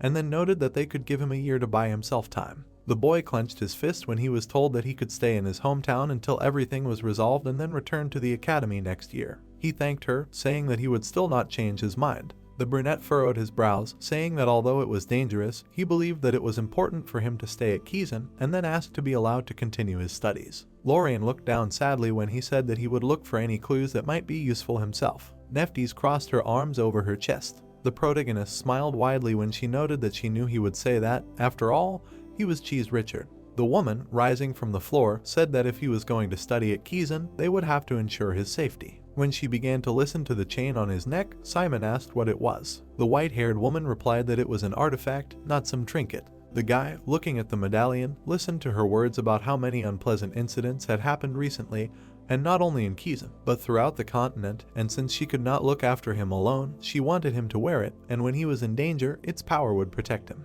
The medallion jingled in the brunette's hand. Neftis approached him and noted that when the item warned him of an impending threat, he should have abandoned everything and left, and then asked if he understood everything. He replied that he remembered her words. The woman looked at her daughter and asked her to keep an eye on the main character. She replied that she knew it herself. When she lay down on the floor, her mother screamed, telling her to get up and study with Simon. Lorraine asked why she needed to do that. The white-haired girl pouted when her daughter said that it would be awkward if she joined them. She began to shed tears, listening to the girl's words that if she joined, his friends would think that it was unfair and that she was annoying them. Neftis' eyebrows furrowed, becoming gloomy. She began to roll on the floor, telling her daughter that she was completely stupid and always made her worry about her. Lorraine frowned in displeasure when her mother began to call her names. She agreed. The woman jumped up with a smile on her face and said that she had to go, and then asked the brunette to leave as soon as she was ready. When the door closed, the girl began to apologize, saying that she would just sit with him for an hour and then go. Simon said, well, that he would be only glad if there were more of them. Lorraine stood next to him. The guy perked up when she asked if he really wanted to watch her change clothes. When they found themselves in the preparatory group room, the brunette introduced Lorraine from Class L. She awkwardly waved her hand at everyone while the protagonist told him that he accidentally met her today and thought that they should all prepare together. He said that he hoped no one minds, and the girl apologized for coming so suddenly. The three of them gaped in shock when she asked them to just pretend that she was not there and mind their own business. They did not understand how they could do such a thing. After a while, the protagonist looked at the brunette. She glanced at him when he asked if she was having trouble. Lorraine confirmed, answering that it was a slightly difficult question on cartography. Malin perked up when Simon noted her knowledge of cartography. She smiled awkwardly when the brunette asked her to explain why that question. The blue-haired girl sat down next to her and began to explain. Kami watched the girl with interest, asking if it turns out that she can solve all such tasks using this formula. She said that she needs to look at what kind of question it is to be sure. Malin praised her for quickly absorbing the information. Then she asked why she reduced the fraction in this place. Simon listened with a smile as Lorraine said that she could only do it this way and asked if it was really wrong. The blue-haired girl said that she did everything correctly and that she herself did not know that this was possible. Kami offered the brunette a snack. Having bitten off the cookies, the girl asked where they found them. The blonde smiled and said that he bought them in Rochester, and if she wanted, he could tell her the name of the store. Begging for a snack, Lorian asked Kami if it means that she is a vampire. She answered in the affirmative, and Dick offered to try another cookie. The protagonist thought at this point that they had gotten along quite quickly. Looking at the brunette's notes, he mentally noted that she was amazing. However, she was not very good at writing because, apparently, she just did not like doing it.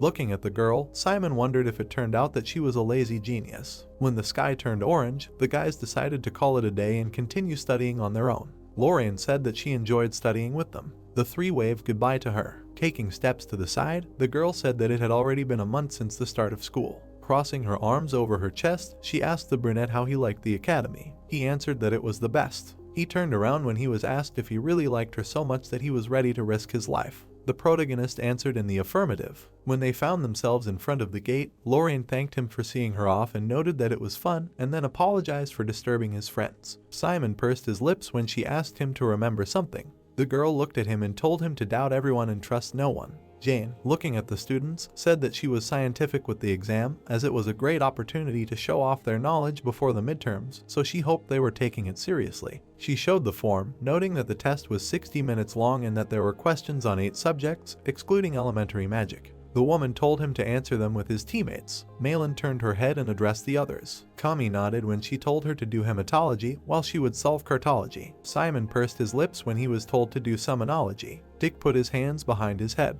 He was told to do the darkness dynamometer. The blue-haired girl took a pen and said that if they suddenly encountered something they didn't know, then let them mark the task with an asterisk and pass it on to their neighbor. And if they decided but weren't sure of the answer, then let them put a triangle, after which she checked everything from the very beginning. Sitting with her comrades, the girl said that when they finished with their questions, Kami would have to take toxicology, Simon magical combat, and Dick protection from holiness. She noted that summonology seemed to have the most questions, so they were counting on him. The guy picked up a pen and said that they could lend it to him. Jane placed her hands on the table and asked for attention. The students looked up at her. They reached for their forms when the exam was announced. Malin watched her friends work. Seeing the smile on the brunette's face, she thought that he must have been studying hard, but that didn't mean she would back down on a bet about their grades. Running her pen over the paper, the blue-haired girl thought that the main character helped her with the Cyclops, so she would go easy on him, and then wondered if she should win and cancel their deal, would she look cooler then? Resting her embarrassed face on her hand, the girls mentally noted that she should keep this a secret from Simon, and then he would study harder, and if he found out later, he would think she was awesome. At that moment, the blonde whispered to her to help with question number 25 on the dynamics of darkness. He grabbed his head when Malin reminded him to put an asterisk and skip it. Dick exclaimed that he would think about it constantly and would not be able to do the rest of the questions. His friend asked him to stop. Sun glare seeped through the window, and Jane informed him that there were 5 minutes left. The girl frowned, saying that in that time they needed to go over the questions they did not understand and finish what they had already started. She exclaimed that they had 1 question left. The guys were writing diligently while there were 3 minutes left. The girls were squinting, there was a minute left. The brunette knitted her eyebrows and announced the end of the exam, asking them to put their pens on the table and put their hands behind their heads. When they began to collect the forms, she began to tell them that they would find out about the results after the midterms, and the rest should evaluate their work themselves and work on their mistakes. Simon smiled and offered to check the papers together with his friend.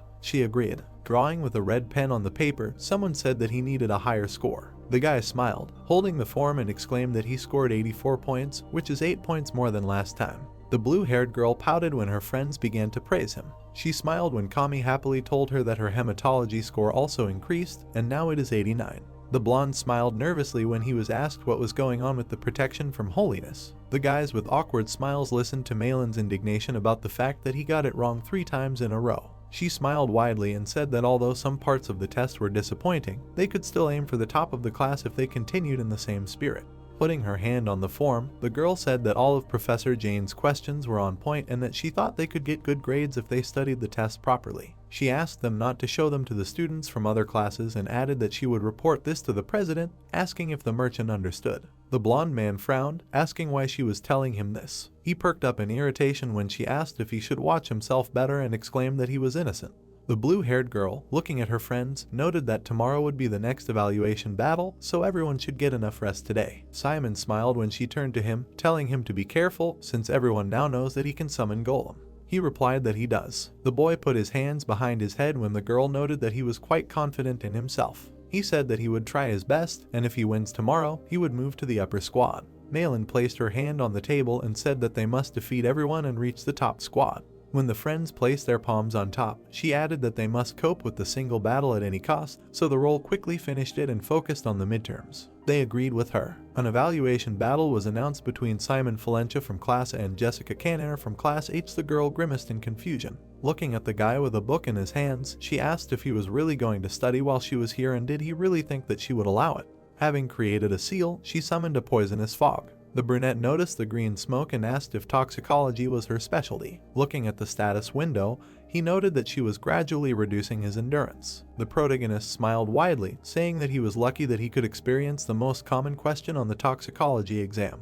The girl began to get angry when her opponent began to read about poisons. She began to create a weapon. Making a sharp lunge, the green-haired girl shouted that she was not his tutor for midterms. The green whip hit the skeletons. The protagonist pointed his finger, starting to talk about the properties of poison, noting that he uses a fixed magic circle and it is destroyed if you knock down its coordinates, and the simplest counterattack is a shot of an arrow of darkness. Jessica perked up. Looking at the scattered bones, Simon began to say that judging by how she neutralizes the purification of the skeleton's darkness, one can conclude that this is poisonous smoke from Kabarda, adding that 1/3 of the skeleton and its chest bones cannot be restored, you can only partially repair it for an attack. The girl loudly asked how he understood this. She waved her hand, thinking that she knew that he was good at magical combat, but now he understood all her tricks, and she had only one way out. The green-haired girl ran forward. She raised her fist. Closing the book, the guy grinned, noting the acceleration with the help of darkness. He put out his hand, stabbing into the stomach of the opponent.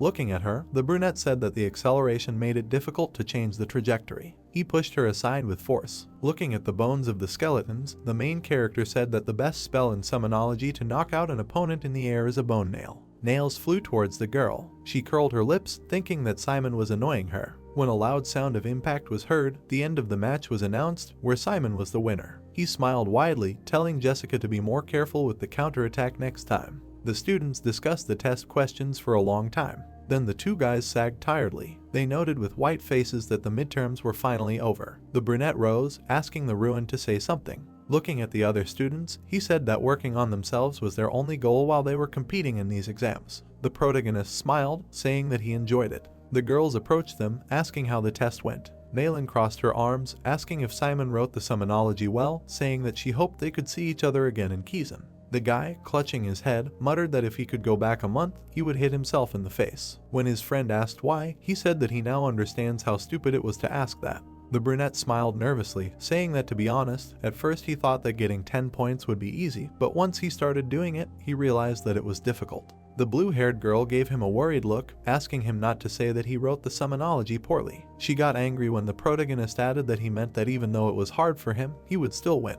Looking at his friends, the girl asked what they were going to do on the weekend. The blonde said that he was going to eat monster meat. He smirked when they asked him why and said that they should try it themselves. He also said that there would be an important announcement tomorrow. He was asked what it was about. Dick pointed and said that next week, all the first years could go to the island. He waved his hand, confirming his words. Presenting a map, the guy began to explain that they would be dropped off on an island filled with monsters, where they would have to survive for 4 days, and their progress would be evaluated by professors. Simon and Kami looked at him with puzzled faces. The blonde began to count on his fingers, saying that once they got there, they would need to provide themselves with food, shelter, and everything else, as well as fight monsters or other students to earn points, and since this is Kizan, anyone with low scores would be expelled. The girl initially knitted her eyebrows, saying that she definitely wouldn't be able to. Looking at her friend, Malin asked if he would go with Dick. Her eyes turned white as the boy smiled widely and exclaimed that it sounded so fun. The three listened in bewilderment as he exclaimed that he liked living on a double island and fighting monsters. The blonde pointed his finger when the blue-haired girl asked him if he was 100% sure and how he knew the plans of the academy. He replied that he was not 100% sure, but 60% or 70%.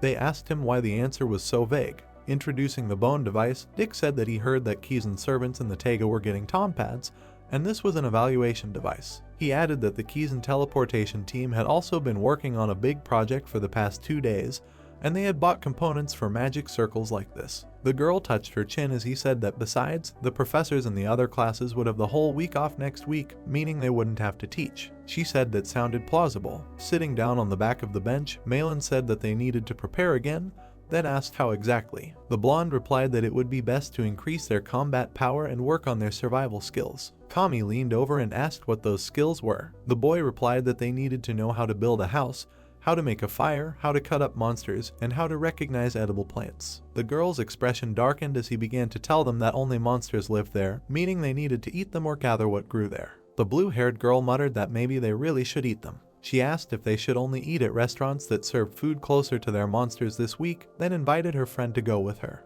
They rarely clasped their hands, and the brunette said that he did not think it was necessary. He began to remember the evening by the fire, asking the others if they remembered what they ate then with Professor Hungpeng. The girls answered that it was delicious and they would like to repeat it for sure. Their eyes widened when the protagonist noted that she said that the dish was made of meat. The protagonist said that he would write a letter to the professor and ask for the recipe. After a while with the others, he looked at the sheet, saying that he thought it was somewhere here. Looking at the monsters in the photo, where they asked if it was Nuzlocke, he answered affirmatively. The team lined up, getting ready to hunt them. After completing the interroutines, they received a letter from the professor. Having attached a photo, she wrote that she would be happy to share the recipe with them, but first they needed meat from a rival monster. Thus, they began hunting Nuzlocke. Looking at the baboon monsters, the protagonist noted that according to the professor, they harm the ecosystem because they eat everything and reproduce very quickly, which destroys Rock Island. They were assigned to hunt the chief. Malin frowned, saying that the chieftain would need to be killed carefully because they would still need to cook it with meat. Simon, standing next to her, said that it would not be easy, after which he suggested that they first deal with the little things. The girl looked at her friends and said that the blonde would help with enchantment spells, the protagonist would tank, while he and Kami would deal with them while looking for long-range attacks. The blonde began to summon a weapon. His eyes widened as blood flew in different directions. He tensed up, looking at the dead Nuzlocke, and Kami asked if he was okay. The blonde thanked her, noting that his bullets hit as always. The monsters rushed towards them. The guy pulled the bowstring. Then he started shooting at Nuzlocke. Turning to his comrades, the brunette called Malin, saying that there were more of them. Flames appeared in the girl's hands when she asked everyone to step back. The stream of fire cut off on the monsters. Friends looked at the bodies, asking if they were done with everyone. Kami warned of the danger. Nuzlocke jumped on the blue-haired from behind. Suddenly, his blood splashed to the sides. The girl, holding her fingers like a gun, asked if she was okay. Malin began to hug her friend, saying that she saved her life. Looking at the burning trees, Dick began to ask what they should do with the fire. Simon laughed cheerfully, while Malin assured that the fire of darkness was artificial, so it would soon go out. She asked her friend if he really knew everything except this. Kami looked at the brunette in confusion. She opened her mouth. The protagonist turned to her and asked if everything was okay. The pink-haired girl answered affirmatively. Her face was turning red as she explained that she had used too many blood bullets, which was why she was dizzy. She fell right into Simon's arms. The girl reached her fangs towards his neck, while her friend asked if she was okay. Kami perked up when her friends called them. The guy touched the mark on the ground, saying that it was the same as the others, but it didn't look like legs anymore. He noted that he thought it was the chief's mark and that he had been here just recently. The vampire grabbed her red cheeks. Looking at her with puzzled eyes, she asked what was happening to her. The girl looked down sadly, starting to think that everything had been fine for 5 years, and she began to think that she had everything under control. Looking at the main character, she wondered why she became like this when he was near her. Entering the room where Sausage was drying by the window, the man asked if they were looking for him. The professor looked at him and apologized for calling him on the weekend, then told him that Zaman and his friends had betrayed him today. She forgave him. Could he bring them? Brad frowned when the woman told him that she had instructed them to catch the leader of the Nuzlocke, and they were probably already somewhere near the place where they were found. He asked why they were coming here on the weekend. The woman began to laugh, saying that they wanted to learn survival skills to prepare for survival on the island, and this was almost not even announced, so she was proud of them. The man clenched his hand into a fist when the professor began to thank him for helping her. The blonde, lowering himself to the ground, noted the new tracks, saying that they must be close. An eye appeared above Simon's hand when he said that in this case he had prepared the golem. He placed it on the ground. At that moment, the leader of the Nuzlocke came out from behind the trees. The two girls stepped forward and Malin told her friend not to get distracted and they would cover him. Kami fired bloody bullets. The monster easily dodged her attacks. The blonde pointed his finger and said in confusion that his reflexes were much better than he thought. The girl exclaimed that now was not the time to admire him. She splashed fire on the enemy. Nuzlocke climbed a tree and Dick began to tell his friend to be careful because this was their dinner. The blue-haired girl told him not to be so picky. Kami smiled awkwardly and when her friend noted that they would still have to give him gifts while cooking. The monster took off when the guy asked if they should fry him in advance. The chief appeared above his head and he was told not to get distracted. Dick stomped, and a tree began to appear from under the ground. He swung to take it. Having caught Nuzlocke in it, the blonde exclaimed that he was absolutely always on guard. The monster screamed as he cast the enchantment. The chief fell to the ground, and the boy noted that he had succeeded. Nuzlocke growled. He grabbed the net with his clawed paws. Then he quickly tore it. Putting his hand behind his head, Dick muttered that it seemed that one enchantment was not enough. The baboon took off. A few moments later, something appeared near his muzzle. His body flew over the heads of the students. The monster of the impression into the tree. The brunette with the golem behind his back apologized for making him wait so long. The golem approached his opponent after the guys told the protagonist that they left all the honors to him, to which he said that he would finish him off carefully. The golem raised his hands. The friends asked not to tear him. After all, it was their dinner. A loud explosion was heard in the forest. Malin muttered, looking annoyed, that they would probably be eating chopped meat today. The man pushed the leaves aside, saying that he came to the rumble because he knew they were here. The students recognized him as the professor's assistant. While Nuzlocke's corpse lay to the side, Brad praised the students for completing the task, and then told them that he had set up a teleportation circle nearby. After a while, a teleporter appeared. The man held out his hand in front of the protagonist, asking him to wait. Without turning his head towards him, he noted that they needed to talk. Simon asked him why now, and wouldn't it be better to do it after the transfer. The assistant grinned, telling him to do as he said and not to ask questions. He pointed his finger, noting that he just wanted to talk like men. The guy asked him why all of a sudden. Frowning, he asked if he had really done something wrong. The man asked if he himself didn't understand. Grimacing with anger, he indignantly asked who he was to tell the professor what to do. Raising his hand, the brunette tried to say something, while Brad shouted that he had crossed the line and she was not his personal teacher. Punching the tree with his fist, he ordered silence. The tree fell under the pressure. The assistant, frowning, said that the main character was manipulating the brunette. Simon, puzzled, pointed to himself, listening to the words that everything probably comes easy to him since he is the first specially enrolled student, and that he can't even imagine what pain he was given when the professor allowed him to become her direct student and he abuses her kindness. The man clenched his fist, saying that the woman is very sensitive and he still plays with her, expecting that she will allow him to become a student. The boy muttered in response that it seemed like he had misunderstood everything. Brad's eyes widened when he heard that the brunette had declined the offer to become Hunpeng's direct disciple. The protagonist ran his hand through his hair and noted that he had refused directly, and the professor had respected his decision and said that he could ask her for help at any time, even though he was not her student.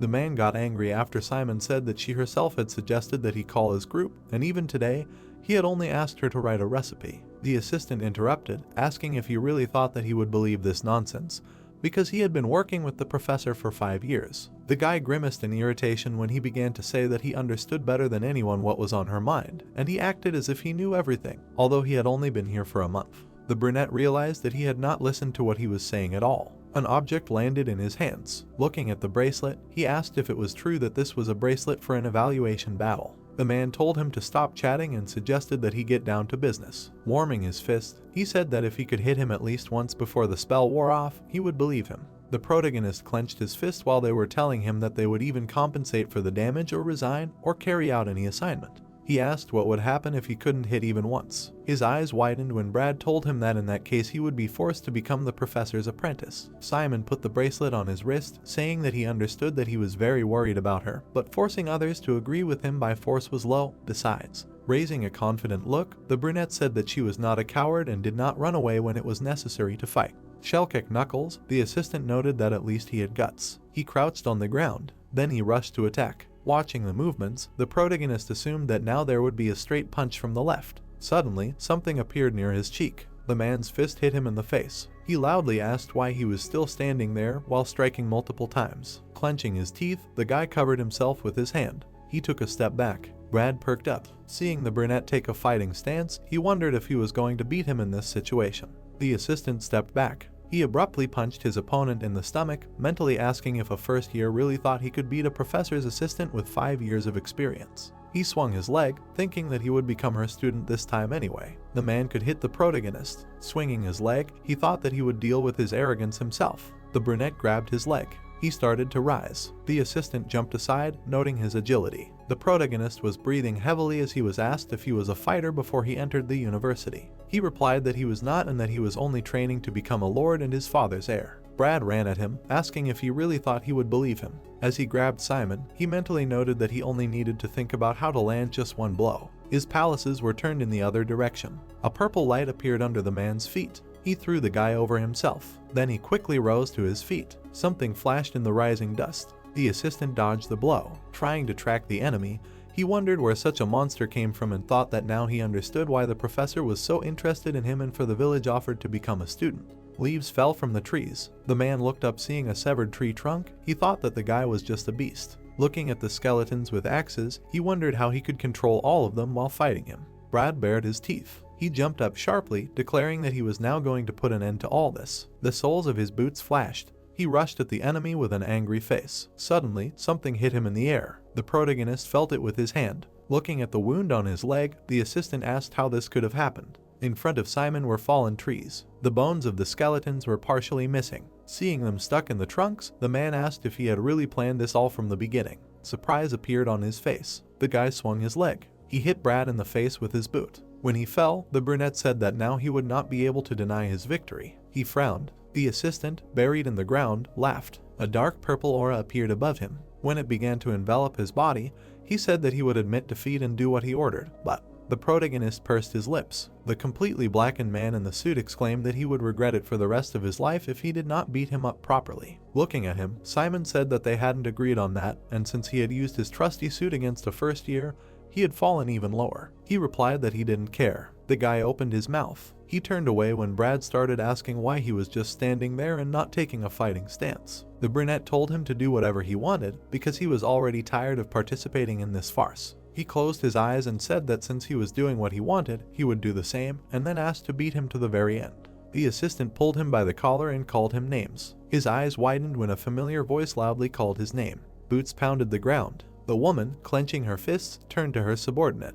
He, looking at her in fear, began to mumble that she had misunderstood everything, and the main character had simply asked him for a sparring match. A second later, he was thrown back by the blow. The brunette, concentrating her strength in her fist, replied that she had asked for the students to be brought to her. Throwing an angry look at her comrade, she asked him to explain what was going on here. The man stood up. Simon's mouth dropped open in surprise when the professor ordered him to get into the most painful fighting stance right now. Brad nodded. The guy, shocked, did not give in to what was happening. The assistant touched the ground with his thumb. Then he raised his legs. Looking at how he stood upside down on his toe, the brunette mentally noted that it would take both endurance and darkness for him to be in such a position, and it must be very difficult. The woman approached the student and asked if he was early. He replied that he was fine, since the man gave him a protective bracelet before they began sparring. The brunette began to examine him, saying that his face was swollen and asking again if he was okay. The protagonist smiled nervously and hers stopped. The woman with red eyes opened that she was caught. She folded her arms when Simon replied that the professor would not rustle him like that and asked what about the task. The girl said that she had settled everything and removed the corpses of the monsters. The three guys widened their eyes when she said that his idea had helped them a lot in difficult times, because it was he who ordered to remember the appearance and voices of the professors in case they tried to escape from Kizan during the investigation. Introducing the teachers, Urs touched her chin, saying that he did it for her sake, but it was useful for him. The guy confirmed, saying that he did not think that it would turn out like this. The girl asked how she was to him and was he sure that she would not become a great part of his battalion. She hugged him sharply, and the brunette only thanked him for saving him and asked to let him go. Urs exclaimed that she could not do this because she did not check his wounds. She put her hand on his chest. Pulling his shirt back, she said that they need to look here. The protagonist tensed up when he was asked if he minded. He pushed the offended girl away, saying that first they needed to deal with the assistant. Brad perked up when he was addressed. Urs, with her hands on her hips, ordered him to stay in this position for 20 hours. The man's eyes widened when he was told to act normally from tomorrow and not to discuss what happened here with anyone, not even with her. A drop of his sweat fell to the ground. The girl told him to pretend that nothing happened, because if she brought it up again, she would want to tear him to pieces. She put her hand on the protagonist's shoulder, saying that if he decided to fight him again. Urs, with an angry face, said that she was not going to tolerate it. The assistant, sweating, said that he understood everything. The girl called the student to follow her. Night fell. Kami ran out to her friend, noting his return, and he apologized for being late. She asked if something was wrong, saying that the teacher and her assistant were also gone. The vampire's mouth dropped open in surprise when Simon told her that they had been working on the Nuzlocke corpses all this time. He smiled, saying that he had asked his assistant to put them aside for his research on the undead, and he had agreed. The girl noted the fact that he had been working hard on the summoning. The guy asked how their preparations were going and heard that they had prepared the firewood, and all that was left was to light it. After a while, a fire appeared. Malin, looking at it, asked if it meant that they had to be put in a square. The brunette said that it was not necessary, it was just what they did most often, but they could also be put in a triangle or a pile. He turned to Kami when she asked why he had put the leaves in the first place. The protagonist replied that if you try to light the wood directly, it will take too much time, and with the help of a leaf you can easily light a fire. The blonde, watching the fire, asked if it was necessary, and what if they were not on the island. Simon said that then you can take mushrooms, cones, or birch bark. The process came out to them and asked whether they should start. While many stars were shining in the night sky, the woman told them that there are many different monsters, but they are cut up in about the same way, and then asked to show the one they caught. Touching the wool, the brown-haired woman looked at the students, telling them that regardless of whether they have an animal or a monster, you need to let it bleed out and then remove the skin and abate the entrails. Kami covered her face with her hands when the blood flowed. The woman, meanwhile, said that it is difficult to let the blood out and you just need to cut the artery and vein near the neck. Malin, with flushed cheeks, wrote down the words that then you need to rip out the paw and pull out the tendons, and only then decide on the bone. Having laid out the pieces of meat, the brunette said that she did exactly that now, after which she noted that later she would teach them how to clean the fish, which would be much easier. Kami watched with surprise on her face, listening to that first you need to cut off the head and give the scales with the back of a knife, then dissolve the body and get the organs, which is much easier than with a monster. After a while, there was a cut fish next to the meat. The professor suggested frying it all. Having taken out a bottle, she also noted that they should be allowed to bring some spices to the island, and if the smell of monster meat caused disgust, then you can hide it with them. The brunette said that there may also be parachutes or bacteria in the monster meat, so it needs to be well fried. Malin furrowed her brows, exclaiming that they would definitely do it. The woman asked if they wanted alcohol, and Dick said that it was simply the best, to which Kami noted that she would also like to try. The guy held the roasted meat on a plate when Henpeng asked where his assistant went because she told him to come to them. Sitting with the others at the meal, he said that he was not feeling well and asked to tell her that he would come later. Suddenly, a blushing Kami leaned on the brunette. Looking at her peaceful face,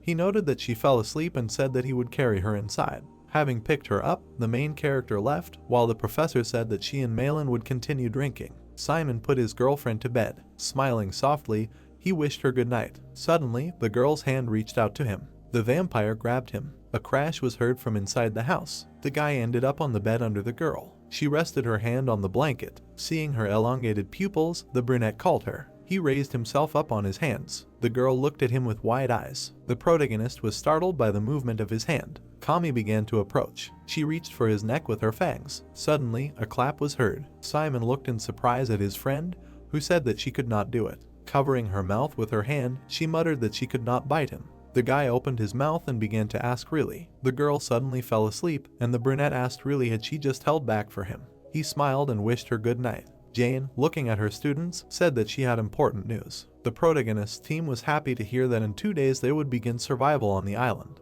The assistants began to hand out documents, while the woman said that there was a set of rules and she would tell them the essence of this test. She began writing on the board with chalk, saying that 961 students from the first years, starting from class A to class N, would be participating in this evaluation. Drawing an island, the professor explained that once the exam began, everyone would be teleported to different locations on the outskirts of the island. It would last for 4 days, and their task was to survive while moving towards the center of the island. The brunette held up the chalk, saying that however, it would not be enough to evaluate them, so there would also be a point system this time. She began showing pictures of monsters, saying that points could be earned by hunting monsters scattered throughout the island. They would vary from level 1 to level 4, and depending on the species, they would be worth anywhere from 1 to 20 points or 2 more. Jane said that after the test was over, their grade and rank would be determined based on the points they earned. She showed a bracelet, saying that they would be using a bio-artifact, the Tonpad, which would read the points. Taking out the core, the woman said that it was easy to use if you bring it close to a dead object.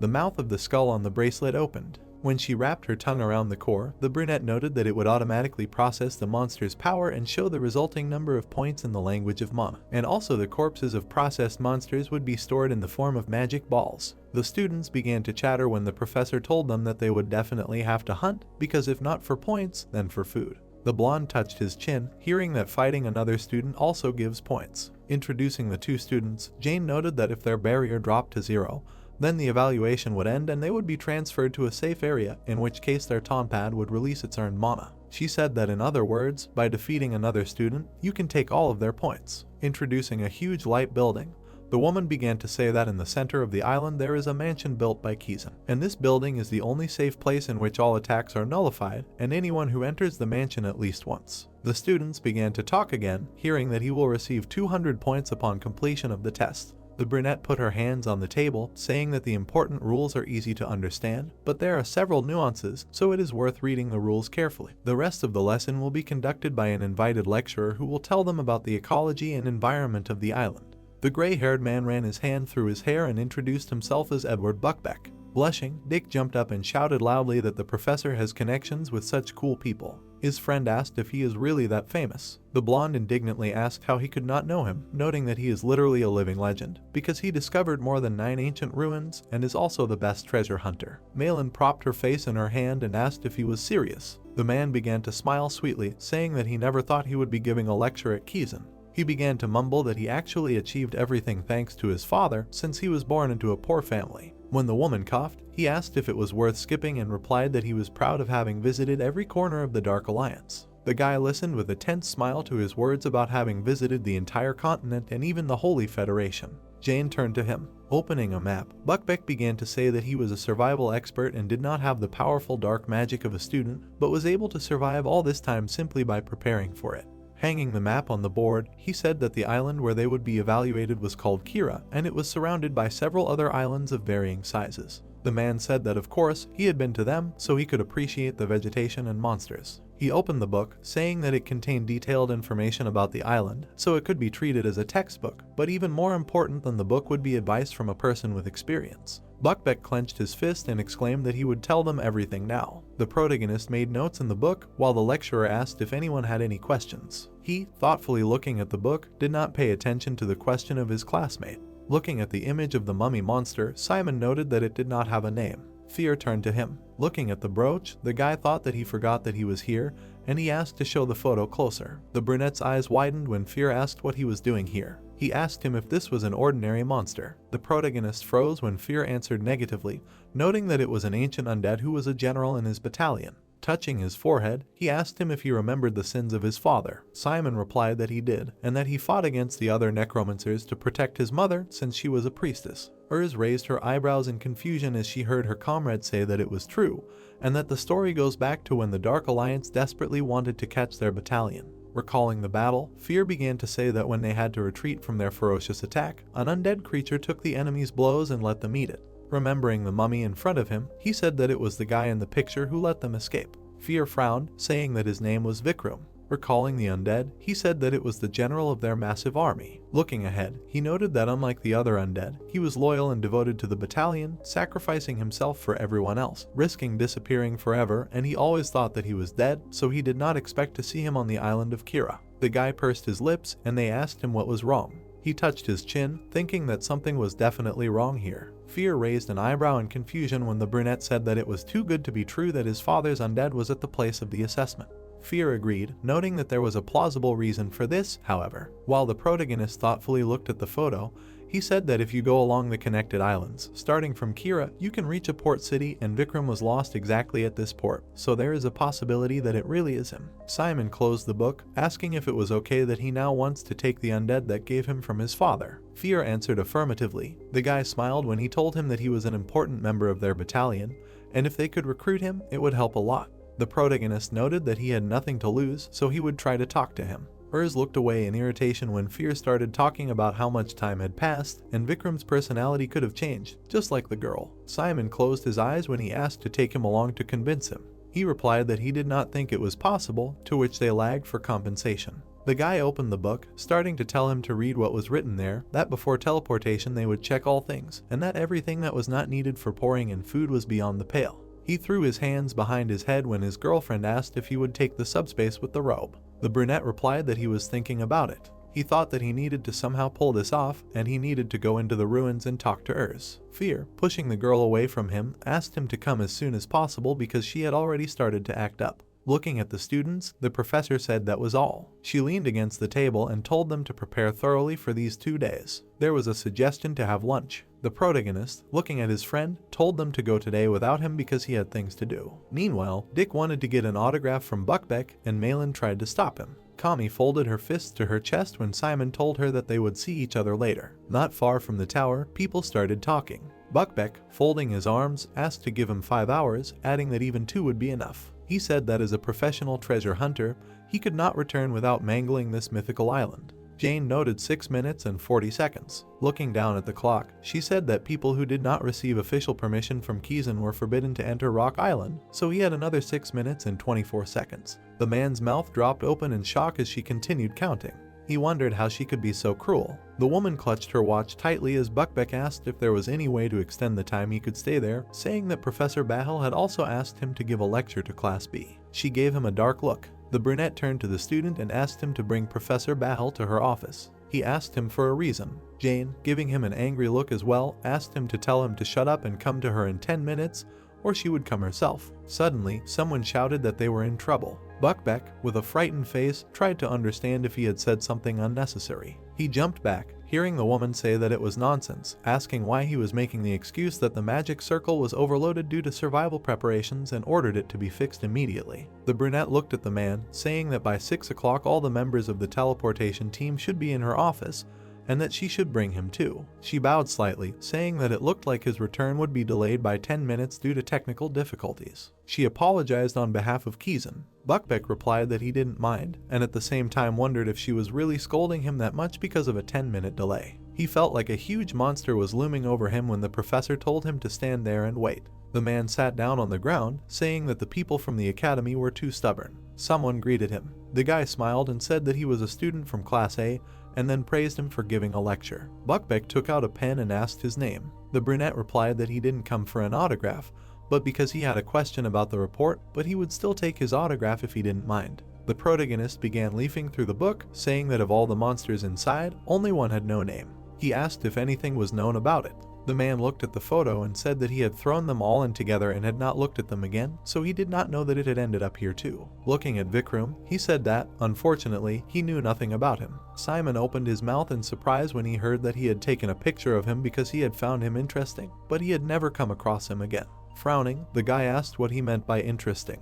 Buckbeck began to tell him that it had been a very foggy day, and this huge monster had been wandering around the island. The explorer looked ahead in surprise. Vikram was walking among the foliage ahead. The man said that he had pointed the camera at him, but he had immediately shrunk, and he had taken that photo when he had already become small. The brunette asked if he had been that big. Recalling the giant monster, Buckbeck said that it was so big that it could cover an entire island with 100th. The bar fell to the floor. Hector was told that everyone was there. He asked to pass it on without turning around. The guy put his hands on his hips, saying that they would get rid of Simon at any cost during this island assessment. He clenched his fist, saying that as long as he was here, they couldn't take control of Class B and get the best grades in the group because Class A was being watched by the vice principal himself. Frowning, Hector said that gaining power over their class was the most important thing. The brunette agreed. Pursing his lips, he mentally noted that even so, he was overreacting to a mere participant. As his comrade sat down on a bench, he wondered if there could be some kind of conflict between them. There was a rustling sound near the old building. Walking next to him, someone said that he hoped he wasn't wasting his time. The man began to remember the main character. The brunette, looking at him, said earlier that he did not know what kind of grudge he harbored, but he could not win with someone else's power. The red-haired man clenched his teeth tightly, calling the name Simon. He pulled back his sleeve, thinking that he was able to break into the middle squad in the past evaluation battles, but this power had almost reached its limit, and was slowly losing it. The guy frowned, saying that he needed to somehow win the favor of Professor Bahel for the test. Suddenly, a bright light appeared above his head. Seeing feathers, he asked who it was. The blonde with angel wings asked permission to make an offer that he could not refuse. When everyone gathered, Kami said that she was a little nervous. Folding her arms, she asked what would happen if she was the only one from their group who did not pass. The guy assured her that she could handle it. The girls grimaced when Dick asked if they really would cut up monster corpses to get meat.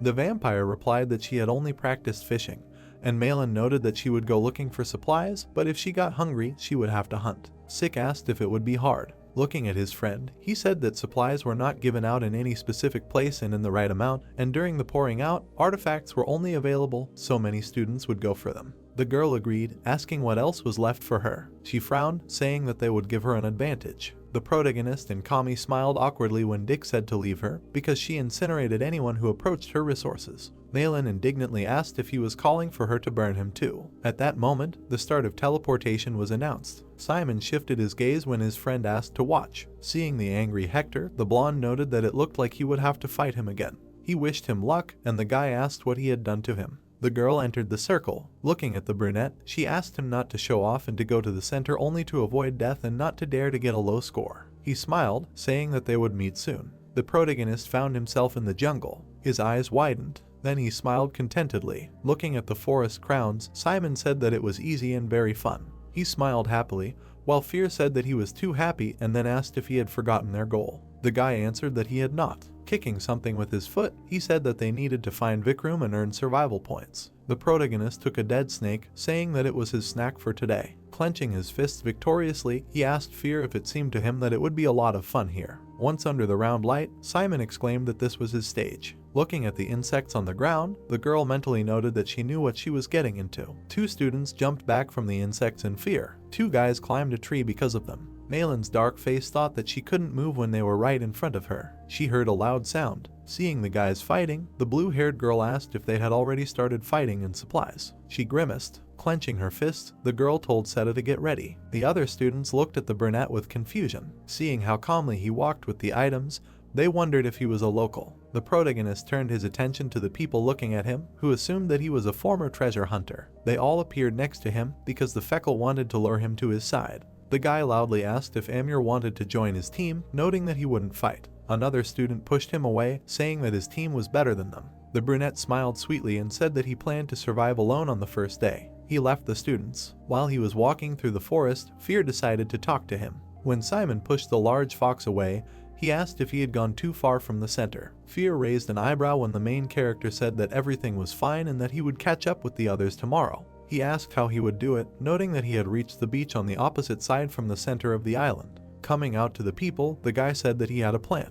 He began to look around. Brad turned his attention to him, asking what he was doing here and saying that the standard prohibited being here. The man waved his hand, asking if he accidentally wanted to repeat their fight. The brunette turned around and said that he would have to refuse, because he had simply turned in the wrong place. Stepping over the plant, he said that a second ago he was led exactly here and it must be somewhere here. Seeing the web, the main hurt said that he seemed to have found it. On the web, he saw the bracelet of subspace. Fear said that now he understood what he was looking for and asked to get it out of here. Full head up, Simon said to wait, because he needed to make sure that no one would see them. A magical tracking device was flying above them. The guy noted that it was looking in the other direction. He put on the bracelet, saying that it was time for them to meet. Fear appeared with 2 skeletons, saying that he finally returned. The brunette pointed to a space in the ground and asked to climb there. The tracking device began to unfold, while Fear indignantly asked why he was kicking him out right after he arrived. The main character said that everything needed to be done quickly while no one was watching them, and that thing would soon fly stop. Both of them turned to the voice. Brad came out to them and asked if a student dared to sneak a subspace device under the noses of the professors and assistants. He frowned, saying that it was worthy of expelling him. Simon and Fear froze. Hers and Brad's body showed a heart and said that this applies to everyone except the commander. She asked if her transformation was perfect. The guy smiled awkwardly when Fear told him that he had never seen anything worse in his life, and all because of him. The brunette apologized, saying that there were no other options. The day before surviving on the island, the protagonist approached the man. Standing next to him, he reminded him that last week he said that he would fulfill his every wish if he won. Simon frowned and ruled him to become his pawn. Brad decided to jump up, asking how dare he say such a thing to the teacher's assistant. The guy said that if he does not want to, then he has no other choice. Looking at him, he said that Professor Hengpeng never found out why they were sparring that day, and then asked what would happen if she found out the truth. The man tensed up when the protagonist noted that he was not sure that the current punishment would be enough. He clenched his teeth tightly. The assistant, closing his eyes, asked what he needed. Simon asked to borrow his subspace bracelet, and then try to remain unnoticed and lie low during the test on the island. The guy perked up when Brad asked if he was going to use his cloud. He asked how he found out. The man noted that he had seen various tricks and dodges while he was at work. He took off the bracelet, saying that he would do what Uo asked, but if he was caught, it would be his own fault. Urs, having penetrated his body, ran, joyfully screaming that she missed him very much. She grabbed her cheeks, saying that this time she clearly followed the order and asked to allow it. Fear ordered her to stop before his bones rotted. pointed when the brunette asked why she came here, since there were other assistant instructors next to him. She asked them not to worry and told them that she would go check if the student went back. The girl put her hand on her chest, exclaiming that her impeccable acting fooled everyone. Fear told her not to make such a face while she was in this body. Threw up her hands, shouting that she wanted to go with them to search for Vikram. The guy exclaimed that she can't, since she is in the form of Brad now. The girl became sad when she was told that if the assistant disappeared, the academy would suspect something. Standing with Fear, the brunette said that they would go screaming to search. Drooped, saying that if this is what the commander wanted, then she would have to follow the order. Closing his eyes, the protagonist listened to her mutter that she also wanted to see Vikram, but the commander gave such an order. He began to tense up when she continued, saying that she was already an adult undead, so she would not cry. Fear looked at him, saying that if he cared that much, he could reward her, because a leader should encourage the deserving subordinates. He noted that the operation would not have been successful without her that time, so he believed that there was a good reason to reward her. Looking at the dejected he added that the commander must already know what she liked. The undead turned around sadly when the guy asked her to return to her normal form for a minute. Transforming, the red-haired one asked if something happened. The brunette answered that no. He slowly approached her, then he touched her shoulder. The protagonist hugged the girl. While she had a surprised expression, he told her that she had done a great job last time. Simon pushed her away from him and told her to return to her duties and return to her appearance, because they did not need unnecessary suspicions. He turned away from her and noted that he would tell her everything later when he returned. Put her hands on her reddened cheeks. Not seeing the blush on the guy's cheeks, she thought that he was very cute. Night fell. The brunette stood in front of a shack made of logs. Having climbed inside, he suggested going to bed. Fear asked him why so early. Pulling off his tie, the protagonist said that the sooner he went to bed, the earlier they would wake up. Having put a brooch on his tie, he asked his companion to stay there today. Fear began to indignantly ask what he was doing. Simon hung his tie at the entrance, telling his comrade to stay on duty for the night. Fear asked how he could do this to him. He trembled, saying that he was the leader of the battalion, and it was simply shameful to use him for such purposes. The guy noted that the undead did not need sleep, so he wanted him to wake him up in the morning. His comrade screamed, asking how he dared to make an alarm clock out of him. Coming out of the hut in the morning, the brunette wished him a good morning. He began to put on a tie under the grumbling of his companion that he would never forget this humiliation. The protagonist apologized and promised to strengthen the battalion when he had money. Fear said that it sounded good, and then asked what he was going to do at such an early hour. Simon, calling the skeletons, said that he would go straight to the center. The skeletons began to lift the hut on the orders of the master. When they began to carry it, Fear asked if he was going to go to the palace. The guy answered positively, presenting a map of the area. He said that the island of Kira was located in the center and was surrounded by 4 other islands. The rivers there were narrow, so people usually crossed them without problems. He added that Kira was not 5 islands. Smiling, the brunette noted that this was only one central one. Going into the forest, he said that based on this, it would be better to call this place the Kira Islands, and that now they were heading straight to one of them. The protagonist said that only waterways lead to it. Having reached the reservoir, he noted that although it looked like a river, it was actually part of the ocean. He smiled, saying that this is why you can directly get to the desired island from here. Fear said that now he understood why this shelter was so strange and suggested that they go straight to Chalat. Simon agreed. Dissatisfied, Dick hid in the bushes. He watched the students at the bridge, who said that it was well enough protected. Other students put it to the blonde, and he asked what they would do now. The guy asked him to watch. Pointing at the raft, he noted that someone was floating down this river. Dick frowned. Then a happy smile appeared on his face and he said that he knew it. Looking at Simon on the raft, he said that it was very similar to him.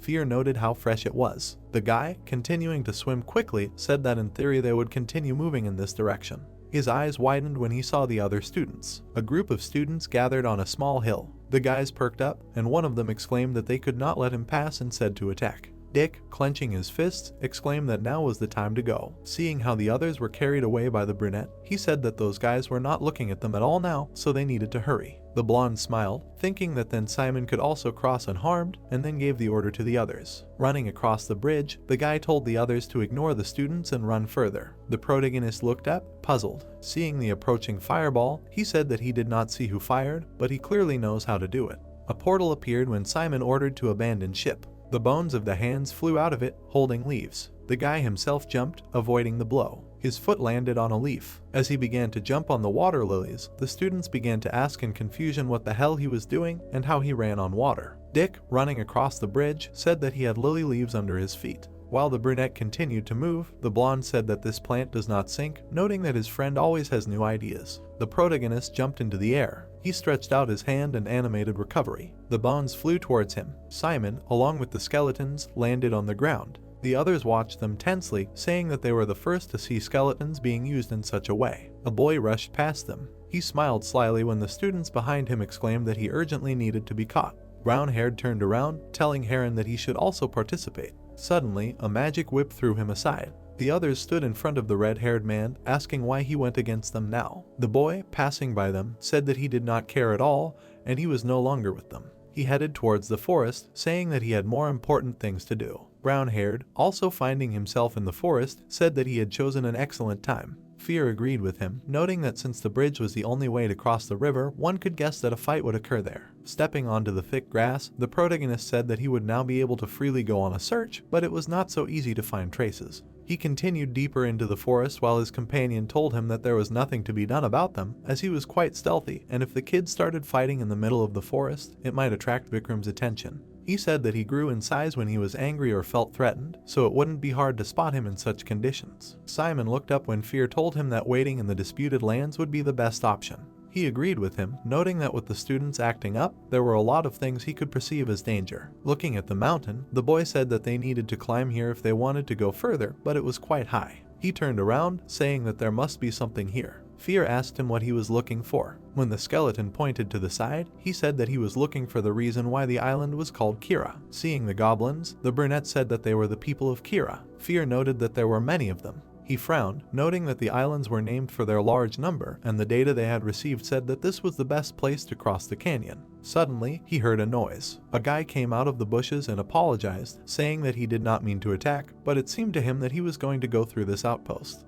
The protagonist confirmed. His haystack pointed a gun at the student. The blonde suggested that they team up, adding that no matter how incredible he was, it would be difficult to get through them. Simon asked him again. The guy pointed back and said that he came alone in case he was afraid of an ambush, and everyone else behind him. The brunette turned around, saying that he would go by himself. The student exclaimed that going there alone was crazy, and the professors probably wanted to test how well they worked together. The protagonist apologized for refusing and said that he had a better idea. As he headed off, Fear told him that going together would be a good idea, and they could be left behind after using it. Simon replied that he had thought so at first. He said that since he knew how to go alone, it was better not to risk it. The students, having gathered in a group, asked their comrade if he really was going to go alone. The boys frowned when the blonde told them to forget about it, since it was a waste of time, and for now they would better stick to their own plan. After all, speed was important in this exam. They continued walking, saying that it was unlikely that they would lose to Kira, but it would be better to keep a distance from each other. They ran towards the monsters. They prepared to defend themselves. The boy and the girl created magical seals. Then the ground trembled, and they turned around, asking what was that sound. Suddenly, their eyes turned white. Simon was racing towards them on a goblin. He smiled happily, saying that he loved this wind. The students and goblins began to run away, asking where the golem came from. Everyone began to be thrown to the sides. The leader of the monsters tried to coordinate the people. He swung his staff, but the golem only swatted him away with his foot. Then he ran on. Once in the distance, Baborakina turned around. Pursing his lips, he asked what was wrong with them. Taking the cannonball in his hand, he easily noted that in 2 days he had received 127 points for monsters. Standing in the forest, the protagonist thought that this was pretty good, considering that he only hunted, but this was not enough to reach the highest rank. Looking at Liana, he thought that he needed to prepare for the fact that at any moment he could enter into battle with other students. Simon lowered his eyes, realizing that he needed to fight at least 2 or 3. He dodged the flames. Looking at the 3 lights, the guy thought that they looked exactly like Malin's flame. The brunette ran to the side. Suddenly, his eyes widened. Seeing the burning trees, he thought that it was quite dangerous here. A girl came out of the fire, asking if it was him all this time. The protagonist, heading towards her, said that he was very worried and asked if everything was okay and if she had solved the food issue. The blue-haired girl noted that since the beginning of their studies at Kizan, they had always been together. Simon listened with surprised eyes to her words about how they were classmates and team members, worked together and relied on each other. Malin frowned and began to speak. Activating the seal, she asked if he was interested in finding out which of the two would be stronger. She waved her hand when the guy asked if she was really going to fight him. The blue-haired girl clenched her fist, saying that they had a great opportunity to give it their all against each other. Directing a stream of fire at her opponent, she exclaimed that such a chance does not happen often. The brunette realized that something strange was happening here. He thought that he had assumed that they would quarrel one day, but he did not expect it to happen so quickly. Tem was engulfed in flames. Seeing the confidence in the girl's eyes, the protagonist mentally noted that no matter how much she wanted to defeat the others and emerge victorious, he still found it hard to believe that she would attack him now. Summoning fireballs, Malin asked if he was really going to stand still all this time. Simon ran away from the fire, thinking that she had destructive power and a terrifying ability, truly being an outstanding student. The blue-haired girl stretched out her hand forward. The guy thought that even though her training was impeccable, it did not mean that he could not handle her. As he continued to run, he thought that she was the strongest in the academy in attack, and her powerful fire technique could become a powerful defense because a clumsy blow would not pass through her flame barrier. The brunette grabbed the bow, mentally noting that however, if you need to pierce the right place. An arrow with darkness on the tip appeared. Pulling it, the protagonist told his friend not to forget that he knows her as well as she knows him. Malin released fire, asking if he really thinks he can break through. Simon released an arrow. The girl looked at the approaching tip. The arrow pierced her stomach. When she fell to the ground, the blue-haired girl asked if this was really an arrow with darkness on the tip. Her comrade began to run away, and she began to demand not to underestimate her. Darkness appeared under her feet. Seeing his classmate catching up, the guy noted that it would not be easy because the two of them switched to a magical battle. A scarlet flame appeared on the seal, and Malin mentally noted that the brunette probably believed that he had a chance to win since he wounded her. Looking at the main character, she thought that as soon as he finished the fire flash, he would be finished. A moment later, an arrow pierced her leg. Trying to protect herself from the arrows, blue-haired asked where they were coming from. Seeing Simon aiming right at her, she mentally noted that he was standing right in front of her, and other arrows were flying from 3 different directions. The girl glanced to the side, realizing that he had 3 skeletons under his control. Seeing one of them, she realized that the guy was not just retreating, but simply leaving his archers. The brunette, pulling the bowstring, mentally noted that her weakness was long-range attacks, and he knew how to do this and prepared an attack from 4 sides. Malin gritted her teeth, silently telling him not to look down on her because she knew his weaknesses better and he was not the only one who could come up with a strategy. The protagonist released an arrow. A blue seal appeared under blue-haired's foot. Suddenly, an ice block appeared right in front of Simon. Looking at her, he noted that it seemed that this was all for now. The guy smiled nervously, noting that while he had a free minute, he needed to get out of here. Having melted the ice with her flame, the girl indignantly asked if he really thought that this would be the end of it and if he really wanted to end their first duel this way. She said that everything needed to be decided here and now. The brunette opened his mouth in confusion, wondering why she wanted this so much. His eyes widened when fear called him and told him to leave, because he was here. Seeing something breaking through from under the ground, the protagonist tried to understand what was happening. Suddenly, a huge hand appeared from under the ground, and Fear shouted that Vikram was here. Fear appeared on the protagonist's face. He loudly called Malin. The girl next to the monster looked at him with puzzled eyes. Darkness appeared under Simon's feet. Seeing him running straight towards her, Blue Hair wondered what he was doing. She stood with her hand raised, trying to understand why he was rushing towards her since her flash of darkness hit him right away. She wondered if he really wanted to give up and end it all here. Looking at her seal, Malin thought that if she used it on him, then. The brunette continued to reach for her. When he grabbed her, Blue Hair wondered why they were even fighting him. The protagonist jumped away with them. The girl did not open her eyes while he told her that they needed to run away from here quickly. Simon grabbed her on his shoulder. Darkness appeared under his feet. He jumped away from the giant hand of the monster. The guy clenched his teeth tightly. Looking at Vikram, he mentally noted that right in front of him was the former general of the battalion and the squad of giants. The 2 students fell to the ground. Nalen's body began to roll, and Fear announced that he was leaving. Grinning, the brunette rushed to his friend. He grabbed her hand. Together they hung on the cliff. The protagonist pulled his friend to him and asked the companion what was wrong with Vikram.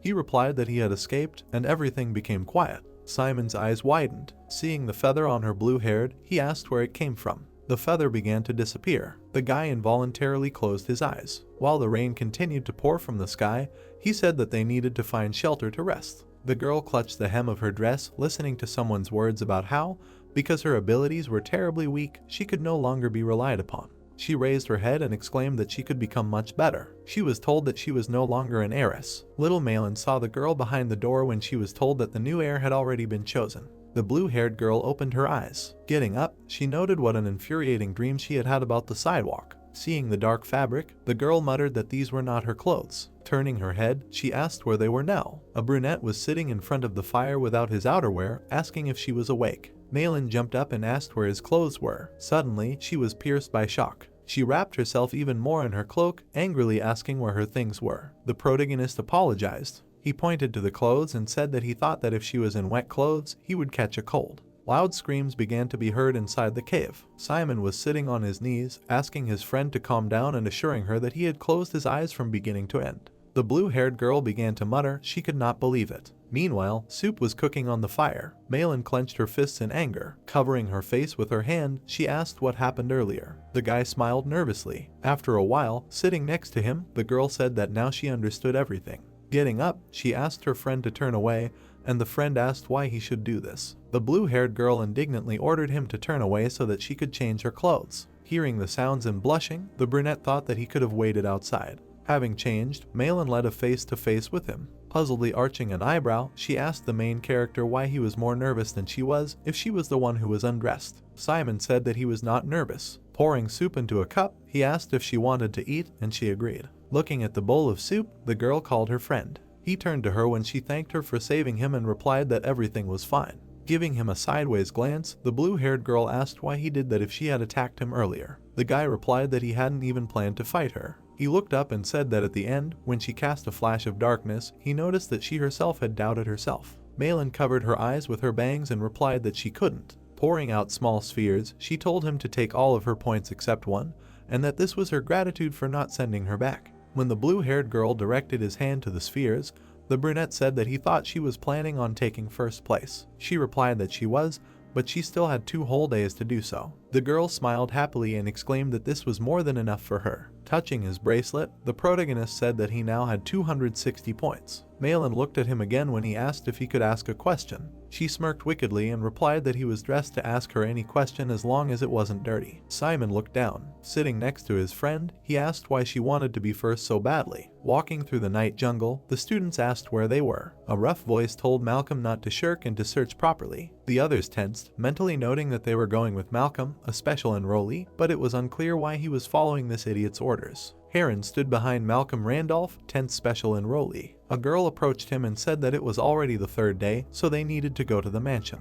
He asked her to stop whining, adding that if she didn't like something, she could leave his team. The girl frowned and asked when this team became his if their leader was Malcolm. The blonde turned around when Heron asked him what he thought about it. He replied that their captain was the red-haired one, because only he deserved this role. The guy smiled and asked if everyone heard his words. The student frowned in displeasure and said that she did not understand and asked to explain what he did to Malcolm. Heron asked her what she was talking about if he himself decided so. He spread his arms out to the sides and told her to think for herself and answer the question, is there dark magic that makes people obey? The girl clenched her hands into a fist when the red-haired one said that, let's say, such magic exists, but he is a first year, so he would not be able to use such a complex spell. The student frowned even more when Heron said that if it bothered her, then she could come closer herself so that he would reveal the secret to her, because she was wondering if he used close magic or not. She approached the blonde. At that moment, her hand was grabbed, and a classmate loudly called Emily. The red-haired one whispered something in her ear. After letting him go,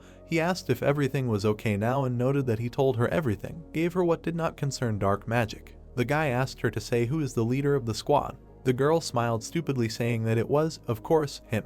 Her comrades darkened, and Heron said that she should have admitted that earlier, so now he is a little angry and wants her to kneel down and apologize. The girl did as he said and began to apologize, saying that she was a complete fool when she did not recognize him as a leader. Friends took several steps forward, asking what was happening to her and what did he do to her. The red-haired sighed tiredly and said that it irritated him, and he would prefer not to waste feathers, but they obeyed him. Malcolm darkened when he was ordered to clean up here. After a while, Emily was lying on the ground. She began to disappear with the rest of the students under the words of the guy that he just wasted his time on them.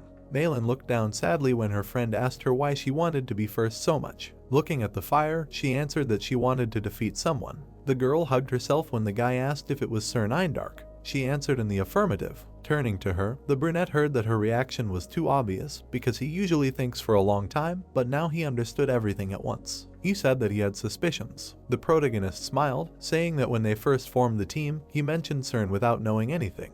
His friend agreed. She smiled awkwardly when Simon pointed out that she still had a really creepy smile back then. The blue-haired girl leaned on her hands, noting that she had never told anyone this before, but when she was the official heir to Ivory Tower. The guy asked if she was serious. Pursing his lips, he listened to her words about how it was decided when she was still little, so she remembered how everyone in the tower called her the little girl in town. Looking up, Malin said that she was still young, so she did not understand how heavy this burden was. But well, she just liked how adults humiliated themselves in front of her. Remembering the little girl in rags, she said that the tower master once adopted a girl. The brunette assumed that it was Cern. The girl remembered how she had peeped with interest and told how the master had made Cern her rival on purpose, and since everyone understood the reason for the adoption on the board, this decision was immediately condemned. The shabby blonde glanced at her. The blue-haired girl began to say that an insipid daughter after all these years was a shameless attempt to steal the right to the inheritance.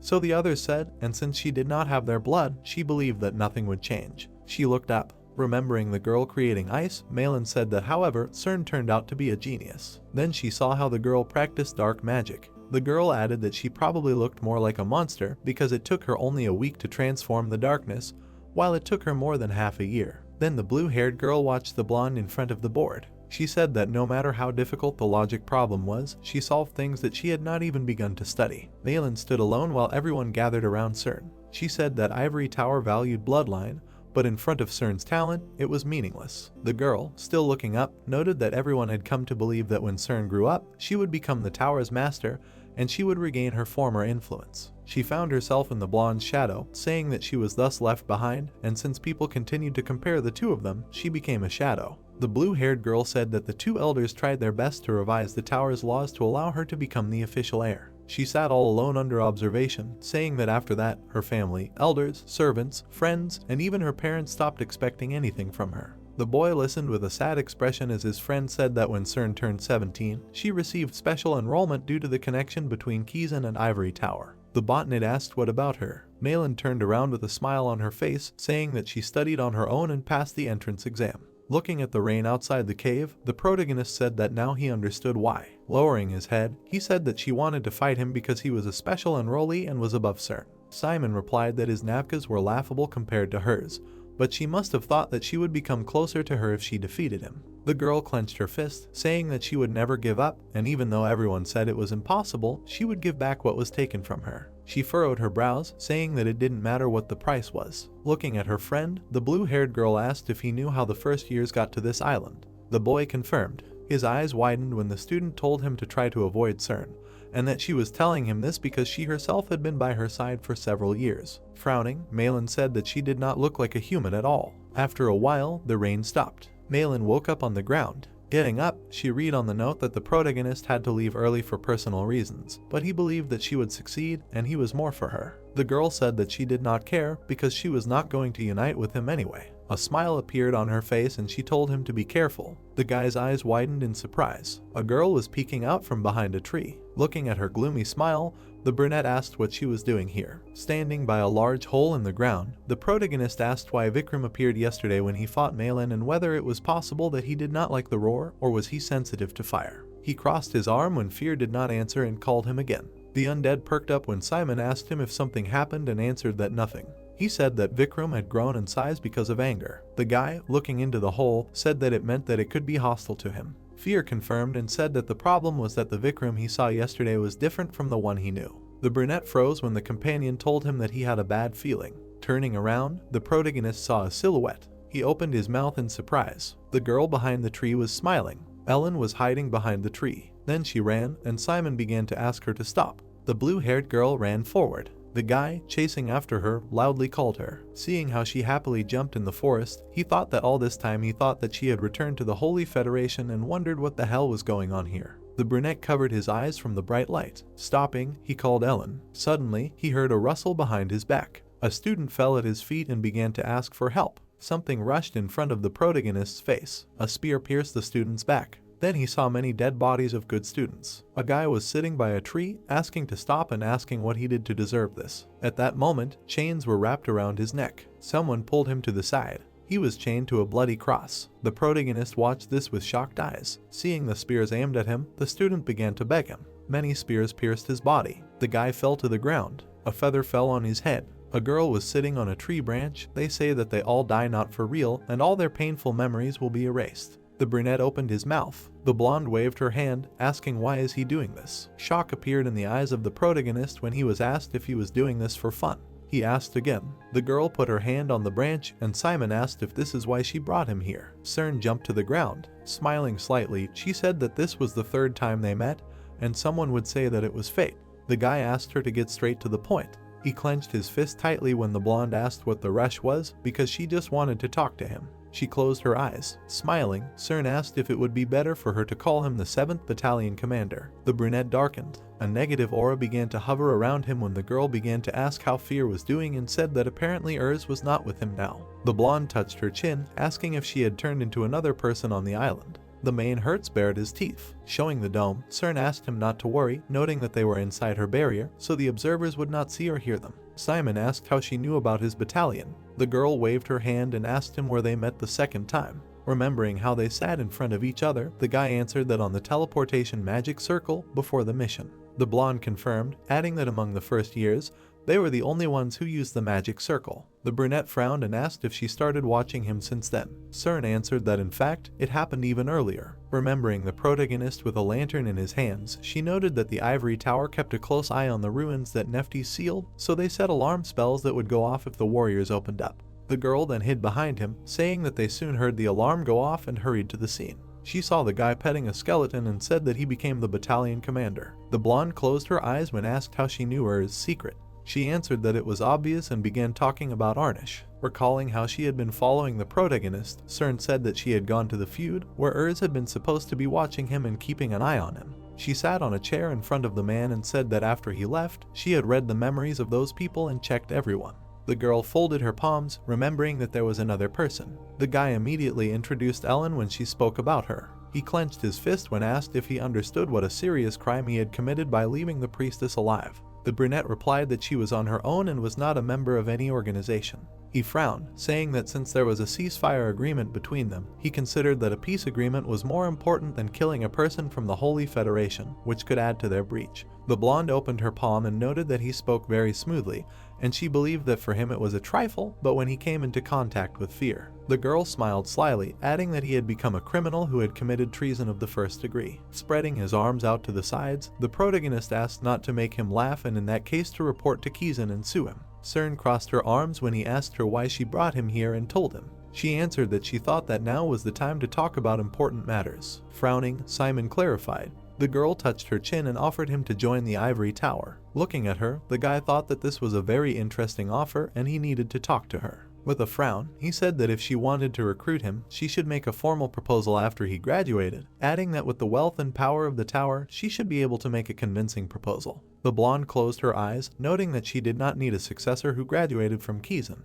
Holding up a chess piece, she said that Kizan was just an academy, and then asked if he had ever wondered why a mere school ruled half a continent. Surrounding the Black Knight with white pieces, Cern said that an example could be taken from the neighboring kingdom of Dresden, where 4 out of 5 generals were Kizan graduates, as were 17 out of 20 royal knights, ministers. The girl took the rook, saying that even the prime minister, the second most important person, was also from Kizan. Looking at the Black King, she asked who he thought their loyalty would be to if Dresden was in danger, the kingdom or the academy. The protagonist had a white pawn on his side. He was asked if he understood now. He furrowed his brows and asked if she meant that she wanted someone who would only obey Ivory Tower. The blonde laughed and called him smart, adding that she liked how quickly he understood what she was talking about. She opened her eyes slightly, saying that he would either be executed for treason or join them, and that he had no choice. A bead of sweat ran down the boy's cheek as he listened to how they were as famous as Kizan, and that his classmate Mailing would be with him. Cern said that they could provide him with everything he needed, be it money, power, or. The brunette said that he was calling to ask something. Cern smiled when she was asked what she was trying to get, his power or the battalion's power. The protagonist bit his lip when he heard that he wanted both. He frowned, saying that he couldn't trust the ivory tower, and then asked if there was a guarantee that the tower wouldn't take his battalion. The girl waved her hand, saying that he wouldn't have to worry about it once he showed his abilities, and if it made him feel better, then she, as the heir to the tower, promised that they wouldn't take his battalion. She extended her palm to him, saying that he had nothing to fear now, so she wanted him to answer her question. Simon sighed, thinking that he had let her talk for too long, and then mentally began to calm himself. The blonde looked at him with a smile when he addressed her. The guy smiled slyly and asked if he had understood correctly that she was not well versed in politics. Cern tensed up and asked him what he was talking about. The brunette said that it was not very wise of her to threaten her opponent, completely revealing her cards. Imagining her at the head of the chess pieces, he said that since she was so powerful, she didn't need to think much since the other people always answered yes or no to her orders. The protagonist said that he was sure that no one had enough freedom to say anything else. With a smirk on his face, he said that only the weak don't show their trump cards. Imagining the blonde at the table, Simon noted that she couldn't tell that he was the battalion leader and then asked if she knew why. Imagining two people at the chess piece, he began to say that it was because Ivory Tower was divided into two factions, those who were against Kizan and those who supported him, and she and the current tower leader belonged to the faction that opposed the academy. The guy frowned. Frowning, CERN noted that Mailing wasn't stupid enough to tell all this, which meant he had his own sources. He mentally thanked Dick, thinking that he saved him. The brunette smirked, saying that she was trying to build up her own strength because she wanted to separate from Kizan, and then asked where she thought the battalion would go if she reported it to the academy. Reaching out to the figures that symbolized the boy and Neftis, the protagonist replied that of course, to the one who was loyal to Kizan. He grabbed the figure, saying that moreover, she could not kidnap him or take the troops by force, because crossing the path of the first special enrollment student, who was personally chosen by Neftis, would be tantamount to declaring war against Kizan. The girl pushed the figure, noting that there were other ways. Sitting in front of the chessboard, she said that she could also get rid of him and bury the battalion so that he would not give it to anyone. Simon apologized. The battalion began to leak through the portal when he said that it would not work. The blonde's eyes widened, realizing that Kizan did not hurt the subspace. Taking the sword, the guy noted that she said that observers would not see them in her barrier. He frowned, calling it another mistake. Fear looked at the feathers around him. CERN waved her hand, asking why not play along with her. The brunette realized that the feathers were her special skill. Introducing the girls, he noted that only a select few on this continent were able to obtain this power, not related to darkness, holiness, or pure magic. When the girl launched the feathers, the protagonist thought that he had found it try to dodge her attacks until he understands how they work. He struck the feather. From the impact, his sword shattered into pieces. The feather grazed his cheek. Suddenly, Simon's consciousness clouded. He fell to the ground. Grabbing his own neck, he began to ask what was happening. Standing in front of him, the blonde asked did he really think that these were just feathers. Looking at the feather in the tree trunk, she explained that it was a manifestation of her power. The boy's eyes widened when he heard that these feathers could control emotions. Wiping the blood with his hand, he noted a strange smell. CERN said that judging by the chemicals the tree released to protect itself from bugs, it believed that pests had begun to eat it. Holding the feather on the tip of her finger, she noted that not only negative feelings were under her control, but also delight, anger, pleasure, fear, a sense of victory, lethargy, anything. Creating a fan of feathers, the girl said that when it came to people, with just one feather, she could make them crawl on the ground like dogs. Surrounding herself with feathers, she asked how about experiencing it for yourself. Fear, standing next to the protagonist, asked what he would do now. He replied that there was only one thing to do. Simon waved his hand and directed the undead, exclaiming that they had to fight. The blonde created a shield of feathers. Touching her chin, she said that she never thought that she would have to fight against a weak here. A skeleton ran at her from behind. The girl fluttered into the sky. She waved her hand. Then she launched the feathers of the skeletons. A spider jumped at her from the side. Seeing the insects, CERN said that she now sees that he has enough power to call himself a commander. She neutralized the spiders with feathers. The brunette watched with his mouth slightly open, mentally noting that she dealt with so many undead at once, and her feathers contained more than just emotions. The feather was enveloped in darkness. It began to dissolve. Many seals appeared behind the girl. The protagonist noted with surprise on his face that she was creating many spells at the same time. Touching her chin, the blonde activated a flash of darkness. A stream of fire was directed at Simon. Simon, sitting on the ground, wondered if all of this was a dark flash. He mentally asked how she could summon such a strong fire in her first year. Fear, who appeared behind CERN, said that it was your ticklish. She dodged his blow. The girl fluttered into the sky. Then she released feathers on the undead. Approaching her, Fear said that he admitted that she was better than any student. With sparkling eyes, he said that nevertheless, she was still barely a student.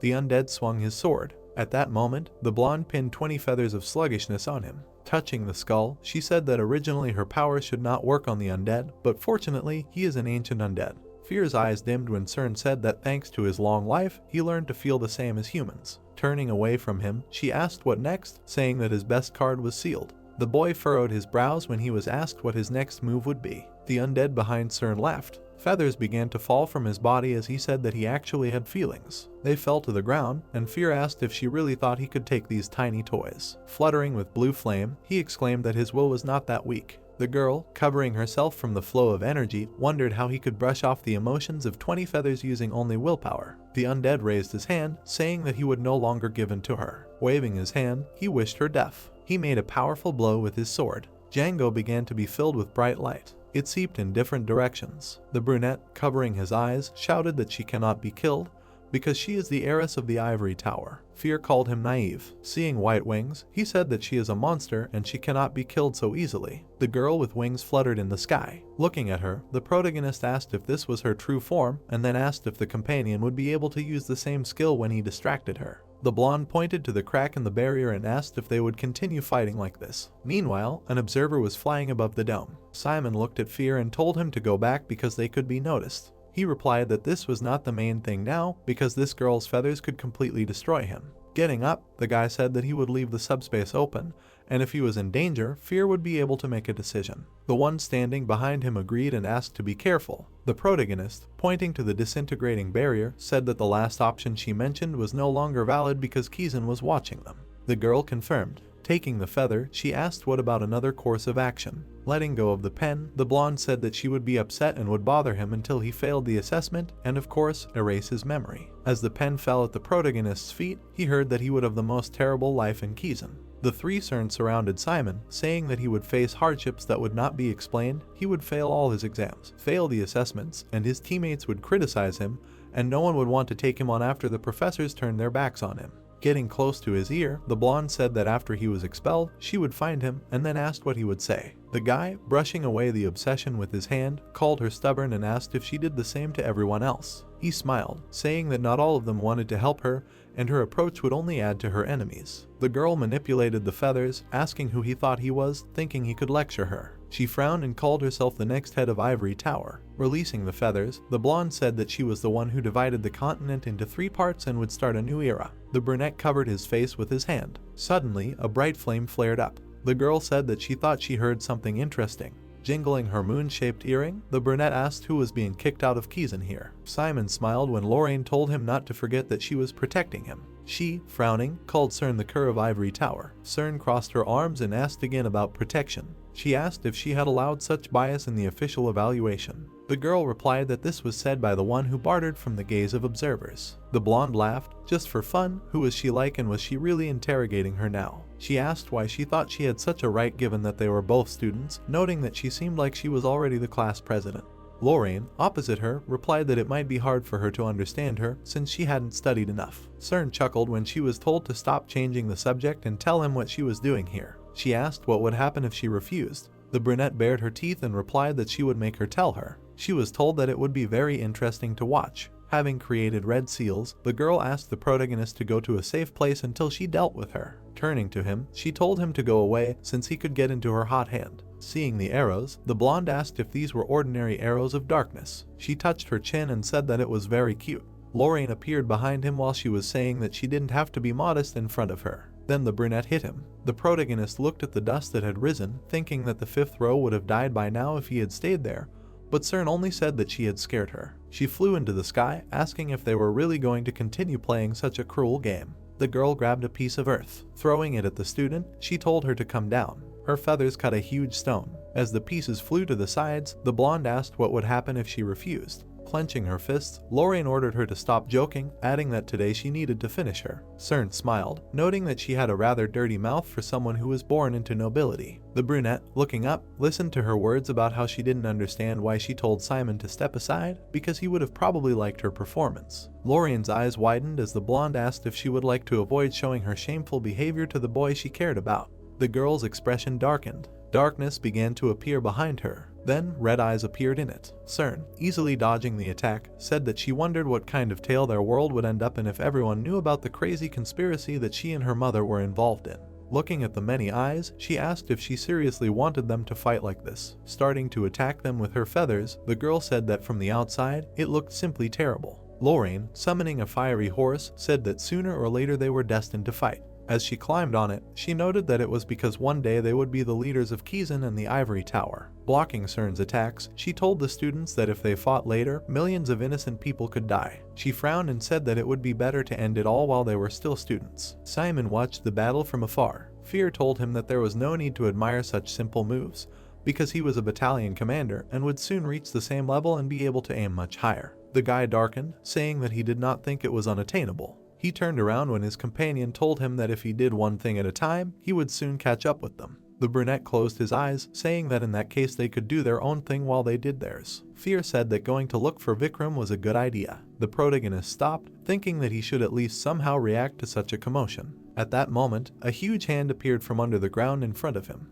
The monster began to crawl out. Simon touched the brooch, calling for the undead. The brooch flew up to the monster and Fear began to shout loudly that it was him. Vikram froze, hearing that the battalion master was in front of him. The guy, seeing an observer in the sky, said that he would open the subspace, but they had a couple of minutes. The undead, appearing in front of his former comrade, asked what he was doing here and said that the battalion had been reborn. The monster looked at the brooch. Grinning, he asked about the battalion. Vikram darkened. Darkness began to appear on his body while he was shouting about the battalion. While he was still standing in front of them, the brunette asked what was happening to him. Fear, without turning his head, answered that it was not Vikram. The monster's hand began to increase while he was shouting that the battalion was painful. He continued to say this phrase with burning eyes, and Fear replied that it was a fake. When the monster increased in size much more, he said that it was a copy of Vikram. The monster hung over the main character. The young man asked Fear to go back for now, otherwise the observers would see him. He agreed and left. The monster waved its arms and shouted that it was hurting because of the battalion.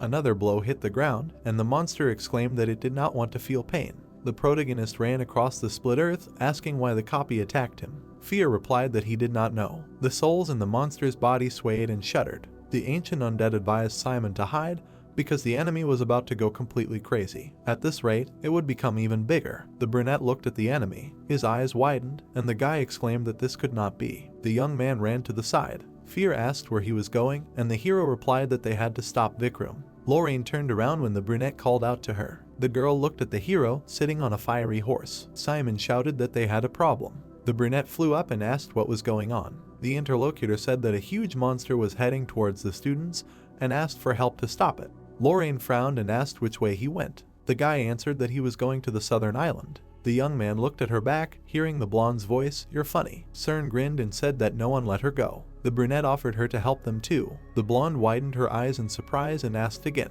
Simon mounted Lorraine's horse and waved to their rival. Cern snorted, asking why she would do that. The hero simply thanked her and said that he owed her. The girl frowned and summoned magic circles, about to object. Her hand twitched when she remembered the main character's words about the student being rather poorly versed in politics. The blonde lowered her hands and smirked, thinking about the guy's words about her only making new enemies. Cern frowned and looked up. Lorraine and Simon were flying ahead. The brunette turned around when the student asked if she had heard anything from Neftis lately. The girl asked what it could be, for example. The boy looked at her and said that their class had a special lecture and this monster was in the brochure they had been given. He thought that it seemed like the rector hadn't told her daughter about the battalion. The necromancer turned forward. The boy added that the lecturer said that he had accidentally stumbled upon the monster and didn't know anything about it. The interlocutor suggested that it might be an artificially created monster that hadn't been there before. They flew closer and saw the creature destroying everything around it.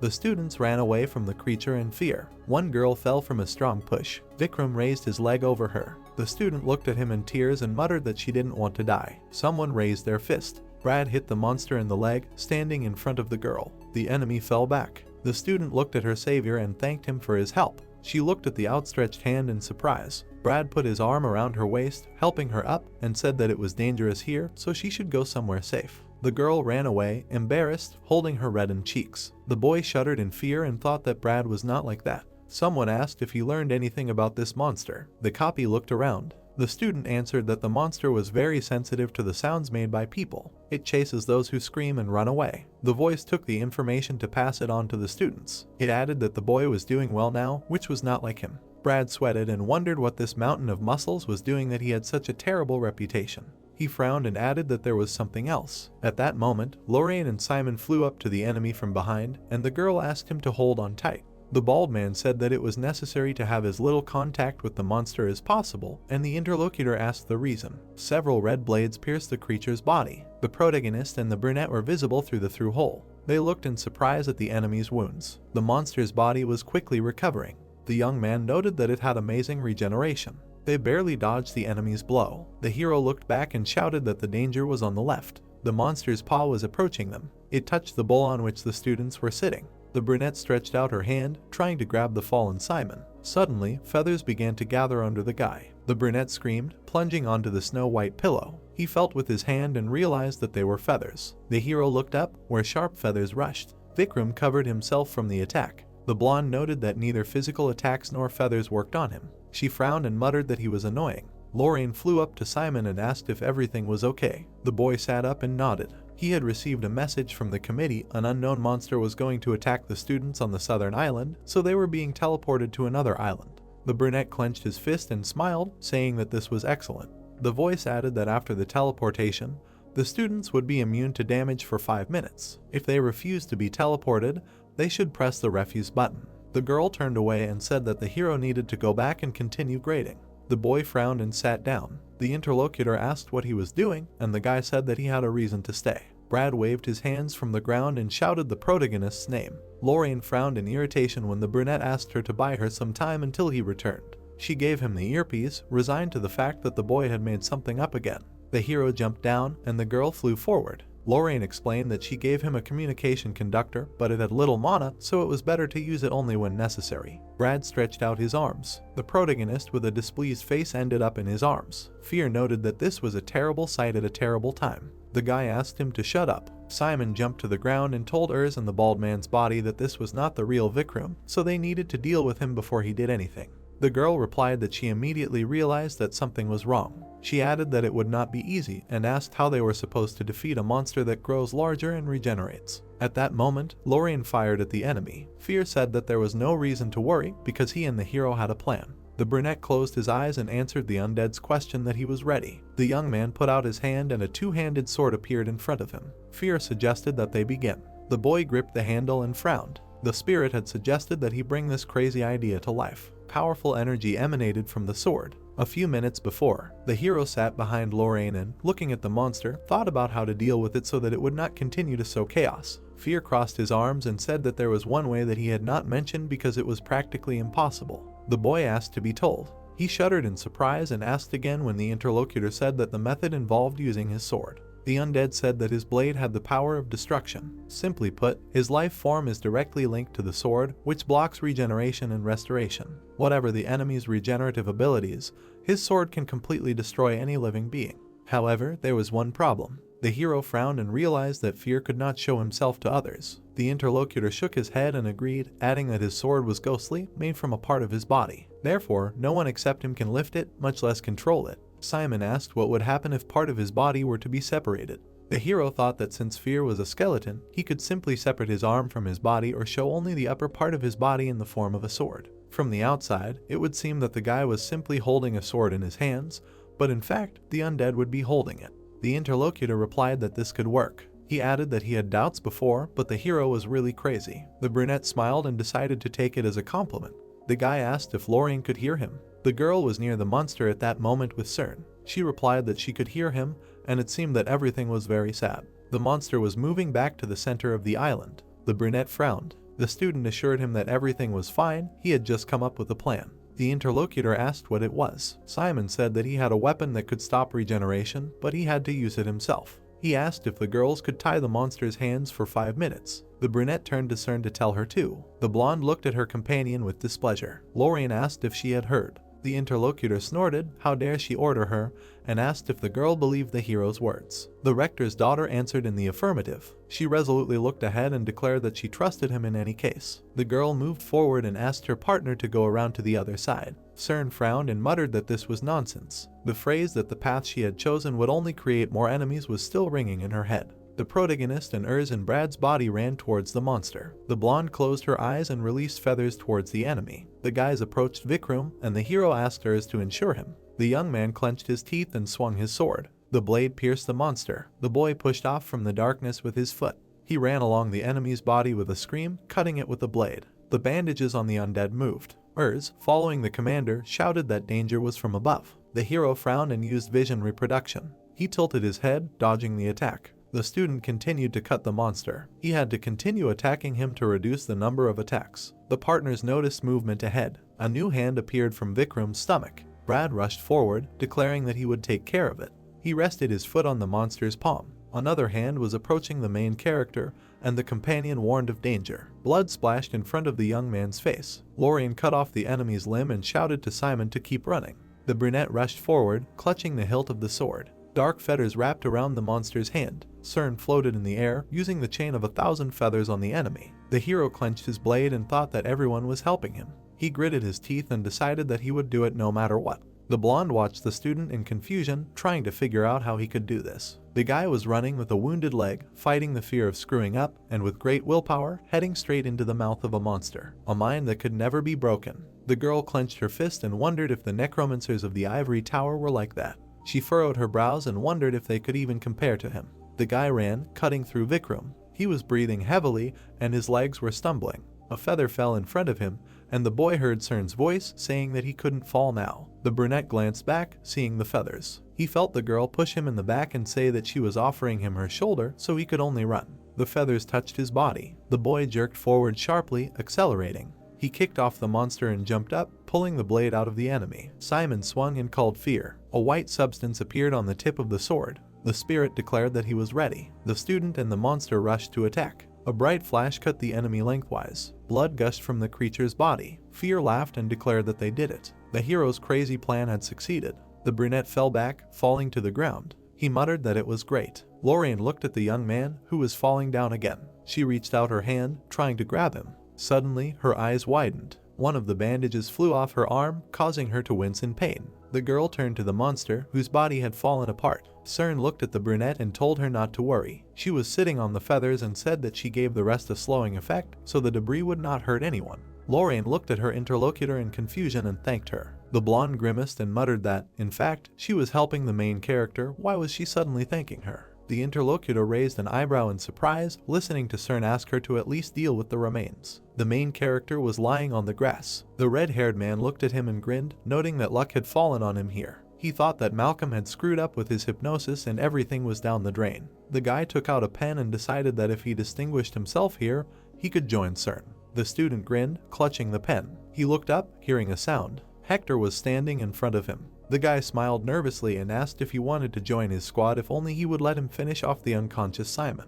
The hero did not move. The red-haired man added that after that the interlocutor could take whatever he wanted from him, points, money. He backed away when the student approached threateningly and muttered that if the student wanted a rumor that he had defeated Special Number 1, he would tell everyone. Hector's hand began to be covered in black scales. The interlocutor fearfully asked him to wait and exclaimed that they were not enemies. He recoiled and cursed. A fist flew right into his face. Hector looked at the student who had flown away and said that the only thing he needed was a deal with him. Lorraine's voice was heard. She jumped onto the grass and looked at the student who demanded that she take the hero. The brunette ran past her interlocutor, calling the young man by name. Hector glanced sideways at her. Lorraine lifted Simon's head and asked if he was safe. Hector went straight into the forest. The red-haired guy ran quickly and thought that such a lucky situation had developed. He gritted his teeth and decided that he would not give up, but would definitely finish the job and attract the attention of Professor Bahel. The guy caught his foot on something. He looked back and asked discontentedly what else was there. A wolf's corpse lay in front of him, and the student cried out in fear. The student sat up and muttered who had defeated this high-ranking monster. A man was sitting nearby. His back was turned to the red-haired guy. The student smirked and stuck his hand into his jacket, thinking that this was his chance. He didn't know why the guy had left everything in such a mess, but he would be useful if he could kill high-ranking monsters. The guy twirled the feather in his hands. The red-haired man swung it and threw it. The feather was approaching the blonde's neck. It pierced him right in the neck, and the attacker was happy. He clenched his fist and ordered the guy to get ready. Suddenly, the student flinched and stepped back, muttering that the other guy looked creepy. Kajin turned around, and his whole face was covered in blood. He asked him what he wanted with a disgruntled expression. The red-haired man came closer and asked his name. The blonde man introduced himself. He slowly rose to his feet, while the other guy was saying that he had never heard such a name before, and in general they needed to catch Simon Valencia. The red-haired man added that the hero, although unconscious, was hindered by something, and he couldn't finish the job. The student looked away and said that he would finish everything if Kajin attracted the attention of those with him. The interlocutor asked if he was really aiming at Simon. The guy nodded and made a hand gesture, clarifying that this was that very special number 1. Kajin touched the feather on his neck. The student asked not to ask questions, but just follow his orders. He hurried the interlocutor. Kajin clenched the feather in his fist and was surprised that the red-haired one already believed. The guy shuddered in fear and asked to listen to him, apologizing for talking about orders. He backed away and again promised to give all the points in exchange for Simon. Kajin replied that there was no point. The guy frowned and advised him to abandon the idea and not aim at the main character. The red-haired one indignantly asked what Valencia did to him, and who he was anyway. The blonde scratched his head and replied that he was just his neighbor. He grabbed the other guy by the shirt and said that he hadn't had a roommate he liked for a long time. The guy couldn't let the brunette get expelled. Kajin threw his head back and muttered that if the main character got expelled, they would move in some noisy slacker instead. The other guy asked what he was talking about. There was a fire mansion, the central mansion of Kira Island, a neutral zone.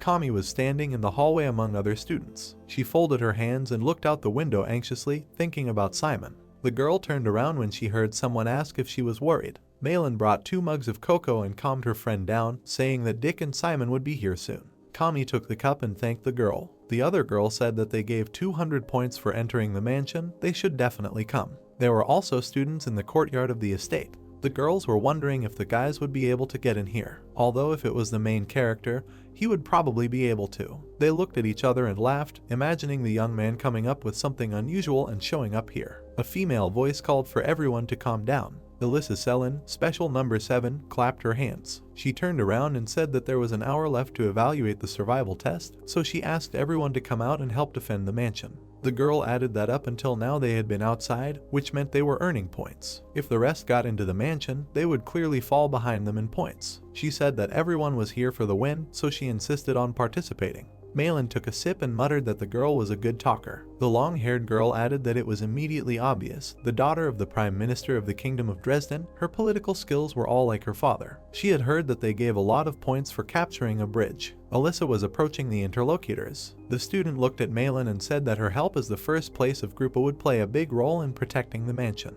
The girl replied that she was not interested. Number 7 chuckled and said that she thought they were in cahoots with her. She tilted her head, looking at Malin, and noted that the last time she asked the vice president to show her exam results, she simply crumpled them up, muttering something about half the points. The interlocutor replied that it was understandable that the girl was still offended. Alyssa smirked and said that it was nothing surprising, selfish people only thought about themselves. Kami watched their squabble, dumbfounded. Malin said that the red-haired girl was too self-centered if she thought that people would run after her at the first command. She frowned and advised not to think that everyone would listen to her. The interlocutor smiled and decided to skip this point. When she left, Kami approached her friend and asked if it was worth provoking Alyssa from the special set like that. She replied that everything was fine. The pink-haired girl looked out the window, and her interlocutor said that with people like her, there was no other way. The protagonist walked to the mansion in the company of Lorraine and Cern. The girls looked at the smiling blonde in surprise and wondered why the guy was with her, since she was supposed to be avoided. Malin frowned and exclaimed that the girl was manipulating the hero. The interlocutor noted in surprise that the 3 looked like friends. Simon walked awkwardly behind and tried to separate the arguing girls. Malin looked at them questioningly and asked how they were still friends. Alyssa stood on the roof and looked at them. She said loudly that they had a proposal for special number 1. They were not even thinking of attacking him. The brunette turned around when the student said that she would let the 3 of them through in exchange for the guys helping to stop the others. Students peered out from behind the trees uncertainly. The hero asked what was wrong with them. The interlocutor said that entering the mansion gives 200 points. They are all afraid of other competitors. The blonde took out a feather and said that this was just ridiculous. Alyssa's eyes widened in surprise when the feather flew past her face. Cern arched an eyebrow and asked who she dared to order. The red-haired girl waved her hand and muttered that it meant that it would be so. Ghost ships began to appear from the magic circles behind her. The protagonist opened his mouth in surprise, and Lorraine frowned. The guy asked if she really kept them in a spatial pocket. His partner explained that it was just summoning magic. The old ships floated through the air. They moved with the help of spirits and black blood magic. Their owner was a promising necromancer. Alyssa frowned and loudly ordered to tear to pieces everyone who dared to enter the mansion from now on. She promised that the points dropped by the defeated would be equally divided between everyone who guarded the mansion. The other students summoned magic circles and began to attack on command. Lorraine jumped on a fiery steed and the hero on a golem, while the blonde simply took off. The students ran out of the forest to follow the special number 1. The brunette put out his hand and offered to see how they liked it. The students fell, covering themselves with their hands from the fast bones. The young man turned around, hearing his name. Hector jumped up and declared that they were on the same side for the first and last time. The hero glanced sideways and wondered why his classmate had suddenly done this. The other man opened his mouth, concentrating his energy. He frowned and breathed out yellow flame. The golem covered himself with his hands from the attack. The guy's hands were covered with scales and the summoned creature was still smoking. He hit it sharply with his hand. A large dent appeared at the site of the attack, and the student himself was surprised that there was no armor. The main character looked back, holding the sphere in his hands, and the blonde swore. Hector opened his mouth again for a new attack, deciding that this was not enough. A pink substance hit him in the face. The hero saw Kami in the window, shouting that she would cover him. She frowned, holding her hand pistol at the ready, and asked the young man to run. Alyssa looked down and ordered to immediately catch number 1. The girl looked at the burning ship in surprise. Someone asked who was giving the orders here. Malin stood on the roof, summoning flames with a magic circle. The red-haired girl was indignant and demanded that she leave and not interfere. The Necromancer smiled and reminded that people are not puppets. The ship was burning in a strong fire. Malin said that if she went against her friend, then she would also stand in the way and bring him back. Alyssa frowned and clenched her teeth. The hero ran to the entrance, dodging attacks. The girl shouted at him not to stop. He took a step inside. Alert, Simon Valencia, group A entry to the mansion confirmed. The brunette sighed tiredly, and behind him, explosions continued. Lorraine approached the young man who collapsed on the floor and noted that he was late for some reason. The guy replied that there were some difficulties. They turned to the girl who entered last. The blonde smiled and snapped her fingers, and the 3 students behind her shuddered. Alert, Cern Eindark, group C mansion entry confirmed. She said she had arrived safely thanks to those guys. The students looked at each other in confusion, not understanding how they had ended up there with feathers on their backs. The brunette said that she could have easily entered on her own, so why hurt other students? The other girl replied that she was just using her skills honestly. Cern and Lorraine exchanged glances, heating up the situation. The blonde suggested that the girl complain to her mother so that she could possibly be expelled. She replied that no one would do such a thing. The hero turned pale and smiled tiredly. Cern wondered if she would still be expelled if she said she wanted to stay at Kizan. The other girl said that she was talking nonsense and she wouldn't fall for it. Simon thought that they were sometimes difficult to deal with. Kami ran down the stairs, shouting the protagonist's name. She grabbed his hand and asked if everything was okay, if he was hurt. The guy smiled awkwardly. He put his hand on his chest and thought how much easier it was. The young man said that everything was okay thanks to her. The blonde crossed her arms, hanging over Simon, and reminded him of the huge debt. The hero muttered that he had not forgotten. He sat up and noted that he had not promised to fulfill any of her wishes. Cern shrugged and said that she knew, although it must have been something similar. Malin rushed in from the street, frowning. She shoved the blonde, who smiled and blushed, and shouted that she had warned her. The girl pointed her finger at a pleased Cern and exclaimed that she should have stayed away from this. The hero noted in surprise that she was addressing the student as if she were something inanimate. The young man wanted to say that it happened that way, but he was interrupted.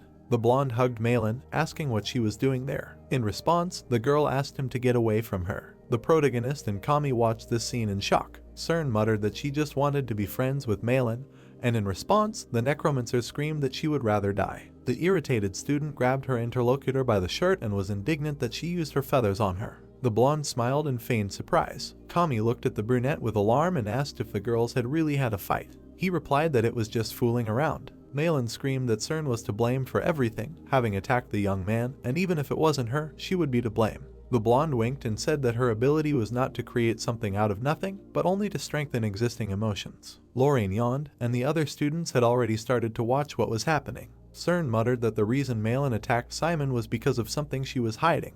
The guy watched as the girl beat the blonde and asked her to get out of this world. A blonde guy wearing gloves burst into the living room. He exclaimed how dare Cern make him do such a thing. The girls turned around in bewilderment. The intruder shouted that because of her even a fool who didn't know his own class had overtaken him. The blonde stood up and replied that she didn't quite understand what she was talking about. The guy gritted his teeth when she said that it wasn't like he was without some level, but the blonde had sunk to his level. The student slapped his interlocutor in the face in rage and demanded that she shut up. He pointed his finger at her and was indignant. Who else would dare to mock people like that, if not her? Malin looked at the student in shock. Cern touched her split lip and frowned. The guy threatened that she, the creature from the ivory tower, would get it today. The hero put his hand on his shoulder and asked him to stop. The blonde flinched when the brunette reminded him that this was neutral territory. He turned around and shouted discontentedly, what did he care about her if this was a neutral zone? Lorraine stood behind the young man when the villain said that special number 1 should be taught. The brunette threateningly tilted her head and asked what it was that Simon needed to be taught. The blonde widened his eyes and sweated. He headed for the exit and cursed. The protagonist exhaled tiredly. The young man extended his hand to the blonde and asked if she was okay. She smiled and thanked him. The The girl stood up and clarified that the young man would not say that they were the same thing. She wondered if Simon was one of those who thought everything through in advance. The brunette sweated and smiled tightly. The woman patted him on the shoulder and said that she would ask for special number 10 if she wanted compensation. The blonde winked at Malin and said goodbye, but she only bared her teeth in response. Lorraine nodded and said that she would go too, so they would see each other at school. The others said goodbye to her. Simon stood with Kami and Malin, bending his fingers. He asked where Dick was. The pink-haired woman answered that he hadn't arrived yet, but they were waiting for the hero. Malin looked at the door through which Alyssa entered. The red-haired woman clenched her teeth and muttered how dare she destroy her ghost ship.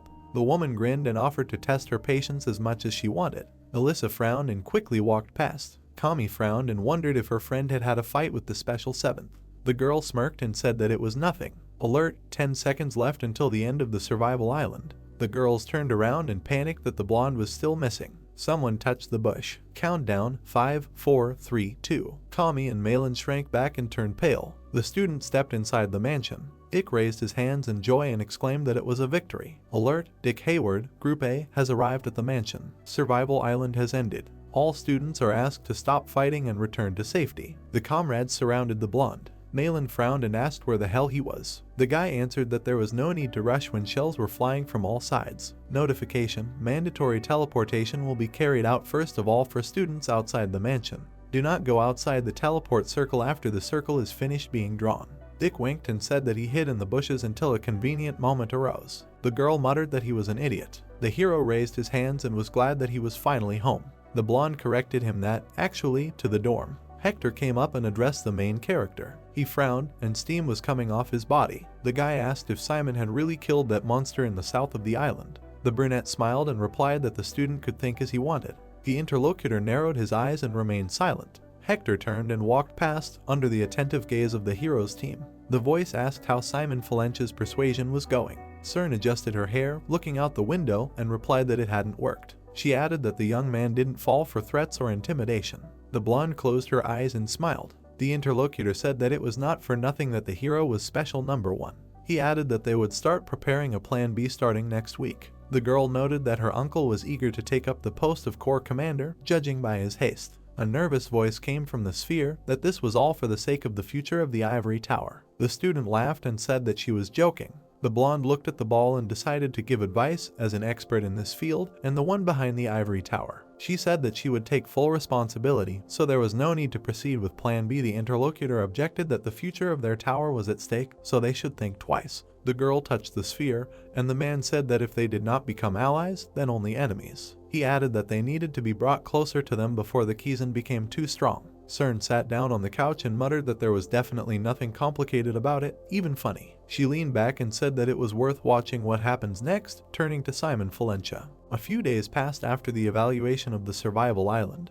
The guys returned to their normal life so quickly as if those days on the island were just a dream. They sat at the table, did their own thing, evaluation of the battle with the Cyclops, evaluation of the duel, evaluation of the survival island. The more difficult the exam stopped, the more furious the other students were. Of course, the main character also wanted to become stronger, but the training was becoming more and more difficult. The bones fell to the ground again each time. The teacher stood in front of him and said that this was another failure.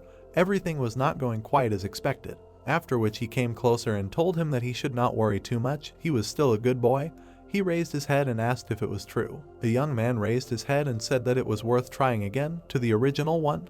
He agreed. The bones again began to rise up thanks to his energy. The young man tensed up and activated the bone armor. After that, he raised his hand and heard that bone armor is a body protection technique that is created from the bones of the skeleton, most often used in defense. But depending on the situation, the options for its use are countless. Then the professor raised his glass and said that this technique would be useful to him in battle. Immediately a question came up: is it true? Simon came closer and said that the force of the blow will be different. In response he heard that of course we should try. After which he turned to the skeleton and smiled. And then he struck right on the shield. The skeleton literally shook from his blow. The guy was happy and said that although it was not quite black blood magic, it became much stronger. The professor looked at him and explained that all because the natural strength of the skeleton and black magic is replaced by physical strength. It is a kind of exoskeleton.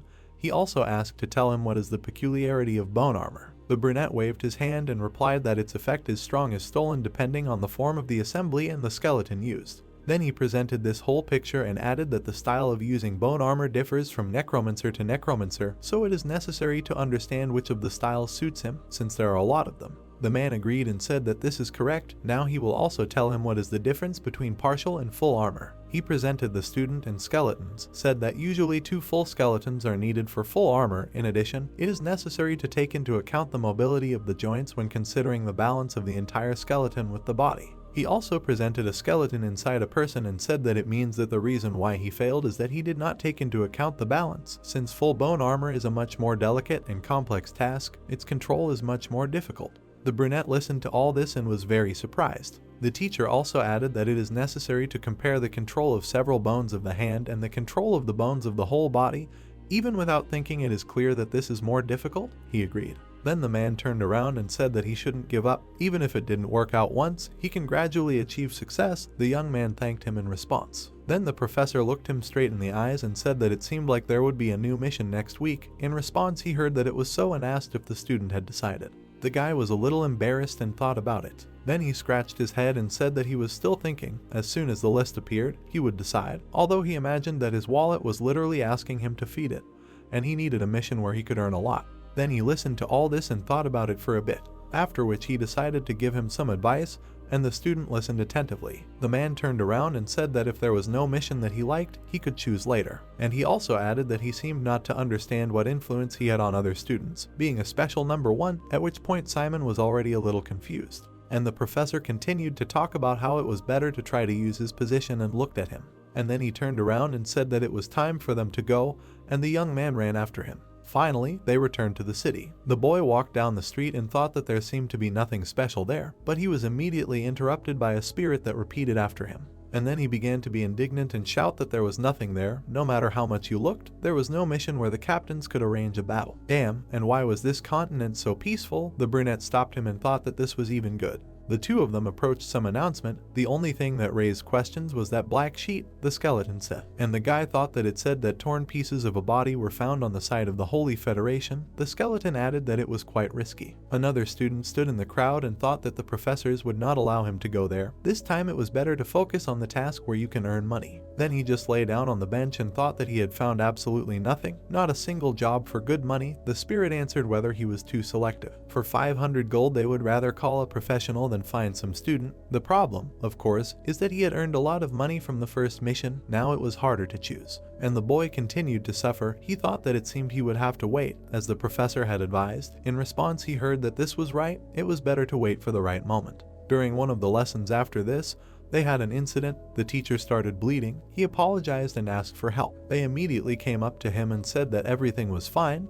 They were escorting him out, and the group could rest for 15 minutes. The guys were in shock. They watched as the professor was led out of the office and thought that it seemed his condition had gotten worse. Then a classmate turned to the young man and said that, to be honest, it was strange to say such a thing, but she liked the way the professor's assistant taught better. And then she looked at the teachers leaving the office and said that everything here is determined by skills and abilities, so if you think about it, the professor does not have the strength to compete. She also looked at her friend and asked if it was right that the professor himself relaxes, and the students are forced to compete more and more. In words, everything sounds quite simple. The blonde interrupted her and said that if there is no one single professor, then all his assistants will be left without work, and what is simple about that? Then he raised his hand and added that it is not the professor that needs to be changed, but the entire regime. The girl answered him that he needs to be quieter. Does he even know where the professor taught before? The guy jumped up and said that his assistant is good in toxicology and he really likes her lessons, but if the professor leaves, then the assistant will follow him. After which the student grabbed her head and said that it is very difficult.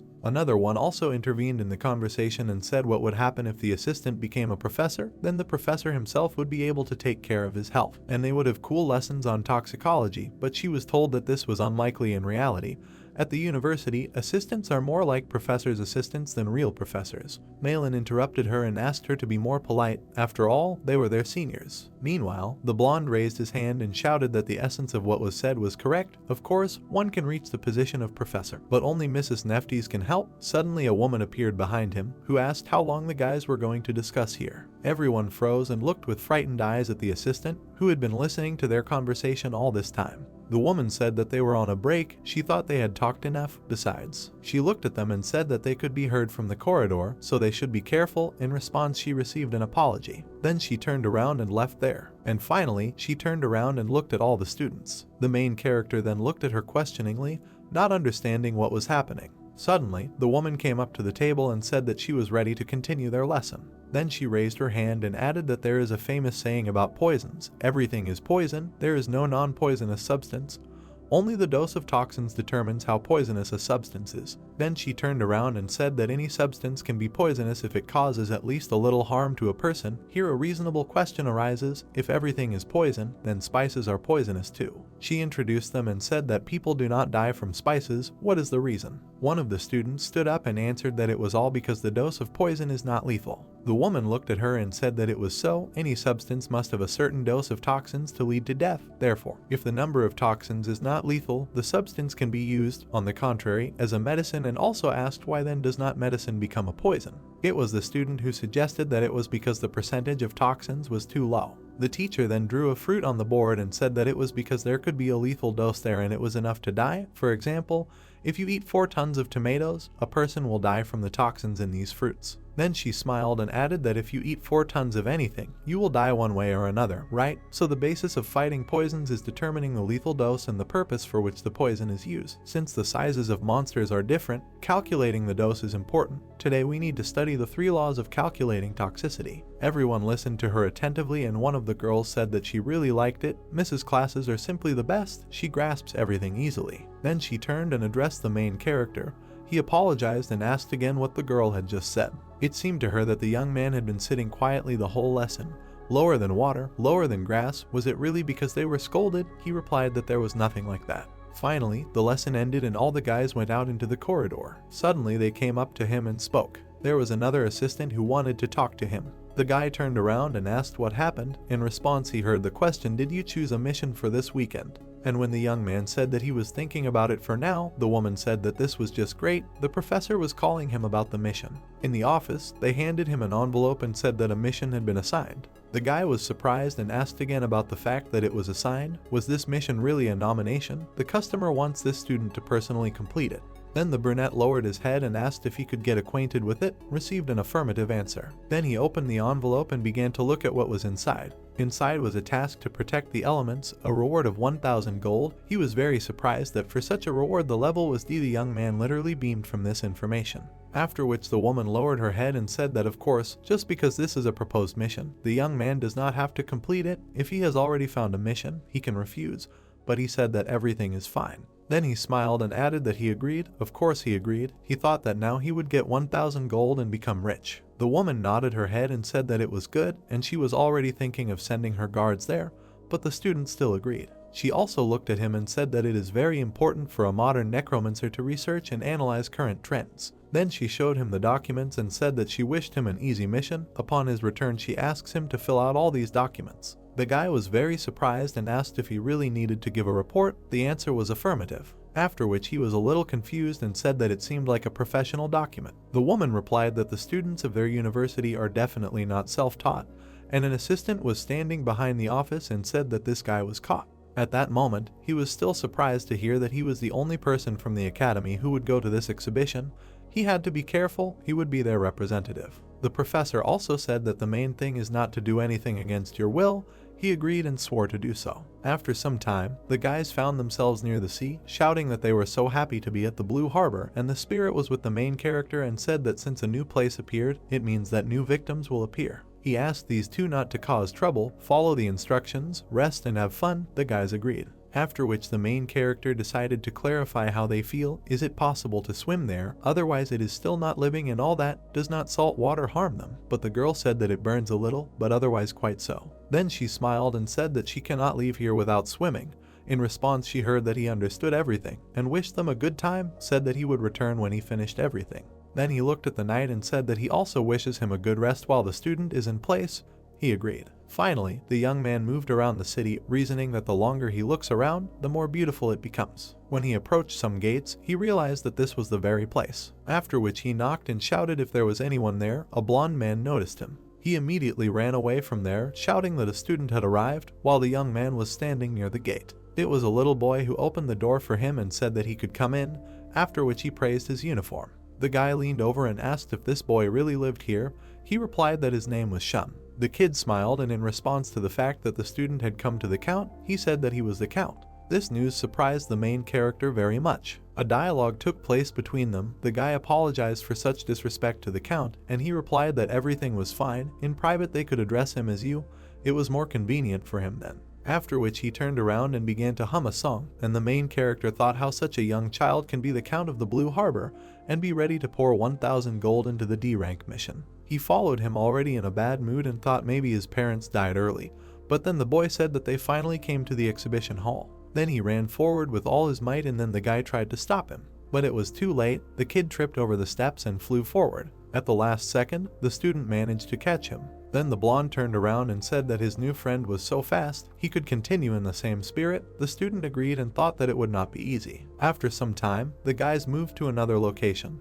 The kid ran and shouted that the exhibition was originally planned for the day after tomorrow, but for his own safety he chose it earlier. When they went inside, he said that there was no chance of error. He agreed and thanked her. And then he saw something strange. It struck him. There were skeletons of different creatures inside. It looked like an exhibition of the next generation of the Undead of the Blue Harbor. The guy looked around and said that he did not even know where to look at first. Then he saw a huge skeleton, and it was a dinosaur skeleton.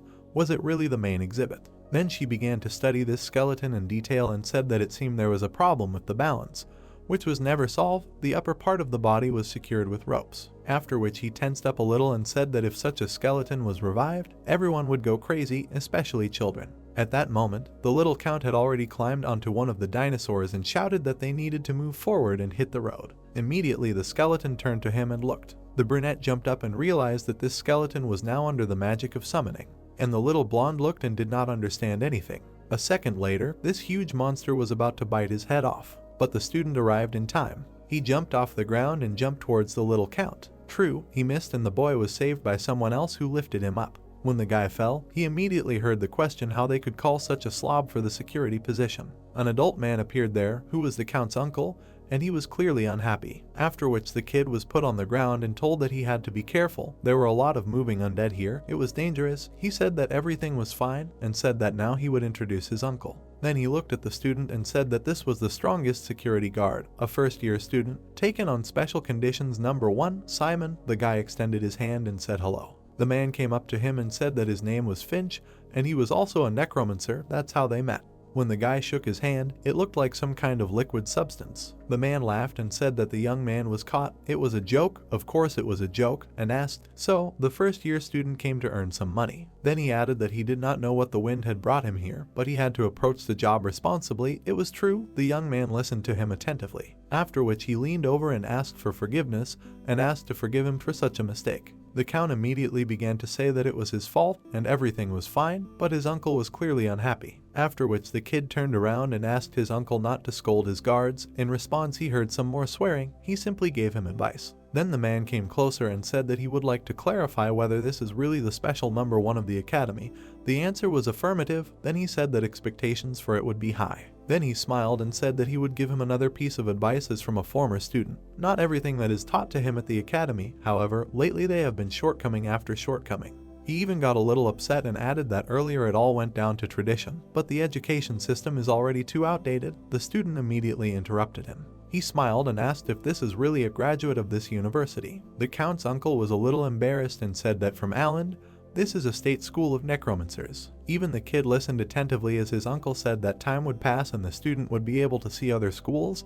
Better students of these schools on exchange come to study there. Then he threw up his hands and said that in general, students of these schools are more broad-based compared to their university. They do not cause clashes, get along with each other. The brunette interrupted him and said that it was amazing, a broad profile is important.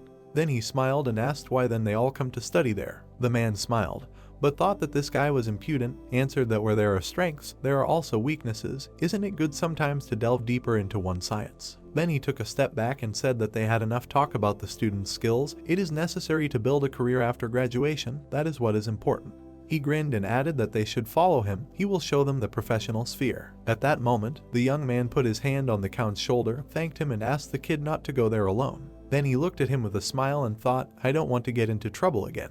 At that moment, the blonde came closer and said that due to the island climate, the Blue Harbor acquired its own ecosystem, different from the continent system. In particular, the main characters in the exhibition are objects created with the help of the island's unique undead. The exhibition shows 100 works, 20 of which were created by him. Since the main focus is on studying, the undead are difficult to subjugate. The young count looked at the skeleton and said that his uncle became popular thanks to his research on the undead in the Blue Harbor. The student replied that he thought there was no need to forcibly connect the tail of this stoneworm skeleton to the bones. Then he presented a certain system of connections and said that this could only increase the load on the charter. Wouldn't it be better to cover it with protein or hint? The man got angry and shouted that he was caught. Everything has its own reason. He apologized. Then they showed him a sign and the young man asked how he should guard the room. After some time, the count's uncle brought them to a new room and said that now it was time to show the main character of this exhibition. There was a huge skeleton of something terrible. It was a criminal undead created from the underwater monster Kraken. The guys looked at it and were very surprised. In front of them was a huge skeleton called an overlord. The guys came closer and heard that the basis was the deep sea monster Kraken. Since most of its body consists of bones, they managed to create a skeleton. The man also activated some kind of seal and said that this was not even an adult. No one had ever managed to catch an adult kraken, but it should not be underestimated. Then he took a step back and said that even taking into account the fact that this was not an adult, it has amazing speed and strength. After that, he snapped his fingers, and then some big thing fell from the ceiling. This canvas flew straight into the aquarium, and then the monster began to move. With one movement of his tentacles, he was able to cut the canvas into 2 parts. The young man was very surprised and shouted that he would like to understand how much it would cost if they suddenly decided to sell it. In response, he heard whether this was really a question from the academy. He scratched his head and said that it was not so, just personal interest. After that, the man said that he did not know. After all, this is the result of scientific research, and not a product for sale. Besides, it is not his creation, so it is difficult to calculate, but if it were necessary, probably 10,000 gold. The brunette heard this information and was very surprised. At that moment, the spirit tried to shout to him, but it was unsuccessful. He practically appeared in front of his face and asked if they could hear him. The guy answered no. Fear began to shake him by the shoulders and shout where he disappeared. There is no progress in training bone armor at all. He asked what happened in that exhibition hall. The young man became embarrassed and said that he would not say that something was bad, but he saw amazing undead. In response, he received a question how amazing were these undead that he was so angry. The main character immediately began to shake his hands and said that the monsters were like this. They were constantly moving, stirring. Then he stepped back and added that he thought they would sell it because everything was falling through, after which he apologized. Then he looked at his comrade and said that he was interested in something. He asked what. The young man looked at the skeleton and said that bone armor was now on ordinary skeletons, and could he train on the battalion skeletons? He answered that not only could not, in general, but it was prohibited until he succeeded on an ordinary skeleton. He also turned around and received a question why so. He looked at these skeletons and said that bad habits could appear. The student asked again, but then the girl who caused them appeared there. She walked up to the main character in a joyful manner and was immediately asked what was going on. Then she folded her arms and said that she was told that they were obliged to take part in an event tomorrow evening. Could she tell her what kind of event it would be? She immediately remembered the count's words that it would be a banquet organized by his family, and that members of the family and aristocrats would participate in it. The girl thought for a moment and said that since they were aristocrats, there would be many high-ranking people, and that their university would be mentioned there. She didn't think there would be any problems with the clothes. Then she laughed and said that only one thing needed to be fixed. The guy and the spirit didn't understand what was going on at that moment. The evening came, the count was receiving guests at the reception, and his aunt came up to him and said that she hadn't seen him for a long time. Then she smiled and said that she was so glad that a student from such a university would be guarding them today. It was an honor. The young man replied that it was all thanks to the count's offer, and for him it was a much greater honor. There was also a question whether he could tell what would be so special about this exhibition, and he answered that he thought it would be better for the count to tell her about it since he was the one organizing it. Then he turned and asked the boy if it was true. He said that a completely new type of undead would be presented at this exhibition, and besides, at that moment, an old man was watching them from the building, who said that the student thought incredibly deeply for such a young age. The servants approached him and agreed. The young man makes the count the main character, while leaving himself in the background. The etiquette changes accordingly to match the countries of origin of the guests. He knows exactly what role he is playing. Their university, as usual, will not recommend just anyone.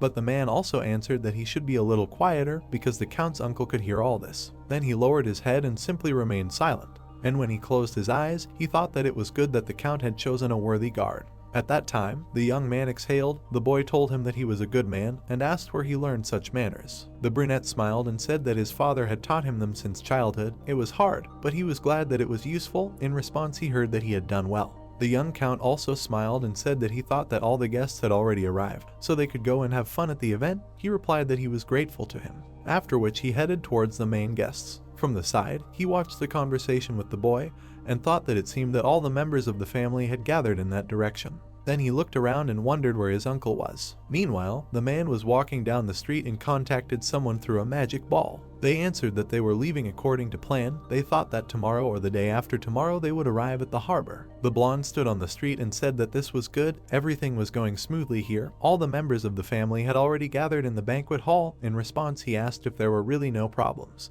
His interlocutor at that moment lowered his head and said that they had heard a rumor. He introduced the student and said that one of the university students had arrived at the Blue Harbor. The man smiled and said that there was no point in worrying about it, and that even if it was their university, one freshman wouldn't do anything. Then the interlocutor heard that if it bothered him so much, the count's uncle was ready to take care of him. It was funny that he was only realizing it now. To which he ordered him to shut up and said that it didn't matter who their opponent was, every flea had to be destroyed. Then he twirled his mustache and said that of course the money in advance, and in response he heard that there was no need to be afraid. He gave him his word. At that moment, the man smiled sarcastically and said that everything on this island belonged to them. Meanwhile, the protagonist walked along the corridors and thought that today's bone armor test had also failed. He looked at the sky and thought that even though the professor had said that there was no reason to worry, he was worried and hadn't really made any progress the whole time. Finally, the opening ceremony was over and the young count approached the young man and called him. Then he looked into his eyes in surprise and asked if something was really bothering him.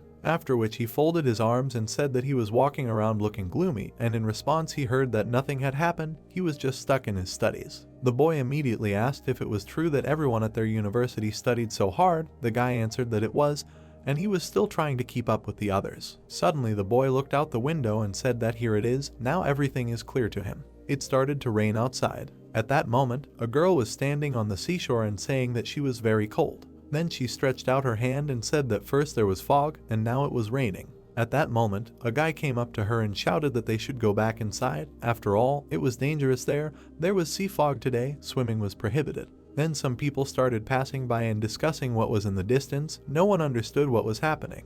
It seemed that it was just rain, but some silhouettes were visible. Something was moving towards the shore. She also looked closely when she heard that something seemed to be moving there. These were pirate ships that were approaching the shore. At the head was the captain, who said that the Blue Harbor was a great island. His warden came closer and heard that if all goes well, the island will belong to them. The little count and his family members must be left safe and sound. After which he raised his hand and shouted that everyone else must be cut into pieces. The guests of the event also noticed everything that was happening and were very scared. At that time, half of the city was already destroyed and burning. The pirates broke through. It was unclear how they got here. While they were shouting that the commander should do something, the young count grabbed the protagonist's sleeve and turned to him in fear. The commander stood behind and tried to contact the guards. The young man turned around and said that everything was fine. But only on the other side, this ball was covered in blood and no one responded to the request to answer. After which the man lowered his head and said that most likely the signal was not getting through, and the brunette explained that it seemed that the reason for the lack of answers was different. He was immediately asked what he was saying, but the young man simply lowered his head and said nothing. It was clear to him that everything was already over and the crew members were killed. Then the old man approached the commander and said that he could not contact the count's uncle. Either he was already fighting the pirates, or some problem had occurred. He replied that even the best necromancer of the Blue Harbor, according to the student, it seemed that something had happened to the base and he could not cope. The young man continued to just stand and look forward at that moment. The men in the background were discussing how they somehow needed to build a line of defense from the remaining soldiers, and then find a ship so that the count and the guest could escape, but he interrupted them and said that this was not wrong. He turned around and explained that leaving the island on a ship was only more dangerous. These were pirates, much stronger at sea. Besides, they had probably already blocked the channel, and the commander, unfortunately, agreed with him. At that moment, someone else ran up and turned to him, said that communication with all guard posts and barracks was lost. The Marines were also unavailable. In general, the entire military power of the Blue Harbor lost contact. This was bad news brought by one of the survivors. They immediately began to discuss whether pirates can move so quickly and accurately. These are definitely not simple pirates, everyone understood this. And the main characters then noted that the guard posts, the naval power, the most powerful necromancer of the island, all were paralyzed minds, which means this is a carefully thought out plan. Then he turned and looked at all of them. He also said something that really scared the little count, or rather that perhaps someone turned out to be a traitor. He does not know whether it could be someone among the guests, or the infantry. The same boy grabbed his jacket when he heard that. Unfortunately, their time, the probability of betrayal is very high, the location of the naval forces is constantly changing. That the blow was so accurate, someone clearly passed on information to the attackers. People began to cry and scream that they were finished, but the commander asked them to remain calm, although others screamed that they did not want to die and did not listen to him. After which he extended his hand and announced readiness for 3 minutes to the remaining infantrymen. They agreed, and the young count continued to hide and did not know what to say. Suddenly, the man approached the student and addressed him. He frowned and asked if he could help them. In their situation, every person counted. The guy turned around and said that he would really like to help. Then he looked at him and said that he arrived in the Blue Harbor to protect the count. At that moment, the boy grabbed his hand and said that everything was fine.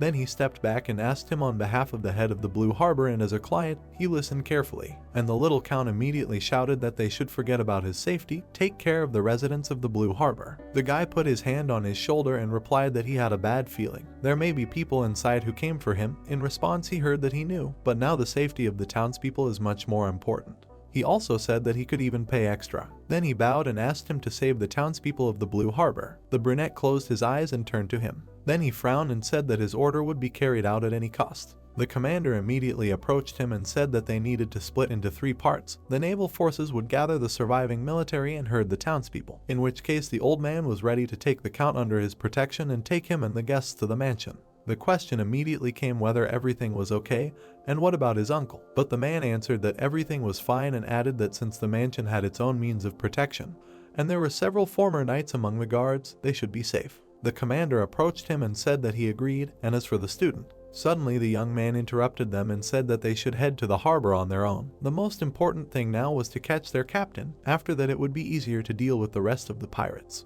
After which he jumped up and ran across the entire city. He tried to contact Fear, but there was no answer. The guy thought that there was no answer, maybe he was caught before him. Then he turned around and heard that all this was easy. Is this really called the Marine Corps? There, pirates were beating up some guy and shouting that they were idiots who didn't know the difference between war and a simple attack.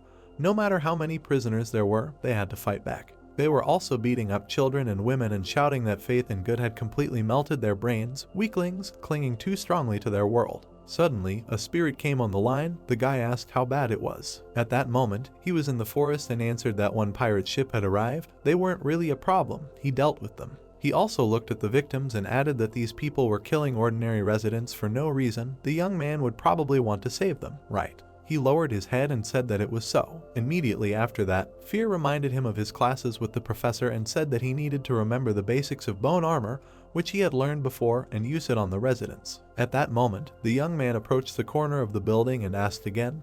The answer was yes, it would be many times more difficult than practice. But skeletons immediately appeared behind him, and his friend said that if he was confident in himself, then everything would definitely work out. The guy understood everything. Then he began to act and thought that he needed to gather all his strength and save the civilians. The woman who was being attacked nearby had already lost hope for a miracle, and the guy thought that he could not allow even more victims and needed to do something urgently. Then he stretched out his hand and decided that he would save everyone. At that moment, the pirate swung and was ready to kill her, but bones were already flying in his direction. These bones immediately began to gather around the girl with the child, and when the pirate's sword hit her couple, he could not dress up because bones appeared there. He was surprised and asked what was that, and the woman immediately understood what had happened and looked away, after which she hit him in the face with all her might with her fist. Then she stood up and shouted that she did not quite understand what was happening, but it seemed to help, right? Another pirate immediately grabbed her dress and asked how dare their comrades touch it. Then he raised it up and got angry. He was going to kill her with a sword and shouted how dare he do this. But a second later he received a blow from a student. It was quite unexpected. Only this blow was with the help of another person who was controlled by bone armor. When asked what the young man was doing, he answered that it was not him.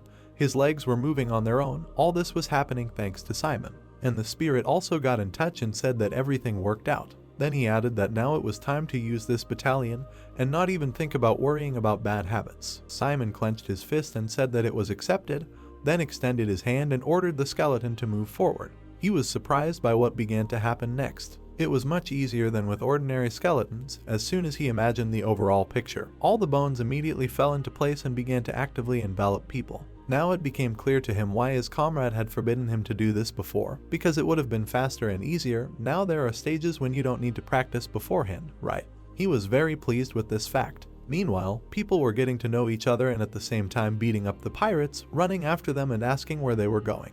It even looked a little creepy from the outside. The girls were beating up the men and screaming why the hell they had touched them before, wishing them death. Then they lifted them above themselves and turned to each other, saying that they had become very strong. There were also old men there who were gathering several pirates at a time and asking if they were all safe. Suddenly, the man noticed the student, came up to him and said that now everything was clear to him, so it was he who had put this outfit on him and helped him defeat the pirates. While they were talking and the young man was asking them not to overdo it, someone from the outside noticed that it was a university uniform. For sure, he had been seen at the reception. People started screaming and rejoicing that the university had helped them, after which they said that while they were in this armor, they would not be injured, right? When the student answered that they could say so, the pirates were completely scared, and the people broke loose and ran after them, declaring that they had to join the battle. At that moment, their captain was looking at the treasure he had found on the shore. He was happy and shouted that it was excellent, very good. He knew that the lands where the rich lived would be rich themselves. After which he picked up the crystal and said that he had never seen an emerald of that color before, when suddenly his assistant turned to him. He ran there and rhymed that they needed reinforcements. The townspeople began a counterattack, and in response he heard that it made no difference. There were only the remnants of the naval forces there. Only the guy replied that by the way, no, and when asked who it was then, he became confused and began to try to squeeze out at least something. He came closer and, with his head down, said that there were townspeople, sellers, tourists, cooks there. The man jumped up and shouted, "Is he crazy? What townspeople, and what should they do? Beg for mercy." After which he heard something terrible, that a necromancer was helping them. Meanwhile, the battle in the city continued. People were shouting that there were 2 pirates ahead, and someone was ready to take all 2 of them on themselves. Simon was leading and shouting that one of them was running from the alley. People listened attentively and carried out all his instructions. Suddenly, more pirates appeared behind, shouted that they were children. They were shocked, shouted that they had to grab him. Well, they immediately got hit in the face and could not do anything. The townspeople defended the student and asked if everything was okay. He was a little confused and thanked them, said that he did not think that people would be ready to go so far. An old man came up and said that you can look here, was able to throw all the bombs into the sea. The townspeople were evacuated and heard gratitude for the help. After which he clenched his fist and shouted that all that was left was to show the pirates who was boss. The boy next to him also shouted that he wanted to give them hell, but the young man stopped them and said that this would not happen. Then he raised his head and said that he was asking them to evacuate, he would deal with them himself. The people were surprised and shouted that there were so many of them. How were they planning to do this? Yes, of course they were students at such a university, but it was too dangerous, we had to fight together. And then the young man took the armor back from them, saying that he had come here to protect them all. Then he smiled and said that if at least one of them was wounded because of him, he would not be able to look the count in the eye. The people agreed and told him to be careful. The young man and the skeletons said goodbye to them and thanked them. After some time, he arrived at the beach and was met by the captain, who said that he had been warned that the university would help in the battle. Apparently, this did not mean that it would protect them. And the guy replied that on their side, it meant there was a traitor. After asking who it was, the captain grabbed his sword and called him a fool. Then he pulled it out and asked if he really thought he was going to tell him all this. Explosions began to thunder and columns of sand began to rise from the ground. The young man immediately put on his armor and asked what he had been told before, that they could not sense black blood magic, right? He added that it was the first time he saw someone using an aura. The man replied that it turned out that the student knew what an aura meant to a necromancer. Then he realized that this was rare and asked if it was really so. He pulled out his sword and said that all necromancers were to blame for this. They themselves decided who was bad and who was good, without any discrimination, and destroyed pure magic and aura mages just because it was not like them. His sword was shining with energy when the young man replied that he personally had not done such a thing.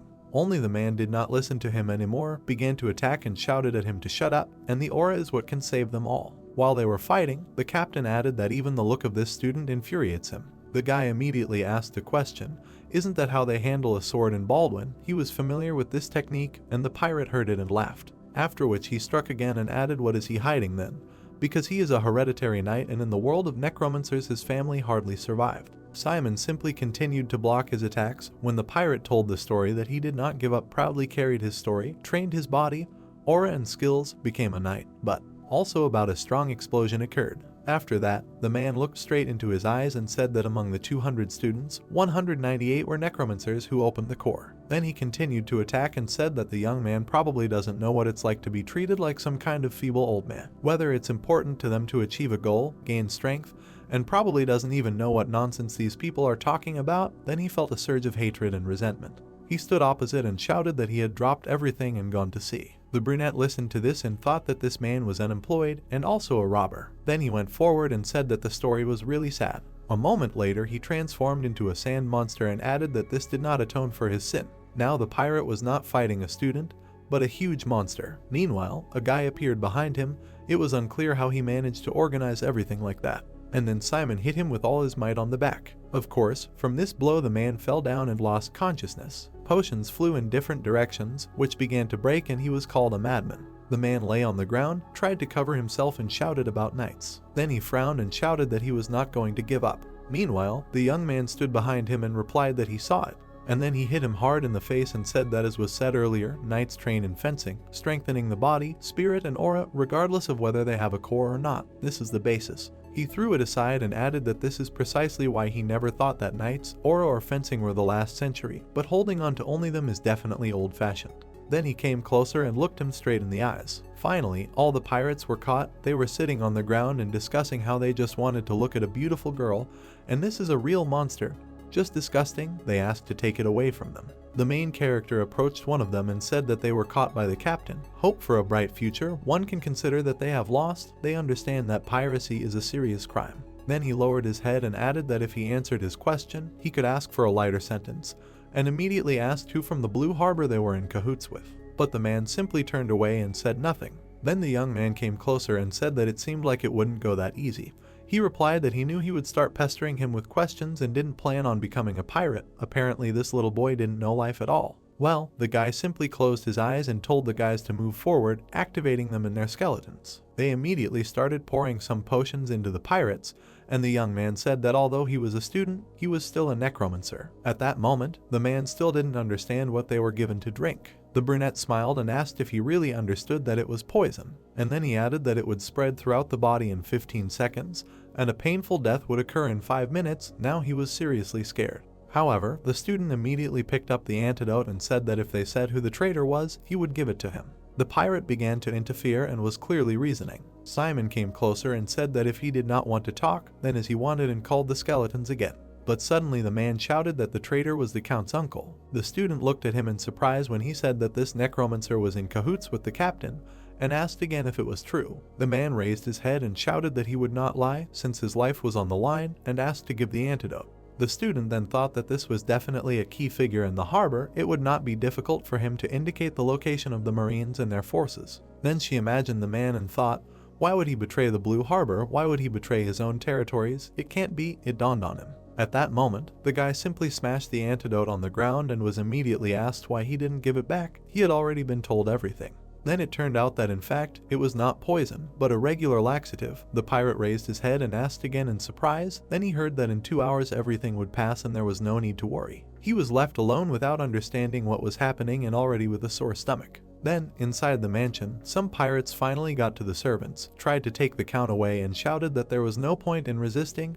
If they cooperated with them, they would be released calmly. But the girls defended the child to the last when suddenly bone armor flew at them. A student appeared there just in time and ordered them to attack. With his last strength, he tried to help the baby, and thanks to this armor, the woman was able to protect her Count. Immediately behind the young man, another pirate appeared who tried to attack him. Only he managed to turn around in time and kicked him in the face. Another servant lowered the Count to the floor and asked the student if everything was okay. He answered that everything was fine and asked how the Count was. The boy immediately approached him and answered that everything was fine. He held out his hands and said that they needed to leave quickly. He also added that it seemed his premonition had not failed him. The kid did not understand what was happening.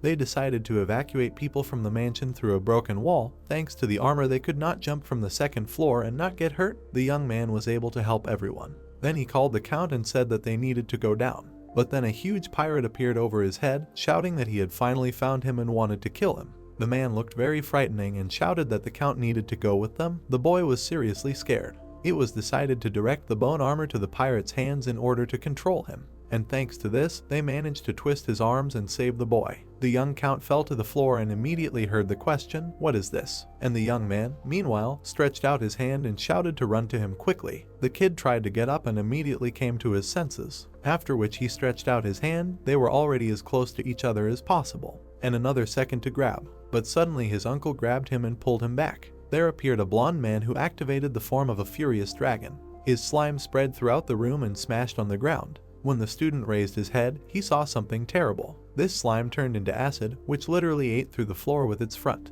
All this was pierced through. The boy below did not yet understand what was happening and was glad. He thought that his uncle saved him, but then he immediately heard the question that he had already been told. Does he really not remember? The man looked into his eyes and asked how the so-called guard abandoned his ward. People saw him and began to shout that their salvation had come. Meanwhile, the man approached the student and said not to worry, already arrived here, immediately received a question why not to worry. The young man looked at him and ordered to let the count go, but in response he heard that he did not think it was possible. The blonde came closer and said that he simply did not trust him. And he also added, how could a guard abandon his ward and disappear somewhere? This certainly does not guarantee his safety. The guy held on with all his might, but he did not like to hear it. And finally, when the man said that this student was going to be officially sent back to the institute, he could not stand it and asked why his own uncle betrayed the count. The boy asked again in surprise, what did he mean betrayed? And his uncle remained silent, after which he smiled sarcastically. People on the street began to discuss whether it was really him who betrayed them.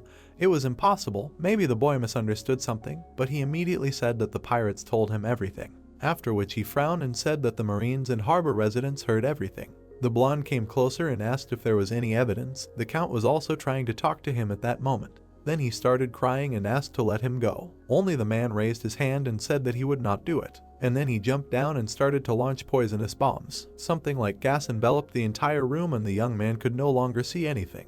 Then he turned to the side and shouted to the butler that they needed to act. The old man listened attentively to what the young man would do to him, but asked him to tell everyone he could about the betrayal. Then he ran forward and asked to save the count. And then he jumped up and started chasing his rival. Meanwhile, the man tied up the count and threw him on the floor. Then he snapped his fingers and ordered someone to appear. A strange seal appeared around the boy and dead people lay there. Their skeletons began to crawl out of these people and the man ordered them to prepare to sail. The boy immediately asked why his uncle was doing this, and he found it funny that they still called him uncle. The kid cried and asked if he had done something wrong.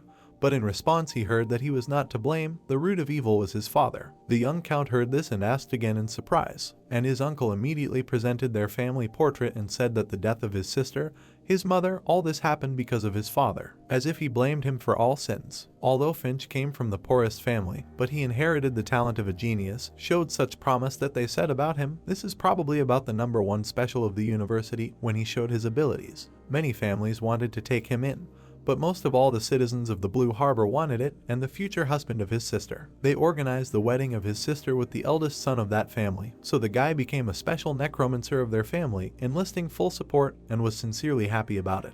However, a year later, he not only failed the entrance exams, but was also not accepted on special terms. This became the reason for ridicule of their family, so they put it into a loser. Just think, this fact made them very angry. The man studied diligently for the sake of the reputation of the family, and his sister got into another school and wanted to transfer to the university. But something terrible happened. A message came from his sister that she was having a hard time here and was tired, asked to take her home. When the guy returned there, he saw something very terrible. His sister was dead and all covered in bruises, and it was clear that her death was violent. This was his sister's last letter. Then he realized that the more he failed, the worse they treated her, and realized that all her suffering was because of him. The girl really suffered from endless bullying. Knowing this, he could only ask her to be patient when he was waiting for news from the university, but it was too late and his sister died. Then nothing could be changed. The young man simply realized that he himself had destroyed the person he loved most. He couldn't cope with this pain, all he could do was turn corpses into weapons, but this knowledge, which he craved so much, didn't help him save his sister. So now the man stood in front of his nephew and said that he didn't even know what his father did while grief was eating him from the inside. The man's eyes were filled with rage when he said that this man had fun with his mother from another clan, right at his sister's funeral. Her death was explained by a sudden illness. And he also added 100. This happened when his sister's body was still warm. How could a husband of a person do this in general? The boy listened to this and couldn't believe it. And his uncle continued to shout that he swore to destroy their clan then and take everything from them. Then he approached the boy and asked if he remembered how his father died. The young count answered that his father died of illness. But suddenly he realized something. The uncle smiled and asked if it had gotten through to him now. This man was the enemy of his family, the avenger of his sister. He started laughing and shouting that now that all the representatives had gathered, he could wipe them off the face of the earth. Then he threw up his hands and said that they would inherit the Blue Harbor and all their wealth. Did that sound good? The boy answered no. He couldn't hold back his tears, but he shouted that nothing would happen the way this man wanted, because Simon would stop them all. Then the blonde looked around and laughed. Then he came forward and said that it was a strange choice, of course, to give first place to such a simple guy. Who would have thought? He also said that the director was already losing his grip. He didn't see at all who he was taking, and what was so good about this academy? The kid couldn't answer that. Then the uncle looked at him and said that now was the time to return what was rightfully his, their wealth and heritage. Then he leaned over and said that he would deal with him later, but the boy shouted only one thing: Simon will not die. He repeated his words again. Suddenly, some sound was heard to the side. The man jumped up and thought, could it be that the young man had caught up with them? No, it was impossible. It was logically impossible. But who then? There appeared a man on the deck who said that he had finally found the count. His uncle raised his head and asked what this man was doing here, and the captain replied that he thought everything was clear, didn't he? Then he stretched out his hand and shouted that they had to bring him the count without a single scratch and kill everyone who would interfere. The pirates obeyed him. The brunette stood above and thought that he suspected that the Necromancer would betray them at any moment, but that very moment came much earlier than he expected. Then he thought that this was just a small sasha. He could be dealt with quickly when he had already activated his ability. Then he began to tap his fingers and thought that even black magicians could not use these people. Everything would end in a matter of seconds. Catching them was only a matter of time. After which he raised his eyes and thought what to do next, but it seemed that this was no longer the real captain. Nevertheless, the captain controlled the team and shouted that there was only one enemy. They had to split up and deal with him quickly. Finch then took some bottle out of his pocket. Then he drank it. The team did not understand what it was and what was happening to them. And at that very moment, some strange tentacles began to appear on this man's backs. And a second later, he literally turned into a terrible monster. His poisonous gas began to spread around. And the blonde then smiled sarcastically and said that the team probably encountered a necromancer for the first time. And a second later, he pierced them all with his tentacles. One of the team members stood behind with a crossbow and was very scared. He shot Finch in the head, but nothing happened. The man simply spat out the arrow and said that they really thought that it would work. Everyone started calling him a monster. The pirate turned and asked the captain what to do with this creature.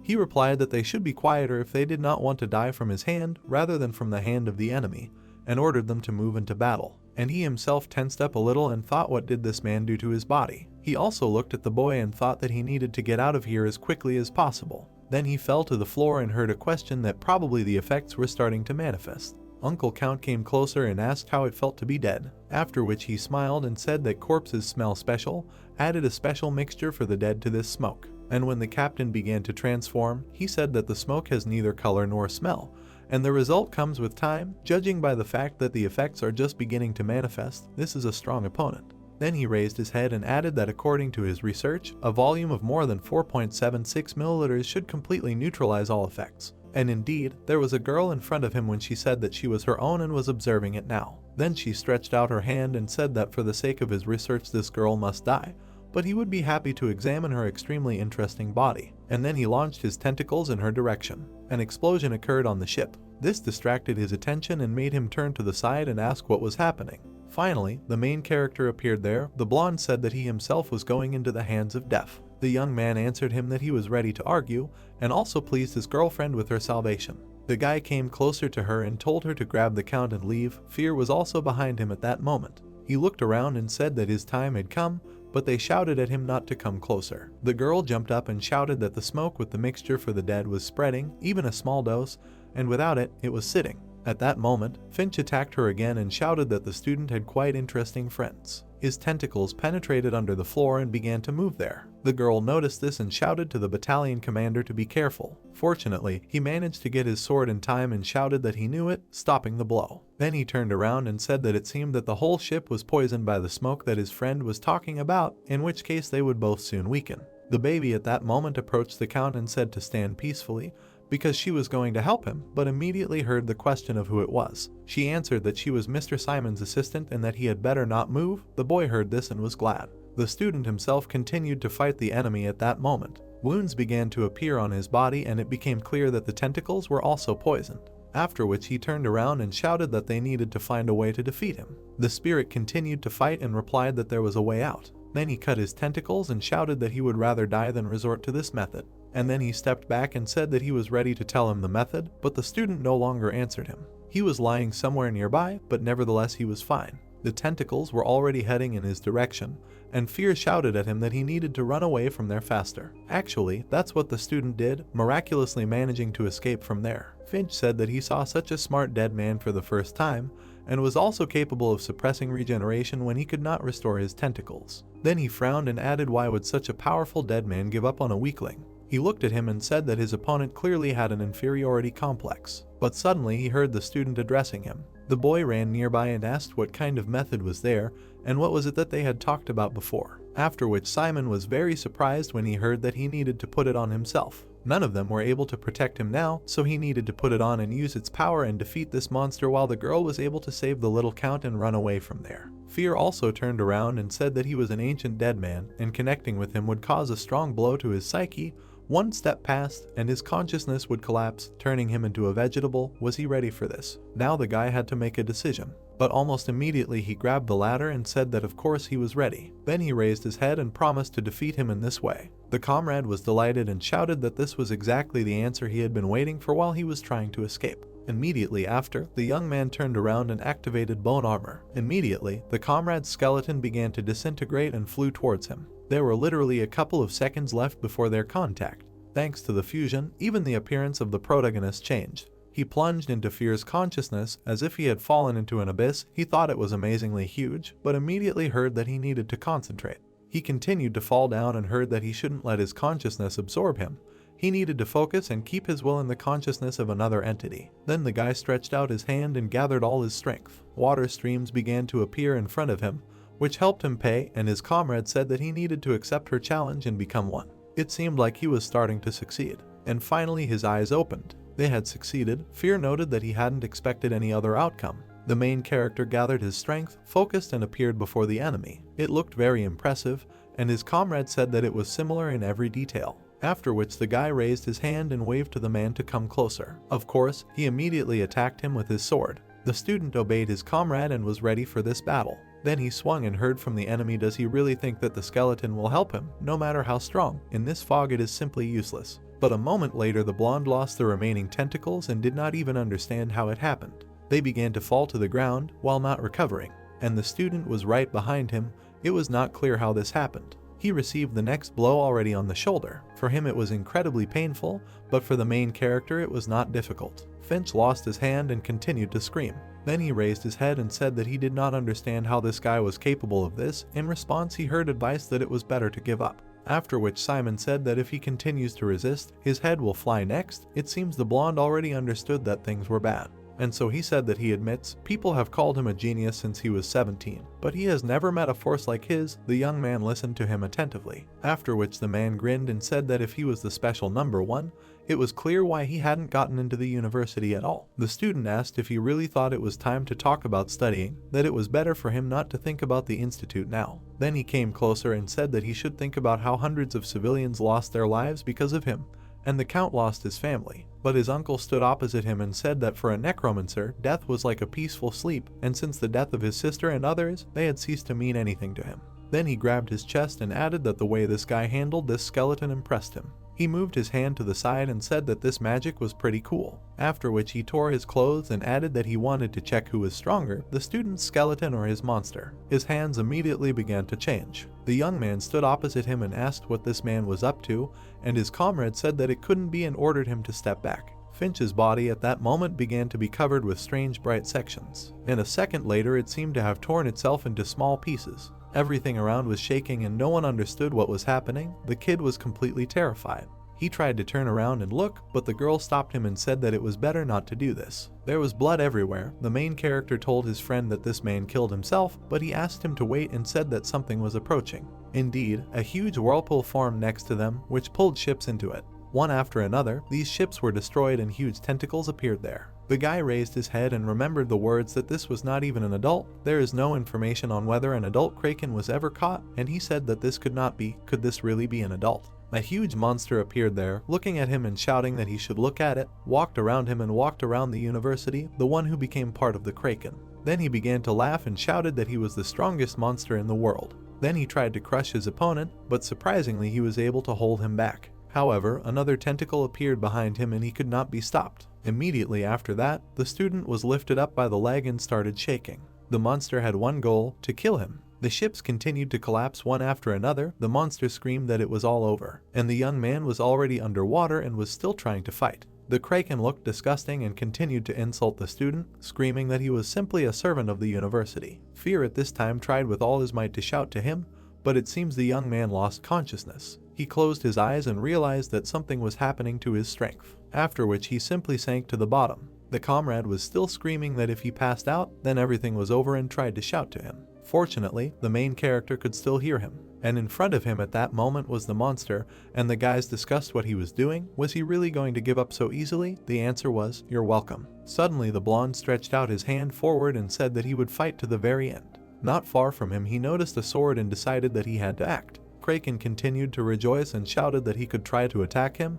He would not have a second chance. But Fear held out his sword and said that he had to listen carefully.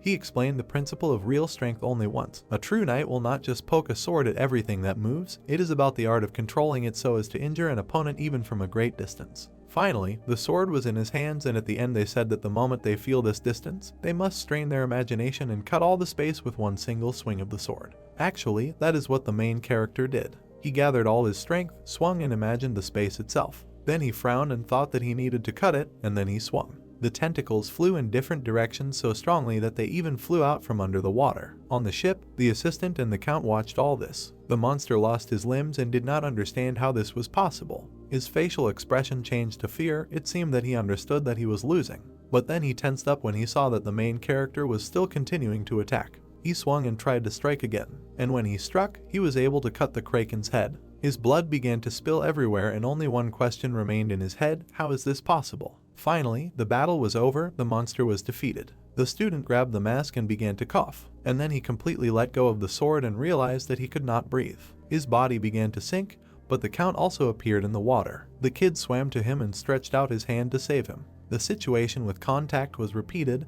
They were very close to each other, only this time they were able to grab onto him. After some time, the young game emerged. They were already waiting for him on the shore. The girl prepared a board, wrapped it around herself and shouted that she must be caught. Right there, thanks to this board, the young man emerged. Questions immediately began to pour in. Is everything okay and how is he feeling? The girl pulled them to her thanks to the web. The boy replied that he was okay. He didn't think he was injured, and the student lost consciousness from fatigue, but at least he was alive. When I, the little one, got out, I noticed a huge spider there, but I immediately heard that there was no need to worry. These were their assistants. These little creatures were trying to collect the ship piece by piece. When they explained that the ship was sinking because of what the kraken had done, we had to get to the boat that the spiders had brought and save ourselves. Then the little one melted, waved his hand at them and said that the spiders were great. They even answered him. Finally, everyone was gathered. The girl turned to Fear and said that he was also great. In response, she heard that his whole body was tingling because of the sea water and what was so special about this sea. The little girl laughed and said that it becomes pleasant when you get used to it. It will be easier for him when he shakes himself off on the shore. Then she went to the boat and said that it was time to return to the blue harbor. Meanwhile, the city was quiet and calm. Finally, the main character began to come to his senses. Immediately, a friend appeared in front of him and asked if he had woken up. He asked again about the gentleman.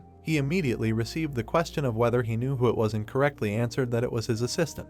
Then the girl ran to the door and shouted to the count that Simon had woken up. The boy immediately ran into the room and shouted if it was true, asked if his friend was okay. The brunette turned around and said that the baby had saved him, but in response he heard that in fact it was he who had saved them all. And by the way, someone from his university had arrived. The young man asked again and said that most likely, because today was the last day of the mission, he had to go back. The young count replied that now he would order them to bring him a change of clothes and in response received gratitude. Next to the bed lay the skull of Fear, who said that he needed to rest more. The young man turned and said that it was okay if he returned late, it would be bad.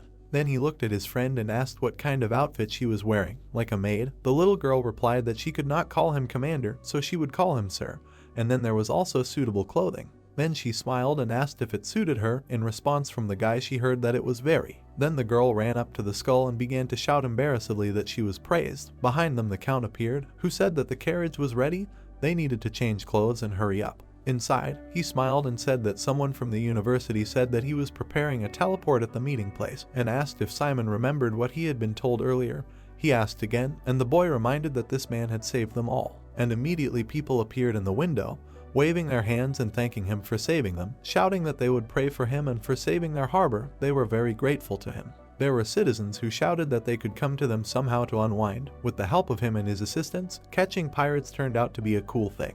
The guys listened in surprise about the girl sending one of the ships and pirates abroad and bringing problems on them, and the young man dealt with the captain, and then the uncle appeared and problems began there too. The count sat opposite and said that they also decided to reveal all the atrocities that their people did to his mother. Thanks to him he can fix a lot, and he is very grateful to him for this, so he thought for a very long time about how he could reward him. At that moment, their carriage finally arrived at its destination. The guy looked out the window and asked if they weren't supposed to go to the meeting place. After all, it was an exhibition hall of the dead, and the kid replied that he decided to stop for a while. Then he went out and asked how his friend was feeling, because now they had to go for the overlord. Simon heard this and was very surprised. Then he asked the kid again, and he looked at him and smiled, after which he repeated this phrase again. It seems that the brunette could not even cope with his emotions from this news. Then the count went forward and said that he thought he would like this reward more if he remembered that at first it was only 1,000 gold, then now this will change. The student immediately asked again,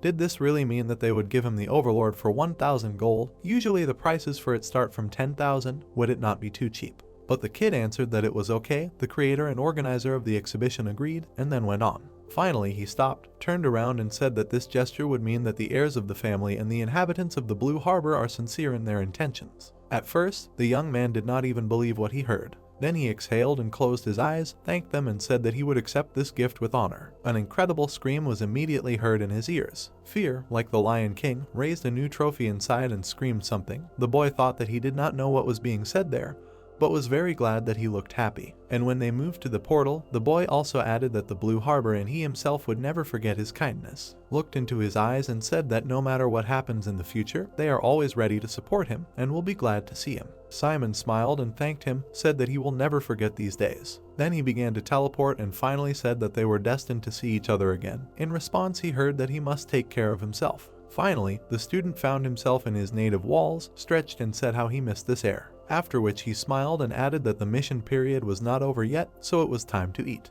But after that he noticed some strange festival around. He looked around and did not understand what was happening.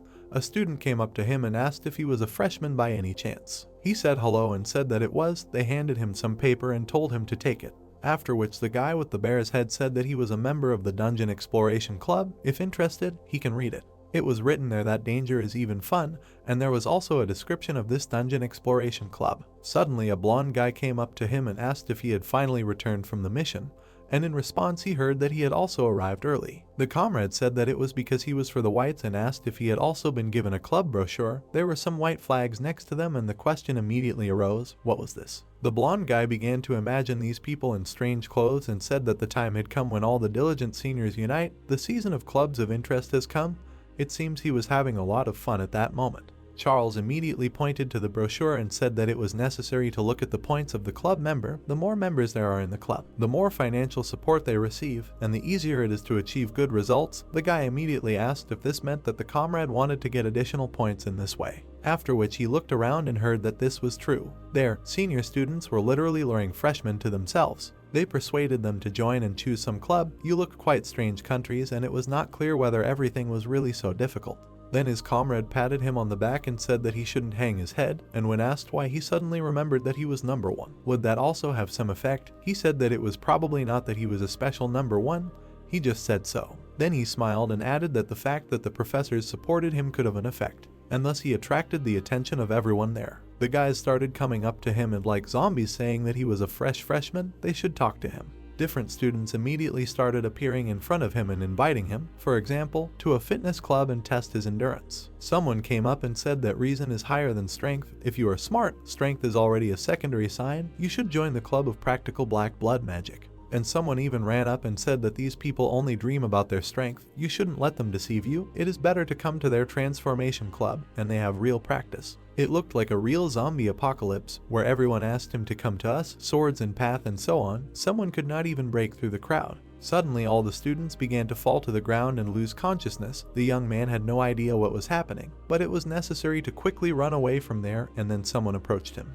There was a guy who said that he was the head of the Curse Research Club. At first he looked respectable, and then he fell to the ground and began to persuade him to come to them and said that he was crazy about him. It looked pretty creepy. The blonde grabbed his leg and screamed that he would die because of the professor. Does he not deserve support? The professor is just heartless. In response, he heard that he had better let him go. And while the guy was trying to persuade him to leave, someone threw him back by force and said how low senior students can stoop. A girl appeared there, the head of the garden club that studies the blood system. She came closer and said that this student just returned from a mission.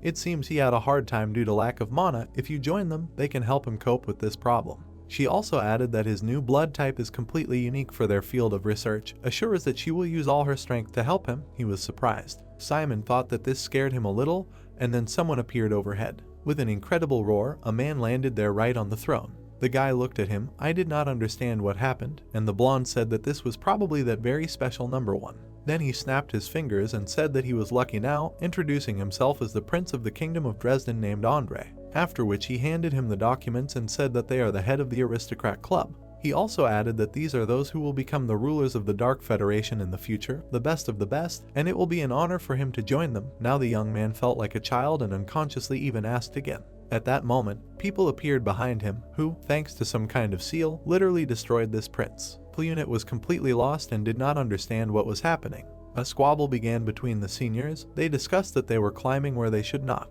The blonde frowned and said that in fact it was the prince who was climbing. Did not he see that they were the first to get there? And he replied that they should not interfere. It was rude of them to interrupt those who were above the name. And all this was happening around the main character, while he thought that he just wanted to go and evaluate the overlord. He felt uneasy about all this happening, and then they came up to him and said that then it would be better to do the following. The guys gathered in a crowd and looked at him, said that the decision would be made right here. Since they had a special number one here, shouldn't they give him the right to choose? It is not particularly pleasant to hear this, but it is true. The girl also added that then she decided to introduce herself again. She smiled and said that she received a report on his new blood type. It is a special artifact in their field, in hematology. Then she said that his blood type changed due to the imposition of dark forces by absorbing blood. If you use this feature wisely, you can withstand a greater amount of darkness and avoid exhaustion. The guy raised his head and asked if it was true. And the blonde smiled and said that even if it was still in theory, she believed that it was worthy of practical application. She thought that if she joined them, it would be her victory. Then the professor would say that the manifestation of such blood would turn the world upside down. Son, and next to his name in the study of this blood he would like to write her name. Then he would turn around and say that, in addition, the research would go easier if it were his subject at school, and the student thought only about the fact that the professor's career in the field of hematology was about to begin like hers. She was interrupted by the young man who said that he heard that they even wanted to call it a study, but there was nothing to study yet. She was outraged. Another student came up and said that he would like to offer the protagonist something in exchange for this loud plan. Their club caught a rare undead, a dead baron. He seemed interested. After which the student added that the young man probably wants to specialize in summoning magic, so they offer to study the curse optionally. He also deals with curses for the purpose of using them in other directions. He smiled and added that if he joins them, then they can provide him with the dead defense and teach him how to communicate with him.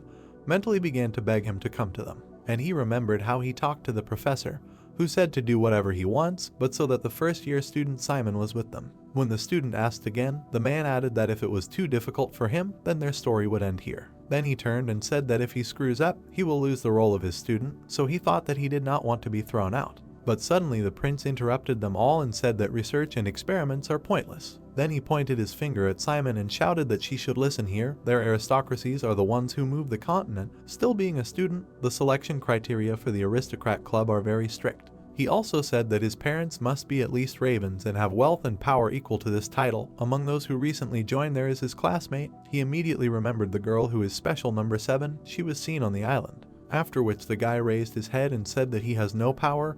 His parents have some land, but it is not enough, and she is in the village. And the prince then frowned and said that there is no need to be afraid. The fact that this person is special number 1 is already the conditions for entering their club. Then he spread his arms and shouted that power is all that people have, power always decides. What is the point of all these showdowns now? Isn't it to ultimately seize as much power as possible? So it is better to join the aristocrat and take a step into the future if something is more important than power in this world. Students from other faculties at that moment simply watched from the side as this guy humiliated himself in front of Simon and asked for help. At some point, the guys even started fighting. Finally, the main character stood up and apologized to them. Then he smiled and said that he had just returned from a mission, so he would think about it. The students turned around and shouted at him that he needed to think long and carefully. There was no point in doubting. They were better here, so it was better not to fall flat on his face and continued to fight. And the brunette turned around and went his own way. All three looked at him and thought that victory was in their pocket. They would definitely join them. That evening, the young man and his assistants gathered and played games. The girl threw a stone up, and the gifted skeleton immediately cut it into pieces. You looked impressive too. Even she raised her head and said that she was very impressed. It was cool. After which the girl turned, looked at the kraken and said that she did not think that it would be so fast, but also heard that it was still a little difficult to control. But this monster is amazing. Then the octopus grabbed the mouse and from the bones, while the boy said that it looked quite impressive. Urs asked again about the bones, said that she did not think that the kraken's bones were so strong. No matter how strong Fear's attacks, the fight was like with an ordinary octopus, and the guy replied that the Overlord is an advanced version created by introducing a large amount of material after cryogenic treatment of the kraken. Also, the spirit intervened, who said that it looks like the work of the gods. Mithril is a light, dense and elastic material. Thanks to it the undead can easily move. And the main character at that moment stroked the new pet. And Fear also said that thanks to him their legion gained amazing power. The girl noted that for some reason the comrade looks somehow sad. Then he approached her and said that this hides a fatal mistake. The protagonist immediately asked again what kind of mistake it was. The skeleton raised his hand and explained that the level of protection of the main body is almost zero. Even if you try to restore it in other ways, all in vain. If the attack is in the head, it will not be restored. Initially, the kraken is a creature that cannot be turned into a skeleton, but due to the violent transformation, the regenerative properties disappeared. Then he came closer to the animal and said that using the kraken at full strength in battle can attract a lot of mistakes and roughness. If you want to take control of a unique undead, you must be prepared for the consequences. The brunette said that it surprisingly feels good, and if you protect his body. The girl imagined a hat on him and said that silk or armor would probably do. The student didn't immediately understand what he was hinting at, but then it dawned on him. He looked ahead and said that he had been given an idea, after which he activated some strange ether. The guys began to listen attentively when the student told them that if an external attack posed a threat, he could simply transfer his body to another dimension. And thus, some kind of abyss appeared in front of them. The young man explained that only his legs would be visible. Then he tensed up and tried to make his legs move, but for some reason they wouldn't listen to him. Then he applied all his remaining strength and screamed. Finally, tentacles appeared, literally sweeping away everything around. From the strong impact and high speed, they even stuck into the ceiling and began to destroy the building. Everyone looked at this and noted that the kraken had destroyed everything here. After which the skeleton turned around and said that being in the astral space seemed to disrupt the train of thought. As he had said, the forced transformation into a skeleton had weakened his mental strength. The young man scratched his head and said that there was a lot of research to be done, but it was pretty cool. The guys immediately looked at the ceiling and said that in that case they should try to pull it back completely, otherwise it would fall down. The guy was confused and embarrassedly said that he had already tried to do this several times, but to no avail. The young man passed by students discussing various clubs. Looking at them, he himself thought about the club. Suddenly, Dio appeared behind him, interrupting his thoughts about the fact that clubs are not exactly nonsense, but he is not drawn to anything. Suddenly, the hero lost his balance, frightened by his greeting. He collapsed on the floor and greeted him with a trembling voice, after which he asked about the reason for his visit. The interlocutor handed him a piece of paper and asked him to take it. As he walked away, he turned around and told the hero to watch it at his leisure, but he didn't have to join their club since no one was coming anyway. The boy watched in confusion as the guy walked away from him, muttering something under his breath about how he really didn't have to join them and he could ignore it. The hero thought it was really interesting. The piece of paper had a crudely drawn advertisement for a special undead club. The boy thought that it seemed to him that this was the first club related to summoning undead. Naylan hit him on the back, making fun of him for being stuck. The boy fell to the ground, holding his back, and said that he had just returned from a mission yesterday. His comrades told the girl that she was too blinded by her grades, to which the girl reacted very sharply. A bunch of different leaflets lay on the table. The guys discussed the fact that they had a lot of flyers. After all, a season is a season. Malin took one of the leaflets with disdain and said that she understood that funding and results were very important, but this was too much, because by the end of the year, when they moved to the second grade, half of them would drop out, to which she was told that this was not a big problem. The blonde pointed at the hero and said that funding, reduced by results, would still be small, so recruiting a lot of people was a good idea. Simon took one of the leaflets in his hands, while the blonde said that you need to carefully study the club before joining it, and if after joining you understand that you don't like the business, they will not treat you in the best way. Their voices were heard throughout the room. The blonde languidly said that it was better to go to a popular club than to a small and strange one. Malin asked her friend if she had chosen a club, to which the girl answered affirmatively. Kami jumped up from her seat, after which the girls raised their hands. She said that she joined the Hematology Research Club, and her friend added that she joined the Pure Magic Research Club. The hero asked what this meant, and whether it turns out that the magic circle is drawn with pure mana, and not darkness. The friends looked at each other. Kami said that this is ancient magic, old methods, to which Malin replied that, being from the Ivory Tower, she is interested in pure magic, introduced as the source of darkness, and, as it seems to her, studying it will give her a lot of inspiration. The hero looked at the blonde, asking him where he joined. The young man calmly replied that he has his own club. Imagining the pouring gold coins, he raised his hand and said that he called it a startup support group. The young man asked if he had a member, because I must be at least 3. The blonde put his hands on his belt and said that the funding was on him for now, but the money would definitely flow like a river soon. The girl noted that this was a cunning approach, after which she asked the hero if he had chosen anything. The young man answered negatively. The guys looked at him in surprise. Dick said that he thought he had sold himself to the aristocrats. The girl confirmed this and said that they thought he was with that prince boy. The hero silently watched them. The girl added that the fact that he is a special number 1 is one of the conditions for joining there, because only unlucky people are there, but there are many benefits. For example, you can make friends with second-year students. Kami raised her eyebrows in surprise, hearing the words that there will be all this mess with the struggle for power again, and that it is disgusting, but for those who have nothing, this is a good way out. However, it is still dependence on others. Taking the leaflet in her hands, she asked the hero what it was. The young man replied that it was given to him on the way. Gently squeezing the leaflet, she read the name and noted that the guy liked it. The young man replied that it was true, but he was not in the mood to join somewhere. She thoughtfully touched her lips. A little while later, the young man came to one of the offices. After the girl said that he should ask what kind of club it was, the young man said that the leaflet said that the club was there. Suddenly, someone came up to him and called out.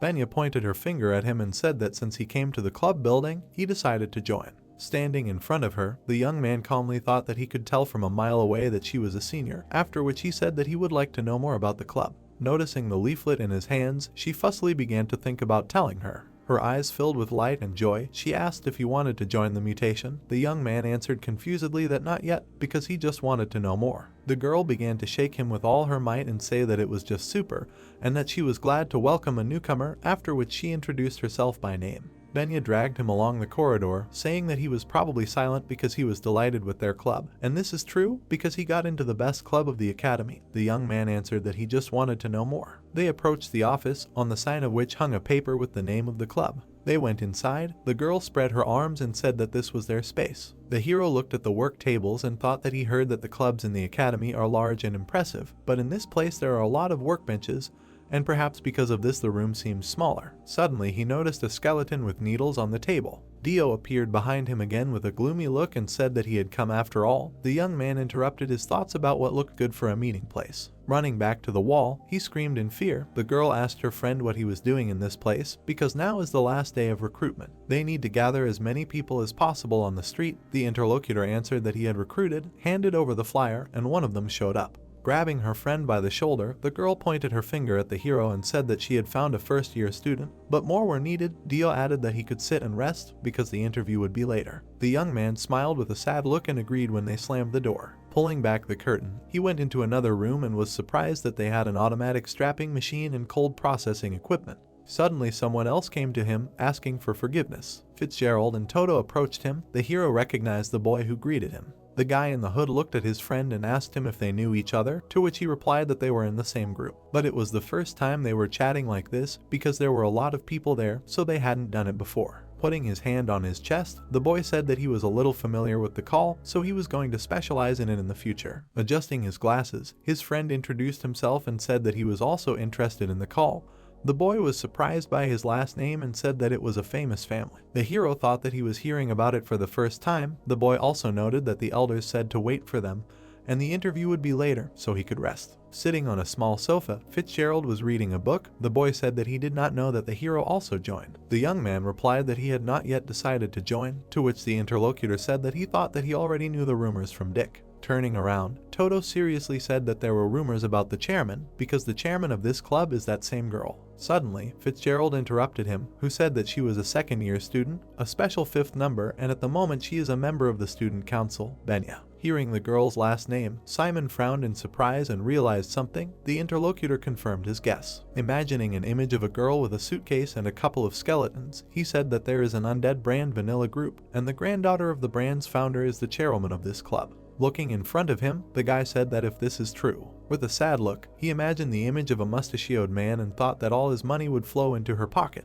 Fitzgerald raised his head and shocked his friend by saying that he had heard about Simon's golem, but it would most likely not be effective. In further duels, because the tactics were revealed, the young man said that he thought so too. Toto looked back at Simon with a shocked look when he said that if there was room for improvement, it should simply be accepted, and that he was already thinking about what tactics to choose for the next duel. The young man adjusted his glasses, looked at his interlocutor and said that he could try to make a golem in reverse, as if it were not real, because if he won the mental war, he would win the battle itself. The boy confidently frowned and said with a smile that it was true, because Simon's trick was a killing blow. The hero asked not to call his ability that way, after which he said that if they became stronger, they would return the title of the squad again. Fitzgerald looked at the young man and said that he wanted to ask something. Toto trembled. Hearing the question about what his assessment of the duel squad was, the boy answered that it was low. The guy hurt him by saying that he wanted to advise him to quit the summoning right now and asked the professor to teach him curses. The boy clung to Simon. The heroes told the interlocutor that this was too much. The guy justified himself, saying that he did not mean that he should quit everything, because first he just needed to survive in the academy. The boy asked him to stop and said that he could not choose any other specialization except for the call. He frowned sternly and loudly added that he would stay on it,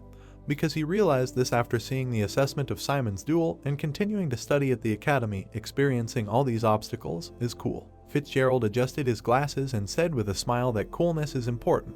Benya suddenly entered the room, frightening the boy, and said that she wanted to apologize for being late. Walking to the guys, she put her hands on her belt and said that before starting an interview with each of them, she wanted to do something. With a big smile, she pointed her finger at herself and greeted them loudly, introduced herself and said that she was a second-year student in the summoning specialty. Oh, her dream is to conquer the whole world. The hero thought that her dream was not even to move on to the next year. Dio appeared from behind her with a piece of paper calling for them to run away. The girl loudly said that she was glad to meet him. Suddenly, she kicked him, throwing him aside. The guy fell to the floor, dropping the sign. The girl said that this helpless boy named Dio is her lackey, and there is also another one, but he is not here today, so they can forget about them. The guy in the hood raised his hand and said that he has a question. The girl took it well. Adjusting his glasses, he said with a serious look that he was interested in how they were going to conquer the world, because not a single hero of history could do it with the help of magic, and even the Great Neftis was not able to defeat the Holy Federation controlled by 7 saints.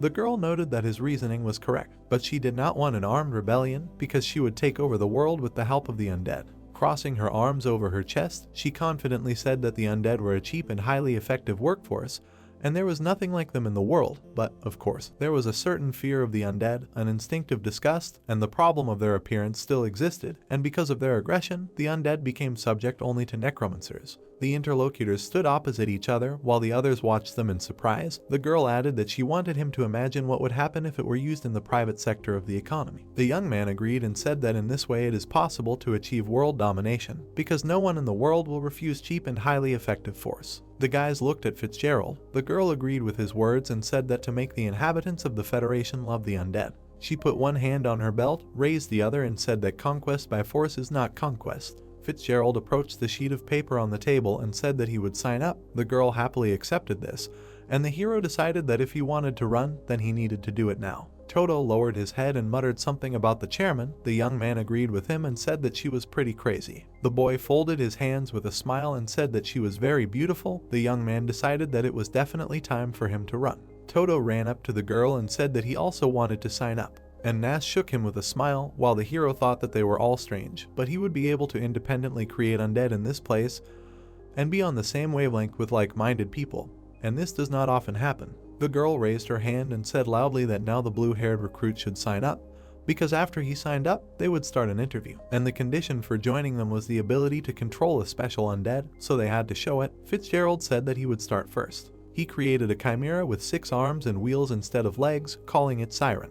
The girl came closer to her and said that he was a first-year student, and he already controlled magical undead, and for sure, it was extremely difficult and hard to access. The young man confirmed this and said that his limit for now was 5 minutes. She looked at him with a smile and said that she had heard about the problems of controlling such undead because people can go crazy. The young man replied that it was not such a big problem, to which the girl said that she expected this from a necromancer. Stretching out his hand, the guy said that he wanted to demonstrate something. Magic circles of different colors appeared in the hands of the undead. After a while, the monster released various magic from the dear wall of the room. The girl said that it was amazing because he uses 6 magic spells at one time. Dio rushed to put out the burning paper. The girl said that this was a success and the guy passed the test. Toto is confident but frowned, hearing the words that he will be next. The black and white dog opened his mouth. 2 dogs sat next to each other. The guy thought that this was not the magic of summoning undead, but some kind of taming with the help of black blood magic. The girl stroked the dark dog and noticed that they were already dead. The boy confirmed this. Looking at the girl with glassy eyes, they emitted a cold aura. The girl said that this undead is a parasite, and according to its name, it lives in the body of an animal, eating the heart and creating a core in its place. The object is subjected to hypnosis, paralysis, hallucinations, and becomes unlivable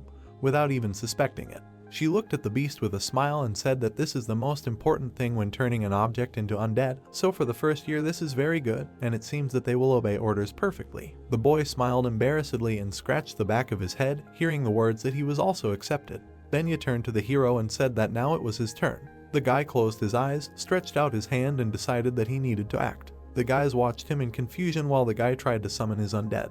He gritted his teeth and thought irritably that everything was happening according to that scenario again. Suddenly, something flew past their heads. The girl recoiled in surprise and looked at the bone spines, saying that he had scared her. She touched the bones that appeared and said that she had never seen such an undead creature, and it was probably a mollusk. The young man smiled awkwardly, hearing a joyful cry from her about how she had never seen anything like it, so this is an undoubted and unconditional pass. She looked at the tentacles in surprise. Dio turned to the hero and asked if he understood correctly that this undead only had legs. The hero replied that his body was in a spatial pocket. He introduced a giant mollusk and said that if the kraken was taken as a basis, then the main body of the undead was defenseless. The girl noted that if it was placed in the pocket, the control problem would not be solved, and asked if the root of the problem was that the summoning took so long. She frowned and turned away, thinking about something. The young man raised his eyebrows in surprise when she turned to him. Benya pointed at him with a smile and asked if he wanted to meet the master in the spatial pocket. The heroes released the mollusk completely outside. The guys surrounded it and Dio asked if he created this kraken. The young man answered negatively and said that he got it from the exhibition in the Blue Harbor, which means that it will not be possible to update and improve it.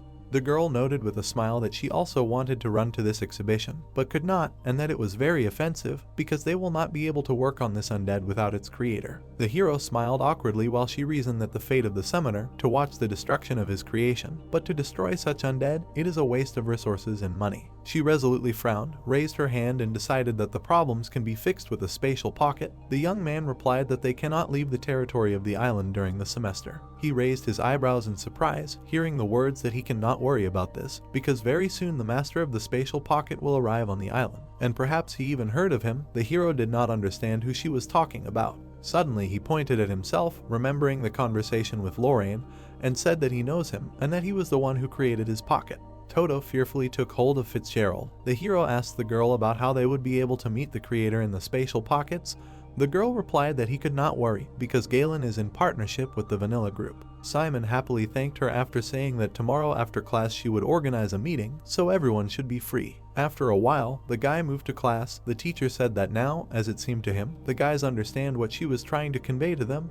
The blonde assumed that it would be an announcement. The guys smiled awkwardly, hearing the words of that she had an announcement for them. The girl closed her eyes, put her hands on the book, and said that firstly, the known results of their mid-semester exam. Dick and Kami were immediately upset when they heard the word that they were planning to announce the exam results and rating today, and that the rating was calculated solely based on exam grades. Academic performance was not taken into account, so the report cards would be with the professor's assistants, and the grades and ratings would be found out individually. Malin looked away. The teacher added that, secondly, they were revealing the grade table for next week, and the program was also in the report card, so everyone would find out about it one by one. The young man folded his arms, listening attentively to her words about how now that half of the first semester had passed, it seemed to her that they understood how exactly they would use black magic in the future, because by developing their own style, they would develop a clear strategy for their further development and growth. Smiling creepily, the teacher noted that this was the only way they could make it to the next semester. The guy thought that it sounded a little scary. A woman's voice was heard in the audience, saying that they could find out their grades and do their own thing in the remaining time. The boys agreed with her. The boy squeezed his eyes tightly shut, mentally praying, and reached for the sheet. Taking out his results, he saw the average score, equal to 65.375, and said in surprise that the first time the average score was about 37, and now it was 65. Then he noticed that he had risen almost 30 points up. The girl approached him and with a slight smile asked how much his conscription cost. The young man moved away, hid his sheet and said that she should say first. The girl objected. They say that she was the first to ask him. Approaching his face, she put her hand on his chest and loudly said what he should say, after which she asked if the score was really so low that there could be problems. The young man agreed to show it. He surprised his interlocutor by saying that he had 87 points, after which he passed her the line. The girl turned away irritably. The guy asked what happened. The guys opened their mouths in surprise, hearing the words that she lost because she had 85 points. Kami grabbed the guy's hand and said that she wanted to congratulate him, because in the academy only the stars are aspired to and it is possible. The young man thanked her, and the blonde turned to Malin and asked if she would let him look at her points. The girl agreed. The young man took the sheet in his hands and said that everything except the call has a rating of 90, and the average score is 92, and this is very cool, after which he wondered if there is an error in the rating. He squeezed the sheet with his fingers, looking at the second place in the rating and wondered how with such an average score there can be second place. The girl replied that their academy is a big place. Looking at them, she slightly frowned and added that the exam grade was not some kind of nonsense, because in the academy, practice is much more important than theory. If you add up the grades of everyone who is strong in a real fight, they will immediately fall out of the top 10, so if they are going to raise their shaft at least a little, they need to act unconditionally. The blonde looked at his ally, who climbed into the envelope, and asked who was against him. Simon took out a small paper on which it was written that his opponent was Malcolm, and said that this time it would be difficult. Night fell over the academy building. Venya and Simon were sitting next to each other at the table. The girl greeted Galen, who came. The man took off his hat and said with a smile that they had not seen each other for a long time. The guys could barely hold back their laughter. The girl said in a trembling voice that they really had not seen each other for a long time. The man recognized the student standing next to her. The guy jerked in surprise when he heard his own name and surname, and then confirmed his guess. The man grabbed his hand and shook it firmly, and then said that he was glad to meet him, because he was surprised when he learned that the bearer of his best invention became a special #1 in the academy. And it is such an honor for him. The young man replied that it is actually an honor for him, because he enjoys using the pocket. The man put on his hat and said that he remembered the girl's question about ordering a separate spatial pocket. He touched his chin and listened with a grin to the words that the overlord is undead, but the defense of his body is very weak, so he is going to use only his tentacles outside the pocket. And now the connection between the pocket and his consciousness is not so stable, so they would like to solve this problem, after which he said that this is a very impressive method to use, after which he asked what is his time limit. On the table lay a cup of coffee from a glass with a bright drink. The young man said that, to be honest, he soon had an important exam, so there were about 4 days left. The man replied that he could stay in this place for the same number of days. Surprising the guy, he apologized and asked for some time. The man poured out various jewelry on the table. Standing with his back to the hero, he said that these were all unfinished works. Sinem silently looked at him with his mouth slightly open. The man said that he would never make such a spatial pocket, because such works did not have a clear plan, although they were based on a certain idea, but there were problems with the implementation for various reasons. Taking a light ring, he added that first he needed to create a completely isolated pocket, but both he and the guy did not have much time. Handing him the ring, he noted with a smile that therefore he would finish one of these works for the order. Heron sat tied up on the floor next to a man examining a test tube, who said that he had even managed to prepare a poison that erases memories, and they definitely don't teach you that in toxicology. The man looked at the beaten guy and asked if he was right. He imagined a spear shaft to his head and asked if he had planned all this out of fear of revenge, because he was afraid that CERN would abandon him, and no one would be left of his class, and he, in turn, saw how the guy had become friends with those guys who had betrayed him. The blonde smiled broadly and ominously asked if the guy should believe them and if he thought that they could betray him too. Tears appeared in Heron's eyes. The blonde asked him if he was going to do it because nothing had happened and he, like an obedient dog, should forget all of this. But this does not happen because he does not even think about forgetting. The young man asked his opponent to spare him. Suddenly loud blows were heard and the blonde screamed that he should shut up because if he wanted to save himself, who would have done otherwise? The guys standing nearby turned away from this sight. The blonde noted that he should not have interfered right away. The guy's blood spilled on the floor in front of him. The blonde smiled ominously and asked him to do one favor, namely, to help become an ordinary student. Galen put his hand next to the rings and said that before starting work they should agree on some conditions. Firstly, a special spatial pocket should not be used for any other purposes other than the main one. He looked at the guy, raised his hand and added that, he repeated, unlike an ordinary pocket, the productivity of such will be higher, because of which overloads can occur. Awkwardly smiled, the man added that even he cannot calculate this risk. The heroes replied that he understands and accepts this. If the risk is caused by the load, they are initially a defect. The girl suddenly interrupted them, standing between them and turning to the man. She winked at him, smiled broadly and asked what price they would agree on, and asked him to look at her. The man touched his chin and thought, while the boy thought about it, that this was not how business should be done. Galen put his fist to his chest and said that she should not worry about the price because the fact that he was creating a pocket for the special number 1 would be the best reward for him. The girl happily threw up her hands and said that he was the best. The man suggested that they agree on a price of 500 gold. The guy touched his chin, thinking about the words that depending on what materials and magic he uses, the amount can increase to 1,000.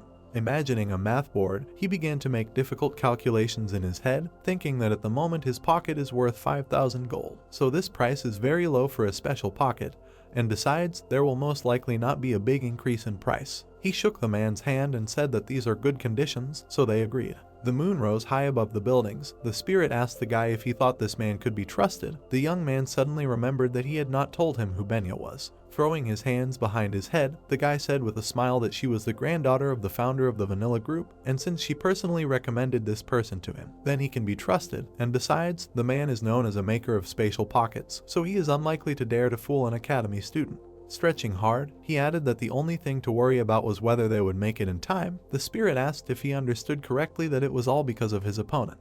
The young man looked down, remembered the image of the blonde man and said that it was true, because last time they crossed paths on the island, and that Malcolm was a special number 10.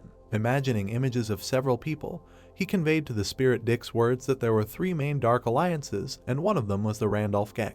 He then imagined the blonde man with his gang and added that he was the son of the boss of this group. Looking at the road in front of him, the guy added that besides, 80% of the high school students, judging by their bets for fun, thought Malcolm would win. And it was rare that there was such a difference in the rankings between the special 10th and the first numbers, and since he was afraid that he might lose, there must be a reason why the blonde man could win. The image of the enemy appeared in his mind again. Passing a small alley, he said that it was time for him to go back because he still needed to train with the Overlord. Suddenly, he noticed a spider message approaching him and asked what happened. The spider drew a small sign on the ground. The young man immediately understood what was going on. Imagining the image of a man in a white cloak, he tensely thought that they were talking about a priest. Elizabeth looked back tensely and said that this was a surprise attack. Looking at the approaching man in the cloak, she said that he was still trying to hide his identity. The attacker grabbed a tree and bit into it with his fingers, while she thought about the fact that she had already sent the spider to the commander. Suddenly, the girl noticed something behind her. The enemy broke the tree into 2 parts and attacked her. The girl ran to the side and thought that she did not know how much longer she could hold out.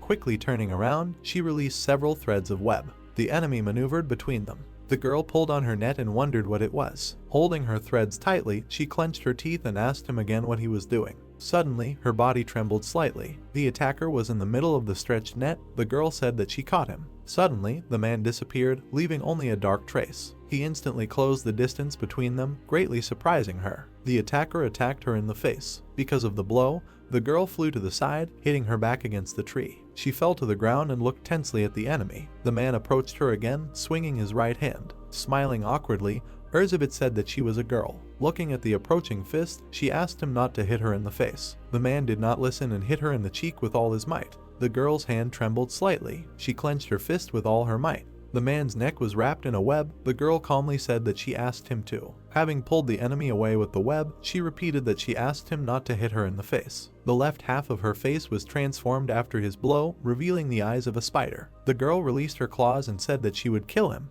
The man jerked his left hand to the side. Suddenly, a powerful shockwave rushed past her, destroying the tree. The threads of the web fell near them while they were standing opposite each other. Suddenly, the girl heard the captain call out to her. The enemy quickly ran past her, heading towards him. He was heading straight for the hero. The young man quickly looked back. Sensing danger, the girl mentally asked him to be careful. The attacker attacked him with a knee to the head, but the guy defended himself. The young man looked up in surprise and looked into the face of the enemy. The man swung his right leg. Simon looked back tensely at the approaching danger. Fear watched from the side. Slightly moving forward, the spirit called out to the guy. The guy blocked the blow, reuniting with the spirit and taking a strengthened form. The enemy jumped back. He looked up at the guy, who asked him what he was doing in this place. The enemy rose from the ground and the boy looked at him in surprise. Kajin took off his mask, looking sternly at the guy. The boy frowned tensely.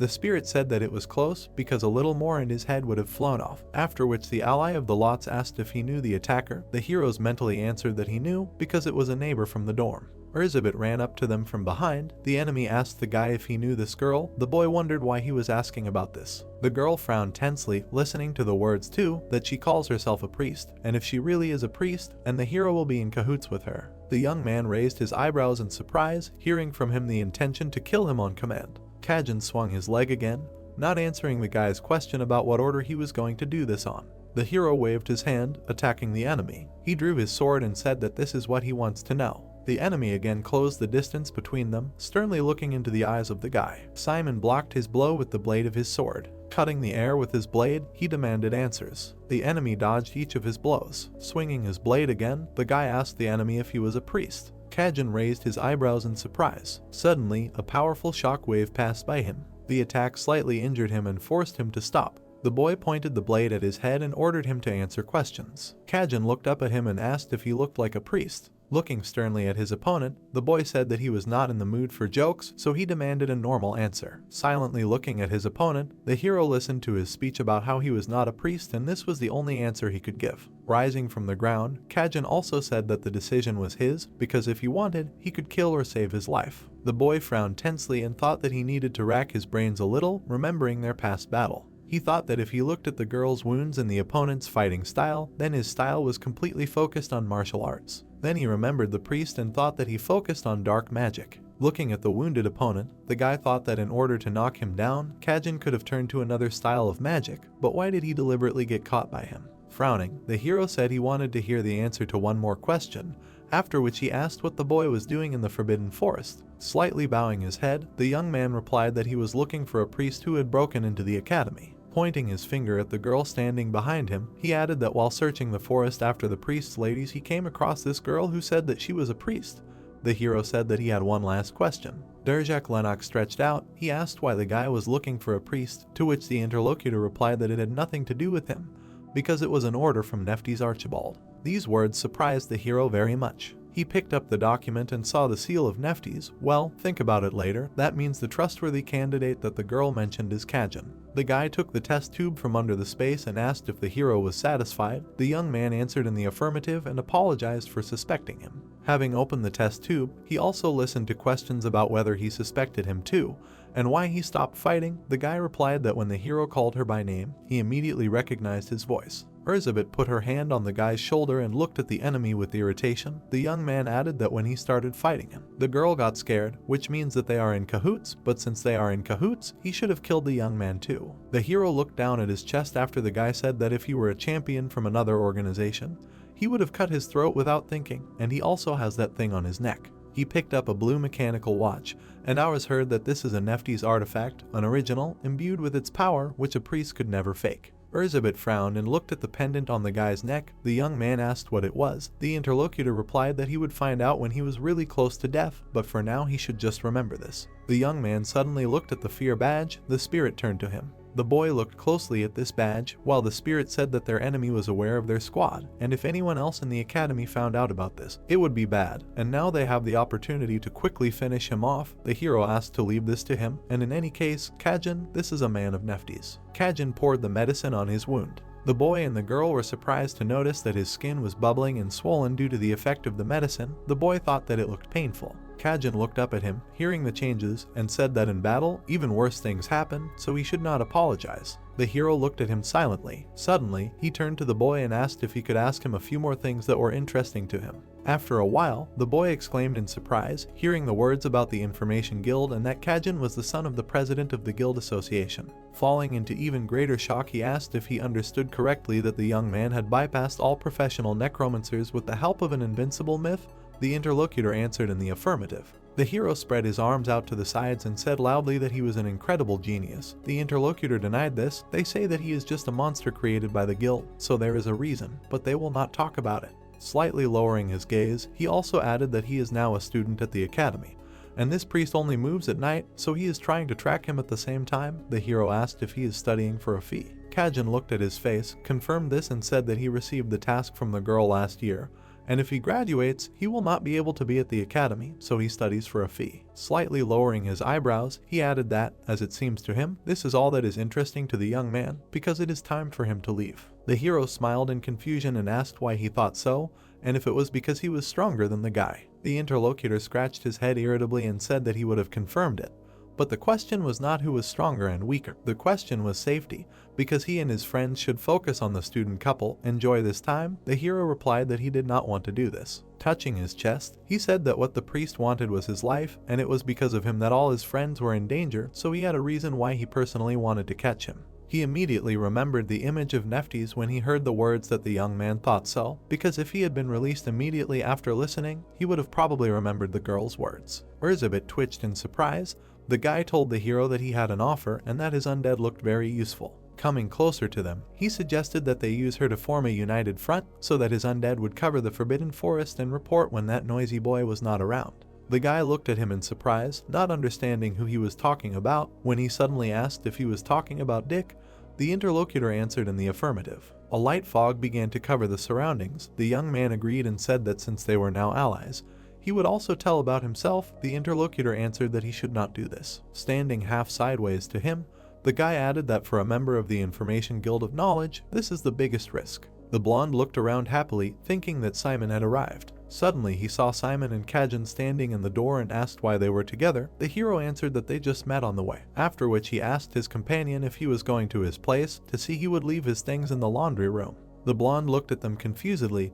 Kajin replied that it would be a nice gesture on his part. Suddenly, the blonde's loud words were heard from the room about why they were acting like friends, and that he also wanted to be friends with him. Kajin said that he asked Dick to be quieter until he fell asleep. Aaron looked at the guy in bewilderment. The protagonist sat down in the hallway in front of him and said hello. The professor asked what he was doing there. Simon smiled and said that he came to ask him for help. The man had déjà vu. He asked if the guy meant the bone plate. The young man stood in front of the teacher and said that he had dealt with it on his last mission. The interlocutor asked what he needed now. The brunette replied that he wanted to understand how to use his new acquisition, the Overlord. Aaron crossed his arms and said that since we were talking about him, the hero must be talking about the one that was exhibited at the Blue Harbor exhibition. The student confirmed and added that he knew that the professor had heard of him. He clenched his fists enthusiastically and rattled off that it was a completely new kind of undead.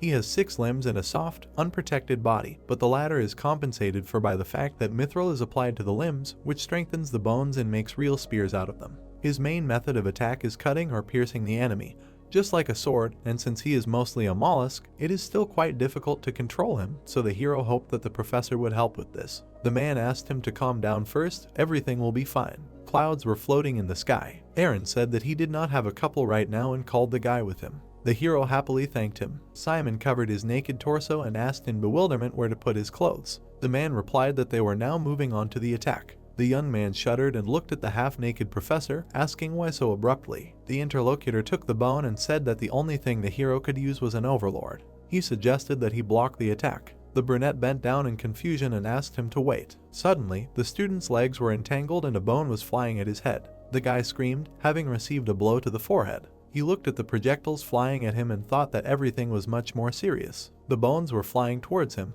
and the hero decided to first determine the speed and pattern of the attack, the direction and strength of the blow. He controlled the bone tails. Simon frowned and parried the attack. The professor praised him for a good block and warned that he would double the attack power in this case. The man looked closely at the hero, and bones were flying around him. He clarified that the speed and pattern were symmetrical and asked if the student understood what he was doing.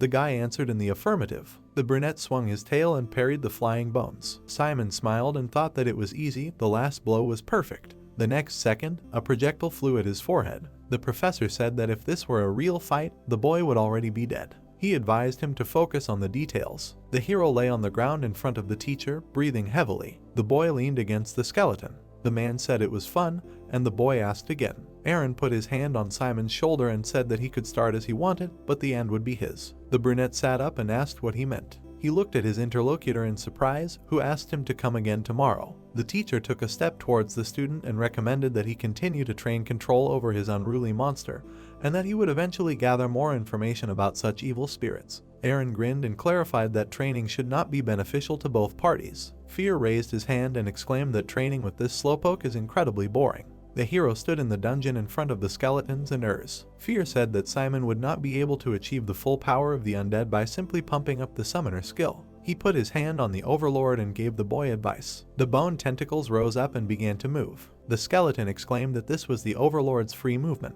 Urs jerked, dodging, and was indignant that Fear could have at least warned. The student looked at them in surprise. The overlord moved and wriggled. The guy thought that this was completely different from what he was used to. Using his limbs in this way was very unusual. The tentacles hit the walls, knocking down stones. The hero noted their flexibility and that even a light swing already carried a threat. Fear smirked and asked if the guy felt this movement. The overlord continued to smash everything around. The skeleton exclaimed that he was now moving on to the body. The girl shouted for him to warn in advance. The protagonist, covered in dust and abrasions, stood and listened to the indignant cry. The mechanic looked at the guy with displeasure and exclaimed that he had been doing this to him all day. The brunette muttered that it was training. She looked at the tentacle and was indignant that this was not just training, but some kind of concentration camp. The connecting part of the tentacle was already worn out. The skeleton scratched the top of his head in embarrassment, listening to the girl say that he should be in a humid environment and not be such a dirty thing. Benya poked the student with her finger and said that this baby cannot be simply used like an ordinary undead. Since his body was created artificially, maintaining it in its original form is simply necessary. The young man patiently closed his eyes and asked what he should do. Before the mechanic could answer, the door opened and Fitzgerald entered. He said hello. The girl turned around and clarified that the student came to fix his chimera. He confirmed. The guys looked after Benya, who said that she would go get the components. The bespectacled man turned to the main character. He was holding a book in his hands and said that the Simon match would be extremely difficult. The interlocutor was surprised that he knew about him and asked if he was in the same class with Malcolm. The guy confirmed. The hero looked at the student, who advised him to be careful. Fitzgerald put the book on the table and said that this guy was extremely sensitive because of what happened during the survival assessment and was also ready to kill whoever would be against him this time. Simon's eyes widened in surprise when the interlocutor said that Malcolm could see all the fairy plays that he had arranged before. The guy asked how he could win then. The bespectacled man silently frowned and looked away. He looked at the overlord and said that there was already one option. The hero turned in his direction. The skeleton looked questioningly at the owner. Two students were walking down the corridor. The girl knocked and said that this was the leader of the first class. Malcolm entered, frowning. The prince was sitting with his feet up on the table. He made a hand gesture and invited the guest to sit down. The blonde obeyed and thanked him. The boy raised an eyebrow in surprise and mentally noted that the girl was not a servant. The maid frowned, holding the tray. She was a student. Andre leaned on his hand and asked Malcolm if he knew why he was invited here. The interlocutor replied that he had no idea. The blonde began to sweat and said that if he were here, the reputation of the aristocrats would be tarnished.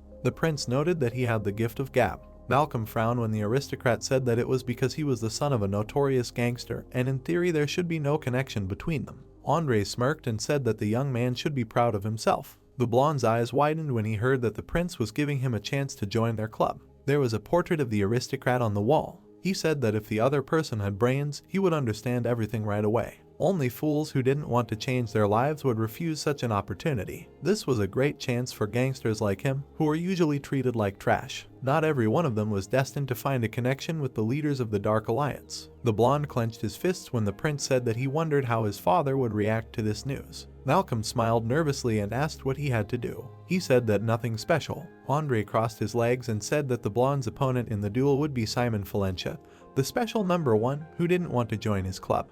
He added that they didn't take no as an answer. The aristocrat waved his hand and said that if they had other outstanding personalities in mind, it wouldn't bother them so much. But the main character was the special number one. His refusal was the first in the last 20 years. The prince clenched his hand and muttered that this tradition was extremely important.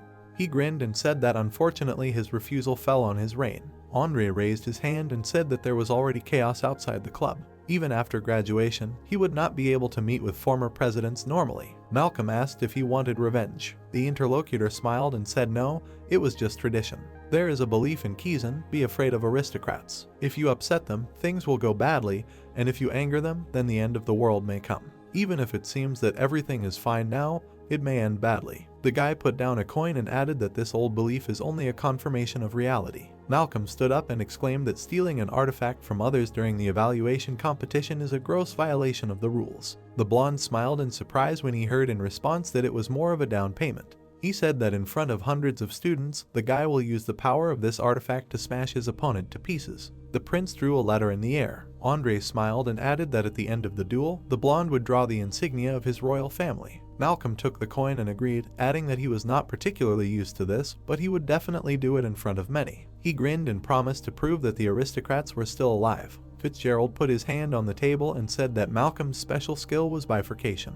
The guy looked at the hero and explained that it was black magic, the essence of which was to create clones that perfectly resembled him. Only Malcolm's clones can hear, see, and even smell. Simon crossed his arms, listening attentively. The interlocutor said that this combat skill was so well honed by him that it was almost impossible to distinguish the real Malcolm from the clone. If you compare this with the fact that first-year students can usually control 3-4 skeletons on average. The brunette frowned and finished that the blonde was creating an army of 1,000.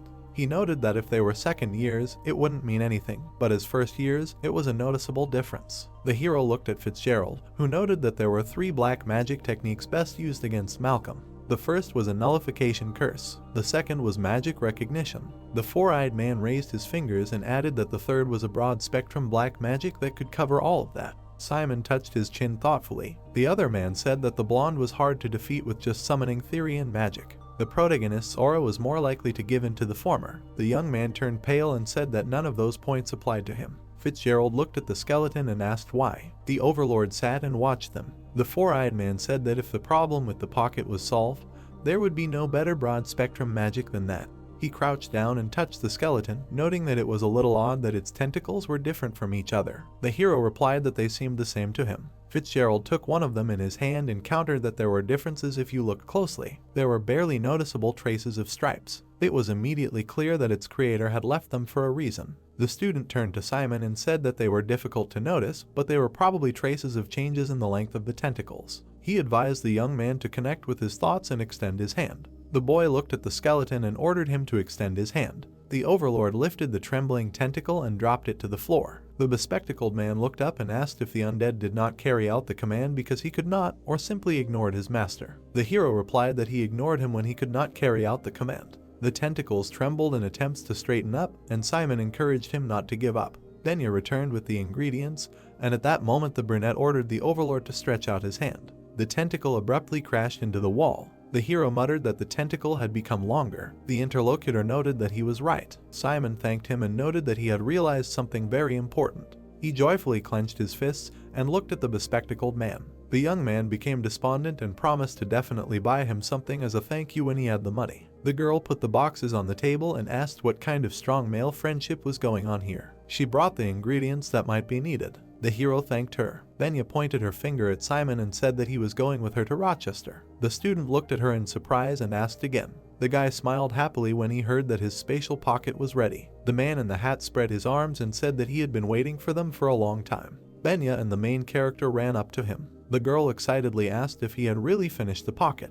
Jelen stuck his hand into his cloak and confirmed it, adding that the work had been tedious, but he was glad he had finished on time. The master handed the box to the student, who opened it. Inside was a ring, an exclusive spatial pocket for Simon. The man made a gesture with his hand and said that after putting the ring on, the boy should let it get used to his finger. The student obediently followed his interlocutor's instructions to open and close his palm twice. A light haze appeared on the ground. A large subspace with magical seals opened in front of them. Jelen said that he made it so that the overlord's tentacles could enter. The young man looked at the skeleton and asked him to crawl in and check. They looked inside, and the girl asked if there was light inside. The man answered in the affirmative and said that the simple functions would be preserved. For starters, he suggested leaving the main part open so that the structure of the entire pocket could be understood.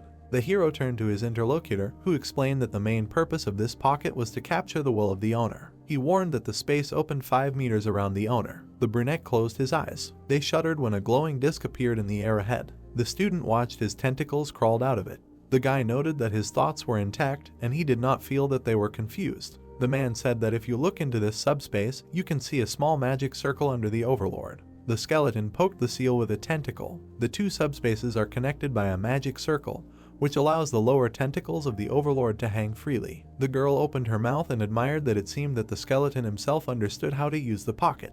The young man looked at the master in surprise, who decided to tell him about one amazing function. He asked the hero to think about the ring while pressing his left foot on the floor. The student lightly pressed his foot on the tile. Jelen asked if he felt like he was stepping on something. The brunette looked down and muttered that it was like a button. The interlocutor suggested that he raise his head now. In front of them, magic circles were glowing on the ground. The man told the hero to activate these virtual circles by directing the black aura inside. The seal began to turn blue, and the young man was surprised that the mana would be directed there automatically. A dark flame appeared above the circle after the master suggested the guy create it.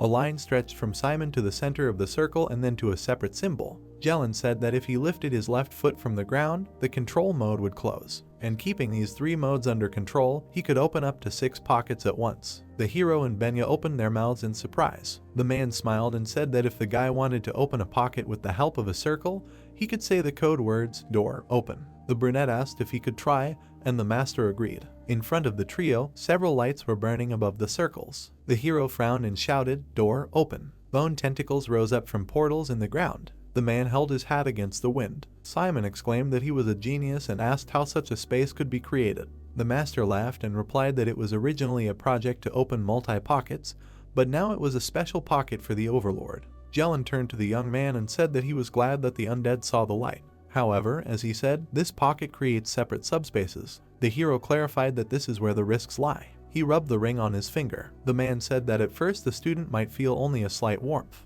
The brunette asked why his hands were getting hot. The interlocutor explained that if you open many pockets too often, the temperature will rise. Simon nervously squeezed his hand when the master noted that the student could lose a finger if he ignored this and continued to use the pocket.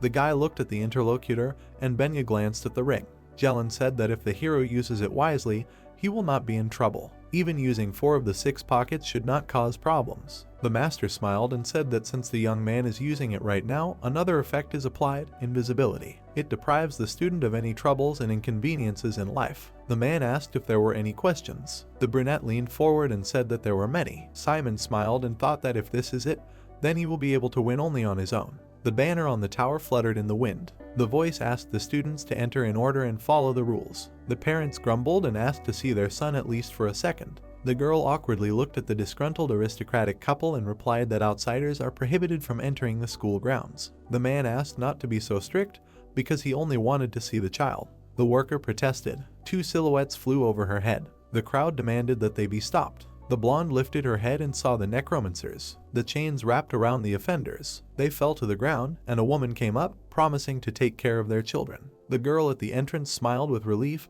and the aristocrats turned pale. The guardian of order said that all the students were completely safe, and as for the necromancers, they were from Kizan. Vials with potions flew up near the startled man. The woman caught them in her hand and said that even if he told his son about this now, nothing would change. Jane frowned and added that according to the rules of dual evaluation, disqualification was permissible. She folded her hands behind her back, and the pair of aristocrats walked away resignedly. The professor said that she hoped they would enjoy the show. The brunette turned around when the blonde approached and thanked her. Princess Molly smiled and curtsied. The girl said that she looked forward to the event at Kizan every year. She clapped her hands happily and exclaimed that she had heard that a special number 1 would be performing today. The interlocutor closed her eyes and noted that the princess should think about her brother, at least out of politeness. Molly frowned and said that she had no connection with him. She added that the guy was still the same idiot he was in the palace, and he also created some kind of cult called aristocrat. The teacher smiled. The girl asked what was going on with special number 1 and whether he would be able to handle it. Jane replied that this was to be expected since he was under her personal protection. Molly looked at her in surprise and asked again. The brunette bowed and said that she would be away on business, but if the aristocrat had any problems during her stay in Kizan, she should contact her immediately. The interlocutor thanked her in confusion. She looked after her and muttered that she could not believe that Jane had said something like that. It seemed like a serious problem. Molly grinned and decided to wait impatiently. The hero crossed his arms and looked ahead in confusion, noting that many people had come. The students stared at the screens. Dick said that this was less than they expected. The blonde smiled contentedly and said that they had all come to watch the main character's duel. Only he was worthy of attention today. The brunette asked why his friend was making him nervous. Simon frowned as his friend declared that the hero was one of those who were only spurred on by nerves. He added that only by snatching victory with his teeth could the young man change the general opinion and declare, "A special occasion is not a dud for you." The brunette turned to his interlocutor and asked if he had bet money. He asked on whom and how much. The blonde began to sweat and replied that, naturally, on the main character, and did not even hesitate. The guy muttered that betting on a black horse, or rather on a beloved friend, was natural. Kami looked at Dick with an empty, disappointed look. The friends looked at the hero, who said that he would not let the blonde waste his money. He turned to the girl and thanked her for coming. Kami blushed and exclaimed that they were friends. The brunette looked in surprise at his stuttering friend, who muttered that the guy was like no one else. She closed her eyes and shouted that Simon tried like no one else. The guys smiled sweetly. There was another student standing not far from the trio. The main character thanked the pink-haired girl for her support and promised to win. Dick asked if Malin wanted to say a few words. The brunette looked at the empty corridor and wondered if the girl was there too. A curse was heard from around the corner. Malin looked out and, frowning, told the hero to try harder. Simon smiled. The girl exclaimed with displeasure that Dick didn't have an ounce of wit. The blonde didn't understand why she was angry with him. The arena was full of spectators. The hero shook his opponent's hand to loud applause. He said that the guy had already been beaten up in the estate, and again on the same pitchfork. Malcolm grinned and replied that he would never forget the bastard who had disgraced him. He added that there were many more people besides him who had suffered at the hands of the hero. The Necromancer asked again. An artifact flashed on the student's jacket. The coat of arms of the Dresden royal family. The brunette frowned and assumed that his interlocutor was a nobleman. He said that he could not answer, that was obvious. The host spread his arms and announced that they were starting to evaluate the duel between Simon Valencia, a student of Class A, and Malcolm Randolph from Class M. The opponents exchanged glances, and the commentator ordered them to get ready. The start of the duel was announced. The blonde swung his weapon and said that the young man had no idea how long he had been waiting for this moment. The student hit the ground, and several magic circles appeared in front of him. Simon looked back at the clones that had appeared and noted the incredible speed of their formation. The copies surrounded him. The hero wondered if this could be considered the opponent's main weapon. Dick and Kami looked at their friend with alarm. Everyone was discussing that the fact that the blonde had acted only thanks to one doppelganger technique was not an exaggeration. Malcolm rushed to attack, offering to see how long the brunette could hold out without long-range magic attacks. The hero pressed his left foot on the ground. Several magic circles appeared in the air, from which tentacles stuck out. The blonde clenched his teeth in surprise. The tentacles were approaching him, destroying the clones. One of them hit the student's weapon. It flew out of his hands and fell behind him. Simon smiled and asked what the opponent said about long-range attacks. The blonde waved his hand and summoned new copies, cursing. The main character raised his hand and frowned, noticing that the pipe was not a carrier of magic. The tentacles moved to attack. The brunette decided to hit the main body. He attacked the magic circle. The blonde began to run, and the tentacles crashed into his seals. He guessed that the hero was aiming at his magic circle. Dick smiled and shouted at his friend to keep pushing. Kami folded her hands in concern. The voice said that it wasn't black magic. The friends turned to look at the girl from behind. She said that it was an interesting style of fighting, taking something out of the subspace and putting it back. The girl was sure that there would definitely be a summoning beast inside. The blonde turned pale and sweated, and the pink-haired girl looked at her in surprise. Molly smiled and said that the protagonist was definitely worthy of her remembering his name. Chehakel folded her hands behind her back and asked the professor to watch his face. Bahal bit his finger and muttered that both talent and potential have a limit, but this was far beyond it. He blushed and smiled, saying that it was amazing. The girl glanced at him and reminded him that he went into a depression for the whole month because Simon did not fight with curses. The man looked at the arena and replied that, of course, he was angry and annoyed, but one way or another, this genius would be under his command. The interlocutor sighed and thought that the first one who laid eyes on the main character was Professor Aaron, so there was no point in hoping. Malcolm sat down and frowned, calling his opponent a lucky bastard. He took out the vials and thought that he would be screwed if they opened, that he had stolen them, but that was not important now. Several clones looked at the brunette, declaring that they would finish him off with one blow. Simon pierced them with tentacles, and the copies dodged. The brunette stretched out his hand and thought that now the opponent was trying to hide the main body, distract attention and attack from behind. Malcolm grinned slyly. The main character looked at the fallen vial in surprise. He widened his eyes and cursed. An explosion was heard in the arena. Dick, Kami and Molly widened their eyes in shock. Malcolm bared his teeth, shielding his face from the dust. A silhouette could be seen through the smoke. The spectators were discussing how even a special one couldn't survive after this, but someone objected. The blonde flinched as the fans shouted that they saw a student.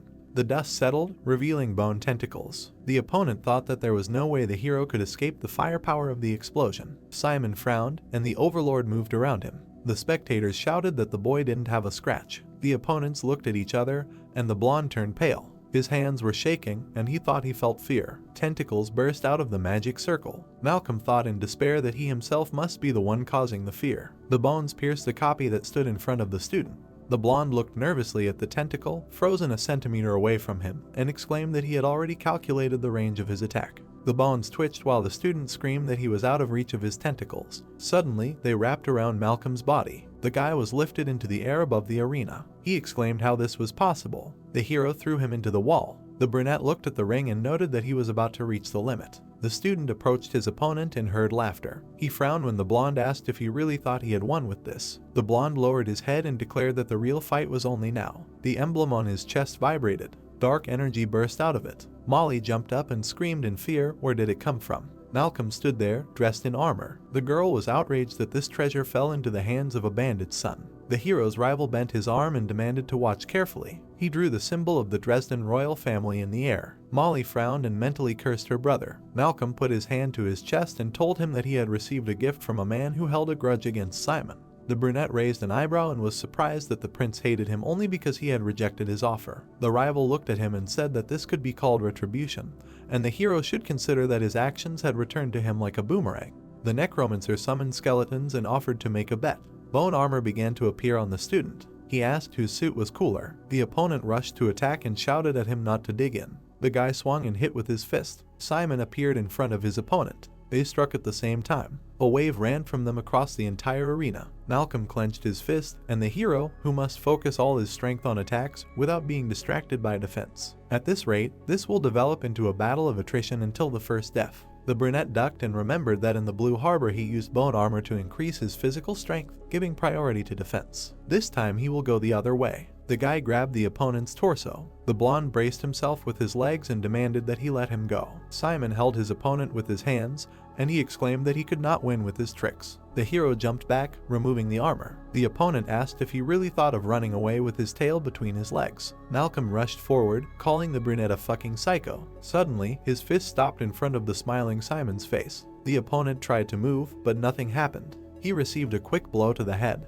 The student flinched and exclaimed why his hand was not obeying. The hero furrowed his brows and delivered another blow to the enemy's face. Malcolm grabbed the hand and asked what he had done to his body. Bone inserts were visible on the blonde's armor. Simon smiled and replied that he simply thought that the opponent would not defeat him with only armor, so he gave him his two. Malcolm flinched and cursed. The brunette swung his fist and hit the opponent with all his might. The hero looked down at the collapsed opponent. Dick and Kami looked at the arena in surprise. The girl noted that Malcolm began to move strangely. The interlocutor replied that he understood what was going on. He smiled and said that Simon was especially good at two things, recreation and control. That was exactly what the hero used. The interlocutor's eyes widened and she guessed that the brunette had immobilized his opponent with bone armor. The blonde flew into the wall. He lowered his head and began to mutter curses at the protagonist. The necromancer stood and looked at him. Malcolm thought that his opponent was now defenseless and would never be able to withstand an attack. He took out vials of poison and decided that he would definitely emerge victorious no matter what tricks the hero used.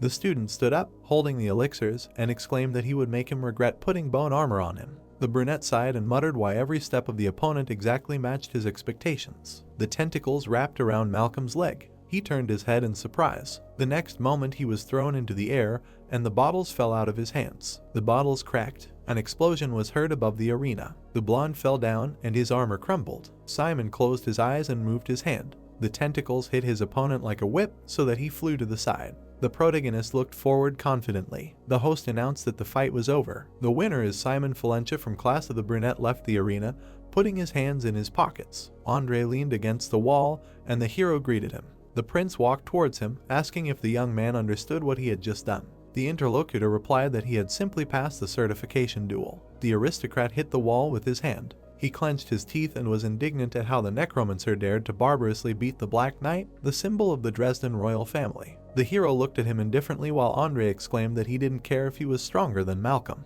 But if the blonde was dressed in the armor of a Black Knight, then the student should have assessed the situation sensibly. He added that one would think the young man didn't realize that a member of the royal family was behind his opponent. However, the brunette not only didn't play along or refuse the duel, but also emerged victorious. The prince frowned and exclaimed, was it really that hard to swallow his lousy pride once? He clenched his teeth and said that Simon had humiliated him and the royal family. The hero apologized for not being smart enough to understand what he was talking about. The student frowned and said that this was the most illogical thing he had ever heard. The guy put his hands in his pockets and asked his interlocutor to behave like an academy student because they were in Chisinau. The aristocrat looked at his interlocutor in bewilderment when the necromancer said that the prince was free to give the armor to anyone he wanted, but to defeat him in a duel was the duty of an academy student. Simon put his hands on his belt and added that his accusation of insulting the royal family was too much. Even a prince should not throw such words around left and right. The blonde was indignant. How dare a lowly aristocrat lecture him? Andre turned pale when he heard a voice from behind demanding that he stop. Molly frowned and asked how low her older brother was going to fall. The prince sweated and smiled tightly, asking how long his sister had been in Kiezen and why she had not warned him about the visit. The girl frowned and said that she had her doubts, but the guy really stole the treasure, handed it over to the bandit's son, and presented it as the will of the royal family. The princess came closer and said that the blame for the humiliation of the royal family, on the contrary, lay on his shoulders. The interlocutor exclaimed that this was a misunderstanding. The hero looked closely at the newcomer. Andre stared at his sister in confusion, who asked if he knew what punishment the Black Knight received for losing his armor because of him. In addition, the guy made them look ridiculous in front of the vassals of other countries. She looked at her brother with disdain and said that she would report what happened to her father. The interlocutor grabbed her hand and shouted that he was her older brother and her father could do something terrible to him if he found out.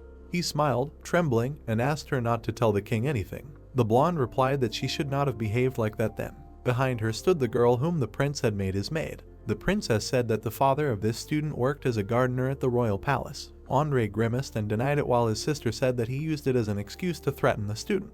Molly was indignant. Where did you see that a member of the royal family couldn't even take care of the people? The guy exclaimed that this girl was the one who picked on him and was throwing mud at Kiezen. The girl frowned and asked indignantly. The princess closed her eyes and said that she had enough. She freed her hand and said that she would personally apologize to Mrs. Neftis for what happened and would tell everything without hiding anything. The protagonist's eyes widened in surprise when Molly said that the rector really valued her students, and added that she would rather die than silently watch Dresden turn into the Talorn Empire. The girl turned around, and her brother followed her, persuading her not to make a mountain out of a molehill. She glared at him when the boy suggested pretending nothing had happened. The princess slapped him. The crown fell to the floor, and the girl said that Andre had not come to his senses. The girl added that it was too late to remain silent. He had done a lot of damage. The boy looked down in shock when his sister said that he should be grateful that she had volunteered to clean up the mess for him. Molly asked him to cover his mouth and keep his head down if he understood everything. The blonde bowed to the main character and apologized on behalf of her brother and the royal family. The young man was embarrassed and said that it was not worth it. The girl nodded and promised that her brother or Dresden would not bother him anymore. The princess, her brother, and the student headed for the exit, saying goodbye. Simon looked after them in confusion, then sighed and shrugged. A week later, smoke was visible in the dark red sky. The hero and his team stood back to back. Dick smiled nervously and muttered that he was sincerely glad to have met them. The brunette lined up skeletons, and zombies approached them from all sides. The blonde said that it was a happy time, and Malin asked him to shut up. A week ago, after the assessment, rustling sounds were heard in the room. The protagonist was wiping bones while he was asked if he attended Professor Aaron's classes. Hearing a positive answer, the girl asked what he had been studying lately. Simon answered that he had been studying zombies lately. The guys opened their mouths in confusion. The guy looked at them with an uncomprehending look, while the blonde asked Dio if it was the same. He answered positively. Clutching his head, he began to scream that the weight of the injury would fall on him again. Vanya noted that it sounded interesting, and she would be happy to visit him again. The brunette asked her why, slightly startled. She replied that at the end of Professor Aaron's zombie special course, there is a speech with evaluations, which is scary for many, especially the part of his speech. Dio held a sign behind her with the inscription "Run" while she said that, however, after finishing the first course. The girl hit her comrade, saying that she realized that this is not such a bad memory. The protagonist looked at the bloody sky, smiling nervously. He wondered if this is really that good memory. Fear said that he was lucky, because he had planned to visit this place during his vacation, but thanks to this turtle professor, they were here much earlier. He arched his eyebrows and said that this time he would have to find the commander of the zombie legion, Prince, because such a place was clearly to his liking. Simon asked him if he had any distinguishing features. The guy pursed his lips, hearing that he looked like his name. When he introduced Andre, Fear noted that he did not look exactly like that. Aaron came out to the students and asked for their attention. The brunette along with the others listened to his words about this being the southern part of the United Kingdom, which is called the Dead Zone. The man reached for the branch, saying that the Dead Zone was one of the 10 least explored areas on the continent, and that powerful dark magic and the natural environment created strange creatures here, and the main distinguishing feature was that, when the branch crumbled from one touch, he said that in this region, the concept of decay as such is absent. Introducing the castle, the professor said that when a living creature begins to die, the law of nature says that the body should decompose, but here the first creatures do not rot and retain their original appearance. He crossed his arms and said that, as he said earlier, the task will be assessed as a group project. The protagonist's eyes lit up when he heard that using the knowledge of zombies that they have, they need to summon a higher form of zombie and give it to him. He touched his chin, starting to mutter, which means that there is no point in summoning a real one, and they will have to nation corpse and use a magic circle of summoning. Balin told the others to watch, noting that he had already begun to think. The students looked at each other, hearing that the evaluation criteria were completion, originality, combatability, and composition of the magic circle, and that there were no points for teamwork, and everyone would receive the same point based on the zombies of the entire team. Turning around, Aaron said that he hoped there were no whiners among them who would howl at the sight of zombies. He said that they should meet them as befits precise necromancers. Clouds thickened in the bloody sky. The boys, gathered in a circle, answered that zombies were most often level 2 monsters, and in the Dead Zone environment, monsters of level 4 could exist. Kami said that they should also avoid fighting at all costs. The guy agreed, noting that this would only attract monsters to Olga. He darkened, saying that the only good news was that fighting between exercises was prohibited because Hector had burned a hole in him again. Nayland glanced at the blonde and said that there were still grave robbers and other necromancers here. He replied that the zone was large, so the probability of meeting them was too small, to which the blue-haired girl noted that she still needed to be on guard. The girls perked up when they were offered to go and asked if they agreed. The guy pointed at the desperate students and said that if they were too scared, they could wait at the base, because the Dead Zone did not want to interfere with the sting of the birds. The vampire cried out worriedly that she was a little scared, but they were together, so everything was fine. Malin asked if he was underestimating her and noted that she would never be afraid of such a thing in her life. The brunette suggested that they go ahead in that case. When they found themselves in front of a small town, they began to say that they thought that the Dead Zone was an empty forest. The blue-haired girl looked around and said that there was no one in this building, which was very strange. She said that it was normal because this place was only for the undead. Looking at the blonde, she asked how he knew where to go. He replied that he was not a complete fool. He touched his chin when the others began to ask what he knew. The protagonist looked at his comrade when he began to say that in fact, many people in Kizan were against going through this building. He asked if it was because of his jealousy. Dick, looking up, replied that it was not so, but because Kizan's little secret was buried here. He was asked what he meant. Looking at the city, the guy replied that this city used to be the Talorn Empire. Introducing various warriors, he began to tell that the history book said that after the Rose Rebellion, the emperor was captured in the capital. But this is not true. The blonde said that the emperor had fled the capital, and in the chaos, he was trying to find a new power base and wanted to confront Kizan. Introducing the man, he noted that the place the emperor had chosen was the Dead Zone, and it was ruled by a powerful sword master of the empire and had a large army, so the emperor planned to use this power to counterattack. Simon looked at his friend while he said that Kizan was worried about Amarisha gaining power again and decided to create an all-encompassing fear that would finally destroy the empire. And this is where the close magic that Aaron spoke of comes into play. Earlier, the professor, reaching for the branch, said that the Dead Zone is one of the 10 least explored locations on the continent, and powerful dark magic and the natural features of the environment create strange creatures here. Dick said that they brought down black magic on this land, making it what it is now. Malin, her mouth open in shock, asked if the entire empire should have been dragged into the war because of his pride if the emperor had gotten here. Kami clutched her fist in fear while her friend was saying that everything had ended too quickly, so Kizan's decision could be justified. The vampire said that if you just think about the fact that the city's residents had died without knowing why, it was very sad. The protagonist looked away. The student, meanwhile, was saying that this decision had strategic weight, but not human weight. Running his hand through his hair, he said that it was not worth bringing up this topic because everyone had become somehow sad. Dick suggested that they stop talking about the past and focus on the task, because in order to get good points, they had to create zombies, so it would be better to start with that. Moving around the city, the guy said that they needed a corpse that had not yet rolled into a zombie and suggested looking in the nearby houses. The guys entered the building. They searched several floors. Then the blonde opened a door. After a while, everyone was sitting at the table in despair, and Malin preferred to look elsewhere. Touching the door handle, she said that she was opening it. The door began to open. Suddenly, a dark hand reached out to the girl. Then she grabbed it. The protagonist hit his elbow on the hand. The zombie let go of Blue Hair. Then two guys flew into the door. Dick used dark magic to close it. While the zombies watched them through the window, they said that the matter was serious, and if things continued like this, they would be stuck here. When the monsters began to slam into the glass, Simon called the girls. Grabbing a chair, he told his friend to use a spell on his signal. When cracks began to creep across the glass, the guy began to count. The students watched what was happening from the side. A few moments later, the zombies spilled the glass. The brunette swung the chair, giving the command. The wooden object flew at the monsters. The team managed to break through them. The students were surrounded and fighting the zombies. The blonde boy, wielding his sword, asked indignantly where all of them were coming from, adding that they didn't have time to group up now. Seeing a new wave coming from the front, he shouted that this was just crazy. The monsters started to burst out of the houses. Seeing this, Dick exclaimed that they had literally just checked this house. Malin, hugging her friend, noted that this meant they had missed the crowd of zombies in it. Releasing a huge stream of flame, she told her friends to duck. However, the zombies broke through the fire too. Kami, folding her fingers to shoot, told Simon that they needed to find a place to rest for at least a few seconds. The monsters were approaching them from different directions. The protagonist, turning to the girls, asked everyone to follow him. They quickly parted. Suddenly, something caught the guy's attention. When something touched her body, Malin asked in fear what it was. The brunette turned around and said that it was him, and the blue-haired girl asked to warn him next time when he does something like that.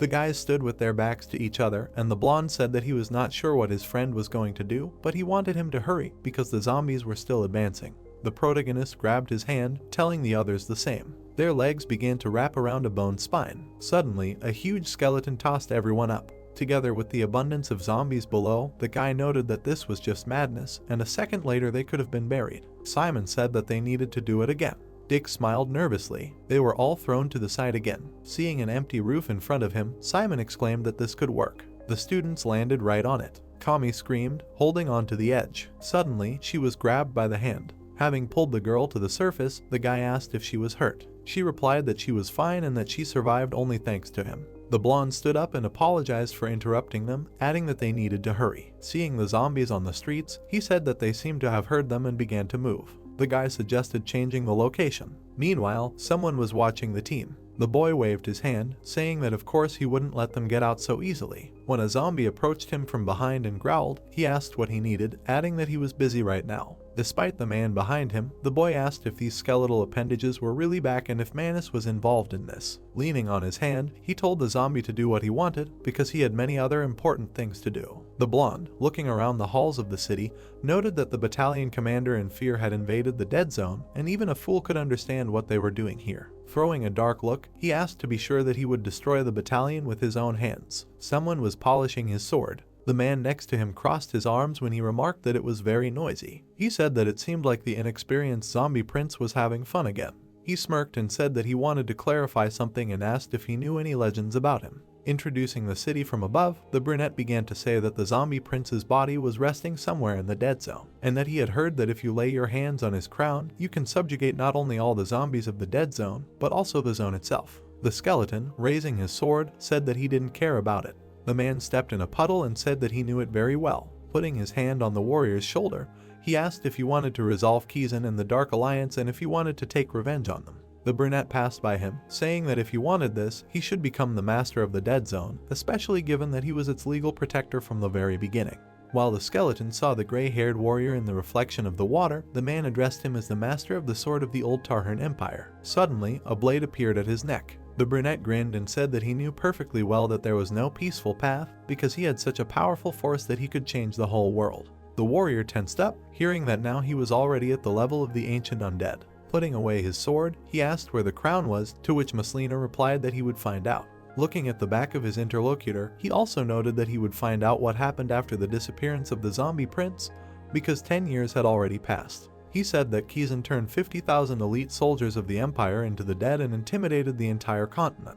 The skeleton stopped, hearing that everything was different now. He felt many glowing eyes around him, while he was told that he and his minions must take revenge on Kizan. He looked up and asked why he was helping him. The man spread his arms out to the sides and noted that he had already said this, and then repeated that the academy had annoyed him and people with common enemies become great friends. He smiled madly, while the warrior burned down. Meanwhile, the students jumped from the roofs. Running away from the approaching monsters, the blonde asked himself if this was really what he had been dreaming about for over a week. Malin asked why it was so difficult here. While Dick pushed those who had risen down, the blue-haired girl told her friends that she did not know, because the senior student said that this test was peculiar, but not that peculiar. She shouted that there were a lot of zombies here and you need to be on your guard. Looking at the monsters, the protagonist thought that she was right, and this test was really strange. He wondered why so many zombies were chasing them. The guy clenched his teeth and mentally asked if there was a chance that they were intelligent, and thought that it seemed like there was a chance that they were gaining control over the gray. His eyes widened when Kami asked him to look to the side. Seeing a hatch, the guy loudly asked if this was really the city sewer. The friends turned to him when he said that they urgently needed to go there because the zombies had already surrounded them and were climbing onto the roof. Opening a subspace, Dick said that he agreed and he had something that could help them. Taking out the device, he ate that it was only a prototype, which he would later refine and sell, but for now it was just perfect. Turning to his friend, Malin said that she would block the view and asked her for help. Handing the device to the skeleton, the blonde asked him to help them. Approaching the edge of the roof, the blue-haired asked if everything was ready and noted that she was starting. Gritting her teeth, she swung. The city was covered by a powerful stream of flame. The zombies turned to the smoke. It was produced by Dick's device. A skeleton was running down the street with it in his hands. The monsters immediately rushed after him. The guy closed the hatch. Going down to his friends, he asked if everything was okay. Starting to look around, the blonde said that it was pretty creepy here. Approaching the students, the brunette noted that the sound echoed. When Dick asked him if they would go up again, he answered negatively, suggesting to wait here. Malin raised her eyebrows in confusion. The main character said that if they got up, zombies would chase them again, so they could explore this place and not walk around the dead zone. Tommy looked at him and reminded him that earlier he said that this was the second largest city after the capital and added that if they went further, they would probably find something. Simon asked what she meant and did she mean that they would find aristocrats or something like a soldier's barracks. The girl answered affirmatively, noting that usually in such a big city there are places like that. The blonde also looked at his friend and said that he didn't think it was a bad idea because their camp was already teeming with zombies and maybe they could find a new shelter of another class or last year's group. The guy agreed and suggested just kicking on. The guys went along the sewers. Touching his chin, the brunette mentally turned to Fear and noted that the zombies looked like they were under someone's control and asked what he thought about it. He also added that in fact, he had a feeling that the prince was really here, but the most suspicious thing is that the undead on the brooch arched an eyebrow and laughed, saying that zombies are very different from simple undead, so it's hard to tell exactly, but the prince really can stand up to this. Presenting the crown on the pedestal, he said that the ability to control zombies is hidden in his crown. The boy waved his hand. Fear said that when it is on him, he connects to the nearby zombies, so in this way he controls them. In front of the blonde stood an army of monsters. The protagonist looked down, asking if this means that his power is similar to the Legion commanders. The companion answered him that if we consider it only as control over the land, then the power is much less than that of the commander. As they continued walking through the sewers, he said that however, if he uses the crown, he can control all the zombies, even those who have not become part of the Legion. And with this ability, he can literally become the king of the dead zone, in which 90% of the undead are zombies. The brunette replied that now he understands why he was so eager to come here. Looking at the backs of his friends, he asked if the prince treats the battalion well. Fear was silent. Looking through the brooch, he answered that he does not know. Introducing the man with the boy, he said that when Richard commanded the battalion, the prince was loyal, and it seemed that he admired the commander. The undead lowered his eyes, saying that however, as the protagonist understands, the battalion ended badly and added that they will know what the prince wants only when they meet him. While the boy watched the city, Fear said that if, as Simon thinks, all the zombie crayfish are controlled by the prince, then this means that he saw him as the battalion commander. The guy lowered his eyes when he heard that they might have to defeat him by force. Opening the hatch, he saw a courtyard. Climbing out with the others, the brunette said that he did not know that there was such a place in the dead zone. He asked if he was really being courted. Seeing a castle ahead, the protagonist said that it seemed that they were now on its territory and suggested looking around. He turned around when his companion told him that he felt traces of a wide barrier in this place. Simon asked what barrier were they talking about. Fear, looking at the castle, replied that it was blocking and that it was currently inactive, but it seemed like someone wanted to hide this place. The brunette's eyes widened. Seeing Kami in front of the girl, the friends asked what happened. The corpse of a maid lay on the demon. Kneeling down, the protagonist noted that she had died a long time ago. He turned to Malin when she reached out to her. Kneeling down, she asked not to underestimate her because she was also a necromancer. The girl said that for now the conditions for summoning magic set out in the textbook were feasible, and making a zombie out of her would be useful for getting at least some points, but still not enough to win. The guy suggested searching further, reminding them that they had seen defensive fortifications. He smiled when his friend asked him if there were guards here. The blonde replied that he thought they would find a lot of useful materials. There was still a bloody sky above their heads. Pointing to the man's corpse, the boy asked if it was enough for an A+.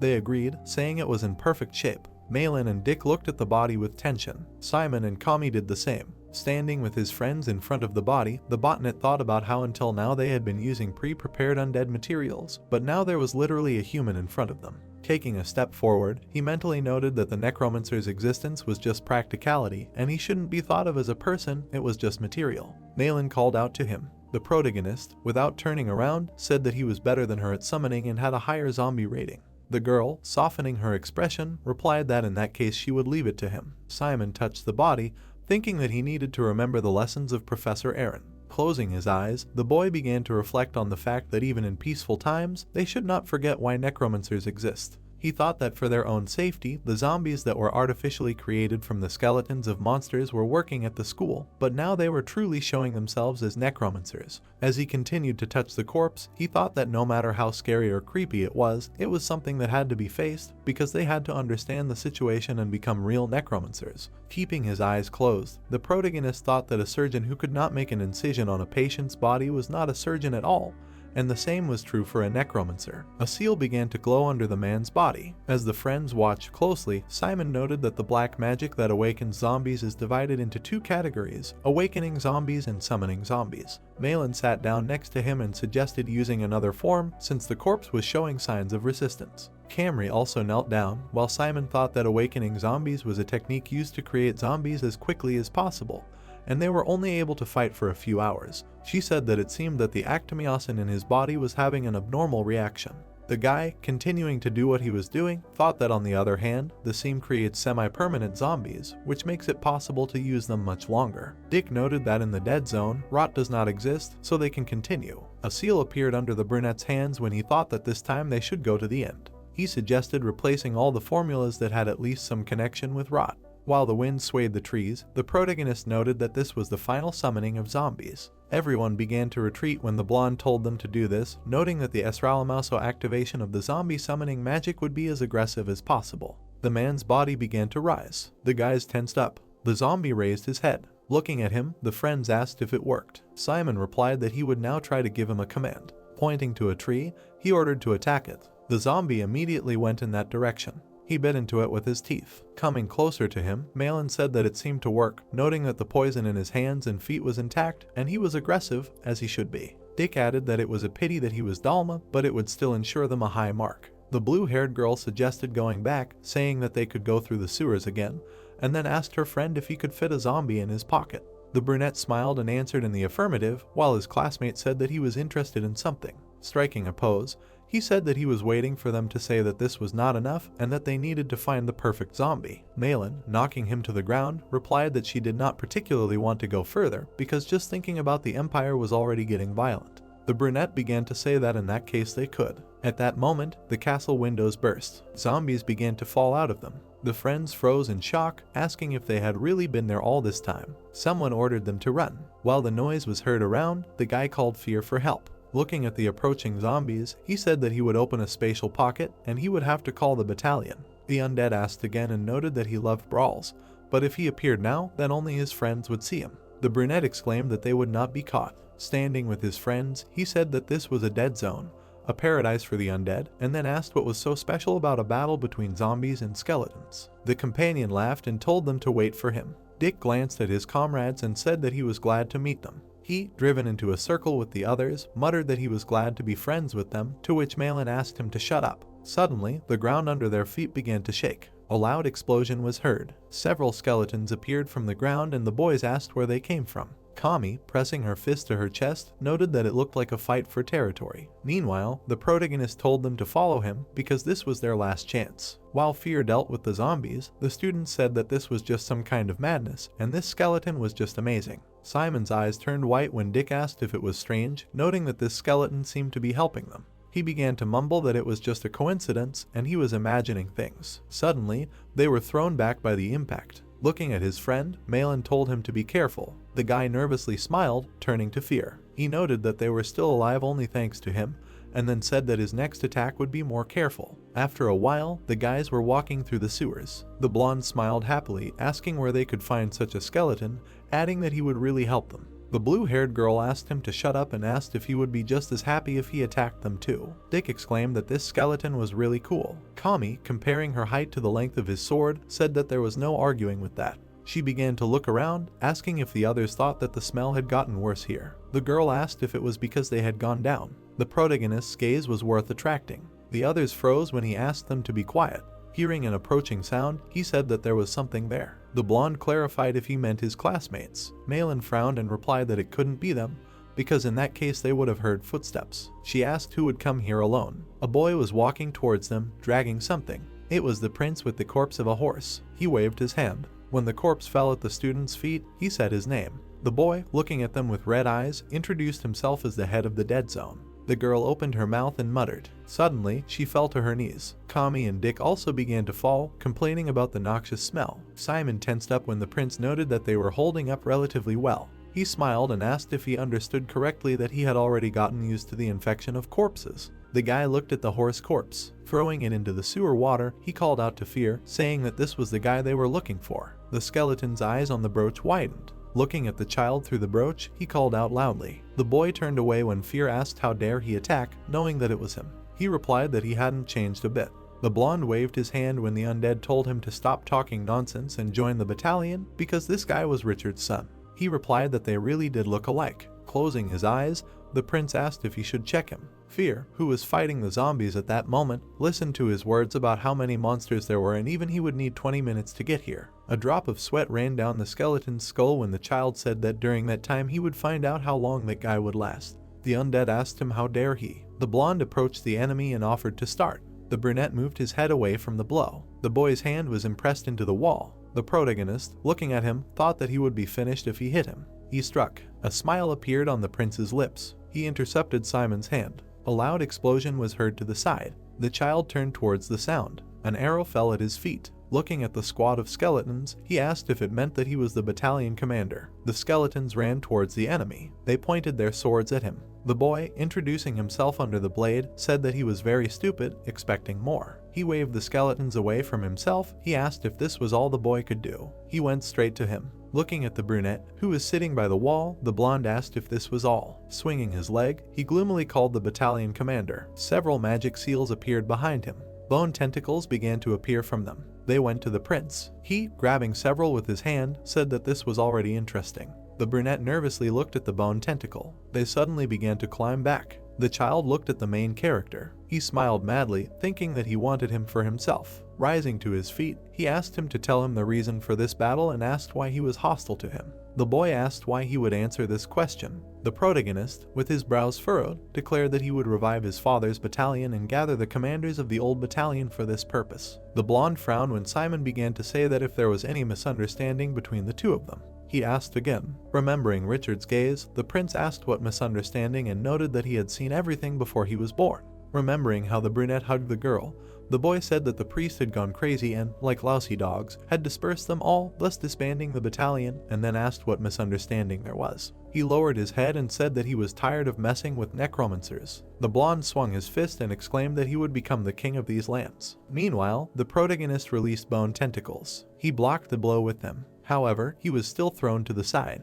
Landing on the ground, Simon thought that defense was useless, so he should dodge. Gritting his teeth, he mentally noted that he needed to strike and run. Approaching him in a second, the prince noted that at this rate he would not last long. The guy released darkness. The boy grimaced, saying that this was nonsense. Jumping high, he asked if his opponent really thought that his student's spell would work on him. The blonde hit the floor. The protagonist in the rubble coughed loudly. The child, grabbing him by the hair, said that it seemed that this was his limit. He smiled contentedly and asked to let him kill him. Simon grinned. The boy raised an eyebrow in confusion and asked if he really thought that now was the time to smile, or was he completely crazy since he got hit on the head. The guy said that it did not matter. Eyes wide open, he began to say that the one who would die right now. Kami rose to her feet to the side and said that it was him. She scowled and screamed, blood splashing towards the blonde. His eyes widened, wondering if it was blood magic. A sword flew towards his back from the side. Dick, holding the weakened vampire, called out to the protagonist. Frowning, he asked to run away from here. Suddenly, a flash of fire appeared.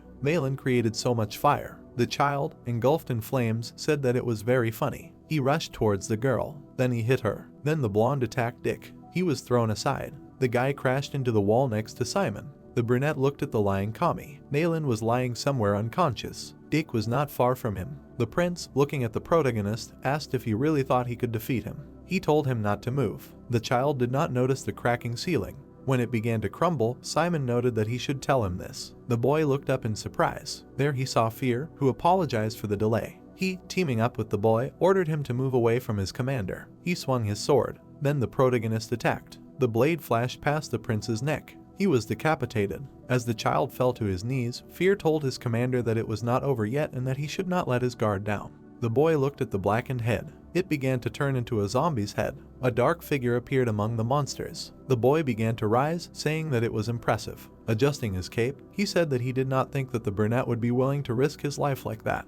The protagonist frowned, listening to his words about the demon not having such new thoughts. The blonde approached Malin, and Simon screamed, telling him not to touch her. The prince grabbed her by the scruff of the neck, saying that it would depend on his own actions. He threw the girl over his shoulder, noting that he said his name was Simon, adding that if he wanted to save his girlfriend, he could come to the mansion they were talking about. The guy frowned, hearing that he should come without fear and not even try to hide him. Then they disappeared. The boy, standing above, waved goodbye. The brunette rushed forward, screaming loudly, but his companion asked him to calm down. He clenched his fist tightly, listening to his friend's words about how there was no point in chasing him now, because he would rather just embarrass himself trying to save his girlfriend, who was taken hostage, and now the most important thing was to gather information.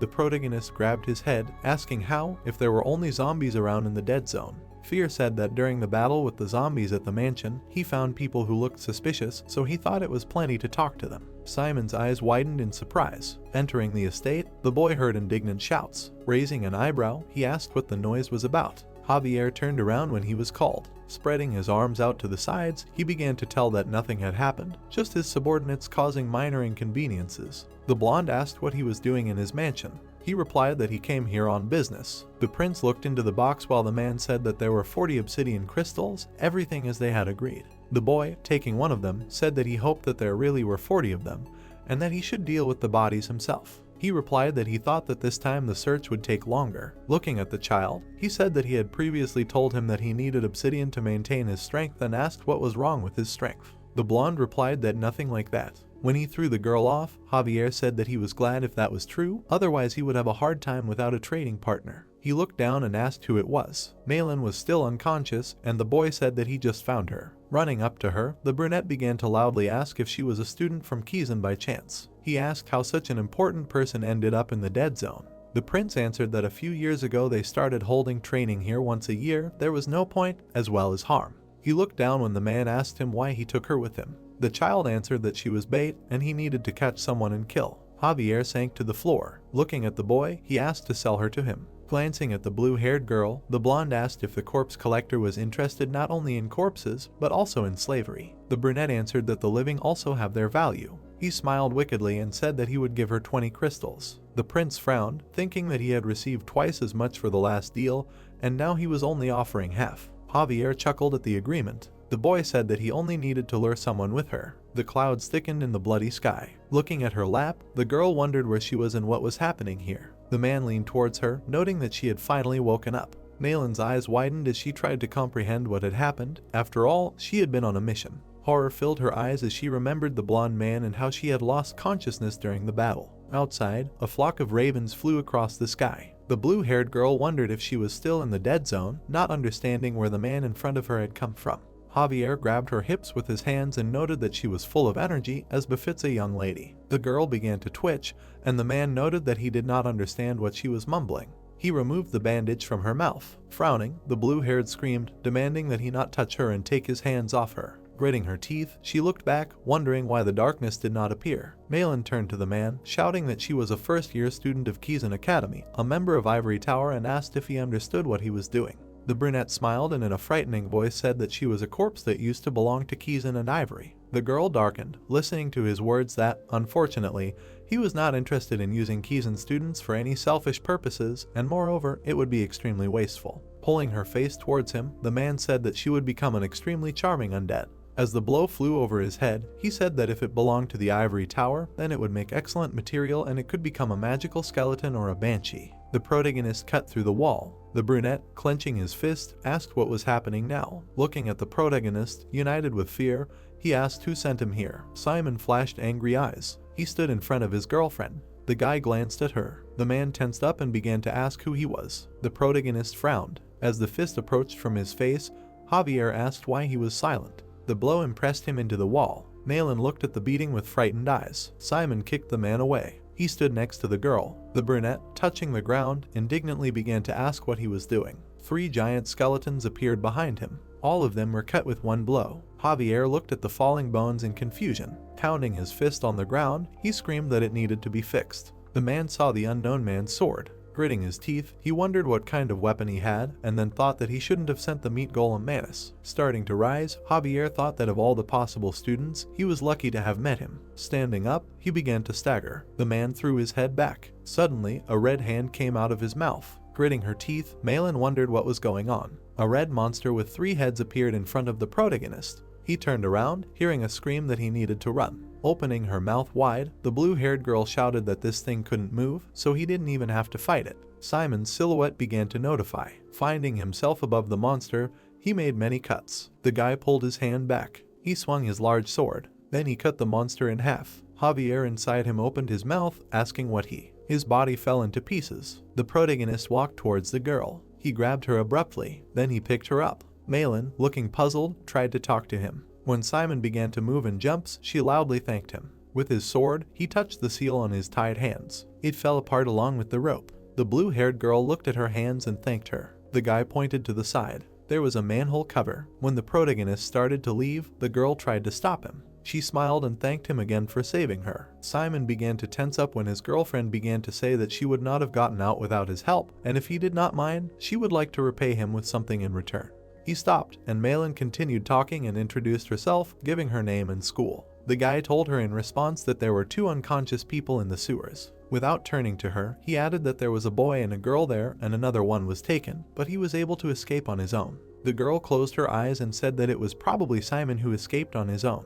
The protagonist went on. The blue-haired girl clenched her hand into a fist, thinking that she could not just let him go, and she needed to at least find out something about him. Simon perked up when she asked his name. Malin frowned sadly and begged him to tell her his name. The boy lowered his head and remained silent. He turned around and said that his name was Pion. A moment later, he flew into the sky. The girl folded her arms over her chest. Blushing slightly, she asked if they could meet again someday. When they found themselves in the forest, Fear asked about Pion. The boy asked him to be quiet. He took off his mask when his companion asked him what kind of name that was and said that he was originally going to call Fear. Frowning, the protagonist noted that, however, if he mentioned it later, without reference to this situation, a lot would arise. The undead laughed, asking if that was why he decided to combine their names. He exclaimed that he had not laughed like that since death for a long time. Simon looked back and asked what now. Standing in front of 2 tied people, he asked if it meant that Javier was their former necromancer, and now he has become some kind of businessman in the field of corpse trading. The guy put his hand on his belt and asked if they had seen a girl in the Kizan school uniform. The blonde replied in the negative. He frowned in fear and asked if he was looking for her. He noted that he hadn't seen her, but if Javier had caught her, he probably took her to the camp and told her that the mansion wasn't that far away and that everything here would soon turn into a battlefield. The brunette narrowed his eyes and asked what he was talking about. The guy answered that he couldn't tell him. After a while, he, with a battered face, said that there were 2 ancient dead men in the dead zone named Prince and Manus, and Javier was doing business with both of them at the same time. The protagonist pursed his lips when he heard that he planned to use Manus to destroy Prince and then betray him to get the boy's crown. When Simon merged with Fear, he told him to hurry. Seeing a bright flame in the distance, he noted that it seemed like a war had begun. The skeletons were fighting the zombies. They were stepping over their corpses. A huge monster was striking at the side. The boy frowned and cursed. Watching what was happening, he thought that this undead was only reinforced with additional armor, and they agreed specifically to defeat the zombies. A male zombie approached him and muttered. The blonde turned around. He looked at his mummified body on the throne. Noticing the crown, the prince thought that he would not give it to anyone. The zombie crouched down while the child told him that he would soon be Simon, and when he appeared, they needed to chain him up and lock him in an underground prison. The blonde, looking at him, said that since the girl was a hostage, he would not take risks. The zombie left him. The prince exchanged glances with his body again. Then he jumped out from behind the mansion. Manus, being on the battlefield, mentally noted that thanks to the meat golem, the situation was under control, and the aggressiveness of the zombies was still barely a threat. He swung his sword. The skeleton attacked several zombies. A guy ran up to him and started to cheer him up. Manus turned to them and asked where Javier was, noting that the war had already begun. They replied that he seemed to have a small problem. Suddenly, the guy was grabbed by the neck. The man with crazy eyes used life drain. When the guy fell, the skeleton asked what was going on here. Bolly had adjusted his coat and said that he thought they would survive. Manus asked if he really needed to suck the strength out of them since they were his subordinates. Javier approached him and said that they had always been by his side before, and then apologized for the delay, saying that one strange guy was to blame. The skeleton turned away and said that everything was going according to plan. The prince removed the barrier, and on his orders, Chris moved forward. Looking at the huge monster, he said that as expected, he would not just sit and wait. Then something hit the monster. The blow rushed towards his neck. Then the boy began to circle around him. He began to make many attacks. Then a small explosion was heard. The blonde, standing on the monster's tour, told the zombies that the time had come. He turned around, thinking that there were 15 squads left. Watching the battle, the prince asked his subjects to quickly kill him. At that moment, the earth shook. Manus with a sword was near the boy. Blood gushed from the decapitated neck. The blonde bared his teeth and cursed loudly. In front of him stood a skeleton with a sword. He would move into the body of another zombie. The boy jumped high, thinking that he was caught off guard. He did not even have time to use black blood magic. Gritting his teeth, he mentally noted that he could not hurt him. The blonde met Manus's confident gaze. A second later, a cut appeared on his shoulder. When he landed, the skeleton Manus was surprised. Flashing his sword, he said that in the battle that took place decades ago, he could not hurt him. The skeleton, blazing with scarlet flames, said that however, after that defeat, he radically changed his view on many things. Holding his wound, the prince listened to him say that he stopped focusing on certain sword fighting techniques and tried to develop an aura using black blood magic. Enveloping the aura with his sword, Manus said that he accepted that the aura is much stronger than black blood magic. Gritting his teeth, the boy listened to him say that he focused on strengthening his strength in battle using aura, and the result of this is a wound on his body. The warrior raised his sword in front of him and said that now he can hurt him. The blonde rushed straight at him, telling him not to get cocky just because he left a scratch on him. Ocean's several attacks. Suddenly, his hand flew to the side. The prince swung his other hand. However, Manus cut it off too. With Javier standing behind him, he said that his tactics had not changed at all in all this time. The boy's body began to be covered in roses. A giant rose engulfed his upper torso. The man smiled and said that he had honed his fighting techniques, which went well with the boot. The blonde looked up and asked if he had betrayed him. Javier, creating a seal, said that he had never been on his side and they were barely business partners. The skeleton pulled his sword back, saying that this was the 7th time. The prince touched the floor with his hands and cursed mentally. Rising to his feet, he wondered what to do if there were 6 times left. The boy grabbed his head, trying to figure out how to hide from them and destroy the meat golems. He thought that he needed to figure this out before Simon arrived. A zombie approached him and muttered. The blonde asked what invader he was talking about if he was currently busy with Manus. Someone knocked down the door. Taking a step, the boy said that no matter how hard his life was, he would at least make his face simpler. The protagonist entered the room, having merged with fear. The prince frowned, and Simon noted that it seemed that he had several lives. Looking at him, he asked if there was still light left. Standing in front of him, the boy asked if the crown was his goal. The guy answered in the negative. Putting his hand on his belt, he said that he had already said that his goal was him. The boy's eyes widened when he was asked if he had forgotten about the request to join the battalion. He waved his hand and told him to get lost, noting that he did not need a contract with a necromancer. The brunette asked what was wrong with that. The blonde began to clench his fists when he began to tell him that if he joined the battalion and swore allegiance, he would lend him part of his power. The protagonist intercepted his fist. Looking at the angry face of the child, he thought that he had predicted his actions in advance, which meant that he was cornered like a wild dog. Simon lowered his eyes, mentally noting that perhaps the time had come.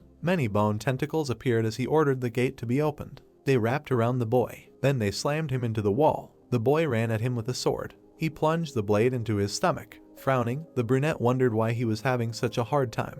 With wide eyes and shock, the blonde asked what he was going to do. The protagonist asked him what he thought about it himself. He released energy through the sword. The prince opened his mouth in a silent scream. Under his sobs, the dark energy began to evaporate. As the boy went limp, Simon said that this was for him because he treated his others badly. He turned to the mummy and the blonde began to beg him to stop. Grinning, he told him not to dare do that. The guy held out his hand. When fear separated from him, he told him that they were already close and asked for help. The undead appeared in front of the mummies. Visible hands, he screamed, asking if they really wanted to see their master die. The prince, watching what was happening, indignantly asked what they were doing. Sadly knitting his eyebrows, he continued to ask to stop. The brunette glanced at him. Then a stream of energy enveloped the mummy. Then it began to evaporate. The protagonist looked at the prince. He looked at him with green eyes. Frowning, he held onto his blue shorts. Simon smiled widely and welcomed him to the battalion. Fear laughed and said that once in the battalion, forever in the battalion. The boy called them shameless idiots. He ran at the guy while he was saying that if suddenly the battalion commander dies, then the same fate awaits him.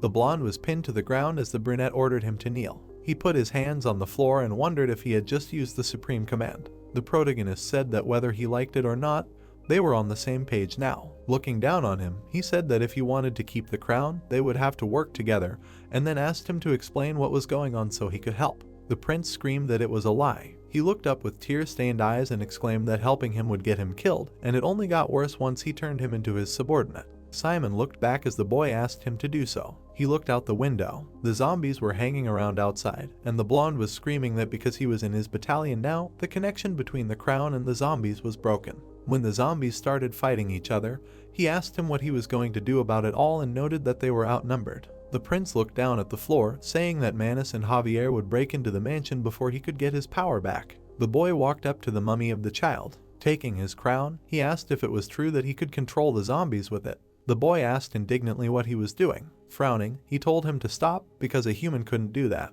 The brunette asked if he had any other way. Putting the crown on himself, he said that he knew there was no other way. Suddenly, his eyes widened. His consciousness began to change. He sobbed as the crown fell to the floor. The protagonist began to pick it up, while the prince said that a human couldn't resist its power. Simon said he was right. Smiling madly, he asked if it was true that it was worth a try. The boy looked indignantly at the undead and asked why he didn't stop him now. Fear asked him not to waste his energy anymore and just watch. When the brunette put the crown back on, he said that this guy was much more dangerous than Richard, and in his own way. The blonde's eyes widened in shock. The protagonist threw his head back and told him to move forward. Smiling madly, he said that he was now going to show him how to win this war. Looking at the zombies, Manus said that it seemed like something was happening in the mansion.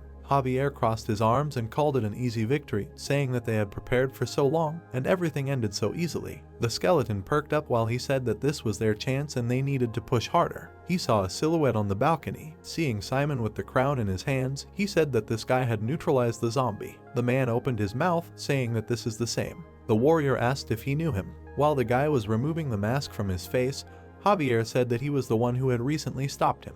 While the brunette looked at the crown, Manus asked if it meant that he was stronger than him and the prince. He perked up. The protagonist put on the crown. His eyes widened. Energy flared up around him. The boy standing behind him loudly asked what he was doing. He exclaimed that if the battalion commander died, then so did he, and then he started asking Fear again why he wasn't trying to stop him at all. He frowned sadly when the undead said that it wasn't that he didn't want to stop him. He had no reason to, since he had taken possession of him on the first try. The guy dug his feet into the ground. He threw his head back. The energy wave spread to the zombies. The monsters froze. Their eyes began to glow yellow. The protagonist grinned wickedly, telling them all to follow him. The eyes of all the zombies glowed yellow. The guy stepped onto the edge of the balcony. He walked along the formed bridge of zombies. Stopping, he ordered them to move forward. The monsters rushed forward with him. They formed huge waves of undead. Javier, looking with shocked eyes, loudly asked, "What the hell is this?" The brunette was approaching the meat goblin. Then the zombies rushed at him. The main character was also heading towards the monster. He dealt several blows with his sword. Smiling widely, he called the next opponent to him. The zombies headed towards the rest of the golems. Simon cut off one of their heads. Then he did the same with the others. With a lightning-fast movement, he cut off the heads of several at once. He hit the opponents at great speed. The guy on the zombie army smiled madly. Javier, looking at Manus's back, told him to kill him and asked what he was waiting for. With one blow, the skeleton cut off his head. Turning around, he said that he should have predicted this from the very beginning. Looking at the severed head, the warrior noted that the man used it. Another meat golem collapsed. Manus looked at the main character and turned to him. Raising his head up, he asked his name. Simon smiled and introduced himself. Standing below in his shadow, the skeleton called his name in response. Raising his sword, he said that his goal was to take revenge on the Kizan Academy, after which he asked for the crown.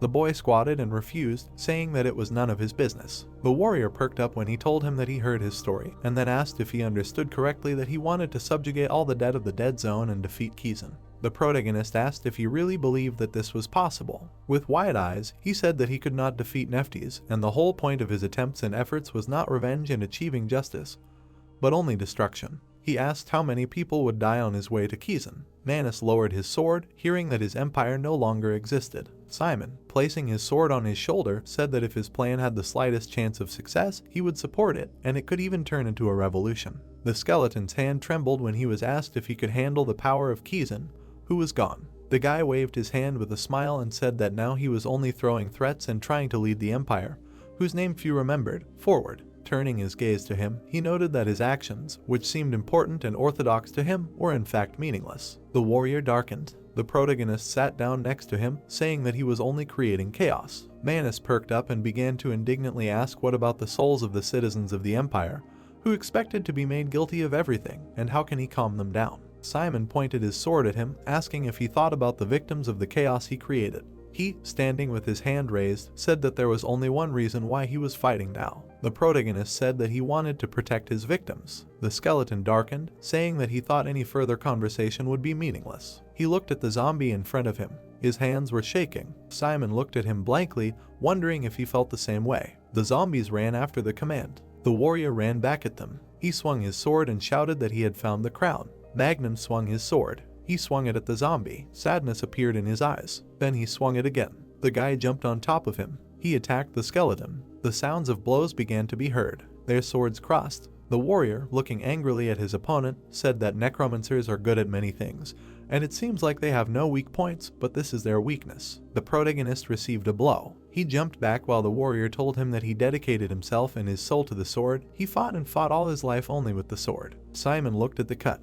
He smiled and asked permission to ask a question. Hanging over the warrior like a black mist, he asked why he was so proud of himself. Raising his head, Manga indignantly asked how dare he say such a thing. The guy told him that he was wrong. He pointed his finger at the interlocutor and told him to be capable in everything simply means to be strong. A tower of zombies appeared behind him. His eyes widened when fear told him to stop, because taking control of even more zombies was not safe, and he had already reached his limit. The protagonist frowned and said that then he would be happy to show how he overcomes him. The skeleton looked at him, puzzled. A wave of monsters rushed at him when their leader ordered them to bring his head. The zombies began to give themselves to the warrior. In a moment, they completely pinned him down. He disappeared under the dark bodies. Watching what was happening, the prince wondered in surprise how this was possible. Looking at the yellow eyes of the monsters, he mentally noted that they formed a battalion, and even their physical abilities increased. Seeing the torn skeletons on the ground, the boy thought that they had defeated the golems that they couldn't defeat, as well as the skeletons. Looking at the protagonist's back, he thought that this was the real way to use the crown. Simon looked ahead indifferently, while fear told him that it was good that he had neutralized him. Standing still, he heard that, however, it would not kill him. The protagonist lowered his eyes when asked what he would do. Fear would separate from him, saying that if he continued like this, they would simply lose their minds. He reached for the crown on Simon's head. Suddenly, the undead stirred. Removing his hands, he asked if the boy was rejecting her. The brunette waved his hand, while Fear said that his mind was fine, but a magic seal appeared under the pile of zombies. Looking at the glowing ring, the skeleton asked why he was using black magic. While the main character was stretching his hand forward, he wondered where he even knew about it, because he could hardly have encountered it before. He thought that there could be no mistake, and this magic was the symbol of necromancers in the 100 Years' War. The guy lowered his palm. The zombies were bustling about in the meantime. Fear thought that this magic was the greatest power, the pinnacle of magic over the undead. The brunette pulled his hand up. Clenching it into a fist, he activated explosion. The column of flame struck upward. Corpses flew apart. Their Kursky smashed the windows of the mansion. The prince, his mouth slightly open in surprise, asked whether Simon was a man at all or not. Fear covered the commander with his body. The brunette, having gone around him, went to the place of the explosion. In its center lay the head of Manus. The undead asked if he was really trying to protect his head with this blackness. When Simon took it, he said that it seemed that all thoughts had disappeared. The guy lowered his eyes and wished the skeleton to rest in peace. Fear slapped his comrade on the back. When the crown fell from his head, he asked if he was okay and how did he know about the explosion of corpses. The brunette replied that he did not know. Falling into the arms of the undead, he asked if he did well. Fear called him a reckless fool and said that he did well. The prince approached them. Looking at him, the protagonist said that he told him that he would show him how to win. The boy pursed his lips. He looked down sadly. The child looked at his feet. He remembered how a man came up to him and asked what he was doing here. Richard was holding an umbrella in his hands. The prince was squatting in front of him. The brunette extended his hand and said that if he had nothing to do, he could follow him, and although he could not promise much, he smiled and said that it would definitely be fun. Fear and Urs looked at the boy in surprise. He was hiding behind Richard. Suddenly the undead grabbed him by the scruff of the neck. The blonde hid behind the man again. He stroked his head. He smiled softly. Suddenly everything around went dark. Richard left with the priestess. The prince looked down and said that it pissed him off. When Brunette got up, Fear noted that he woke up earlier than he thought. The protagonist asked him with a shabby look what happened. The undead exclaimed that he had smashed Manus to smithereens and had passed out an hour ago. Simon stood up and asked if he had really defeated Manus. Fear replied that he had also arranged for the explosion of corpses for this. He frowned and asked if he really didn't remember anything after the guy asked about the explosion of corpses. Brunette put his hand on his head and said that he remembered everything very vaguely and in fragments. The skeleton looked at him and wondered if it was talent that he could do such a miracle without having full control of his mind. The prince sat aside on the couch, listening to the commander say that he thought he was trying to overwhelm Manus with a large number of zombies and push them into a pile, but he didn't remember how exactly it happened. Smiling widely, he said that he remembered that he thought he said something cool at the end. The boy grinned and asked what he was even capable of if he didn't remember anything.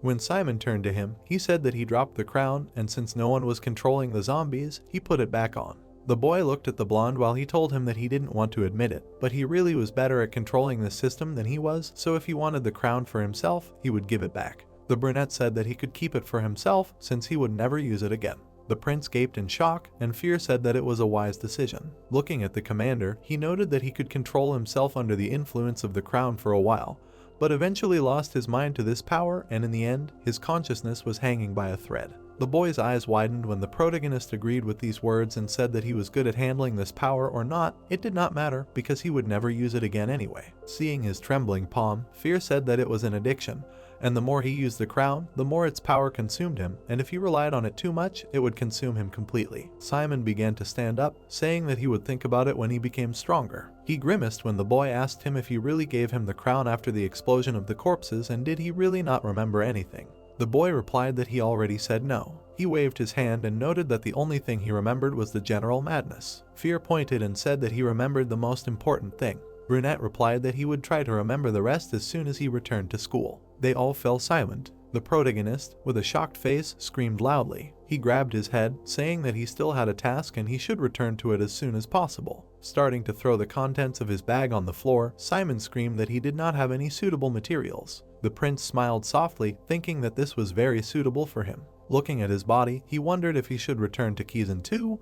However, it might take about 2 years. Brunette called out to him. Turning his head back, he told him that he could stay here. The boy asked with his mouth open in surprise if he really could. The protagonist noted that he could control the dead zone, and since he was his commander, the dead zone was technically his. He smiled widely and said that he thought it was a good idea to have a commander in his own territory. Fear said that this was a good solution, and the undead who could not find peace and were dangerous to people or could not get into the subspace could be placed here. The blonde tensed, hearing their laughter and the undead saying that another important thing was that the prince could connect to the zombie body regardless of the distance, which meant that as long as his body was here, they could summon him to Kizan. The boy indignantly asked if they wanted to know his opinion. He frowned when the protagonist addressed him. Standing in front of him, he asked how many lives he could have and how many were left. The prince replied that he could have 10, and that he had 5 left, I think. He crossed his arms over his chest and asked not to worry, noting that he would restore them in a week. Fear and the guy gave him a thumbs up, wishing him luck in the dead zone. The boy asked fearfully why they were leaving already, and what if he betrayed them. The brunette asked him to relax, because he was in the battalion. Turning around abruptly, the blonde asked the undead why he had ended the contract with such a blockhead and asked him to wait. He tore off an ear from his body and a finger. Holding the parts in his palms, the child used the ability. Then he gave Simon the ring. Pointing to his head, the prince told him to put it on and then add a little black magic in order to contact him, and if he put his hand on the zombie while the ring was on it, he would be able to possess it. The guy squeezed it in his fist. Putting the ring in his jacket pocket, he said that he would take care of it. The brunette patted the boy on the head and said that it was time for them to go. Already starting to leave, he turned around. With a wide smile on his face, the protagonist asked if there was anything in this mansion that he could throw at the zombie. The blonde darkened and the rocks let him choose what he wanted. Malin, standing in front of her friends, asked why the protagonist was so late. She frowned and noted that Pyongyang said that Simon ran away on his own.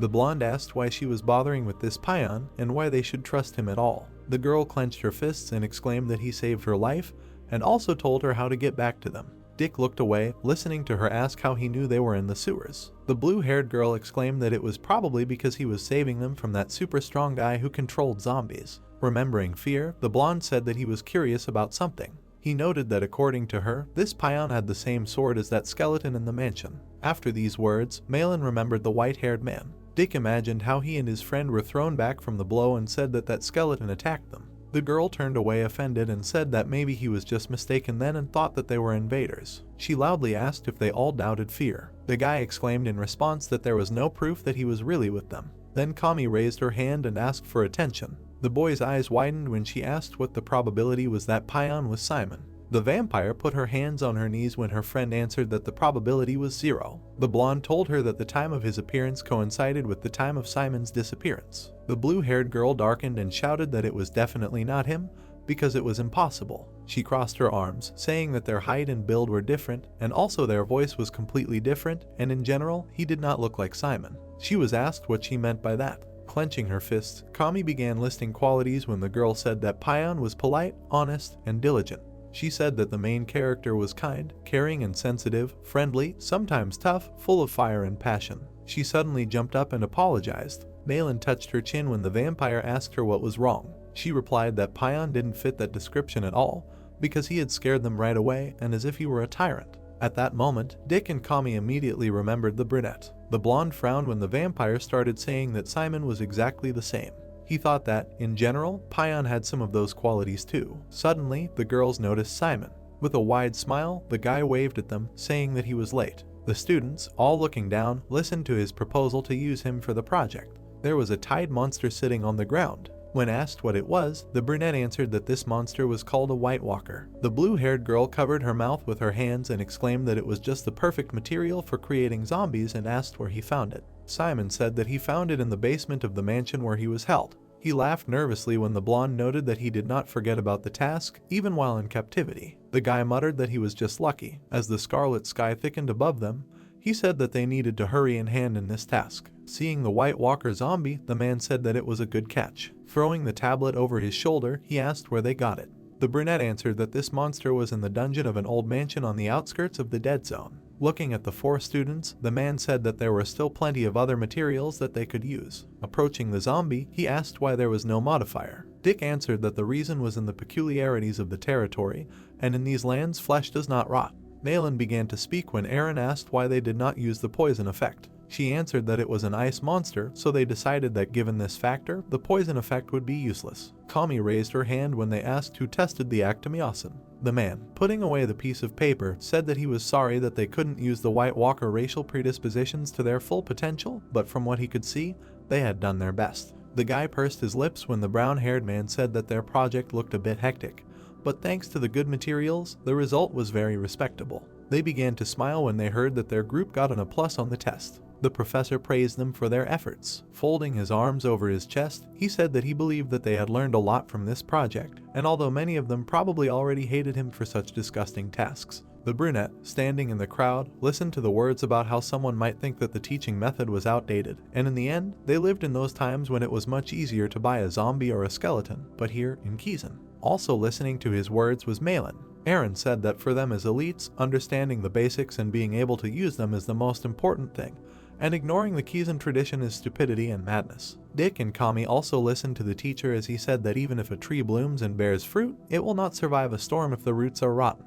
Brown-haired said that the world will not remain in one state for long, and those who cannot create a single undead on the battlefield are unworthy of the title of Necromancer. Looking at his students, he told them to be guided by a cold and accurate mind in any situation, and if there are no skeletons, then they should turn the corpses of the plundered village into their army. If there are few corpses, let them create zombies from the corpses of their colleagues and friends and win. The man narrowed his eyes and said that this is practicality, and that is the whole essence of necromancy. Looking at the mansion to the side, he told everyone to summon the zombies they created in the dead zone, even the ones that did not pass the assessment and failed. Looking at the group of zombies, the man noted that their numbers matched. Aaron stamped his foot. At that moment, all the monsters rushed at him. Taking them aside, the brown-haired man began to say that he had bad news for the students. All zombies from the dead zone have one side effect. As soon as they leave the zone, they immediately become aggressive. Having created sadness under their feet, he noted that since the students are not able to control them, the professor clenched his fist, saying that he will cope with them.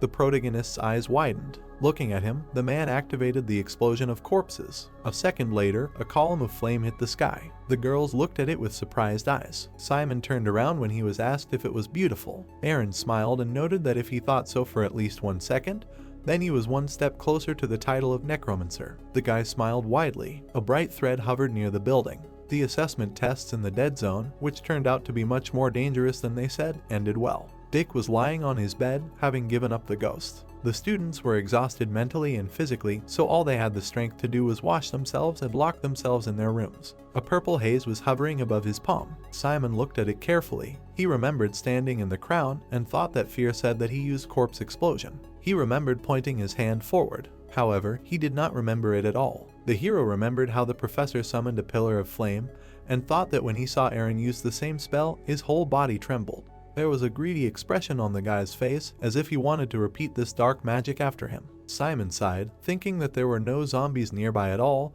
and no matter how much he wanted, nothing would work. Lying on the next bed, the guy asked Dick what classes they had tomorrow. The blonde replied that he forgot, he needed to check. He looked at him with fear and exclaimed that he was in trouble. They had a combat magic pair and a combined pair with Group C. He threw the book on his face and said that the situation was worse than ever.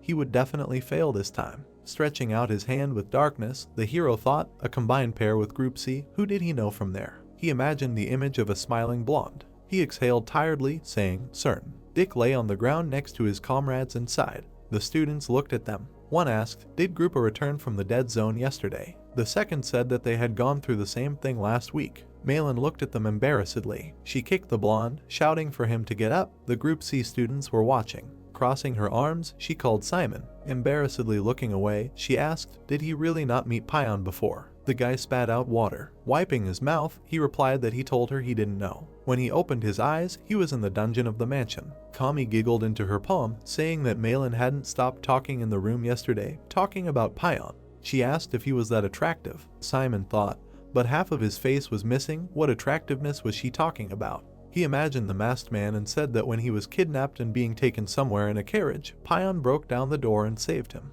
and then beat up that old pervert. He remembered kicking the man and continued that the man held him tightly while running away from the carriage. In the memory, Pion was holding Malin in his arms and telling her not to worry, he would protect her. The girl blushed at this romantic scene, repeating his words. Kami cutely held out her palms, saying that it was just like a fairy tale. Her friend also confirmed this. Simon stared at them, confused, wondering if he really didn't remember anything. Fear mentally told him he was popular. Malin froze tensely when she heard her name being called. Leaning down, she rushed forward. Cern rushed to hug the disgruntled student, telling her how much she missed her. She screamed that she was annoying her and tried to drive her away. The blonde looked at her sweetly and asked if she was okay. She couldn't sleep a wink, knowing that she was heading into the dead zone. The blue-haired girl pushed her away in displeasure, screaming for her to stop acting like that. Cern fell to the ground and said how rude it was. Tears appeared in her eyes. She said that she just wanted to be friends with her. Malin, crossing her arms, answered sarcastically, how funny. Usually she plays with people's feelings, and now it suddenly hurt her. How cynical.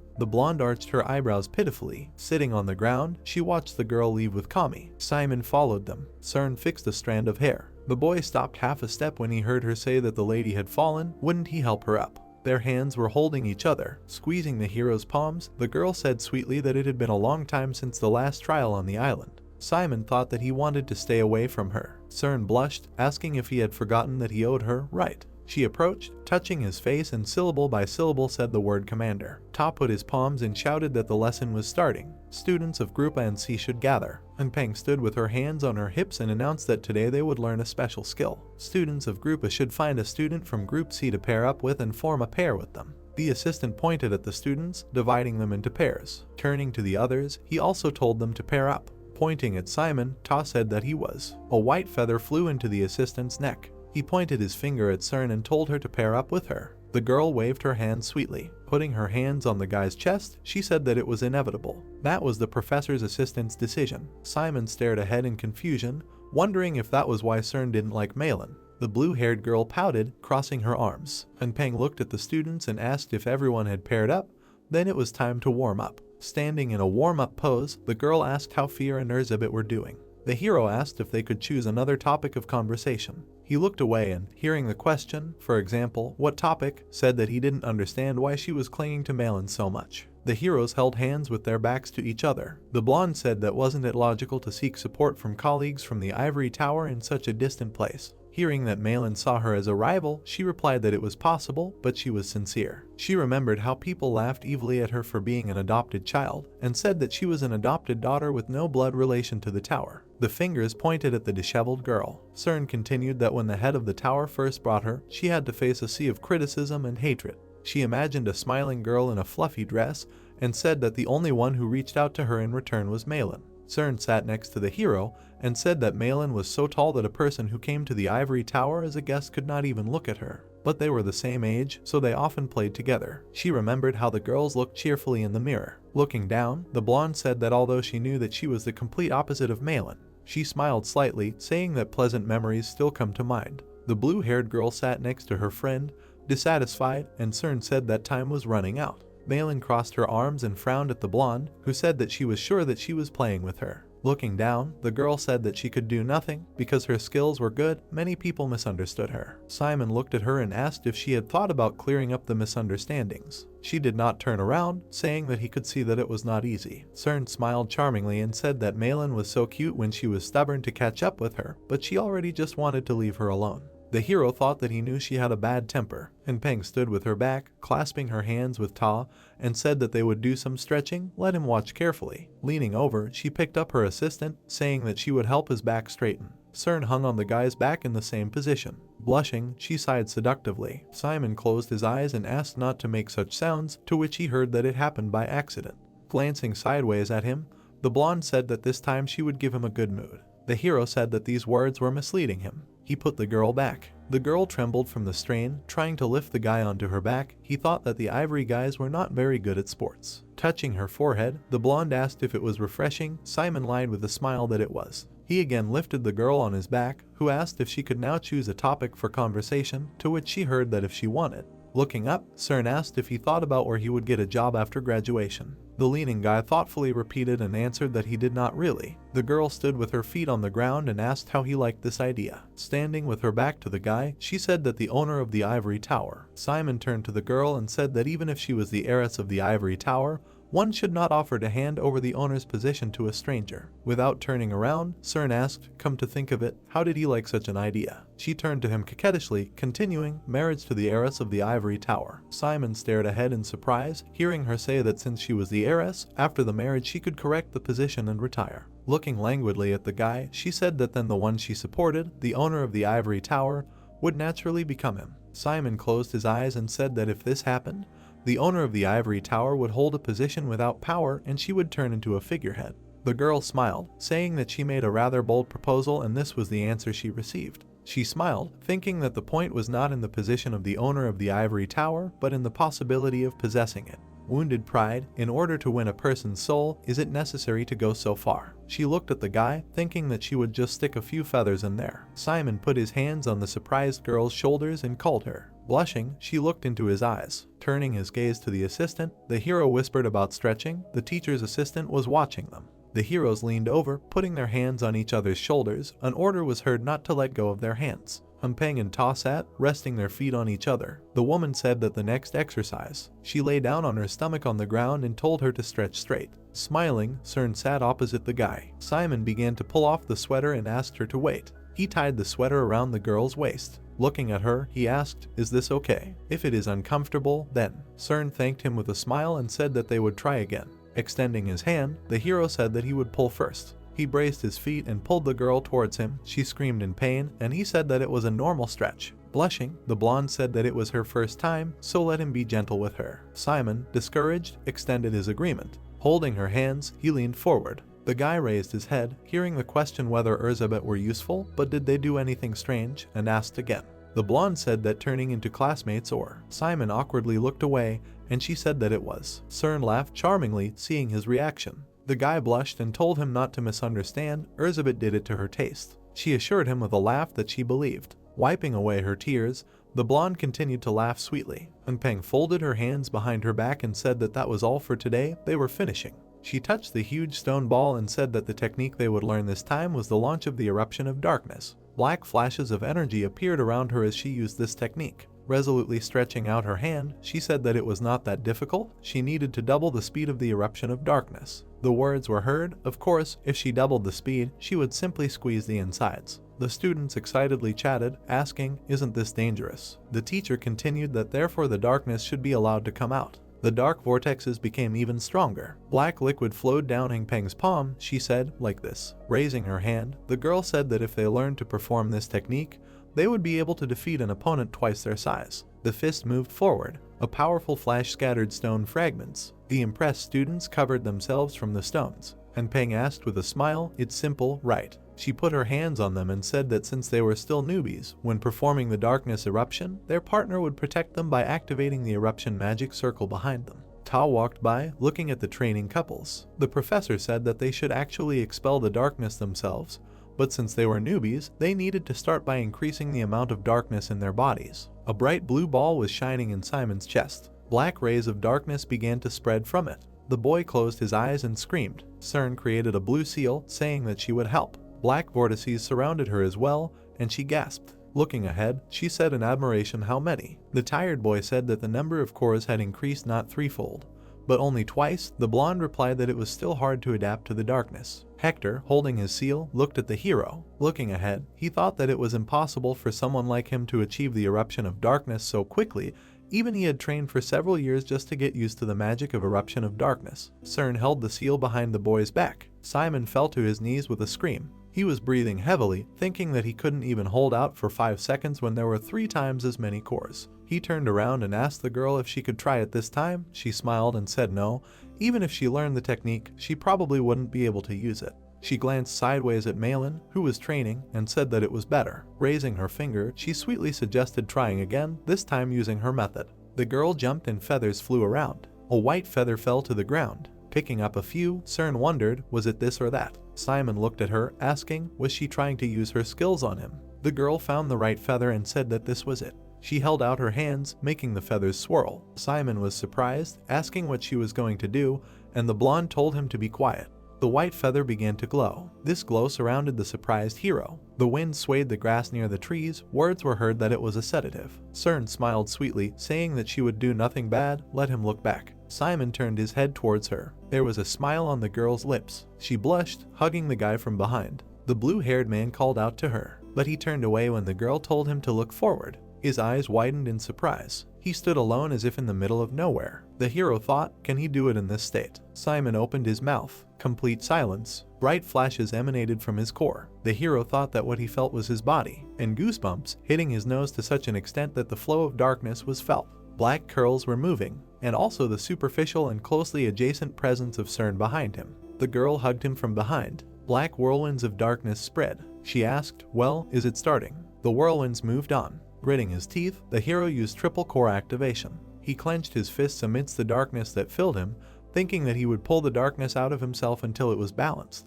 The hero frowned forward, thinking that his body was heavy. Each cell required strength. Suddenly, streams of darkness burst out of him. It covered the space. He felt CERN as if she was transparent, telling him not to stop and continue. The girl took a step back. Huge streams of power spread far around. Simon clenched his fist joyfully, saying that it worked. He turned around, calling out to the girl. CERN looked at him with a smile and said that there was a successful eruption of magic. She congratulated him. Simon looked at his palms with a smile, and Peng looked at the happy guy in surprise. She smiled, saying that as she thought, Simon, The students looked at the hero, saying that he had already succeeded. Someone said that it was immediately obvious that he was number one. Cern smiled charmingly and said that he still owed her. Okay. Turning around, the guy agreed and thanked her. The girl said that if this continues and he accumulates 10 debts, then can she exchange them for one big wish? The hero asked, what kind of in-school coffee coupon is this? Malin and Hector looked at the hero, mentally screaming his name. The blonde gritted his teeth, angrily thinking that he mastered this technique in one lesson, and he trained for several years, playing with death. The blue-haired girl frowned at the guy, thinking that she told him to stay away from this girl, because she manipulates people and uses them. Both heroes simultaneously thought, how long does he plan to bully? He looks so good, but he is a cunning fox. Smiling Simon did not notice that his classmates were burning with anger behind him. Malin and Hector looked at each other, and then asked dissatisfiedly at the same time, what are they looking at? And turning around, they walked away from each other, and Peng told everyone to calm down and sit down over there. Putting her hands on her hips, she said that those who failed to master the new technique do not need to worry, it is normal to fail at first. Performing darkness eruption, the most important thing is to train hard. Simon heard someone say about him that today seemed to be his first time trying this technique. How was it? Scratching his cheek, he said that it was not bad to gain such strength in a short time, but it puts a lot of strain on the body and body. The professor raised a finger and said that he was right. Darkness eruption is their last attempt.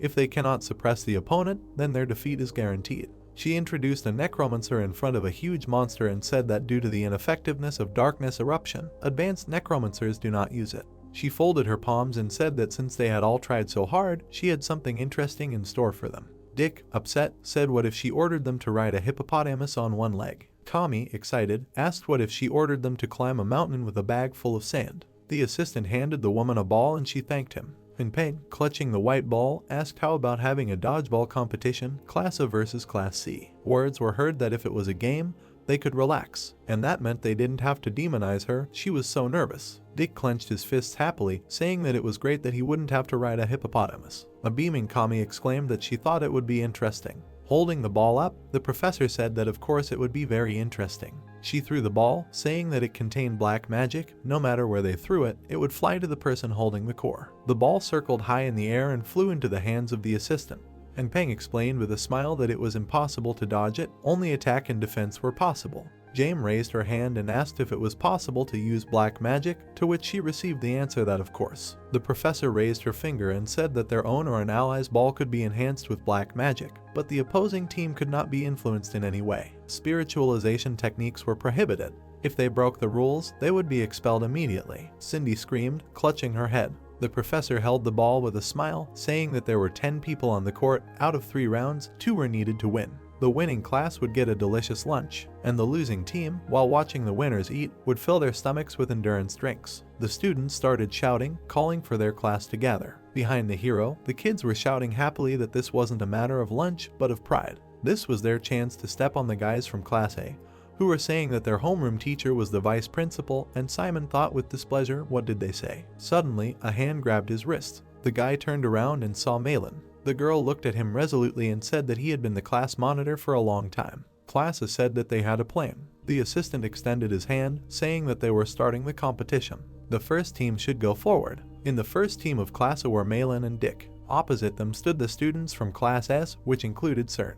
The blonde happily clenched his fists, saying that the blonde was in the first team. His friend did not understand why he was so happy. Words were heard that in any case, 2 victories out of 3 were necessary. They were the weakest team of Class A, they were dealing with Cern, the strongest of Class S, the other 2 teams will figure out the rest. Malin exclaimed angrily, why are they the weakest? The blonde looked at her with a smirk and asked if she knew a black magic spell. If she was not going to burn all the guys with black flames, then it was hard to play such a game. The girl crossed her arms over her chest and told them not to laugh, saying that they would win. The comrade raised a finger up, saying that of course it was cool to have such a position, no matter whether they lost or won. Cern waved her hand with a smile, greeting Malin. Simon's sweater was still tied around her waist. The girl clenched her fist. Frowning angrily, she said that today she would really embarrass herself. The coin flew up into the air, spinning. The guy caught it in his hand and told the opponents to choose heads or tails. Malin decisively exclaimed heads. Cern with a smile said tails. Words were heard that the eagle was starting. The blue-haired girl clenched her fists joyfully. The blonde adjusted her hair and said how sweet, it was so important for her to win something like that. Looking at her sternly, the girl replied that this was a chance to defeat her with impunity, how could she miss it? The boy raised his hand and waved the other. Grabbing the white ball, Malin told the blonde to hurry up. Dick looked at her and asked if she knew that using combat magic would result in immediate disqualification, and heard that of course she did. The ball flew up into the air like a black whirlwind, saying that they were starting. Malin looked at the dark swirl and thought that the ball was filled with dark magic of destruction. She stomped her foot sharply and jumped up, reaching for the ball. A red magic seal appeared above her palm. With a determined look, she used the fire strike skill and threw the ball down with force. It flew straight towards the blonde. The ball quickly spun in the air. The boy jumped out right in front of the calm blonde. A powerful blow threw him to the ground. The ball spun on the ground. A mark remained on the ground from how the blonde slid on it. Malin landed on one knee. She frowned and breathed heavily. Simon raised his hand and shouted that she was doing well. Malin flirtatiously tossed her hair and asked, well, they saw, she said that she could handle it without combat magic. Dick rubbed his palms, saying that the lady was the best. In response, the girl kicked him in the torso. Simon shouted good luck to Malin. Holding her comrade, the girl looked at the guy who shouted that she was doing well. The blue-haired girl smiled. The assistant told Class C to prepare for the attack. The girl with two tails clutched the ball. Two determined guys stepped forward when Malin told them to stand in the first line. The brown-haired girl threw the ball, shouting for them to receive. The players watched as it flew away. One asked where she was throwing it. Suddenly, the ball changed trajectory and turned back. It hit the speaker's head straight and bounced off. Simon exclaimed in displeasure. She turned to her comrade, shouting, didn't he hear her say that no matter where she threw the ball, it would hit the one holding the core? Cern crossed her arms, pleased. There was a slight smile on her lips. Throwing the ball to her friend, the blue-haired girl told him to cast a spell and pass it to her. Her eyes were hidden by a shadow. Surrounded by a red glow, the ball hit the green-haired guy right in the head. The brunette rushed to intercept the ball, protecting the blonde. The ball hit the next guy with a fiery blow, and next to the defeated guy lay a white feather. Malin hissed in displeasure, and Cern giggled into her palm. Wiping the sweat from her face, the girl thought how annoying she was. Simon's sweater was tied around her opponent's waist. Looking at the confidently standing blonde, the girl thought she wanted to tear her to pieces. The guys lay in front of Cern, whose arms were crossed. The comrades were leading the stricken guy off the field. The brown-haired man threw up his hands and said that he asked her not to use Hideo as a human shield. He was their best defender. The blonde indifferently told them to attack. The guy picked up the ball surrounded by darkness. Holding it, he thought that being a leader and at the same time dealing with an unpredictable princess was very difficult. He threw the ball forward with force, thinking that it was very difficult. The enchanted ball hit Dick's body. The guy flew off and fell to the ground. Malin asked him discontentedly how he did not catch the ball, and the hero exclaimed that it actually hurt. She almost threw her fists at him, screaming, so what? And the blonde asked to give him a break. The hero thought that if you think about it, she is also from the ivory tower, but the atmosphere around her is completely different. Malin crossed her arms resentfully. The brown-haired man turned his head. Looking at the satisfied Cern, he thought that being a little bossy and giving orders to others was much better than manipulating other people's emotions. Malin caught the ball and asked if she still had to avenge her teammate. Pointing her finger at the girl, she asked how long she would cover herself with human shields. Let her go forward. Cern puffed out her cheeks coquettishly, talking about herself in the third person, that no, she was very afraid of getting hurt. The blue-haired girl wrinkled her face in disgust and cursed. The gray-eyed man asked what she would do alone without helpers. Blue lightning appeared around the ball. Dick confidently held it in his hand. An image of a snowflake appeared on the ground. The blonde looked at him and said that she bragged that she would defeat her with fire spells, but where was her pride? With a determined look, the girl told her to shut up. She held out her hand with the frozen sword and said that she would become the strongest among those present, graduate from the academy, and defeat her. Cern calmly said that it was very impressive. If it came to that, she had a special reward. Malin swung her sword and said furiously that she didn't need it. She threw the ball forward with force, shouting that she didn't need it. Despite the attack, her opponent was holding a feather in her hand. The girl took a step and slipped. A bright beam flashed in front of her face. Falling on the ice, Cern looked at the ball. Simon and his team happily shouted that they won. Malin and the team members rejoiced. The guy from the second team looked at her in surprise and said that Cern lost so easily. The blonde was lying on the ground next to the ball. She opened her eyes and sat up with a jerk. Winking coquettishly, she asked, "Did you buy it?"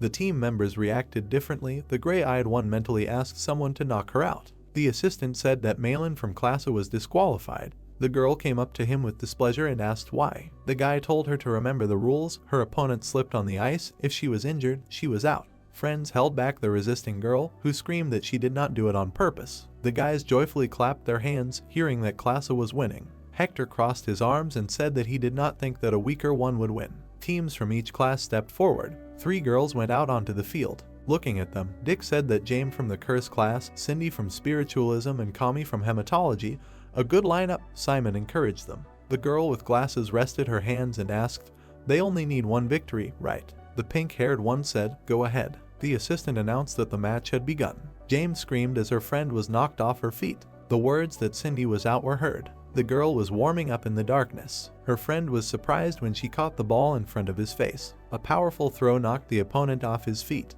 The guy was thrown back by the ball. The words that Klasa was out were heard. A sword strike hit the brunette in the cheek. He was out. Another strike hit the other in the forehead. He was out. The brunette jumped up and attacked her opponent. Landing on the field, she turned her head to the side. Looking at Malin standing next to her comrades, she thought, was she watching?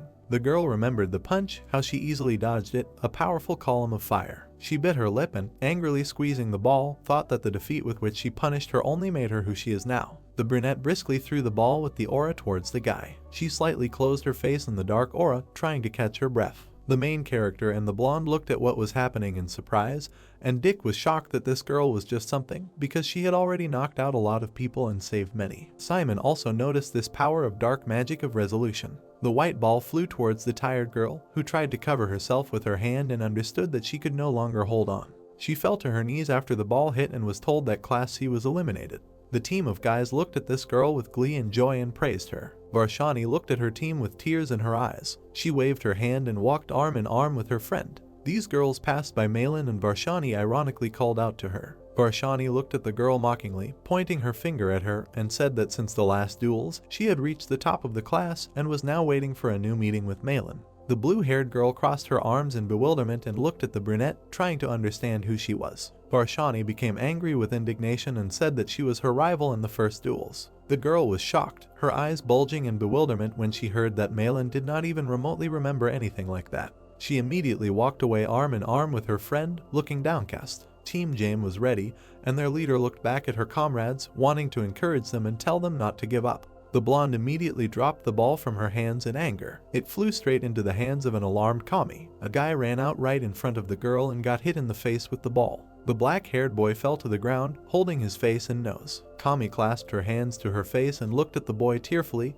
trying to understand why he was being a hero for her. This boy with a broken nose and a mocking smile gave a thumbs up, as if everything was fine. James' opposing team was ready and looking at Kami when their leader said that the girl with pink hair was the weak link and they should aim for her. The blonde immediately threw the ball away, waving her hand. Another boy came to the rescue again and caught the ball in mid-air. This brunette with a malicious smile held his bangs when Kami bowed before him in gratitude. The blonde was all tense and looked at the situation with displeasure, as it made her angry, because it did not look like CERN was using dark magic. Then the girl looked back at the brunette, who crossed her arms with enthusiasm and said that it was very cute. Kami held the ball in her hands and screamed furiously that she would take revenge on everyone. She stared at the opponents while the boys cheered and supported her. She threw the ball high into the sky. Then Kami stretched out her hand and was going to use the stencil with red aura drops. With a powerful stream, she sent the ball with the aura to the enemies. With a powerful energy stream, the ball flew towards the blonde. She opened her mouth in horror when the ball almost caught up with her. Kami with inspired eyes clasped her hands when their opponents were eliminated.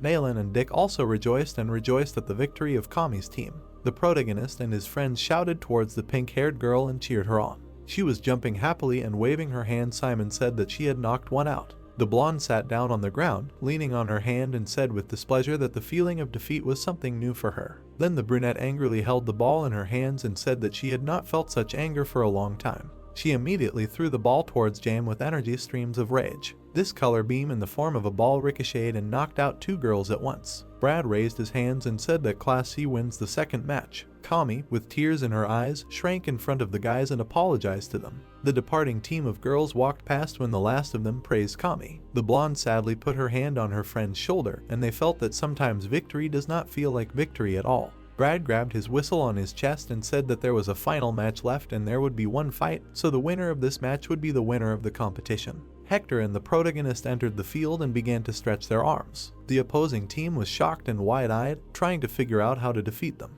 The brunette stretched his arm and exchanged a puzzled glance with Hector. The blonde tensed up and looked at the protagonist with disdain. Simon looked at the guy through his bangs with a smile and asked him to relax, because now they were on the same team. Hector bared his teeth in rage, looking at the brunette. They stood face to face while Simon smiled and Hector was furiously angry. The blonde was going to start a fight, like in the forest with another guy, and asked not to start a fight because today they were on the same team.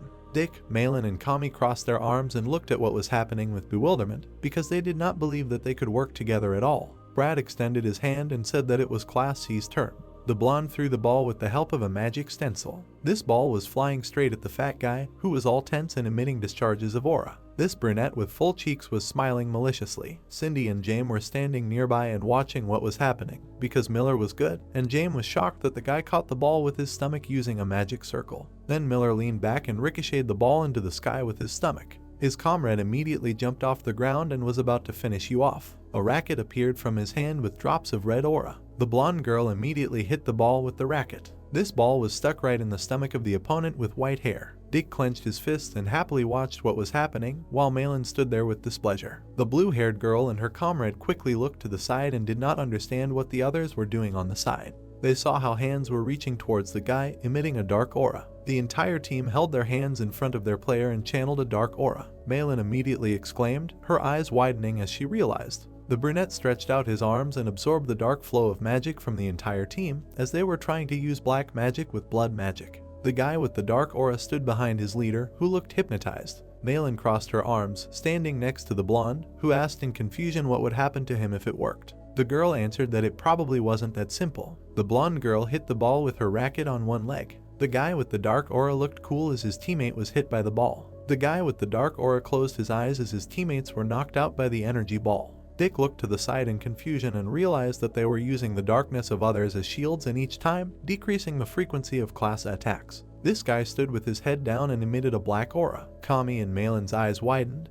They were worried because now there was only him left, and they could think that he was a dark horse in the form of a trump card. This guy stretched his hand to the side and a magic circle with a dark aura appeared. He immediately found himself in his protective barrier. The blonde girl swung her racket and realized that this was the end, trying to hit the ball. This guy standing behind the protective barrier deftly hit the ball. The girl was shocked when this ball ricocheted towards her partner behind. Malin's team watched in confusion and shock at what was happening, that the ball just bounced off, and this was definitely not the most simple dark magic. A brunette named Rixio clutched his head with a malicious smile as his comrades cheered for him. A fair-haired girl held a racket and a ball in her hand, her eyes bulging at the shadow. Hector extended his hand haughtily and asked to give him the ball. He immediately squeezed the ball and in a demonic form emitted streams of aura. With a powerful throw, he released the ball in a dark aura. This ball and an energy beam still easily ricocheted off the magic barrier. The ball with a dark aura flew towards the frightened girl with a racket. Miller immediately came to her defense with his magic circle and said that she could rely on him.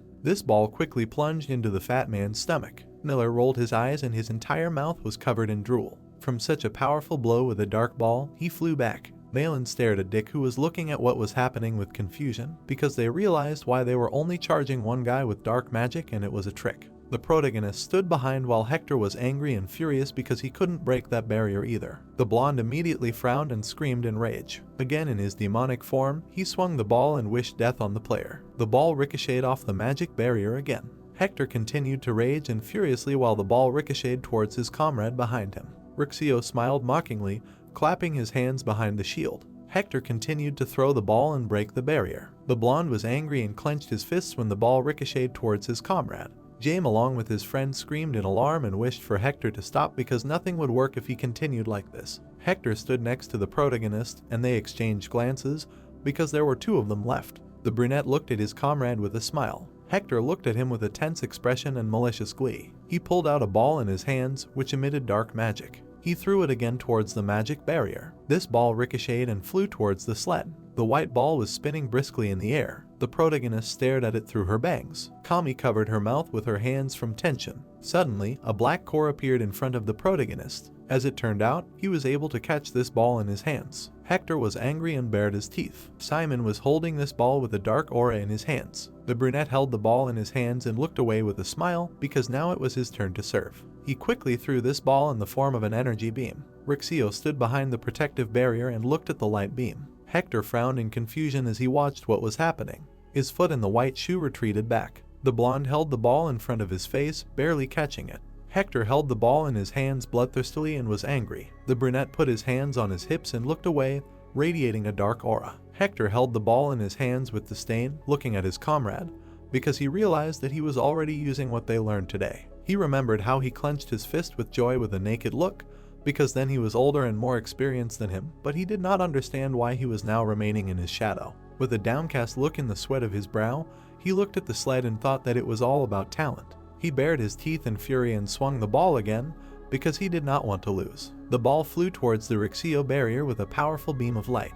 The brunette under the protective barrier was alarmed when the ball almost broke through the defense. However, with a powerful shot, this ball ricocheted again towards the main character. Simon was able to easily catch this ball in his hands. All his friends in the form of Dick and two girls rejoiced and rejoiced. From side to side, this ball continued to ricochet from the protective barrier. Rixio was shocked with his mouth open, because they realized that they were not fighting with him and did not understand the motives of this team. Hector raised his fist above his head and emitted a certain scaly magic. His hand began to transform and mutate with scales, turning into a dragon's paw. The blonde bared his teeth and stretched out this mutated hand in front of him. With the hands of a monster, the blonde ran forward and turned to Simon. With new rage, he threw the ball in a powerful stream. This ball again ricocheted from the magical barrier, which began to crack. Despite all this, Simon was still able to catch the ball. The brunette held the ball in his hands with the help of his bone armor gloves. He opened his mouth and in a fighting pose was going to attack. He quickly threw the ball in the light stream.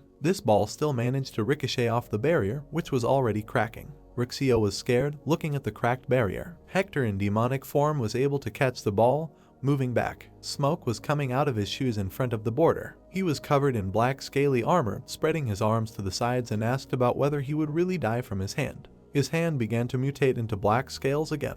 His body and stomach became muscular and black scales. Hector was in the form of a black dragon. Dick and Malin were shocked, their eyes wide, because Hector had already gone too far, and he knew that his ancestors were from the dragon race, but no one had guessed that far. Cern looked at the events indifferently inside. They saw how Hector quickly soared into the sky. He looked down in a furious manner, baring his teeth, and ordered Simon to prove that he was worthy of something. The main character looked at him with a smirk through his bangs. This black dragon was swinging a demonic ball towards the barrier. Malin ran up to the referee and put her hand up, because she was trying to prove that this was against the rules, but Brad did not listen to her. Dick and Kami were alarmed, their eyes widened and tried to call Simon to watch out, because if he could not make a block, he should run away. The main character stood in a fighting pose and called the skeleton warriors, because he was not going to run away from this game. Hector, in the form of a dragon, flew furiously into the attack and wished death to his comrade. In a powerful energy flow, he headed towards Rixio's barrier. Malin put her hands to her mouth and shouted at her friend not to be stupid, because ordinary skeletons would hardly stop him. Cern looked at what was happening with cold blood.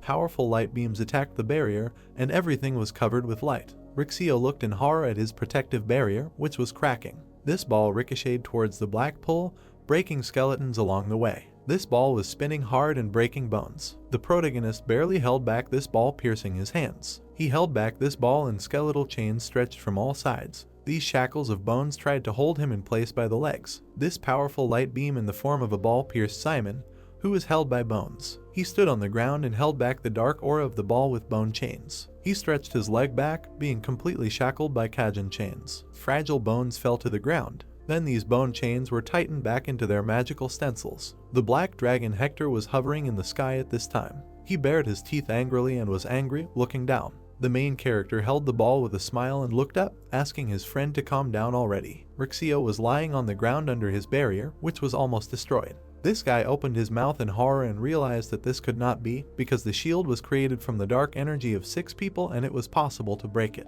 The main character held the ball with a dark aura in both hands. I realized that it was difficult to maintain the darkness at one level and it was time to strike. He looked intently through his bangs and wanted to summon a bone plate boots. Suddenly, boots made of bones with dark energy appeared on his feet. He immediately threw the ball into the sky. Then he jumped up to hit it. Somersaulting in the air, he was going to kick the ball. With the help of his bone leg, he hit the ball. This ball flew as a stream of light towards the collapsing barrier. The ball with a dark aura almost caught up with the collapsing barrier. Rixio under the protective barrier was shocked and horrified because he could not block. This ball strike was already able to destroy the barrier and hit Rixio. This guy somersaulted far back. Brad stretched out his hand and said that the last round was over in Class of 1. All the guys immediately began to rejoice and run towards the protagonist, who was clenching his fists. He immediately began to give 5 to his friend, who was happy that they won. At this time, Hector turned into a human form and continued to be angry with anger. Cern touched her chin with a smirk and just watched. Brad looked back excitedly when he was asked if the game was over, why everyone was so cheerful. Peng appeared from behind the portal with a huge vat and assistants. In the huge pot was a rich meat soup, which they made from the meat of a monster Nezalok, which is extremely harmful to the environment. Cindy sat with Jaime and inhaled the delicious aroma of the soup, while her friend realized that they killed an animal for this soup, but it smelled amazing. The professor stood in the center of the clearing with a huge vat of rich soup and told the winners to fly into it. Peng put a bowl of soup and was going to pass it to the brown-haired girl. Jaime and Cindy ran away with an appetite this soup because it was very tasty. While Cindy was trying a spoonful of soup, the two boys looked at her with envy, guessing that they would share it with them because that would be very kind of them. Peng closed her eyes with a smile on her face and explained that this monster was harming the environment, and she hoped that they would all enjoy the soup made from its meat. She also put a bowl of soup on the judge, who was holding the bowl with a smile. The professor looked at him with an inspired look and asked about the fact that even the assistant professors had assistants. This vat of soup was almost empty, and there were some leftovers. The other boys looked at the leftovers with enthusiasm and appetite. They immediately widened their eyes in horror and were scared when the professor was about to finish the leftovers. Cern was sitting by a tree and someone was bringing her a bowl of soup. The blonde blew on a spoonful of hot soup, trying to understand why they were all making such a fuss about it. She threw her head back and looked to the side. She saw the protagonist and his friends having fun eating delicious soup. Malin looked to the side through her bangs with an exclamation. She immediately smiled tenderly. Cern looked away with a smile and understood what defeat tasted like. It was already deep night and a big moon was shining. Kajin at this time was standing on the roof of the house on the balcony. He looked at the moonlight with trepidation. Then he looked to the side when he was called out. Simon came up to him and asked how long he had been here, to which he received the answer that it was already a couple of hours. The protagonist looked with a smile at his friend, who was looking ahead, and told him that it was time to go back. But Kajin liked to look at the moon because once he fell asleep, he would not want to wake up at all. The protagonist looked with a tender smile at his friend, who thanked him for the favor of Erzebet. Kajin with a bandaged hand clenched his palms and added that it helped with the investigation and all was not in vain. The brunette looked at his comrade in surprise, who said that the priest had returned. When they arrived at the scene, he had already completed the ritual and disappeared. They recalled how two silhouettes watched the grave vacant lot where bones were lying. He recalled how a man approached the altar and caught on a glowing rope because they heard a ticking sound, followed by an explosion. It was a powerful explosion that smashed everything to pieces. Kajin lifted his t-shirt and there were scars, explaining that everything would have ended much worse if Erzebet had not prepared the potion in time. The main character opened his mouth in surprise, looking at his friend, who said that something told him that the priest should perform rituals periodically and the frequency had increased recently. Kajin looked ahead tensely and said that something would definitely happen in Kizan. The two of them were standing on the roof, leaning on the railing. Kajin closed his eyes, lowering his head, when Simon wanted to remind him of something. The protagonist looked closely at the bones and asked him about why he was suspended. The blue-haired guy sadly answered that it was all related to the mission. He remembered hiding behind a tree while the priest was performing a ritual at the altar, and said that it happened last year when they were exploring Roke Island at night, as usual, and then he came across the priest in the Forbidden Forest. At that moment, he remembered how the priest pointed chains and black crosses in his direction, because in a long chase, he still lost him. He remembered the priest's intense gaze under the hood and said that he managed to see his face. Simon looked at Kajin in amazement, because he realized that now they could understand who it was, but he had not finished speaking yet. The next day, Kajin with a bandaged body and a suit walked around the square and said that he skipped classes and went around the whole school because he was looking for a priest. He watched his classmates talk to each other and joked, because during recess he managed to find him in one of the classes, because freshmen and another boy. At that moment, he began to beat him bloodthirstily and caught him trying to escape, but it was not a priest. Kajin with a bandaged hand at that moment was stunned by the fact that he had confused. Simon leaned his hands on when Kajin folded his arms and said that the guy pretended to be another person, because it was a trap when the real priest used a mask that made him look like a student. The blue-haired guy looked down sadly and said that the guy got it pretty bad and it was proven that he had been following him for some time. Simon's eyes widened in amazement as he listened to his friend's story about the guy complaining that he had been sitting under the windows of his 4-story dorm and looking at his window for a long time. The two of them stood on the roof of the house and talked, because Kajin said that in the end he was given a serious reprimand, but thanks to Mrs. Nefties, he managed to avoid expulsion. Simon asked who the priest was then. The guy with the scar glared, leaning on his hands, and said that the priest was an insanely cunning and slippery man, the one who would think out a plan 1,000 steps ahead, or at least that's what he thought. Kajin peered through his bangs and said that even after using black magic to investigate and look for all the clues, they found nothing. He imagined this priest in a white robe, and for him it was only clear that he lived somewhere on the island with them. It was a lesson where Bahil, with a smirk, addressed the protagonist. The teacher watched as the student stood anxiously at the board and asked him why he did not use the vibration equation. The protagonist stood at the board with a puzzled look and said that he did not know it, so he tried to replace it with the imbalance equation. Hector sat in the audience, crossing his arms and smirking with his comrades, who laughed at the fact that Special Number 1 does not even know the vibration equation and is good at summoning, but has no base. Bahil raised his hands and clapped them, noting that it was original. Simon wrote the equation and looked back at the professor with a smile, who noted that he had not even studied anything, and his mind was a blank slate, untouched by equations and calculations, which is why he was able to come up with such an original solution. Hector immediately became angry and sullen when the professor said that the curse of seasickness must certainly include the vibration equation, and such an idea makes it clear that his brain is sharpened for a certain way of thinking.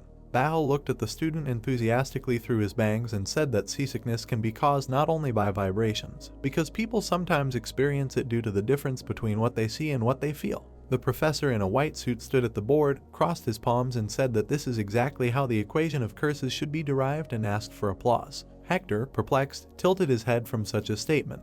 Bahil stood behind the brunette, who looked at him and praised him for such ideas, but added that since the speed of casting the curse is extremely important, it is time for him to turn to the vibration equation. The other students sat with sad faces from the unsuccessful mockery. The professor leaned his hand on the board when Simon began to write equations. Francesca stood with a displeased look behind Bahil, who was smiling. The girl in glasses carefully watched what was happening and realized that his eyes were about to turn into hearts from the uniqueness of the student's thinking. She saw how Bahil leaned his elbow on the board when Simon wrote the equation, because for her, watching the professor, who is so impatiently turning around the student, is a special sight. Then the professor turned his back to Francesca and noticed her and told her to continue teaching the rest of the class. The assistant with glasses held a folder in her hands and understood everything, but did not understand what was happening because Bahil always personally taught class before. It was a closed door when Francesca was about to go to the professor. The assistant opened the door and went inside. She saw Bahil standing at the board with his magic notes and hieroglyphs. The professor was carefully drawing circles on the board with chalk. Francesca watched as the professor continued to draw his equations and asked her about the lesson. He was drawing hieroglyphs on the board with white chalk when Francesca asked about the equation. He remembered how the flying monsters humans tried to attack the village, and said that the equation came to his mind because of the news that the kingdom of Dresden was suffering from an attack by wild harpies. The professor in the suit put his hand on the board with a smirk and explained that flying monsters were less likely to be affected by curses based on vibration equations, and that this was because such curses were made for humans and did not take into account the harpies' sense of balance, so he created a new curse of balance. The bespectacled assistant's face drooped slightly in surprise at the new version of the equation.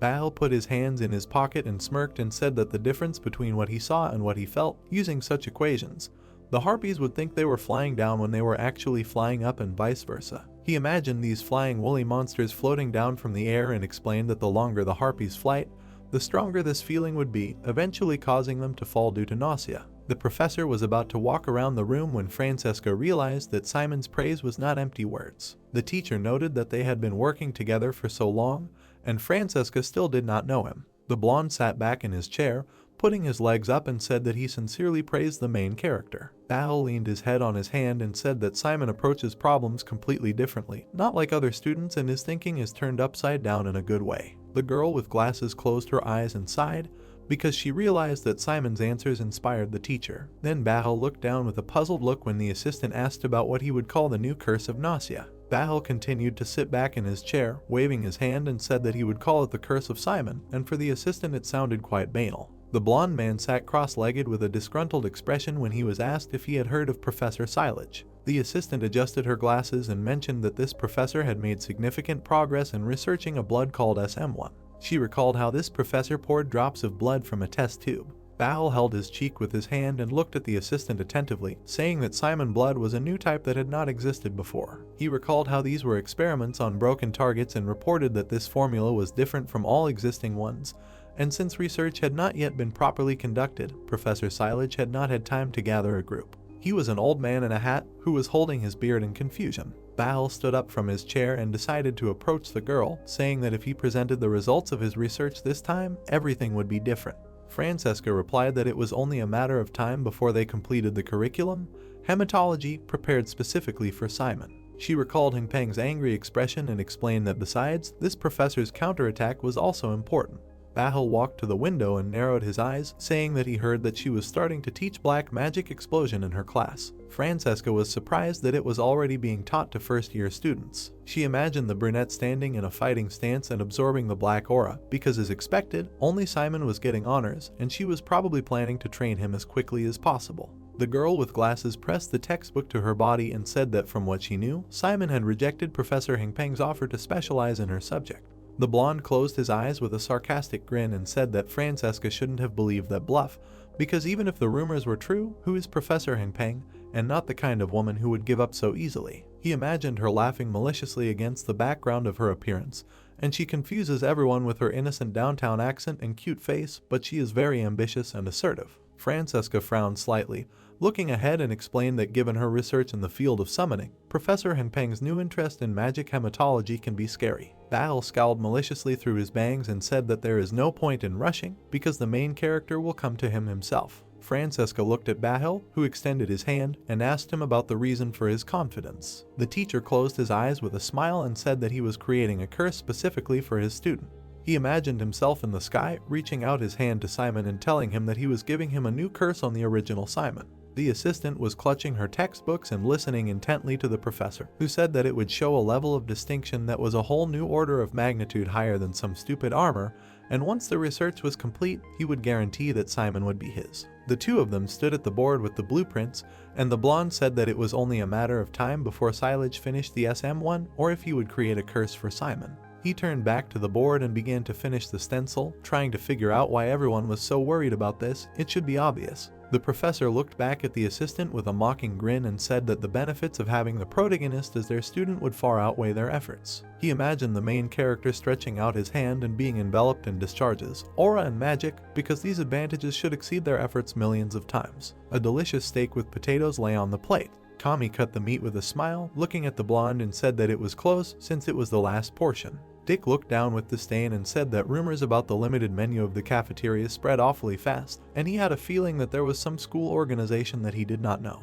Malin sat nearby and looked with disgust at her comrade, who wanted to figure everything out, although it seemed to her that it would take some cleverness to raise such a fuss out of nothing. She stuck a fork with a piece of meat in her mouth. She immediately spread with pleasure because it was very tasty. Kami, with an enthusiastic smile, answered that it was as usual, and Malin enjoyed the dish more than anyone else. The pink-haired girl looked away in surprise along with Sane, who noticed that the atmosphere was somehow oppressive. The other students at the table exchanged glances. All the guys were sitting at the table having lunch and were seriously discussing something.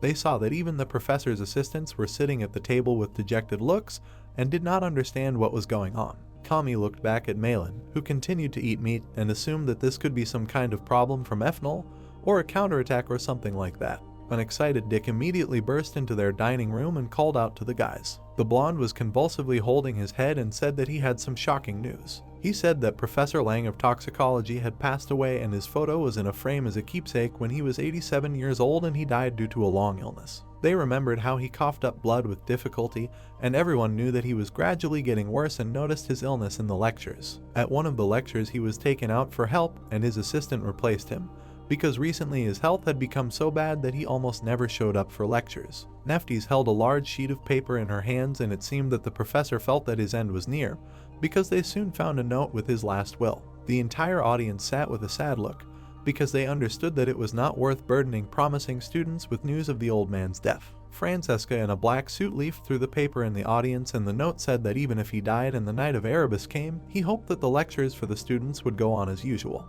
The girl with glasses held the textbook, looking forward, and it was mentioned that he wanted Francesca to be his successor, although it sounded unlikely. But she has a much better chance of becoming a great necromancer than him, a decrepit old man, because her talent and passion should not fade. All the students were walking in mourning through the magical cave through the waterfall. The white-haired girl walked in front of everyone, and the old man mentioned that even if the funeral was held in the mausoleum, they should keep it modest, and he hoped that they would choose a boring custom. Jane sadly hugged Neftis and both closed their eyes, because he was addressing a great and close friend, Nephthys, and asked her for forgiveness, leave her. It was a waterfall on a stone mountain, flowing down where the funeral was. Nephthys, with tears in her eyes, stretched out her hand, and the mention said that even though the curse of time is great, she should not grieve too much. Francesca stood at the table in the large auditorium with the students and said that now the professors and their assistants are at the funeral of Professor Lang. Francesca sadly lowered her eyes, closed her gaze, and said that Nephthys asked her to conduct the ceremony of scattering the ashes, but she refused her.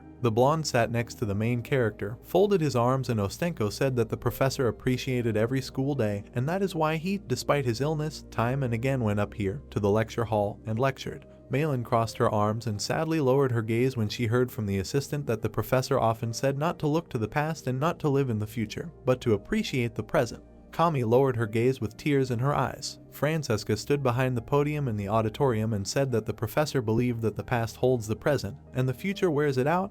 If they live in the present, it will become a rich past and a brilliant future for them. Assistant, with a pitiful look, she lowered her gaze and said that even his last minutes were dedicated to the present. Malin sat next to Kami, and they were practically crying, because she added, even though the professor left them, she would live in the present and swore to him to give herself entirely to teaching Kizan students every day. Francesca continued to smile and cry at the same time, because she believed that the professor would be watching her from above with a smile on his lips. She put her hands on the table, lowered her head, and said that everything was over for today. James immediately stood up and said that it was necessary to honor the memory of the professor. Francesca closed her eyes and with a smile thanked everyone for their work, because they were supposed to meet next week. The guys began to leave the classroom and look around. They saw that the students surrounded the assistant and tried to cheer her up. Malin walked ahead with Kami when the guys walked behind them, and they noted that Professor Francesca's words were so touching. Malin looked back angrily at the blonde, who threw his arms up and said ironically that he saw her cry. Kami put up 2 fingers in surprise when Simon asked from behind that the next lesson should be hematology, and she confirmed that there were still a couple of hours left until the lesson. Dick walked next to the main character and shook his shoulder because he wanted to go to the dorm warehouse since a lot of things were brought today and he needed to help sort them out. Malin walked ahead and looked back, saying goodbye to the guys because she had to go to the Center of Magical Technology to meet the guys from the club. Kami and Simon looked at what was happening in bewilderment. The pink-haired girl looked away with an embarrassed look and said that they had not been alone like this for a long time. They looked at each other with a smile when the protagonist suggested going for a bite to eat. It was a small eatery like a bakery or a cafe. Simon was sitting at a table across from the girl and sipping chocolate frappe cocktails. Simon drank this cocktail through a straw and closed his eyes. Kami looked at the guy with a pitiful look. The brunette looked closely at the girl who wanted to ask him one question. Kami opened her wide eyes and explained that it was about the conversation club she joined, because there were several first years with whom she communicated. She held her unfinished cocktail with both hands and explained that they got along well and they were still happy to be part of this club. However, she asked about what would happen if suddenly 2 members of the club fell in love with each other. Kami touched her face from under her bangs embarrassedly after saying this. She looked at the protagonist with a blushing look and a trembling gaze and asked if the atmosphere of the club would remain the same. They were sitting together in a cafe, then Kami started to worry and pretended that it would be so hard for her friend. The brunette scratched his head in confusion and said that he didn't even know how to react because he had never been in a relationship. Kami looked at Simon with wide eyes and sadness and asked again that the atmosphere clearly shouldn't change. The pink-haired girl looked at the guy in surprise, who explained that as soon as they start dating, they will naturally put their partner in first place and their friends in second, so the rest of the company might be a little awkward. The brunette began to pull himself up, raising his hands, and explained that emotions are not subject to anyone. Kami immediately rejoiced and looked forward with admiration when the hero said that it was completely natural, and she agreed with this. They looked at each other, and the brunette reminded that the lesson should start soon and they need to go. The girl suddenly exclaimed, looking down. She put her hands in her pocket and said with a sad look that she forgot her notebook in the cafeteria. She immediately jumped up from her chair when Simon was about to get up and take it himself, but Kami said that it was still personal, so she would quickly take it herself. The brunette looked at the running girl in surprise, who told him to go to class and not wait for her. He saw her off with a trembling look and sighed. He was sitting one in the cafe and leisurely, sprawled by the window, because he was very calm and reminded of the times when he lived in Rosehill. Suddenly, he looked out the window in surprise. He saw that the sky was strange or more like a shrouded barrier. He grabbed the chair and looked out the window with anxiety because he heard about the island's protective barrier, but did not understand why it was now visible and why it was not hidden. An earthquake began in the cafe, and everything began to collapse. He managed to cover himself with his hands from a powerful explosion in a building nearby. He fell to the floor looking battered after the explosion. He was about to get up excitedly. Another powerful fiery explosion occurred. It was a huge fortress that was all ablaze with smoke. He was lying on the ground and raised his head because he realized that it was an explosion at the Institute of Magic Technology. He immediately screamed Malin's name in horror because he knew that she was there at that time. He ran along the front garden into this burning building. As he continued to run, he saw another explosion in a building far away. He looked intently to the side and realized that it was the dormitory where his friend was. Numerous explosions continued to happen in buildings. The university was all in smoke and students were lying unconscious. The protagonist rushed into the smoke-filled building, covering himself with a napkin and trying to call out to Kami. He covered his mouth with a rag and looked around, calling out to his friend. He saw the unconscious body of a girl. He immediately took her battered body in his arms and tried to call out to her. Kami, looking exhausted, slightly opened her eyes and saw Simon. He picked her up and said that it was time for them to get out of here. He held her in his arms and started running out of the building because he didn't understand what was happening, and it was definitely not a dream.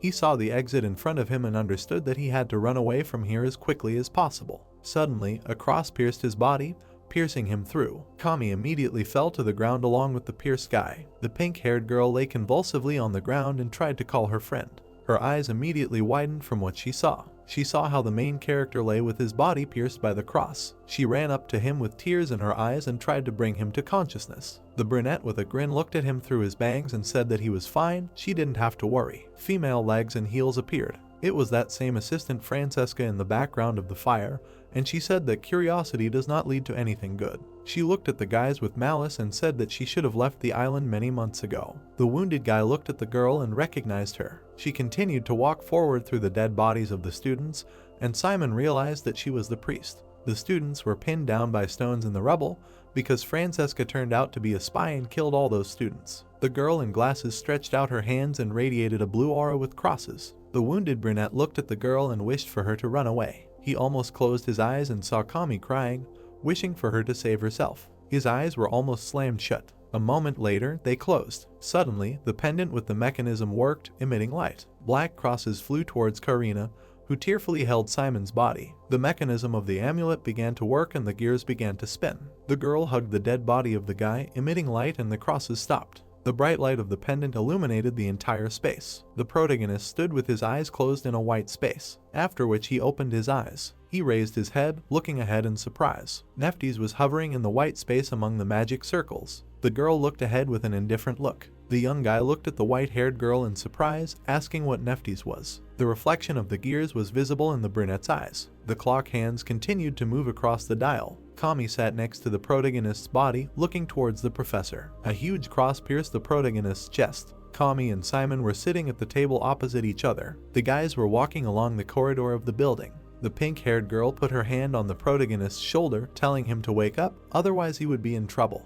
The main character opened his eyes slightly, lying on the desk, after which he suddenly jumped up from the table. Kami looked at the guy in bewilderment. The main character looked in front of him in horror. Francesca was standing in front of the students. The professor said that the Cadusa poison is considered an intravenous poison.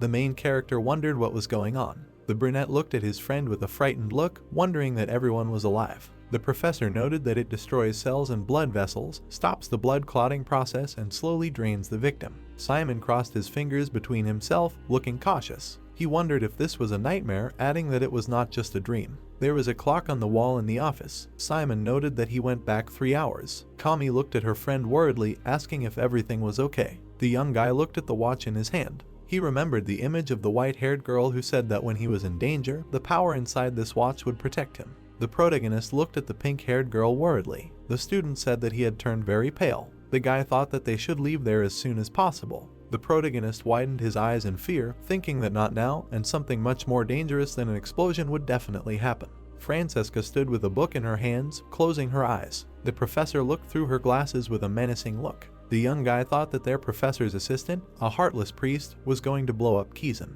Cold sweat ran down the worried student's face. He thought that he could not prove it. Nalan looked at her notebook with a serious look. Simon thought that no one would believe him. The guy looked behind him, noting that if they were attacked at the same time, they would not win.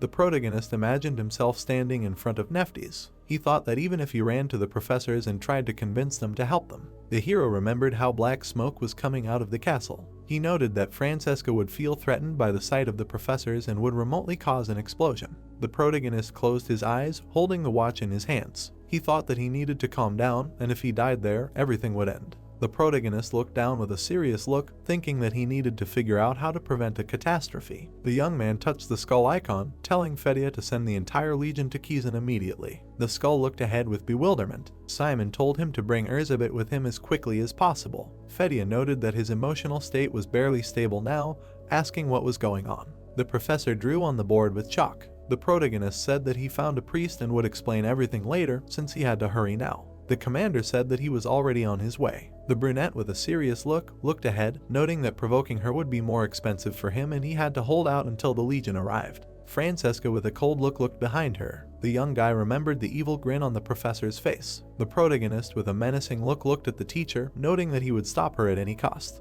The teacher with a serious look looked away, after which she stood at the table, closing her eyes, saying that the lesson was over for today. James got up from the table, saying that everyone should pay homage to the memory of the professor. The students thanked the teacher. The brunette closed her eyes and smiled slightly, saying that they were all great and they would meet next week. The protagonist and the guys were heading towards the exit from the office. Several students gathered near the professor. The protagonist watched the events closely, thinking that in about 2 hours, there would be several explosions on the Kizan grounds. The teacher looked at the students with a smile, clutching the magazine to her chest. Simon thought that given the time left, the bombs had already been planted. Simon frowned, noting that if that was the case, he needed to figure out what kind of bombs were planted and how they were launched. In the best case, he would find out all this and defuse them. Kami looked at her friend with concern. The girl slightly furrowed her eyebrows, telling Simon that he was acting strangely, as if he was not himself. The protagonist put his hands on the girl's shoulders, saying that the priest had arrived. The young man leaned slightly towards his girlfriend, saying that in 2 hours, Kizan would blow up, and she should gather Dick,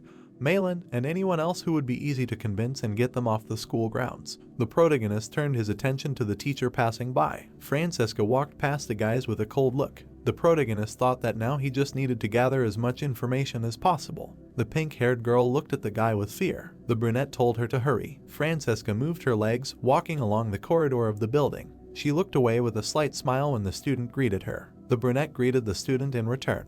The protagonist discreetly watched the woman, noting that if she caught him spying, he would be finished. The young guy peered out from behind the wall, watching the teacher. Francesca went down the stairs. Simon wondered what she was going to the dungeon. The brunette frowned, thinking that the most dangerous reagents were poisonous in the dungeons of the Institute building. The protagonist imagined the image of professors, noting that they are led by experts in this matter, and as soon as he becomes a professor in this field, access to these reagents opens automatically. The protagonist presented the bloodthirsty appearance of the teacher, noting that this is what Francesca was hunting for. Kajin grabbed the protagonist from behind, covering his mouth with his hand. Francesca abruptly rushed up the stairs, after which she appeared near the wall where the protagonist was. She looked away with an enraged look. The guys hid in the room behind the door. Behind the door, in a small window, the teacher was visible. Kajin looked at the guy, put his finger to his lips. Francesca looked back with an enraged look. Students were leaving the office. The guy asked that classes start tomorrow. The student noted that this is true, and even if there is a storm, classes will not be cancelled.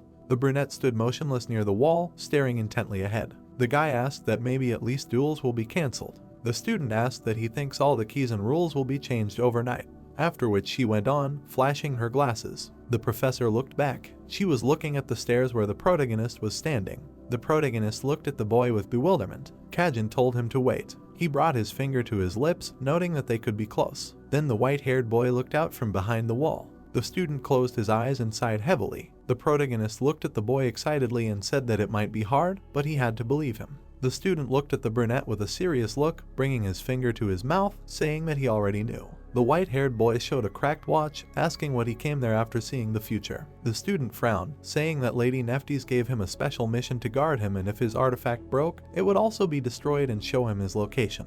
The brunette looked at the boy in surprise. Kajin told him to calm down, and from now on, he would believe his every word. The young boy looked at the student with a serious look. Kajin asked what Francesca was a priest. Simon replied that it was. The white-haired guy looked at the brunette with a frown. He noted that he had already tried to contact Lady Nephthys several times using the communication modifier, but it did not work, and apparently Francesca activated the barrier over the entire first-year campus. A red energy barrier was visible in the sky. Kajin noted that once the barrier was fully installed, not only the connection would be cut off, but also all means of communication with the outside world. Even with the help of other professors, it would be difficult to destroy this barrier so easily. Simon looked at his comrade with alarm, asking what they should do. His comrade said that they would figure it out themselves. Not far from them, the guys appeared, descending the stairs. Kami said that she found him. The protagonist looked at the guys in bewilderment, asking why they were still there. Kami stated that she told him that they would help him, asking for permission to be near them.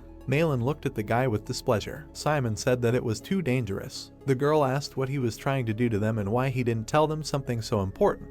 Dick said that it was true and he was hurting their pride. The protagonist looked at the boys in confusion. Dick smirked slightly while Malin looked at the boy with displeasure. The blonde said that he didn't want to drag them into all this and really appreciated their support. The blue-haired girl told him to shut up and tell him what was going on. The young man looked down. The student asked who the priest was and what he was going to do to Kizan. Kajin looked at the boys with a serious look and said that the priest had reached Kizan and now they were all involved in it. The boys looked at the student with a confident look. The student said that he guaranteed them that no matter what terrible past awaited them, if they united, they would stop the threat. The girls looked at the boys in shock. They asked if it was Professor Francesca. The brunette looked at the floor with a puzzled look, saying that it was hard to believe, but it was true. Dick looked at the blue-haired girl in bewilderment. The student said that she knew it, and something had long told her that she was not entirely pure. The blonde grinned maliciously, asking whose eyes were wet a couple of hours ago from her speeches. The student told him to shut up. Kajin looked thoughtfully at the floor, saying that given the details of the explosion that Simon told them, it was probably caused by nothing other than a cursed bomb called Devastator. The protagonist looked at his comrade in bewilderment, asking what the cursed bomb was. The guys remembered with horror how they were surrounded by a crowd of people. The white-haired guy said that this was the same thing that turned the dead zone into what it is now. The student narrowed his eyes, stating that someone must have stolen the Devastator from the hazardous reagent storage facility located in the dungeons. The young man looked at his friend with a frown. Kajin asked the brunette if he remembered where exactly the explosion occurred. Simon replied that he did. He remembered covering his face with his hands from the explosion in the building. The boy said that the explosions happened one after another and one hit the training hall. After which he remembered how there was an explosion in another building, saying the second one was in the Magic Technology Hall. Simon remembered running down the street looking back at the explosions, noting that then it was in the first-year male dorm. He remembered how black smoke was coming out of the building, noting that it was also in the study hall. Kajin looked down excitedly, noting that they spread the bombs well. Dick pressed his fist to his chest, declaring that he would go to the dorm. Malin crossed her arms over her chest and closed her eyes, noting that she would be heading to the magic technology room since that was where the club members were. Kami looked at the boys excitedly, saying that she would be heading to the training room. The white-haired boy closed his eyes and smiled slightly. He noted that he liked their enthusiasm, but that they were unable to break the Ravager's magic circle. The protagonist looked at his friend thoughtfully, asking what if they placed the Ravager in a spatial pocket. Kajin frowned, noting that if they placed it in a pocket, they could interrupt the activation of the magic circle, adding that they didn't have much time and it was time to act. The boys then rushed in different directions when Kajin shouted for them to move. Kajin shouted that they didn't have much time and they needed to act faster. The boys then scattered in different directions, agreeing with the boy. The white-haired guy looked up, noting that he would stay there and wait until Francesca came out. The protagonist looked back at his comrade, climbing the stairs. The student said that they should gather all the necessary information from Leonid's lab on the 4th floor for now. Simon said that he accepted, after which he quickly ran up the stairs. The young guy stood near the door, out of breath, saying that it was her. He grabbed the door handle, noting that he knew it was closed. The protagonist went to the window, after which he slightly opened it. A bony monster climbed into the room. The protagonist climbed up the bony tail. He got through the window, jumping onto the floor. The dim light from the window fell into the room. There were white clothes near the table. The protagonist wondered what the professor was here yesterday. Green liquid was flowing out of the pot. The liquid flowed onto the table. The liquid began to collect in a sphere. The protagonist asked what the slime was. The monster slightly opened its mouth and said about the priest. The protagonist leaned towards the slime, examining it.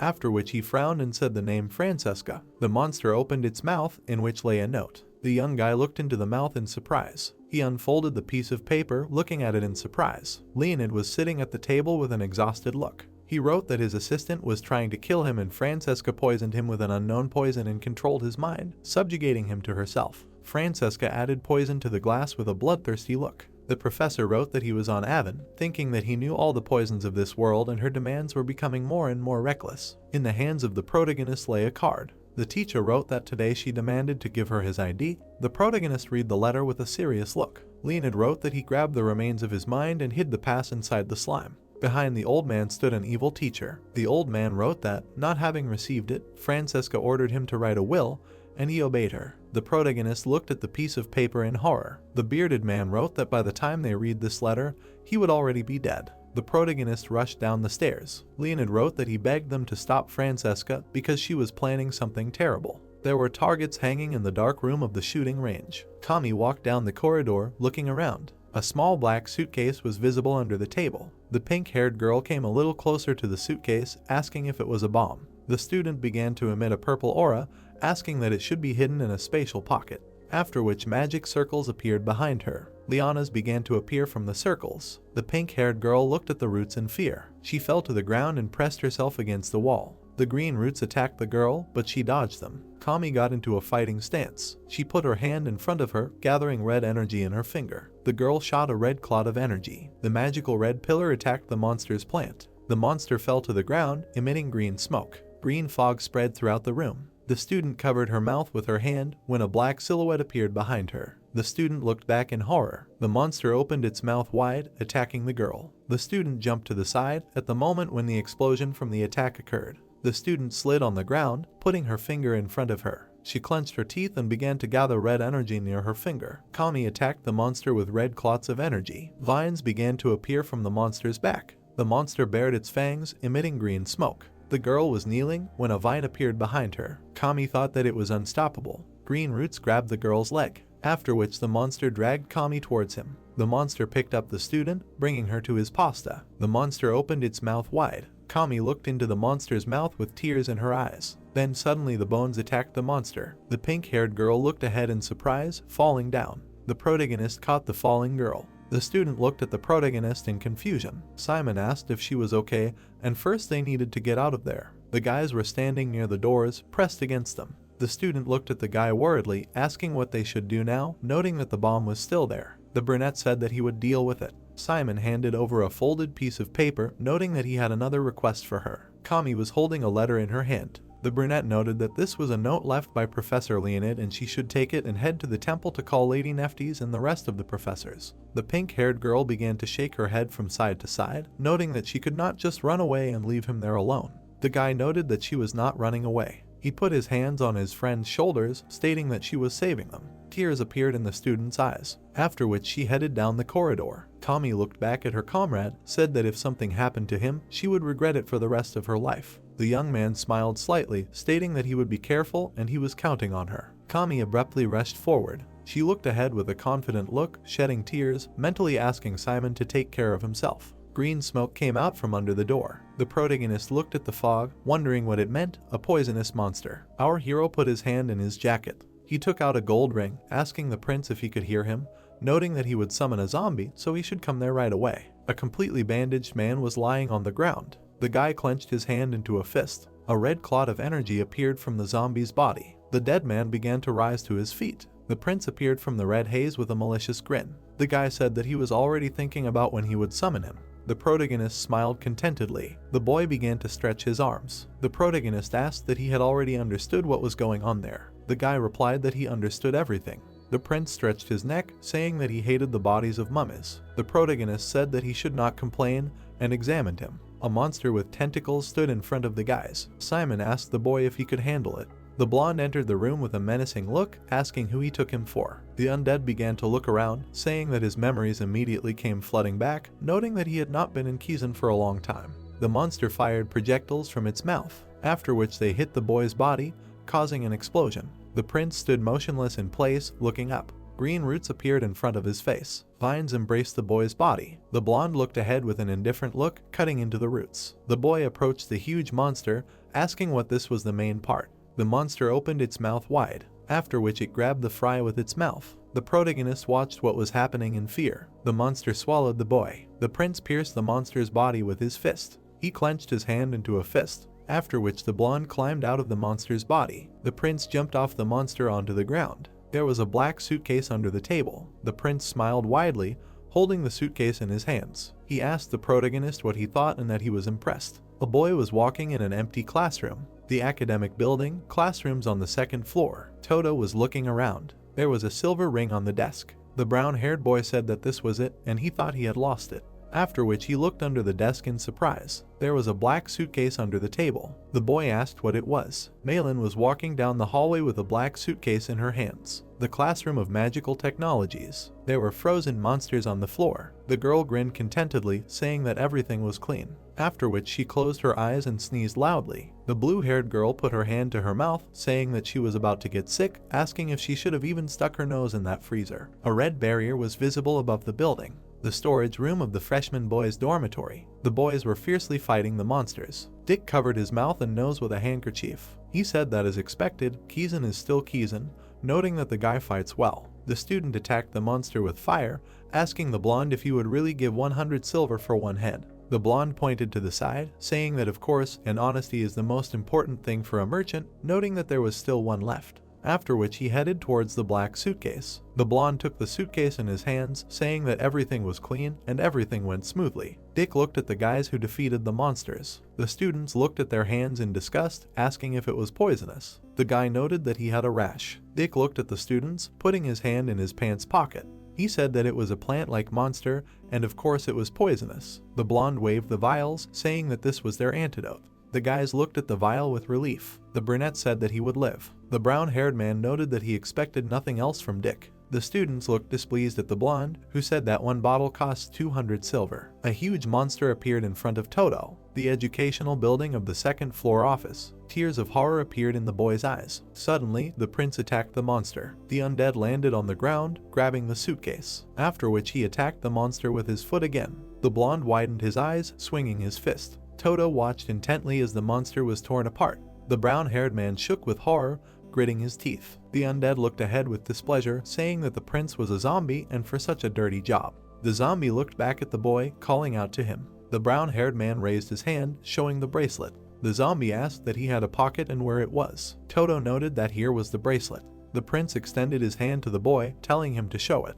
The student said it was a very valuable item. The student turned his head away from the zombie, looking worried. The prince told him to show him quickly. Toto noted that he couldn't. The blonde opened a spatial pocket, putting the suitcase in it. He said that he figured out the bomb, then called out to the boy. The brown-haired boy looked at the zombie, upset. The blonde noted that she would give it to him when everything was over and so that he would stop whining. Toto asked if this was true. The blonde wrapped his little finger around the boy's, saying that he promised. The prince grinned contentedly, telling him to do the same. The boys held each other's little fingers. Toto also promised the undead. The brown-haired boy grinned contentedly, thinking that maybe he wasn't so scary. Then he looked at the zombie, dumbfounded. The prince said that his uniform was cute. The blonde smiled maliciously, telling him to take it off. The protagonist stood near the red barrier. The brunette looked behind him when the pink-haired girl called out to him. Elizabeth looked at the commander with a smile, hiding behind the knight. Simon asked why it was so late. Elizabeth said that it was a real nightmare, first the fog, and then another barrier. The energy barrier covered the entire building. The girl noted that it was a barrier protecting the Kizan freshman campus from the outside world. The protagonist grabbed his head with his hands. The student said that they barely made it in time and the barrier was already closing. The young man looked straight ahead with a serious look, stating that only they could deal with the current situation. The protagonist looked behind him worriedly. Elizabeth said that it was exactly so. Simon hoped that Kami was safe. The student ran along the road in the forest. She noted that she had previously relied only on Simon's help. The girl ran through a dense forest. She slightly opened her mouth, noting that this time she had to save him. After which Kami crashed into an energy barrier. She fell to the ground, asking what the barrier was in front of her. The student rose to her feet and shook them off. She extended a finger in front of her, gathering a red clot of energy. The pink-haired girl attacked the barrier. Only smoke was coming from the wall. The student looked at the wall in confusion. Then she fell to her knees. Kami began to beat her fists on the barrier, asking to be let in. Kami lowered her head, shedding tears, asking why she couldn't even escape. The pink-haired girl remembered how the protagonist put his hands on her shoulders and said that she would not escape, but save them. The student raised her hand to her face. Then she stood up. She looked ahead with a confident look. In the memories, Kami was lying small in a bed. Her mother said that although she had the best blood in her veins, she inherited a weak body from her mother. Red energy floated in the air. The woman asked how such great blood could flow in such a weak being, adding that the cruel heavens in such a fragile body. She would not be able to bear all the power of her blood and would gradually fade away. If that were the case, they would have at least some hope. The woman put her hand on the child's body. She told her daughter that the power she inherited would bring her to the grave, and she would seal her blood with this magic circle. The pink-haired girl frowned. She created a magic circle near herself, emitting red energy. The mother said that this was the only way she could survive. A red aura began to emanate from the magic circle, after which it cracked into pieces. A huge bloody whirlwind appeared on the ground. The pink-haired girl bared her teeth. Her eyes turned black. Long claws appeared on the girl's hands. Black wings appeared behind the student's back. The student hovered in the air in a demonic form. Kami stared ahead with a furious gaze. A dark aura began to emanate from her hand. The student rushed towards the barrier, swinging her hand. The girl delivered a powerful blow to the wall. Kami grabbed the barrier from two sides, tearing it apart, after which she landed on the ground. Kami soared through the hole in the barrier. She began to float in the sky above the ground. Urzibit followed the protagonist down. The protagonist went down to his friend. Kajin noted that here he is. The young man smiled awkwardly. The undead asked that it was this guy again. Simon asked what was wrong with Francesca. The white-haired guy looked at the guys, stating that she had not come out yet. The protagonist said that this was great. The young guy showed the professor's ID, saying that he found evidence of Francesca's deception and the teacher's certificate in Professor Leonid's office. The student carefully examined the ID. The brunette noted that Kami took the evidence for the funeral, so now with this certificate. Kajin said that they would arrest Francesca. The pink-haired girl closed her eyes and grinned sarcastically when the protagonist called out to her. The girl began to wrap the protagonist in a black suit. Fedia's body began to fall apart when Simon called out to him.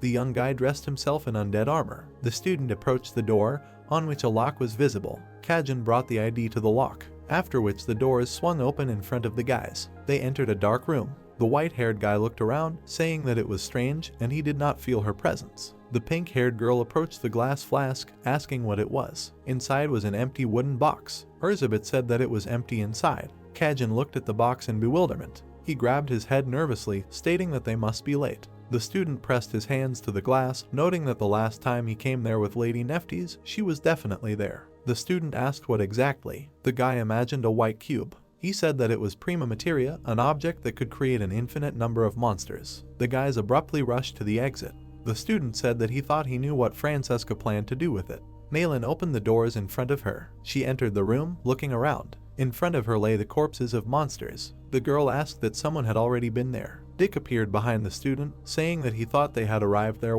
asking that she had dealt with them. Malin said no and that Kami had apparently already been there. Dick happily raised his hands up as the blue-haired girl ran to the side. The blonde asked what they meant by the Devastator was dealt with, adding that they had saved Kizan. The student said that they couldn't relax until Francesca was arrested. She looked at the boy with concern, saying that they needed to go to the broadcast room and warn the students of the danger. The student said that he hadn't thought of that.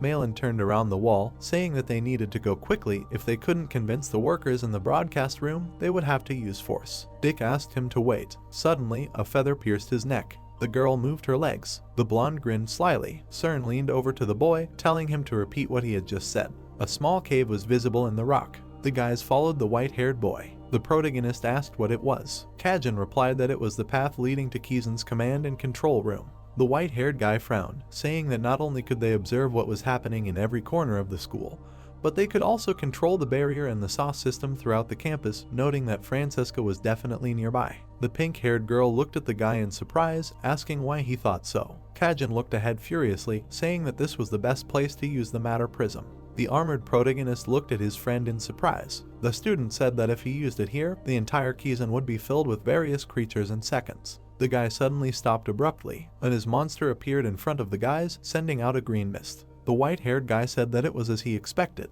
A bunch of monsters were crawling out to meet the guys. Kajin noted that they were at the right place. The guy suddenly rushed forward, saying that there was little time and they were going straight ahead. The monsters began to shoot cannonballs. Kajin was able to dodge the attacks of the monsters, moving forward, after which he landed on the ground, leaning on his hand. The white-haired guy looked back at the guys, asking what they were doing, noting that they needed to move quickly. The protagonist quickly ran forward, noting that this speed, after which he blocked the attack of the monsters with his sword. The young guy frowned, thinking that there was no choice, and he needed to use darkness magic to break through. The protagonist looked to the side when the girl called out to him. Urzibit tore the monsters apart with her web. She smirked slightly, saying that she would deal with them. The pink-haired girl smirked sheepishly, telling him to save his strength for the meeting with the priest. Simon looked behind him, thanking the girl, noting that she should not overwork herself. The undead released their threads slightly, smiling. Then she shot a web towards the monsters, saying that he was such a kind person.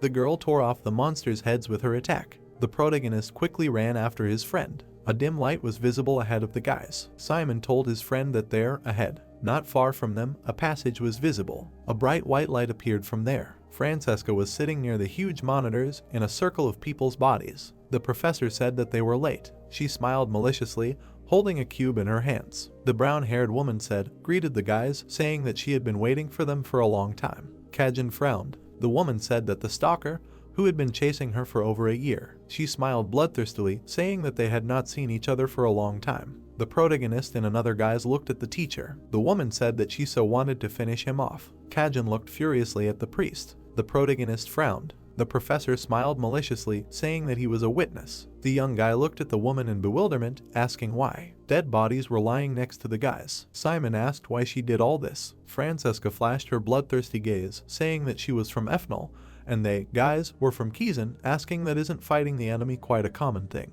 The young guy looked intently at the woman, saying that he wasn't looking for such an answer. The brunette looked at the guy with a cold gaze. Simon said that even if she was from Ethnol, asking if she didn't feel anything when she arrived in Kizan. Students were visible on the monitor screens. The protagonist said that she had seen it. Ordinary people lived there. The main character bowed his head, saying that more than that. The protagonist looked at the teacher with displeasure, saying that they were her students. In the memories, Francesca was visible at the table. Malin sat at her desk, crying. Kami looked down sadly. Simon said that they believed her, followed her and respected her. The woman looked down at the cube, noting that the lessons were just a cover for her true nature. She remembered looking at the students with a smile, saying that even looking at those terrible children of Satan himself, she felt nothing. In the memory, Francesca stood at the board. The woman said that if they thought they saw even a drop of joy or passion on her face. The brunette closed her eyes and grinned maliciously, saying that all of this was just self-satisfaction from how easily she led them by the nose. The protagonist directed a slash towards the professor. The slashing attack hit the monitors. Lightning emanated from the screens. The teacher leaned slightly to the side, dodging the attack. The protagonist glared at the professor, thanking her for explaining everything.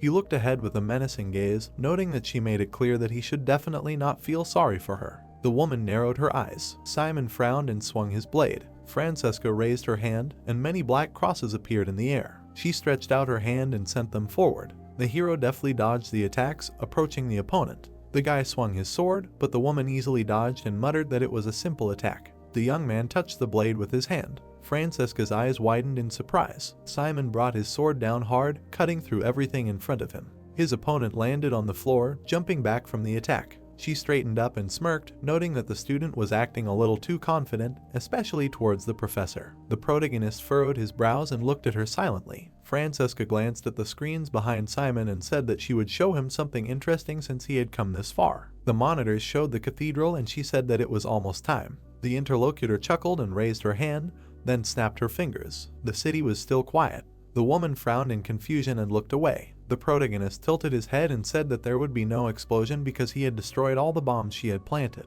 Francesca's eyes widened and asked if the guy had really found and destroyed them all before the lesson had even started. Portals appeared near the student, and he opened the gates. Bone tentacles burst out and attacked the professor, but she deftly dodged. Someone quickly pushed off the floor. Kajin jumped and frowned. The woman looked at him, dumbfounded. The blonde swung his hand, from which a glow emanated, and used Kajin's primordial blade. The guy cut the air with shining streams. Francesca flew back, having received cuts. She crouched on the floor, and deep marks remained on the wall behind her. Blood splashes were visible on the floor. The woman smirked and touched her chin, muttering that monsters were hiding in the guise of students, and decided that Francesca's strength was not enough to win. The students frowned and asked again. The interlocutor folded her hands and closed her eyes, taking a breath. The air was filled with powerful energy. The boys covered themselves from the powerful gusts of wind coming from the pillar of fire. The hero exclaimed in surprise, was it really a deity in front of them? Scarlet hair was floating in the air. The woman grinned and introduced herself as Flemma. Simon's eyes widened in shock and he shuddered, looking at her. The interlocutor said that she was one of the pillars that protects Ethnol. Powerful energy engulfed her body,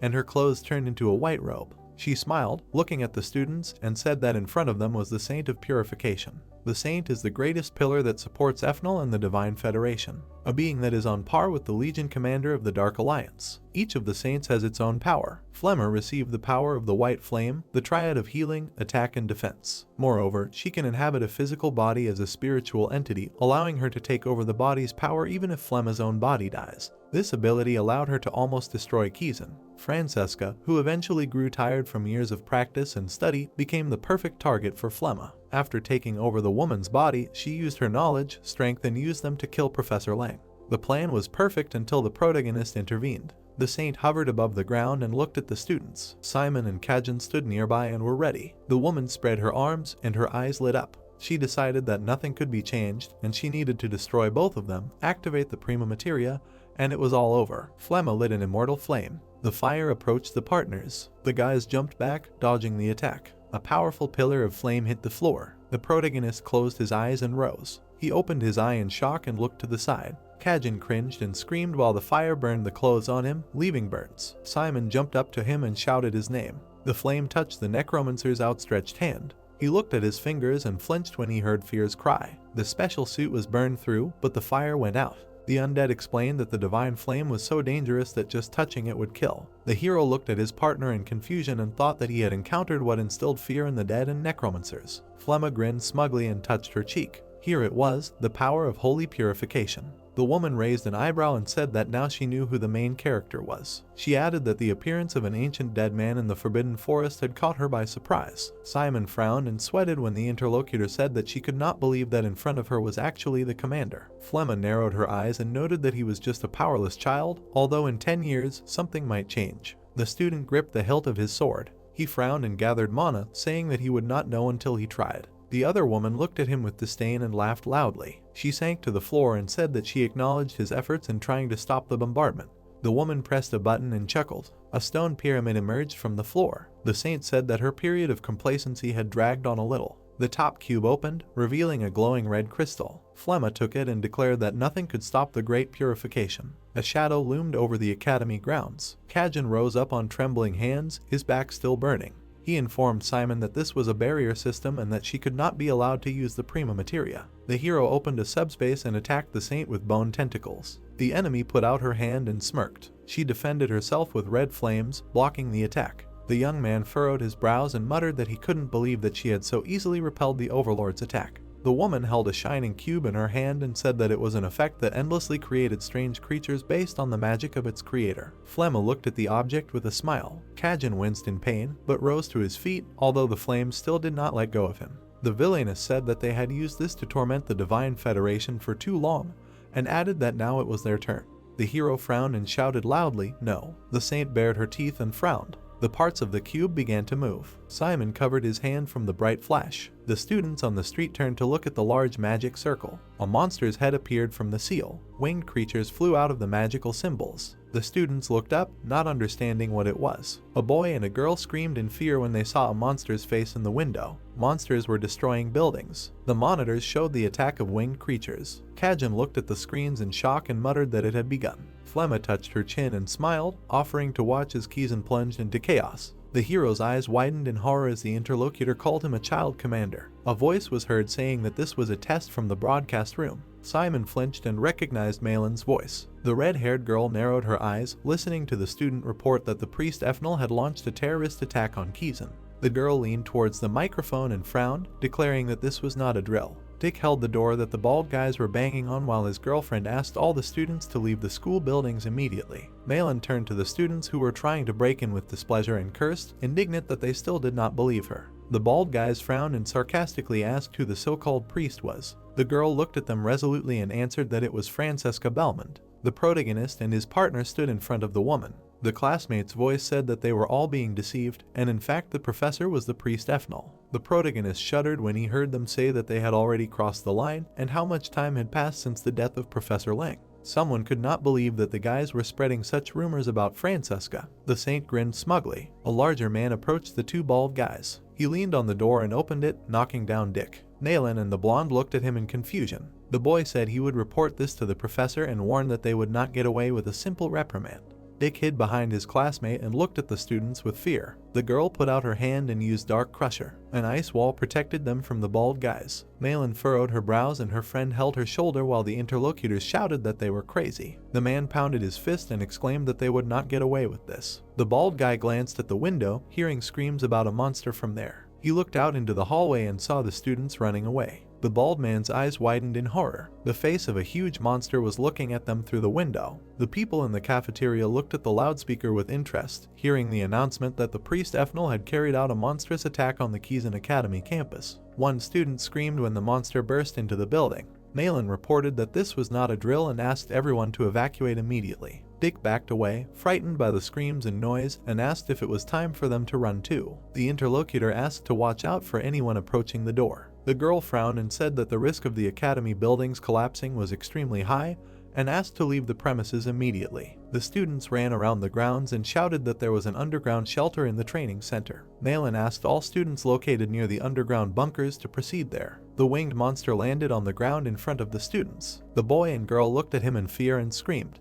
The monster turned and looked at him with bottomless eyes. A beam of fire hit him, causing him to recoil. Melissa stood on the roof, and ships hovered above her head. The girl frowned, looking down. She frowned and ordered to open fire. The weapons prepared to attack. Energy accumulated near the cannons, and a massive bombardment began. A powerful beam burst out and pierced the enemy. Each ship began to attack the monsters. The monsters screamed from injuries. Alyssa took a megaphone and announced that from now on she would lead a crusade against these monsters. The students looked at the girl in confusion while she said that it was better to face the danger head-on than to simply run away. The red-haired girl frowned and shouted that those who wished to fight should gather in the open space in front of the technology center. Flemma watched on the monitors as the students fought back the invaders. She smirked and muttered that they were fighting in vain. The woman bared her teeth and declared that in the end, they would all fall before the power of the bloodthirsty monsters. The protagonist jumped up and swung his sword. He exhaled and struck. The saint put up a defense, and the boy's blade bounced off. Flemma frowned and gathered energy in her palm. The boy's eyes widened, realizing that he had exposed himself. The boy received a blow to the stomach, and fear flew out of his body. The woman looked at his opponent, who was standing in the middle of the flames. Bones were burning in the fire. The hero turned around in alarm and shouted the name of the undead. The saint bared her teeth and raised her hand, declaring that she was already starting to tire of him. She directed a pillar of flame at him and said goodbye. The student's eyes widened and he held the blade in front of him, gritting his teeth. Suddenly, white feathers appeared and the blonde descended lower. She frowned and waved her hand. The girl shielded the protagonist, covering him with one wing. Cern smiled and noted that Simon looked tired. The brunette looked at her in surprise and asked what she was doing there. The student sank to the floor and told him about the third seal on the coupon.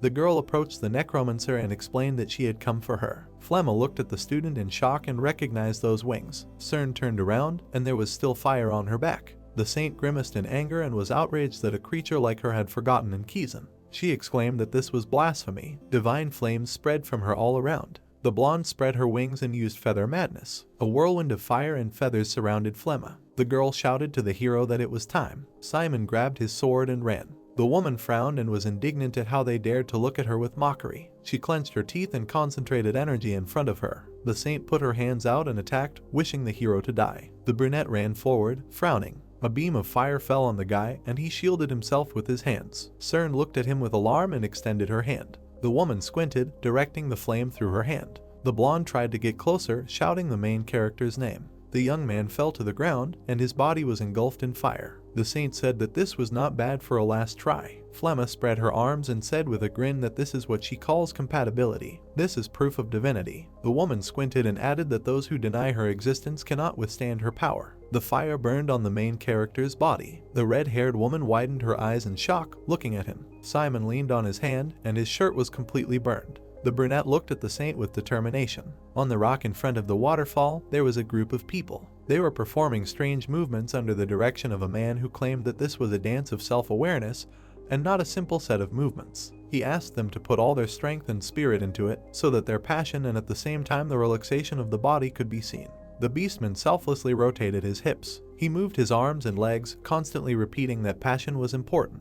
The rest leaned tiredly against the wall. The host thanked them for their efforts and added that with their self-awareness, Professor Lang would rest and find peace for his soul. He said that after a short break, they would continue with the next ceremony. Aaron sweated and loosened his tie, muttering that he would need to write a will in advance so that such a ceremony would not be held after his death. Unpeng approached him and asked how Simon's summoning abilities were going. The man looked at her and made a mental note that she wanted to know the guy's level in summoning theory. He replied that it was the one she assumed. The woman adjusted her skirt and asked again. She sat down next to him and said that she had put a lot of effort into teaching the protagonist combat magic. Aaron frowned as the woman said that many students had passed through her classes, but he was the first with such great potential. Unpeng clenched her fist and said that if she put in enough effort, she could help an uncut diamond become a brilliant one. The two turned around when someone approached because they heard the name Simon. Dahil smiled and clarified that it was the same student. Unpeng grinned and was surprised that the curse professor was also interested in him. She added that she had never seen the protagonist use curses. The blonde placed his hand on his chest and replied with a smile that he expected her words to hit him straight in the heart.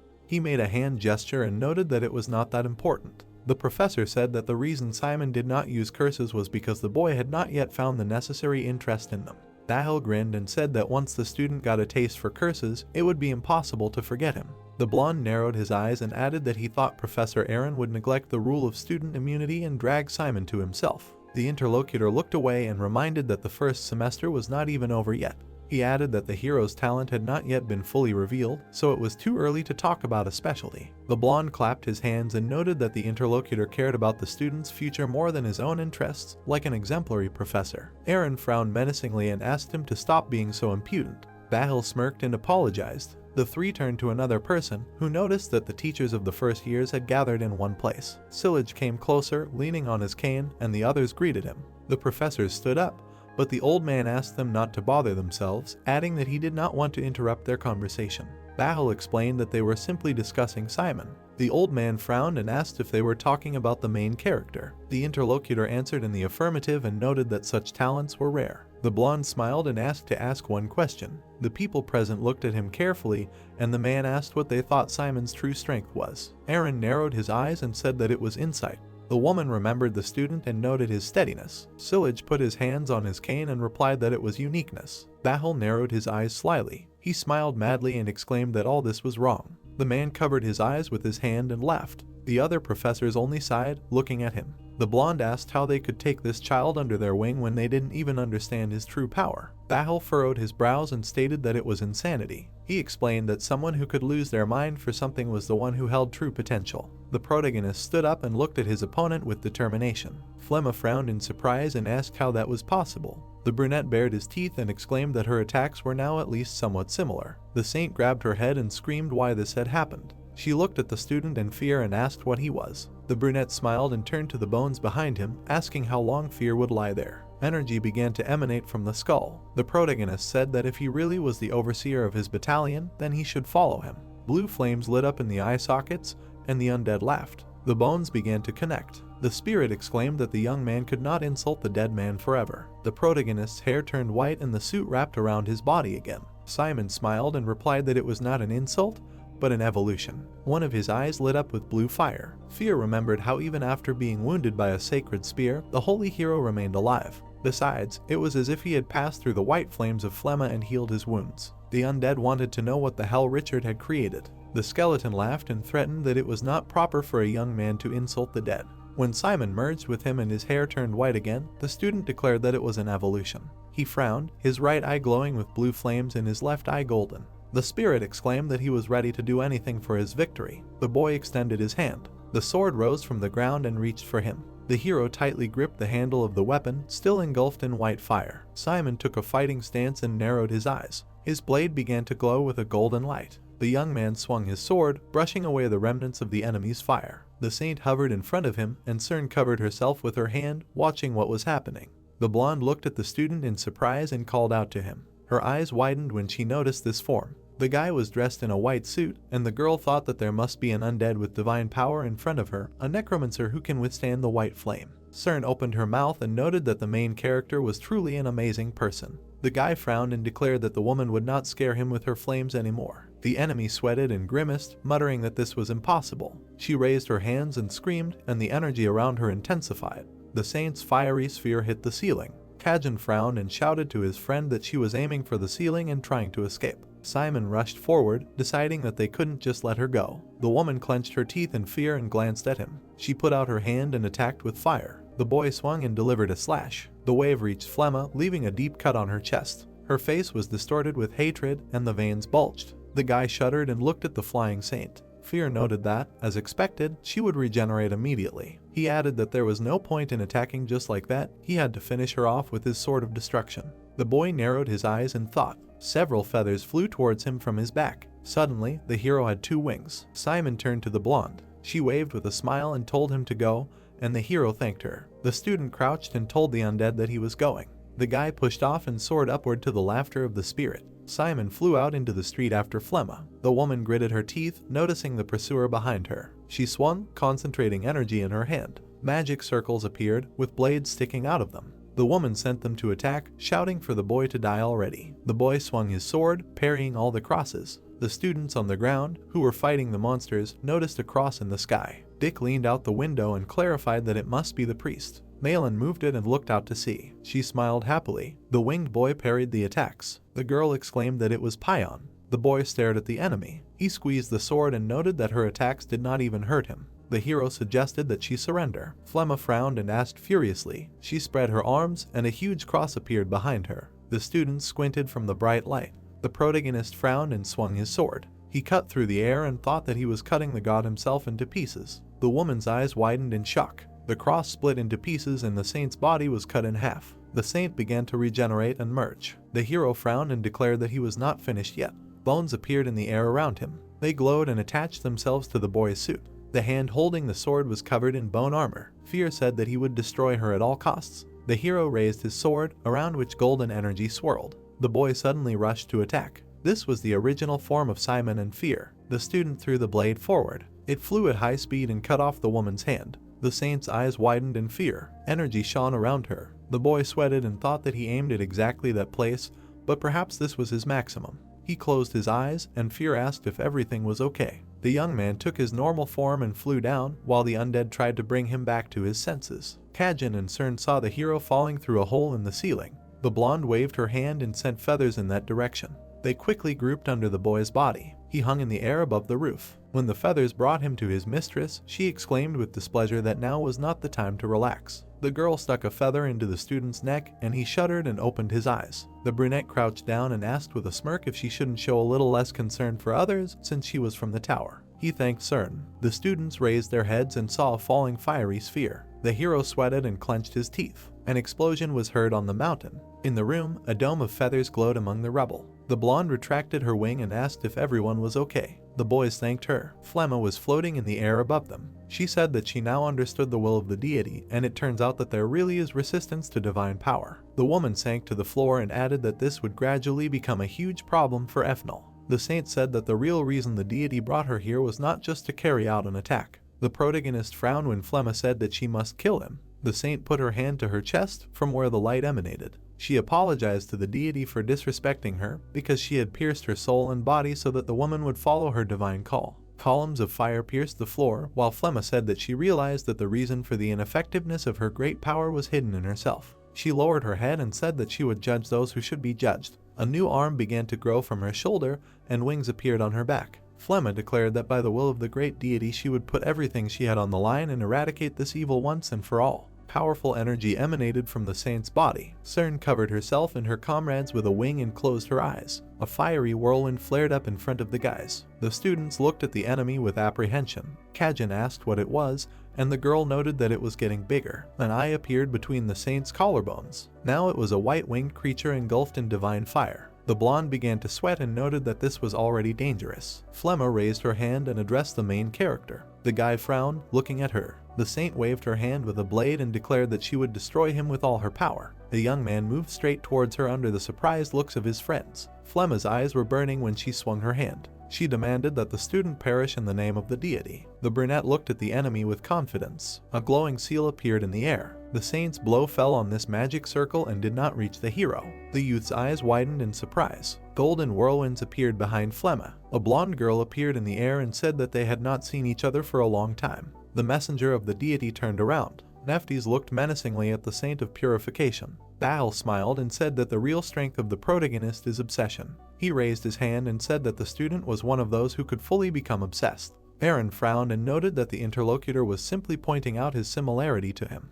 The blonde shrugged and said that obsession was a sign of genius. The professors turned towards the sound, and Hingpeng said that it was noisy outside. Sillage shuddered and exclaimed that it was the smell of blood. Lorraine shook Kami and asked her to wake up. The teachers approached them, and the old man called the winged one by name. They leaned over her, and the professor asked her not to move because she was already feeling bad. The student raised her hand with a note and asked to save Simon and the other students. The man took the piece of paper and asked again, puzzled. Nephthys crossed her arms and said that something seemed to have happened. She extended her hand, and Sillage handed her the note. The girl opened the paper and noted that it was Professor Lang's handwriting. The blonde read, "My assistant is trying to kill me." Bahil and Hingpeng widened their eyes in shock when the rector read about Francesca poisoning a man with an unknown poison, subjugating his mind and forcing him to obey her. Nephthys gave the letter to Jane and decided that there was no point in reading further. The rector stroked the pink-haired girl's head and said that everything was fine. The student saw Nephthys' face before she closed her eyes, and the necromancer promised to take care of everything. She rose to her feet and cursed. The girl turned around, her eyes flashing, and declared that she was ready to tear them apart. Lightning flashed around her. Sillage touched his hat and accepted the order when the rector asked him to take care of the girl. The blonde turned to ask which of the professors would go with her, but they had already raised their hands. The rector snapped her fingers and asked Jane to carry them. The brunette extended her hand, and the three teachers were enveloped in darkness. They went outside and the woman held a black cube in the air. The rector took it in her hands as it shrank. She raised her hand and summoned a golden magic circle. A black hole appeared in the center. Nephthys looked at it and said it was time. She flew up and went inside while Sillage and Lorraine watched her go. The girl folded her arms and looked at her mother with concern. That very moment when the saint swung and demanded the protagonist to disappear forever. The guy furrowed his brows, looking at her without fear. Suddenly, a magic circle appeared and a blow fell on him. The hero's eyes widened in surprise. Flemma turned around. Nephthys was behind her, who said that she had not seen the Saint of Purification for a long time. Simon smiled and looked at the rector. She looked at the guys and apologized for being so late and forgetting it. Kajin supported the brunette and was glad that Nephthys had arrived. Cern looked at the girl in surprise, realizing that this was the necromancer. The saint looked at the blonde and asked how she had so easily overcome the barrier, reinforced by resistance equal to 10 years of life. The interlocutor smiled and answered that it was not easy to break through, and she had to leave 10 years of life behind. Flemma leaned forward and exclaimed, was she really sure that her years were worth these worthless students? Nephthys extended her fist and declared that she was sure. The saint shuddered in shock. The rector watched the explosion. The saint turned and growled in displeasure. She quickly rushed to attack. The girl put out her hand and summoned a magic circle. The saint's blow fell on him, not touching her opponent. Flemma turned around in irritation and remained silent. Nephthys smiled and said that nothing in this world can escape the flow of time. The saint once again took the form of a red-haired woman. She was sweating and her eyes widened in surprise. The girl narrowed her eyes and smirked. Flemma had lost her arm again. She looked at the body in fear. The students stood on the floor, looking at the darkness in front of them. The saint raised her head in fear. The woman opened her mouth and frowned, realizing the approaching danger. Nephthys clenched her fist with a smile. Blood spurted out into the darkness. The students looked in shock. The lump of flesh fell to the floor. The rector looked at it menacingly and demanded that it get up and stop whining. Divine flames emanated from the liquid. The saint began to take on a human form. The girl looked at her and asked if it hurt. Flemma glared at her and declared that she would destroy her. A sharp attack cut off the saint's head. The girl pointed at it and promised to kill it as cruelly as it killed Lang. The enemy began to reattach the head, saying that while it was cooling off here, her students were dying. The interlocutor lowered her gaze and smirked, asking if the saint really thought that she was the only one who came here. A beam pierced the winged monster. The students formed into groups and muttered that it was all over. One guy raised an eyebrow and noted that there were fewer enemies. The monsters were advancing on the academy. The guys looked at the monsters, noting that they had no end. Suddenly, the students shuddered, feeling a vibration. The creature loomed over the students. The girl cringed and muttered in tears, was this really the end? A fast figure appeared in the sky, and Peng fell on one of the enemies, kicking her. The students ran away while the monster was cut in half. The winged creature was split into two parts. The woman landed on the ground nimbly. She smiled and, praising the students, said that they should not be afraid anymore. The students happily looked at the professor and exclaimed that they were now saved. Aaron frowned and cursed. He looked at the academy grounds and asked why the blonde man was following him. Bahil winked and replied that for a cursed lover like him, distance or location did not matter. The man could curse his victim no matter where they were. The brunette turned to him and asked displeasedly, so what was he doing here? The interlocutor smiled and asked not to be so rude, because this was the revival of the long-awaited duet. Aaron frowned and muttered that it was only the dark past, while the blonde man said that his heart was filled with warm memories. Bahal looked at his partner and said that they needed to decide who would attack and who would remain on the defensive. The other raised his hands and chose the former. The blonde flipped a coin to decide, because he would also prefer the former. He caught it, and the brunette chose tails. Bahal smiled and said that it was heads, adding that his partner cared about the younger one.